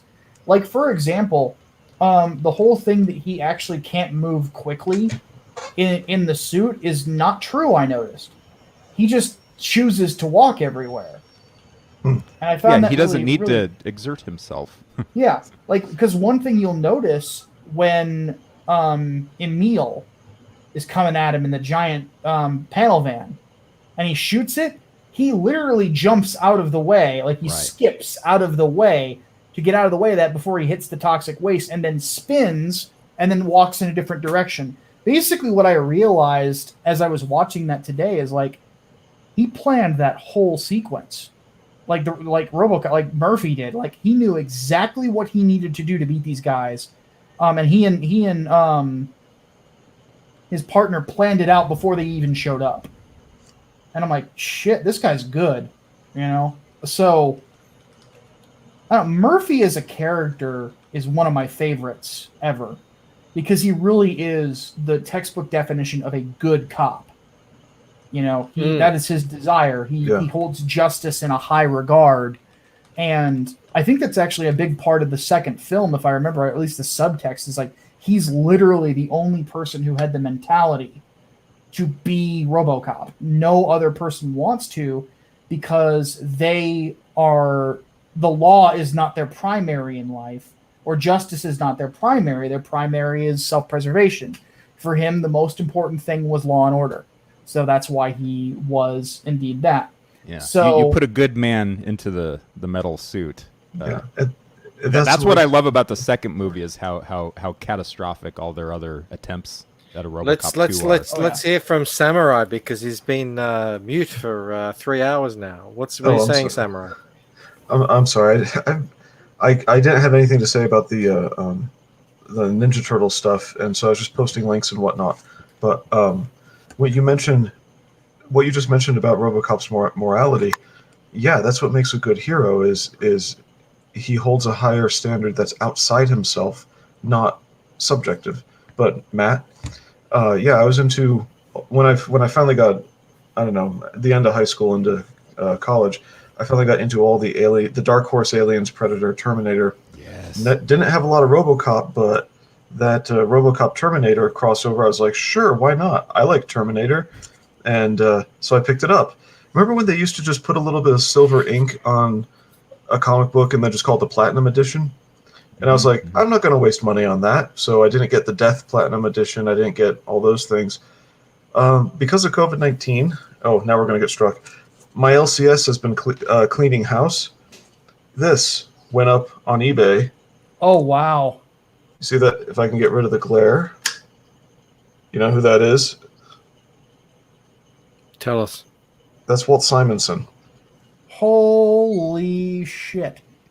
Nobody cares about all the good stories anymore. This went for $3. Oh to my me. god. Yeah. Oh That man. reminds me of that stream I did where I got a first printing of Spawn for $14. Yep. There you go. That's it. Trying to get that. Look at you guys. That metal ink, you know. Yeah. You probably It's hard can't to see it capture too on good, camera but I sometimes. need to like blast it. Man, with light or something. how did I miss this? This is like two of my childhood freaking favorite things in the world. How did I miss this? And nobody knows that this stuff is like awesome. Wrong camera angle says devilfish. Okay, I'll try again. But anyway, like next time I'll try. But yeah, nobody knows that the good heroes are really out there. Like what Micah Curtis, sorry, I don't know why. I always call you by both names. What Micah was just describing about, having that law and order was over his own survival was the real priority. That's what we need. So anyway, there we are. Antoine Dennison is such a fan. He had to read Plane Geometry, which is what the guy was reading in the gas That's station. awesome, Dude. I just feel like talking about like kind of right place, right time, all that sort of that kismet, that serendipity, that stuff that can't be measured and computated. You mean them talking about RoboCop and Terminator, and I just haven't put all my books away that I picked up? What I'm thinking is, I'm just so happy. I'm so grateful that I was born at this exact time, that I was a young kid when all this stuff came out, so that I was sneaking in, my cool friend, like the son of one of my parents' friends who was like trying to be edgy cool, showed this young kid this stuff. Like I got to see Predator when I was 12 or something, and then I got to see RoboCop, all this R-rated stuff. So it had that extra edge to it, Terminator. So that I felt like I was kind of doing something really adult at the time when I was a young kid watching this stuff. That this stuff, man, it has this extra layer, this extra level to me that, God, I can't express how much I love these stories and how much these characters have impacted on you. And now RoboCop is in Mortal Kombat, and he's voiced by Peter Weller, and facial capture. Oh, really? Too. Oh, yeah. It's like Mortal Kombat 11 is not as good as 10 was, but there's little things that are kind of cool in it. Like they have, like just that they have, the Terminators in it, and the face is Arnold. He's lent his likeness, but not his voice because of a scheduling conflict. He wasn't able to do it. So you got RoboCop and Terminator, then they've also got Spawn, voiced by Keith David. So it's those little details that I think make a difference. But like that's the thing about RoboCop is, in a weird way, it's a timeless film, and it's a lot better than what people really gave it credit for. Mm-hmm. It's one of those films that at the time everybody dismissed it as just another action or sci-fi movie, and no, the artistry in that thing is amazing. Oh yeah. I say dismiss it as an Verhoeven action movie, but it is a genuine sci-fi movie, like hardcore, proper Asimov sci-fi movie. Well, it's got a message and it's full of commentary and it's still badass, Yeah, it was intended to be a period piece on sort of the Reaganomics thing, but more so it ended up coming across more just as like an anti-corporatism movie, and I think that's part of the great energy about it is that it's I was talking about this in my podcast, is it's almost a argument against certain ideas of anarcho-capitalism as a film, and I really like that about it. And I haven't watched it in so long now. You like Antoine. I'm getting amped now. I need to watch all this stuff again. It's been so long because I was a kid when I watched all this stuff, and I don't know. I can't even remember the last time I watched. I know I watched Terminator a lot too long ago because I'm a Terminator freak. Along with the original TMNT episode 1 and 2, Liam and I watched RoboCop as well the other day. Oh man, so it's fresh in your mind. Like back those to back, original TMT episodes. God, Well, those like RoboCop, I tend to watch like like at least once a year or something. But like those two TMNT cartoons, I hadn't seen since I was probably like 5 or 6. Oh, right. That was Yeah. weird because There's I a certain- remembered every stupid little thing about him, because I Yeah. watched it so damn much. But like, yeah, RoboCop's awesome. The new Yeah, RoboCop Devil, sucks, Alex, though. you're probably right. Antoine actually. Oh, I didn't see. I couldn't. There's no way I could watch the new RoboCop. That's just not. It was terrible. Yeah, it doesn't hit the mark. And it's There are unfortunate 'cause cool, it's kinda- weird moments in it, but like as a whole, I really didn't like it. What'd you think of They the were- new Blade Runner? I haven't seen it. I didn't like it. I liked it, and I think it was because I never really got into the original, so I wasn't really I was attached to the story, but I just liked it purely from a cinematic. I thought it was very beautiful visually to look at. Yeah, I've heard but, that the cinematography was really good. yeah, but I Yeah, get you know what? it. If people are really into the, go on, Matt. Oh, wait, I was just gonna say there are some good movies in the new Blade Runner, I think. Okay. All right. Yeah. I mean, I just don't really know too much about it. So I know people are really into Blade Runner, but I just thought I liked the craft of it. I don't know. I just a lot wanted of the to visuals are fantastic in the new Blade Runner. Yeah. Yeah. God, yeah. I mean, RoboCop. God, I think like RoboCop is just this untapped thing that you are right, Micah. People just dismiss it, and every time it's mentioned, people just light up. Yeah, they lose their minds like we up. just did. The energy just comes back into the room. Yeah, Antoine actually brings up that scene. I was picking it apart earlier when I was watching it. There's the moment where Ed 209 starts lighting that dude up. In the director's cut, he shoots him even more on top of the model for Delta City, and it's supposed to be a metaphor for OCP's plans. comply.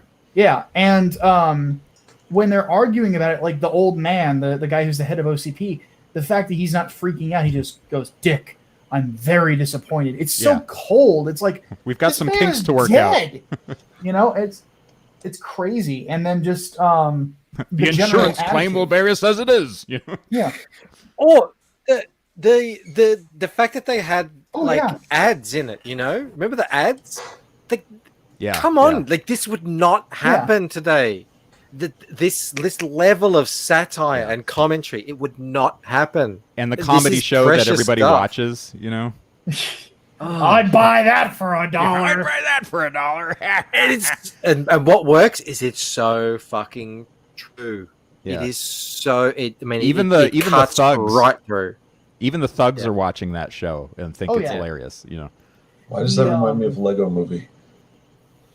Oh, Lego Movie is a bit the same, man. Have you guys seen Lego Movie? I We're all watching the same show. Yeah, no, Lego Movie is very layered. If you haven't seen it, watch Lego Movie. That's a smart movie. When you become a parent and you start to watch a lot of this kid stuff, there is two different kinds of kid stuff putting out there. There's one, there's the smart stuff that they actually they make adult films that kids can watch. And that's like Lego Movie. And there's a lot of cartoons that are the same. Even cartoons like my daughter's into Barbie. So I've watched some Barbie with her. There's whole levels of story in there that is completely going over her head. And I'm just sitting there going, "Oh my god, I'm watching this," and like she has no idea all this stuff is going on, but she's entertained by the spectacle. But then they be clever is they make something that an adult can actually stand to watch. It's not like oh my god, I'm pulling teeth watching this. The cartoons were like that back in the day. I mean, like my dad used to sit and watch X-Men the animated series with me every Saturday morning. He was a huge fan of Beast, and then I realized later on is that in Night of the Sentinels, Beast actually quotes John Wesley, and I'm like, oh, so that's why my dad likes him, because my dad's a preacher. So, but he quotes John Wesley, and all this other stuff. And my dad, those were things that as a kid I didn't understand. But my dad, though, got it. And so it was one of those things. Something about like that series, Spider-Man the animated series, the second seasons of Fantastic Four and Iron Man, and then Batman the animated series, all had levels to them in their writing. And even the comedy shows like Animaniacs and Freakazoid had levels to them that adults could watch it with their kids, and there were jokes for both. Yeah. You know, there were things that I didn't understand about like Tim Curry's character on Freakazoid when I was a kid. I just thought he was a goof. And then when I'm older, because I've seen the Island of Dr. Moreau and all this other stuff, I got it. I'm like, okay. So Ghostbusters was fantastic too. Yeah. Batman the animated series, though, I think did it better than any of them. You go back and watch that now as an adult, it's even more impactful than it was as a kid. You know, it's crazy. I think X-Men, The Adventures of X-Men was an amazingly paced, just incredibly well-crafted cartoon. Even as a kid, I could tell that. And they just captured everything that they needed to, that I kind of gleaned from the comics at the time. And I was so happy when that came out. It was like the forerunner of the MCU. All of a sudden, I got to talk to my non-comic friends who were kids at the time about Wolverine and Gambit, you know, for the first time. Yeah. In the same way that now, when I say Thanos to the guy who does IT at my work, he knows who I'm talking about, you know. And Thanos is like one of my all-time favorite comic book characters. I'm like a huge Thanos nerd. And he was just sort of unknown outside of comics, and I was just so happy now. Now he's a pop culture icon. I know. Yeah, I actually have a copy of the Thanos Quest signed by Jim Starlin. Oh, really? Yeah.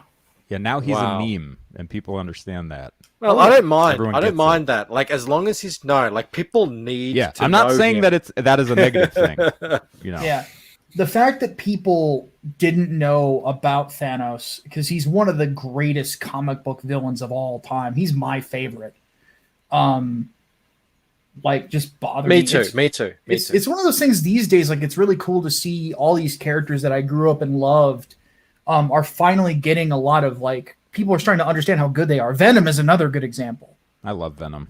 Yeah, Venom is my favorite character. I love Venom in the comics. I didn't see the movie though. I didn't see. No, I haven't seen the movie. The movie is pretty true to Eddie Brock, the character, and Venom, the character. The powers, though, are different. They're more like Ultimate Venom, you know. Because he doesn't use webs or anything like that, but he'll use like tendrils and stuff like that. But he's the same size as comic book. He's like 7.5 feet tall. He's fast. And that's one thing that people always thought is like he's like the Hulk. No, he's quick. Like, do you recommend it, Liam? Yeah, he's like a for someone like it's me. A very fun movie. I was there when Venom was introduced. Pretty much. Maybe I just came in just after into comics, and I was there the whole time when he was becoming popular. So I'm a huge Venom fan, and that's why I've been burnt so many times, especially Spider-Man 3. I loved all the symbiote stuff, and then when it went into. Do you recommend that I watch it? Oh yeah, it's a very fun movie. Okay, I will watch Tom it. Hardy really took the time to understand the character, and that was what it like the little neurotices of Eddie Brock. But there's no Peter Parker in there, is there? No, there's not. So how do they have him without? They basically start. It's basically if you could imagine Lethal Protector without Spider-Man in a sense. Okay. You know, it's basically symbiotes come to Earth, and it goes from there. You know, so basically the symbiotes already have their names before they come to the planet. So Venom was already known; he was just called Venom on his planet beforehand. Which, you know, in the comics, for those who don't know, Eddie Brock chooses that name because the concept is that they were going to be poison to Spider-Man. So Venom. Yeah, it's very intimately linked in the comics. Yeah. Whereas in this, it's basically a lot of the Eddie Brock things. They hint that something had happened to him in New York and he was ran out there. So that's sort of one of those things that opens the door for having had some interaction with Peter Parker in the past. But they don't say it because things were kind of tenuous between Marvel and Sony at the time. But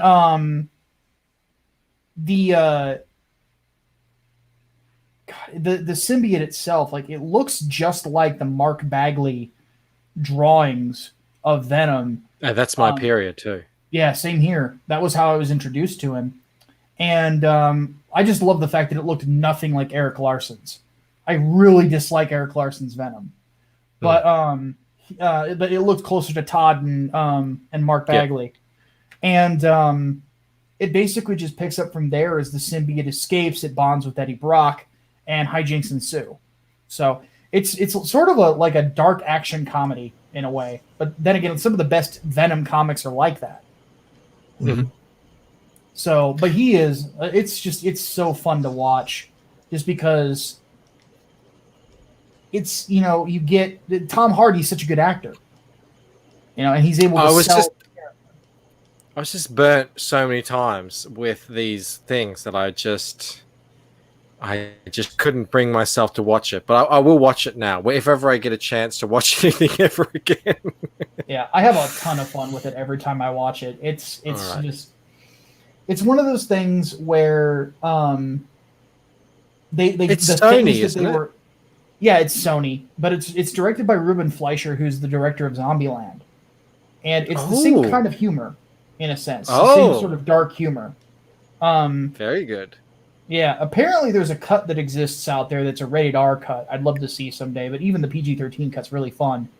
But yeah, what I really loved was that you could tell that he knew the character of Venom, the director did, and did his research on the character, and also on like the things, how he would fight and things like that, because like he moves so quickly in there that you're like, how does a thing that's 7 feet tall move that fast? But that's part of what kind of makes him scary, is he's this big monster that's as big and fast and even stronger than Spider-Man is. That's a frightening combination, So it's just it's a really, really, really cool movie.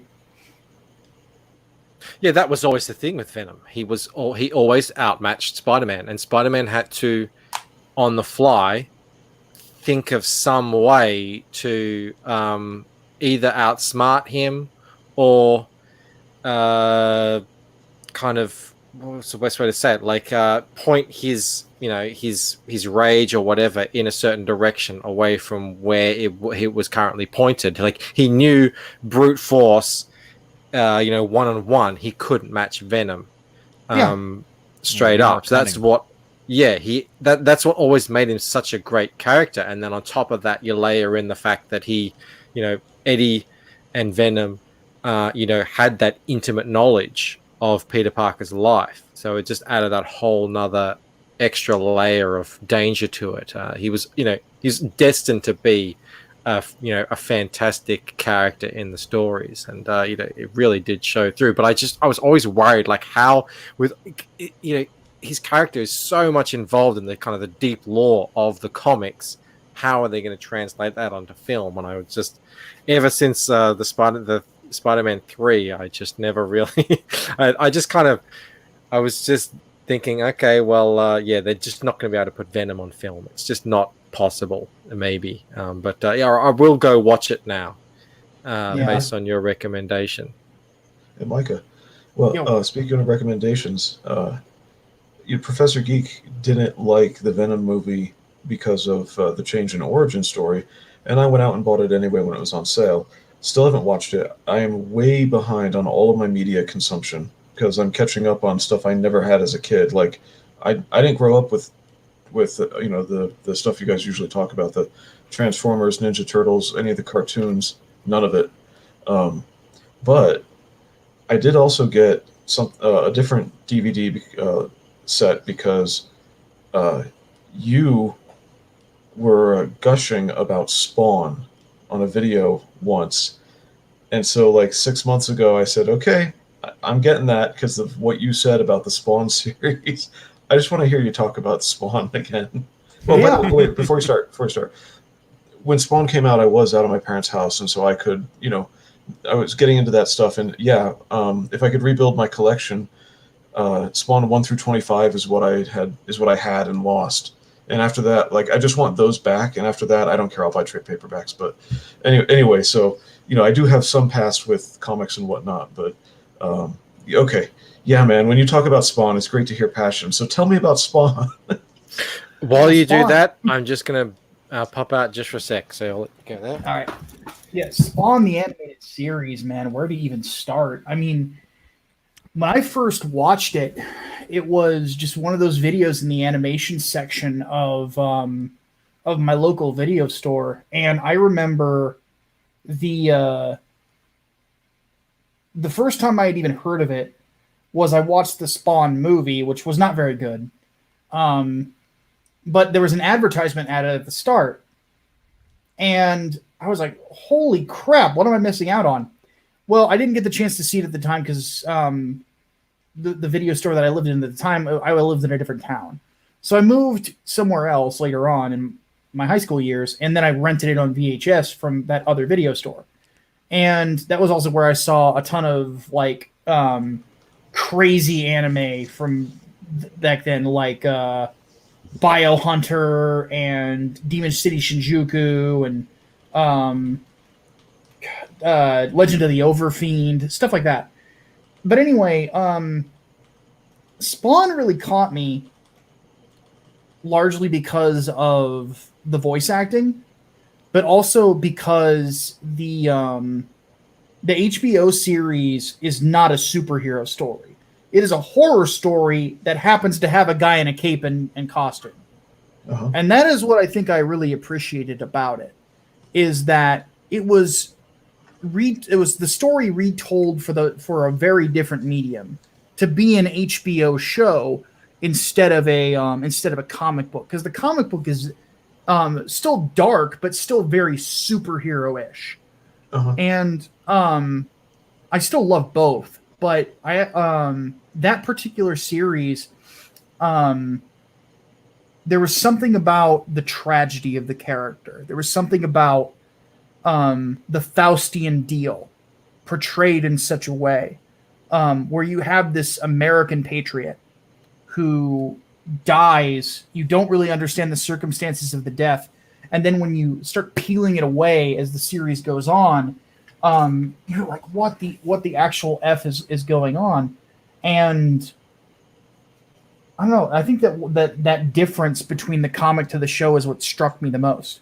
Is it's a horror story, it's a horror tale, but it's done from this with the comic book universe, and it gives you a different look into the mind of Spawn and the characters. So it lets you know what his thought process is. It lets you know what his state of mind is, because in a way, the world that's around him reflects him as a character. It's dark, it's nasty.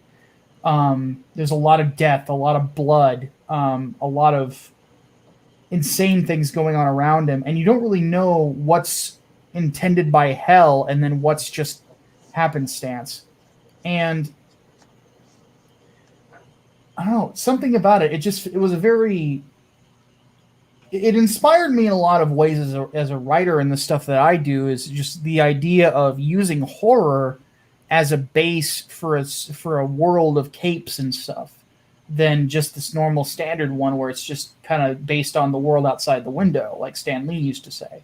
Mm-hmm. So that's what I still find so compelling about it. I really wish that they would do another season. I'm hoping that Todd's positive experience on crowdfunding will get him to realize that what he should just do with another season of Spawn the animated series is just crowdfund it. I think if he crowdfunded it, he would. Yeah, I think if he crowdfunded it, he'd get back the he'd get the funds in a day. That series is so popular, and people have been asking for you more of it since it went off the air. Oh yeah, And there was supposed to be a 4th season called Spawn the Animation, and it never materialized. I remember that, yeah. And he's tried shopping it to Netflix and other places, and nobody's bit. And it's unfortunate, you know. I really think that it's a series worth doing. The way that it ended, was such a unique way. I don't know. I would just I'd love to see more. I'd like to see the cast come back. I could do without the corny intros though. Not with me. Todd. I loved those things so much. They made me want to draw comics. I know they're so like dumb and stuff, but like they had a real kind of Crypt Keeper vibe to them. They did, but Todd is just not. He's goofy. He's goofy. It's like Todd was acting. Like he was trying to act. Todd is not an actor. But when you get Todd talking about the things he loves, that's when you like to listen to him. Yeah, when he starts talking about like shop talk stuff and business, and that's when I get real invested in what he's saying. But as a kid watching it, which I probably shouldn't have been, I had to go to a friend's house who had HBO, and I would go over there with blank tapes and I'd like tape it and stuff. Oh yeah. But as a kid watching that, like he sold me on being an artist and like wanting to do that sort of thing. Oh my God, Spawn's voice. I was a fan of Gargoyles as well. Oh yeah. So Keith David doing another kind of like monstrous hero type thing was like, it was like crack to me. It was like, oh my God, yes, this guy again. Yeah, like one thing that I loved in the most Mortal Kombat game is first off, Spawn talking to RoboCop is as awesome as you think it is. And second, there's one thing where Spawn says something like he curses at him, and then RoboCop quotes RoboCop 2, goes, "Bad words make for bad feelings." And Spawn just looks at him and goes, "You're about to feel real bad, motherfucker." So awesome. There it is. I've got a first printing too. There they are. I've replaced my number 3, but Your mic is off, Michael. missed You out on muted those. yourself. All right, sorry. So this issue here, can you see here? Yes. Where is it? There? That's the inscription, the Australian price that they put, because this is a newsstand copy. I found this completely random at my news agency. Had no idea about Image or anything that was happening with Todd or Rob or anyone back then. This is before I started buying Wizard, so I just wasn't really down with the industry. Mhm. And I just saw this comic. Can you imagine a little like 12-year-old kid, 11-year-old kid just coming across this thing Look at how good those colors are. in the stand? And I there's can imagine that 'cause I was that 3-5. kid, yeah. I literally ran home, and it was about like a 5-minute, 10-minute run. I ran home and I begged my mum, because she doesn't give me money for comics. All the comics that I bought was from money that I'd saved. She'd give me bus money to catch the bus to school, and I'd walk. So I'd have to walk like an hour and a half to school, and I would save that bus money or even lunch money as well. And that's how I paid for comics. And I begged her. I said, "There's this comic. I need to get it." And funnily enough, there was a massive backlash against Todd McFarlane in Australia. I don't know if there was in America, because he had like pedophile stuff and like really gore and this stuff was just on the newsstand. Oh yeah. And yeah, so that was it. I was like, man, this initial like one.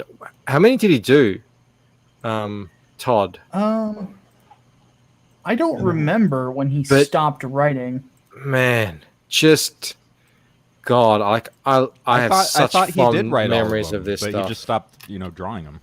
Well, there was a point where he stops writing and drawing, and then Greg really? Capullo Okay. takes over. I mean, I know, like he had a bunch of like guest writers at the very beginning. Michael, can you show us number 8? No, I've only brought out 3 of them. I've got some other comics I wouldn't mind showing off. from my prize collection. Who wants to see some cool comics? Gay. Well, real quick, I'm trying to find the colorist of it, and then I'll try to bring up the cover for 8 here in just a second because I have the collected edition on Comixology.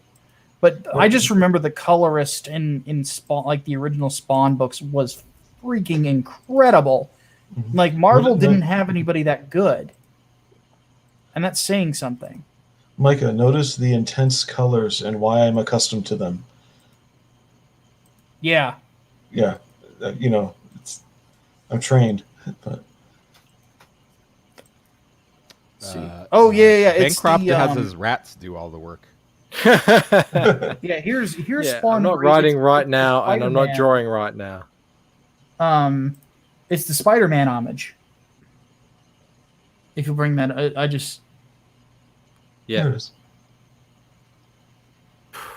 So good. So, Micah, what happened when your mom saw you watching the Spawn videos? Oh, that story. Yes. So I come from a very, very religious household. I am a believer, and of course, my dad's a pastor and all this other stuff.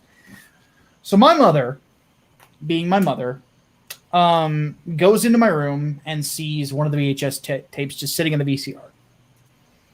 And I was out of the house for I don't even remember what, but I come back in, and my mother rushes up to me and she goes, "Micah David Curtis." And she only used my middle name when she was pissed. Yeah, that's how you know you're in trouble. Yeah.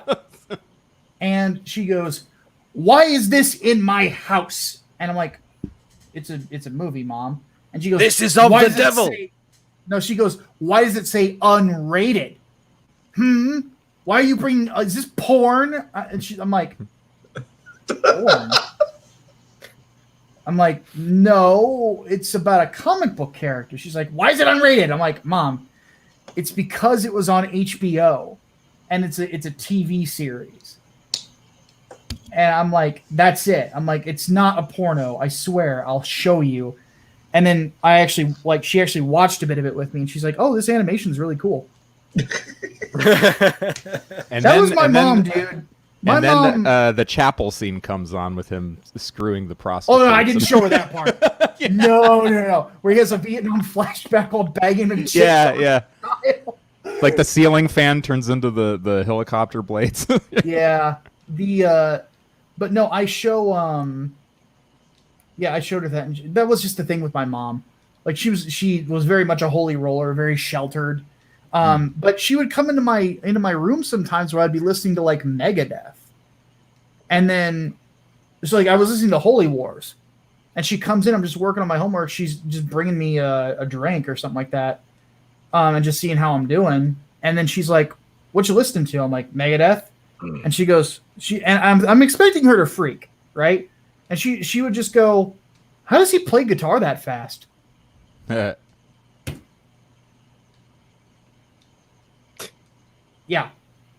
My mom's an odd bird. I don't take this the wrong way, but I like your mom. She's funny. She's got a great sense of like my sense of humor. That's where I get it from. Is my mom. Yeah, I think she's in the chat too. So no. Delta Spurg Force is Liam's mum. Hey, Ma. Did you guys know that? Yes, the glass is empty. That's drink number 4. Count that, Blue. Did you guys know that I used to play poker for a living? That I did not know. Yeah. So I've heard you mention it before. Yeah, the thing about when you play poker is you have cash. You're very cash rich. You're very liquid, so to speak. Yes. And what does a young man when he's cash rich? He wants to invest. Well, of course, sanely, he Hookers and invests blow. in sorry, comic books. So unlike when Cecil showed his old weird X-Men, I'm going to show you some Grail comics if you want to see them. These are my childhood Grail comics that I bought when I ended up having a lot of cash. So we got this one here. Ooh, first appearance of the Punisher. In absolute mint condition. Sick. Like this is insane. I'll bring it up full screen. Wow. This Okay, is I this just- is real the quick, nuts. I have to remark that Testify in the chat cares more about my dick than your comics, and that's very strange to me. Well, he can do flattering, that, Micah. It's we've been looking at a lot of dicks tonight, so Fair point. so we got that one. I'm gonna save the best for last. This one is just for me. I don't know if it's like a Grail comic, but it was for me because I'm such a Spider-Man nerd. I got a mint copy of that. This is like I haven't had it graded, but I can tell it's in the high 9s. I got a bunch of old comics. You guys like Strange Tales? Sort of, yeah.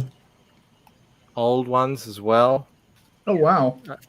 Yeah, really nice ones. I love this one too. This is King Size Special 5. Oh yeah. I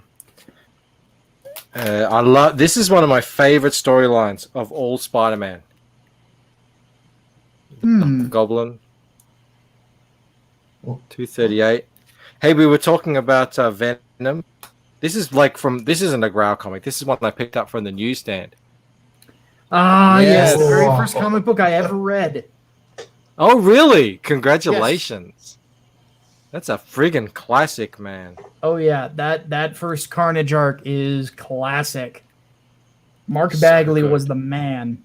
Still Man, I'm is, just- but yeah. Still is. Huge fan.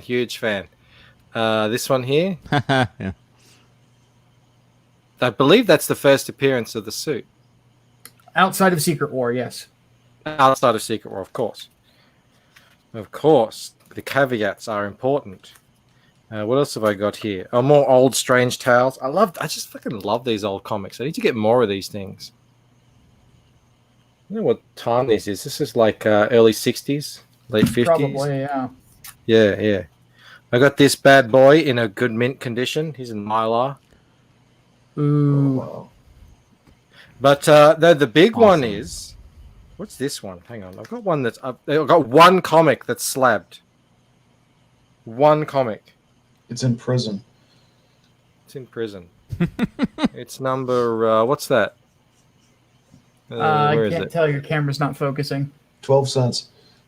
21. And it's a 7. I don't know why I've got that. I don't like slabbed comics. Something, I don't know. I never grew up with slabbed comics. But no, I won, well, I didn't win. I came second in a poker competition. How old was I? 26, 27. I came into a whole bunch of money. And I thought, well, what's the one thing I've always wanted since I was a kid? Are you ready for it? Go for it. Oh, man. Wow. Check out the quality of this thing. Oh. Incredible. Do you know how I got it? How? You saved Killed your a money man and and you took stole it. it. There's a coupon cut out of it. So it's like CGC will automatically grade it down to like 1 or something. Yeah. Oh. But fuck it, I don't fucking care. Like Yeah. That's when I was a incredible. kid, this comic was just like I would literally dream of this thing. And to own it was just friggin' amazing. So yeah, as soon as I got into a bit of cash, I was like, fuck, absolutely. And I went on the hunt and I found a guy who needed to get rid of it. He was needed to sell it. I wanted to buy it. And yeah, we exchanged communications and yeah, I've had this for like 10 years now. And it's my prized possession. Fantastic. How cool is that? It's Incredibly. awesome. I'm one of the things that I'm really sad that I lost in our apartment fire a couple years ago was my Daredevil #1. Do you know what was cool? Actually reading that thing. I even got... I'm such an idiot. Like I got physically out some reading it. gloves, like some cotton gloves, because I didn't want to mess with it. Mm-hmm.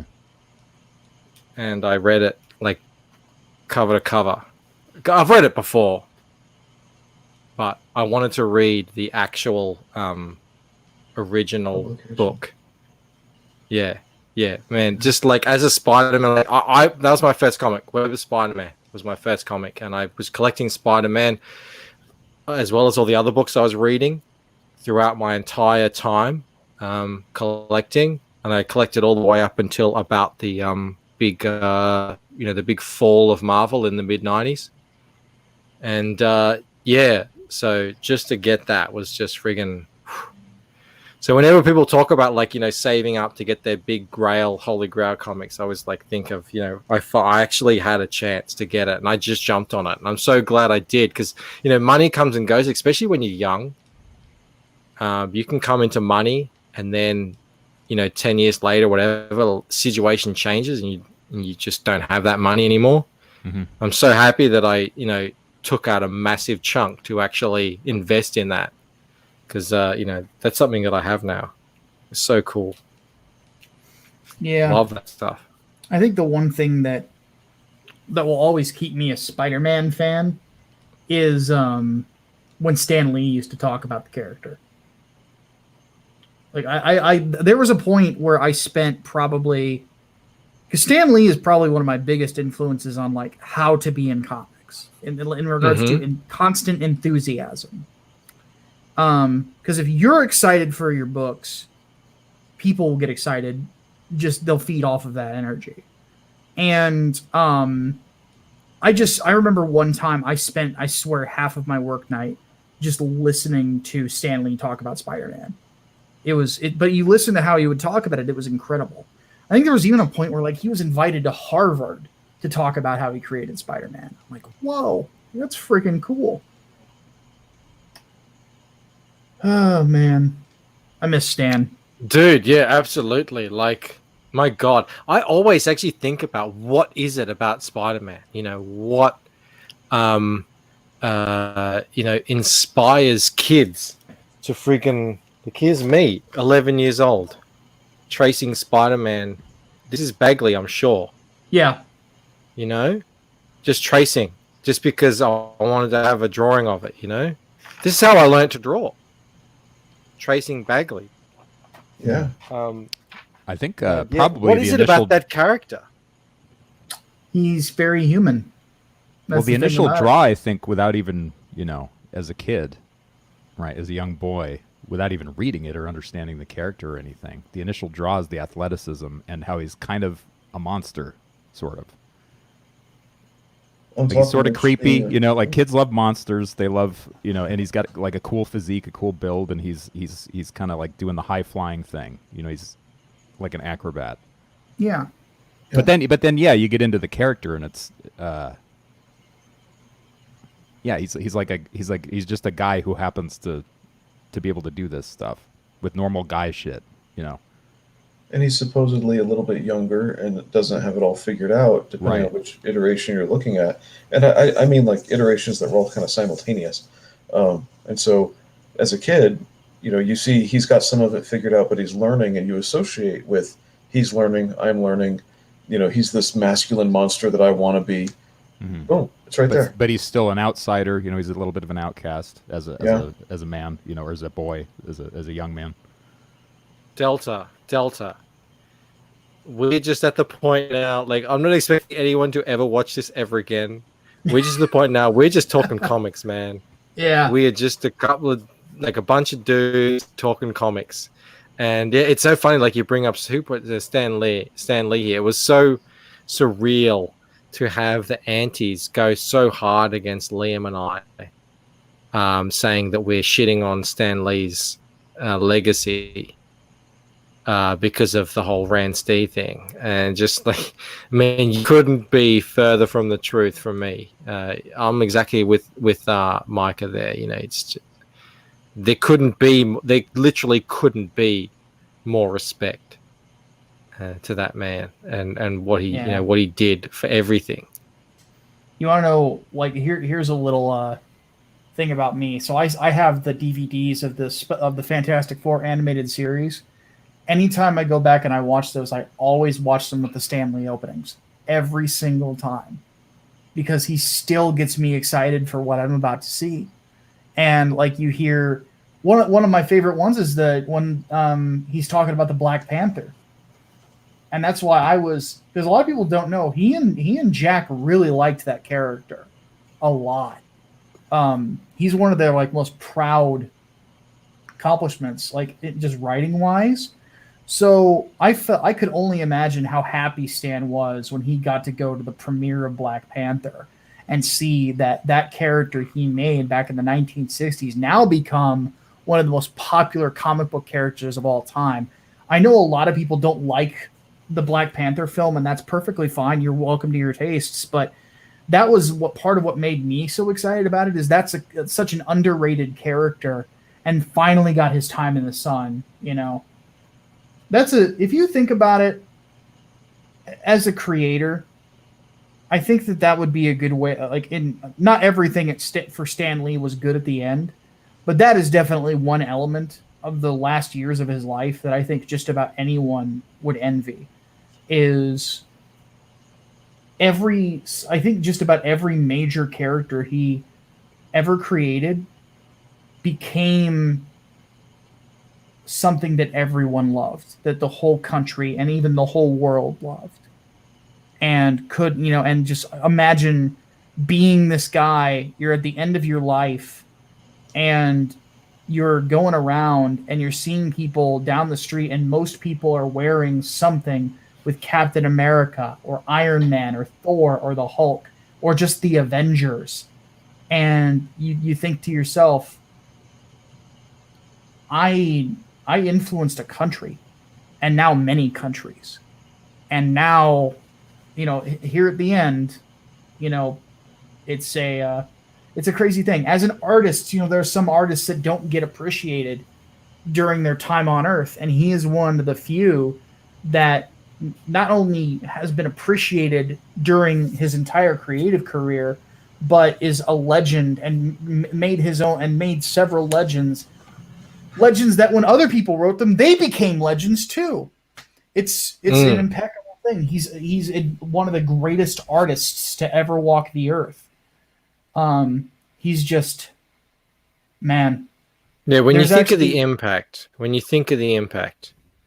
it really is unparalleled in terms of, creative fiction writing and giving this gigantic rebirth to the hero. Because it didn't have to go that way at all. It wasn't going to go that way.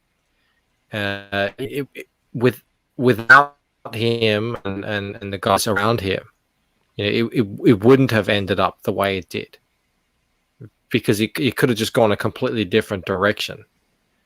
He saw what needed, what was, could be done and what needed to be done. And friggin' hell, man. Yeah, you're exactly right. Just imagine. I can't even imagine, actually. I can't imagine what it would be like to be someone like that and have that level of influence on popular culture and storytelling and just the direction. It really blows the mind. The foreword for the director's cut of Inglewood is actually called Thank You, Stan Lee, and goes through sort of his influence on my life as a creator. And I owe him a lot. He made me want to be a creator because I saw him just when I was a little boy, just talk about these characters and his philosophies in writing and things like that. And it just made me want to be like him. And then there's been little things that have rekindled my love in comics, and Stan Lee is always a part of it, that made me want to write them. Like I first saw Mallrats when I was in college, and there was something about Stan's conversation with Brody in that movie that made me want to make comics, and then later on, some of the MCU cameos, same thing. And it's like, God, that is so incredible. So that's like the one thing.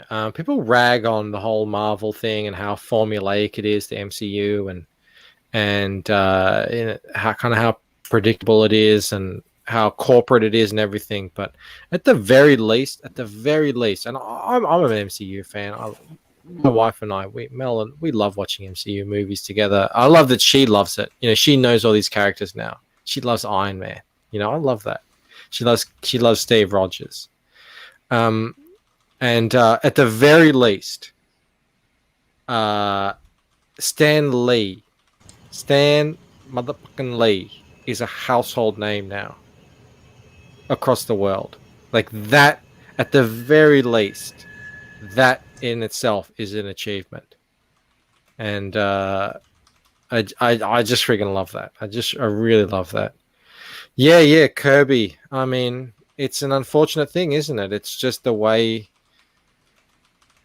the world works. It's the way celebrity works, you know, isn't it? I mean, we will always acknowledge Kirby as comic book people. Ditko as well. Yeah. Kirby, in a lot of ways, was very ahead of his time. You know, it's just Stan Lee was such a personality. He was a tour de force that he was destined to kind of be the front man of the band, so to speak. But you know, we'll always know, and comic people will always know what was going on there, and how, you know, it's not just one person, obviously, kind of creating all this on his own. But yeah, Raptor Jesus is right as well. Like, these kind of people, they only come around maybe not even once in a lifetime, maybe once in, you know, 150 years. Like, when was the last time there was a president like Abraham Lincoln? You know, these people, they come around very rarely. And, you know, they do change the course of history, and they have that lasting effect. Epoch. Once an epoch, exactly. Guys, this is a freaking 8.5 hour stream. This is like 3 different streams. It is 3 different streams. You're right. This is crazy, guys. We're literally gonna have to finish it up, because this is getting beyond the pale. Alex is still here. Alex is still like, how did you guys stick with me this whole time? Seriously, this is insane. Well, Alex asked. It was easy. My sleep was really all messed up the other night, and all day leading into this, and so sure, I'm awake. No, I have a sneaking suspicion you had like a 2-hour nap in the middle of all this, Blue. You just put yourself on mute and you fell asleep. You got a power nap or something. No, we're not going for 10. We're not going for 10 double fish. This maybe I'll do one of those crazy 24-hour streams. That I don't know though. That I'm just saying, talking off the top of my head now. No. This has been long enough. You guys have been incredible. Like, we still got people in here. Yes, Liam, I will show the Lucent. Don't you worry about it. I'm building up to it. Thank you. I hope you're feeling well, man. We were worried about you for a moment there. We got some of your mates to check in on you. Yeah. I used to look at that and think, God, is he still streaming now? And I've got people coming in saying, yeah, you guys still streaming? What the hell? But look, I actually have to, you know, sleep, because I got to work tomorrow. I'm pretty drunk right now. I'm so grateful that you guys have stuck with me. This has been a really fun conversation as well. I've really enjoyed clean this. up after his rats. I do. The rats are all dead. We still got 30 friggin' people in here. Unbelievable. That's like, I hate to shut it down when there's people still here, but I guess I have to, you know, pull the plug out at some point. The Lucent. Alex was asking, I was on sort of 200 backers just recently. How the hell did we get to 251 backers? Well, Comicsgate did its thing. You guys came out. Mike is here. He's come out. Liam came in here, and Liam was he was like a orange fire. And he brought the people in, and he did the streamception. And he was, I mean, you got to go back. This is going to be Comicsgate lore, I swear.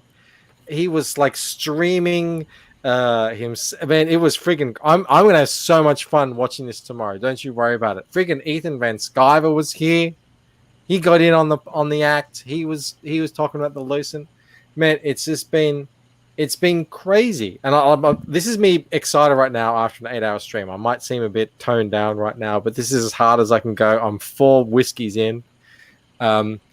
It's been crazy. The only way you can do this is one at a time, talking to the backers, talking to the fans. You guys in the chat have been amazing. You've been part of this conversation. I feel like you've been in here with us on the stream, talking to us. It's amazing. Hail everyone who's come onto the show. Who have we had? We've had Poland. We've had Smiling Bandito. We've had Blue Samurai. We've had Micah Curtis. We've had Liam Gray. We've had Phil Diaz. We've had Matt Fitzgerald. Thank you so much, guys, for joining me here to close out the first 30 days of the Lucent. It's been a wild ride, and I can't wait to see how far this baby can fly over the next 30 days. Finally, this abomination of a comic book is put out of its misery. Saints preserve us. If you haven't subscribed to Planet Tobor, you want more of that? Go check out his videos, man. Oh my god, I can't. Anyway, thank you to everyone who's been a part of this. I love you all. You know who you are.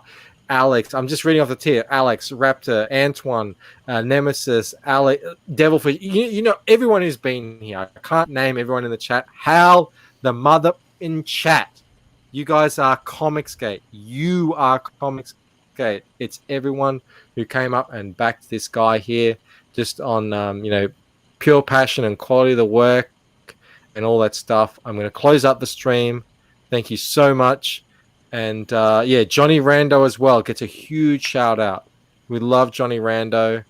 250 backers. Let's see if we can how high this bad boy can fly. All right, guys. Thanks so much for being here, and I will see you next time. Congratulations, you hack.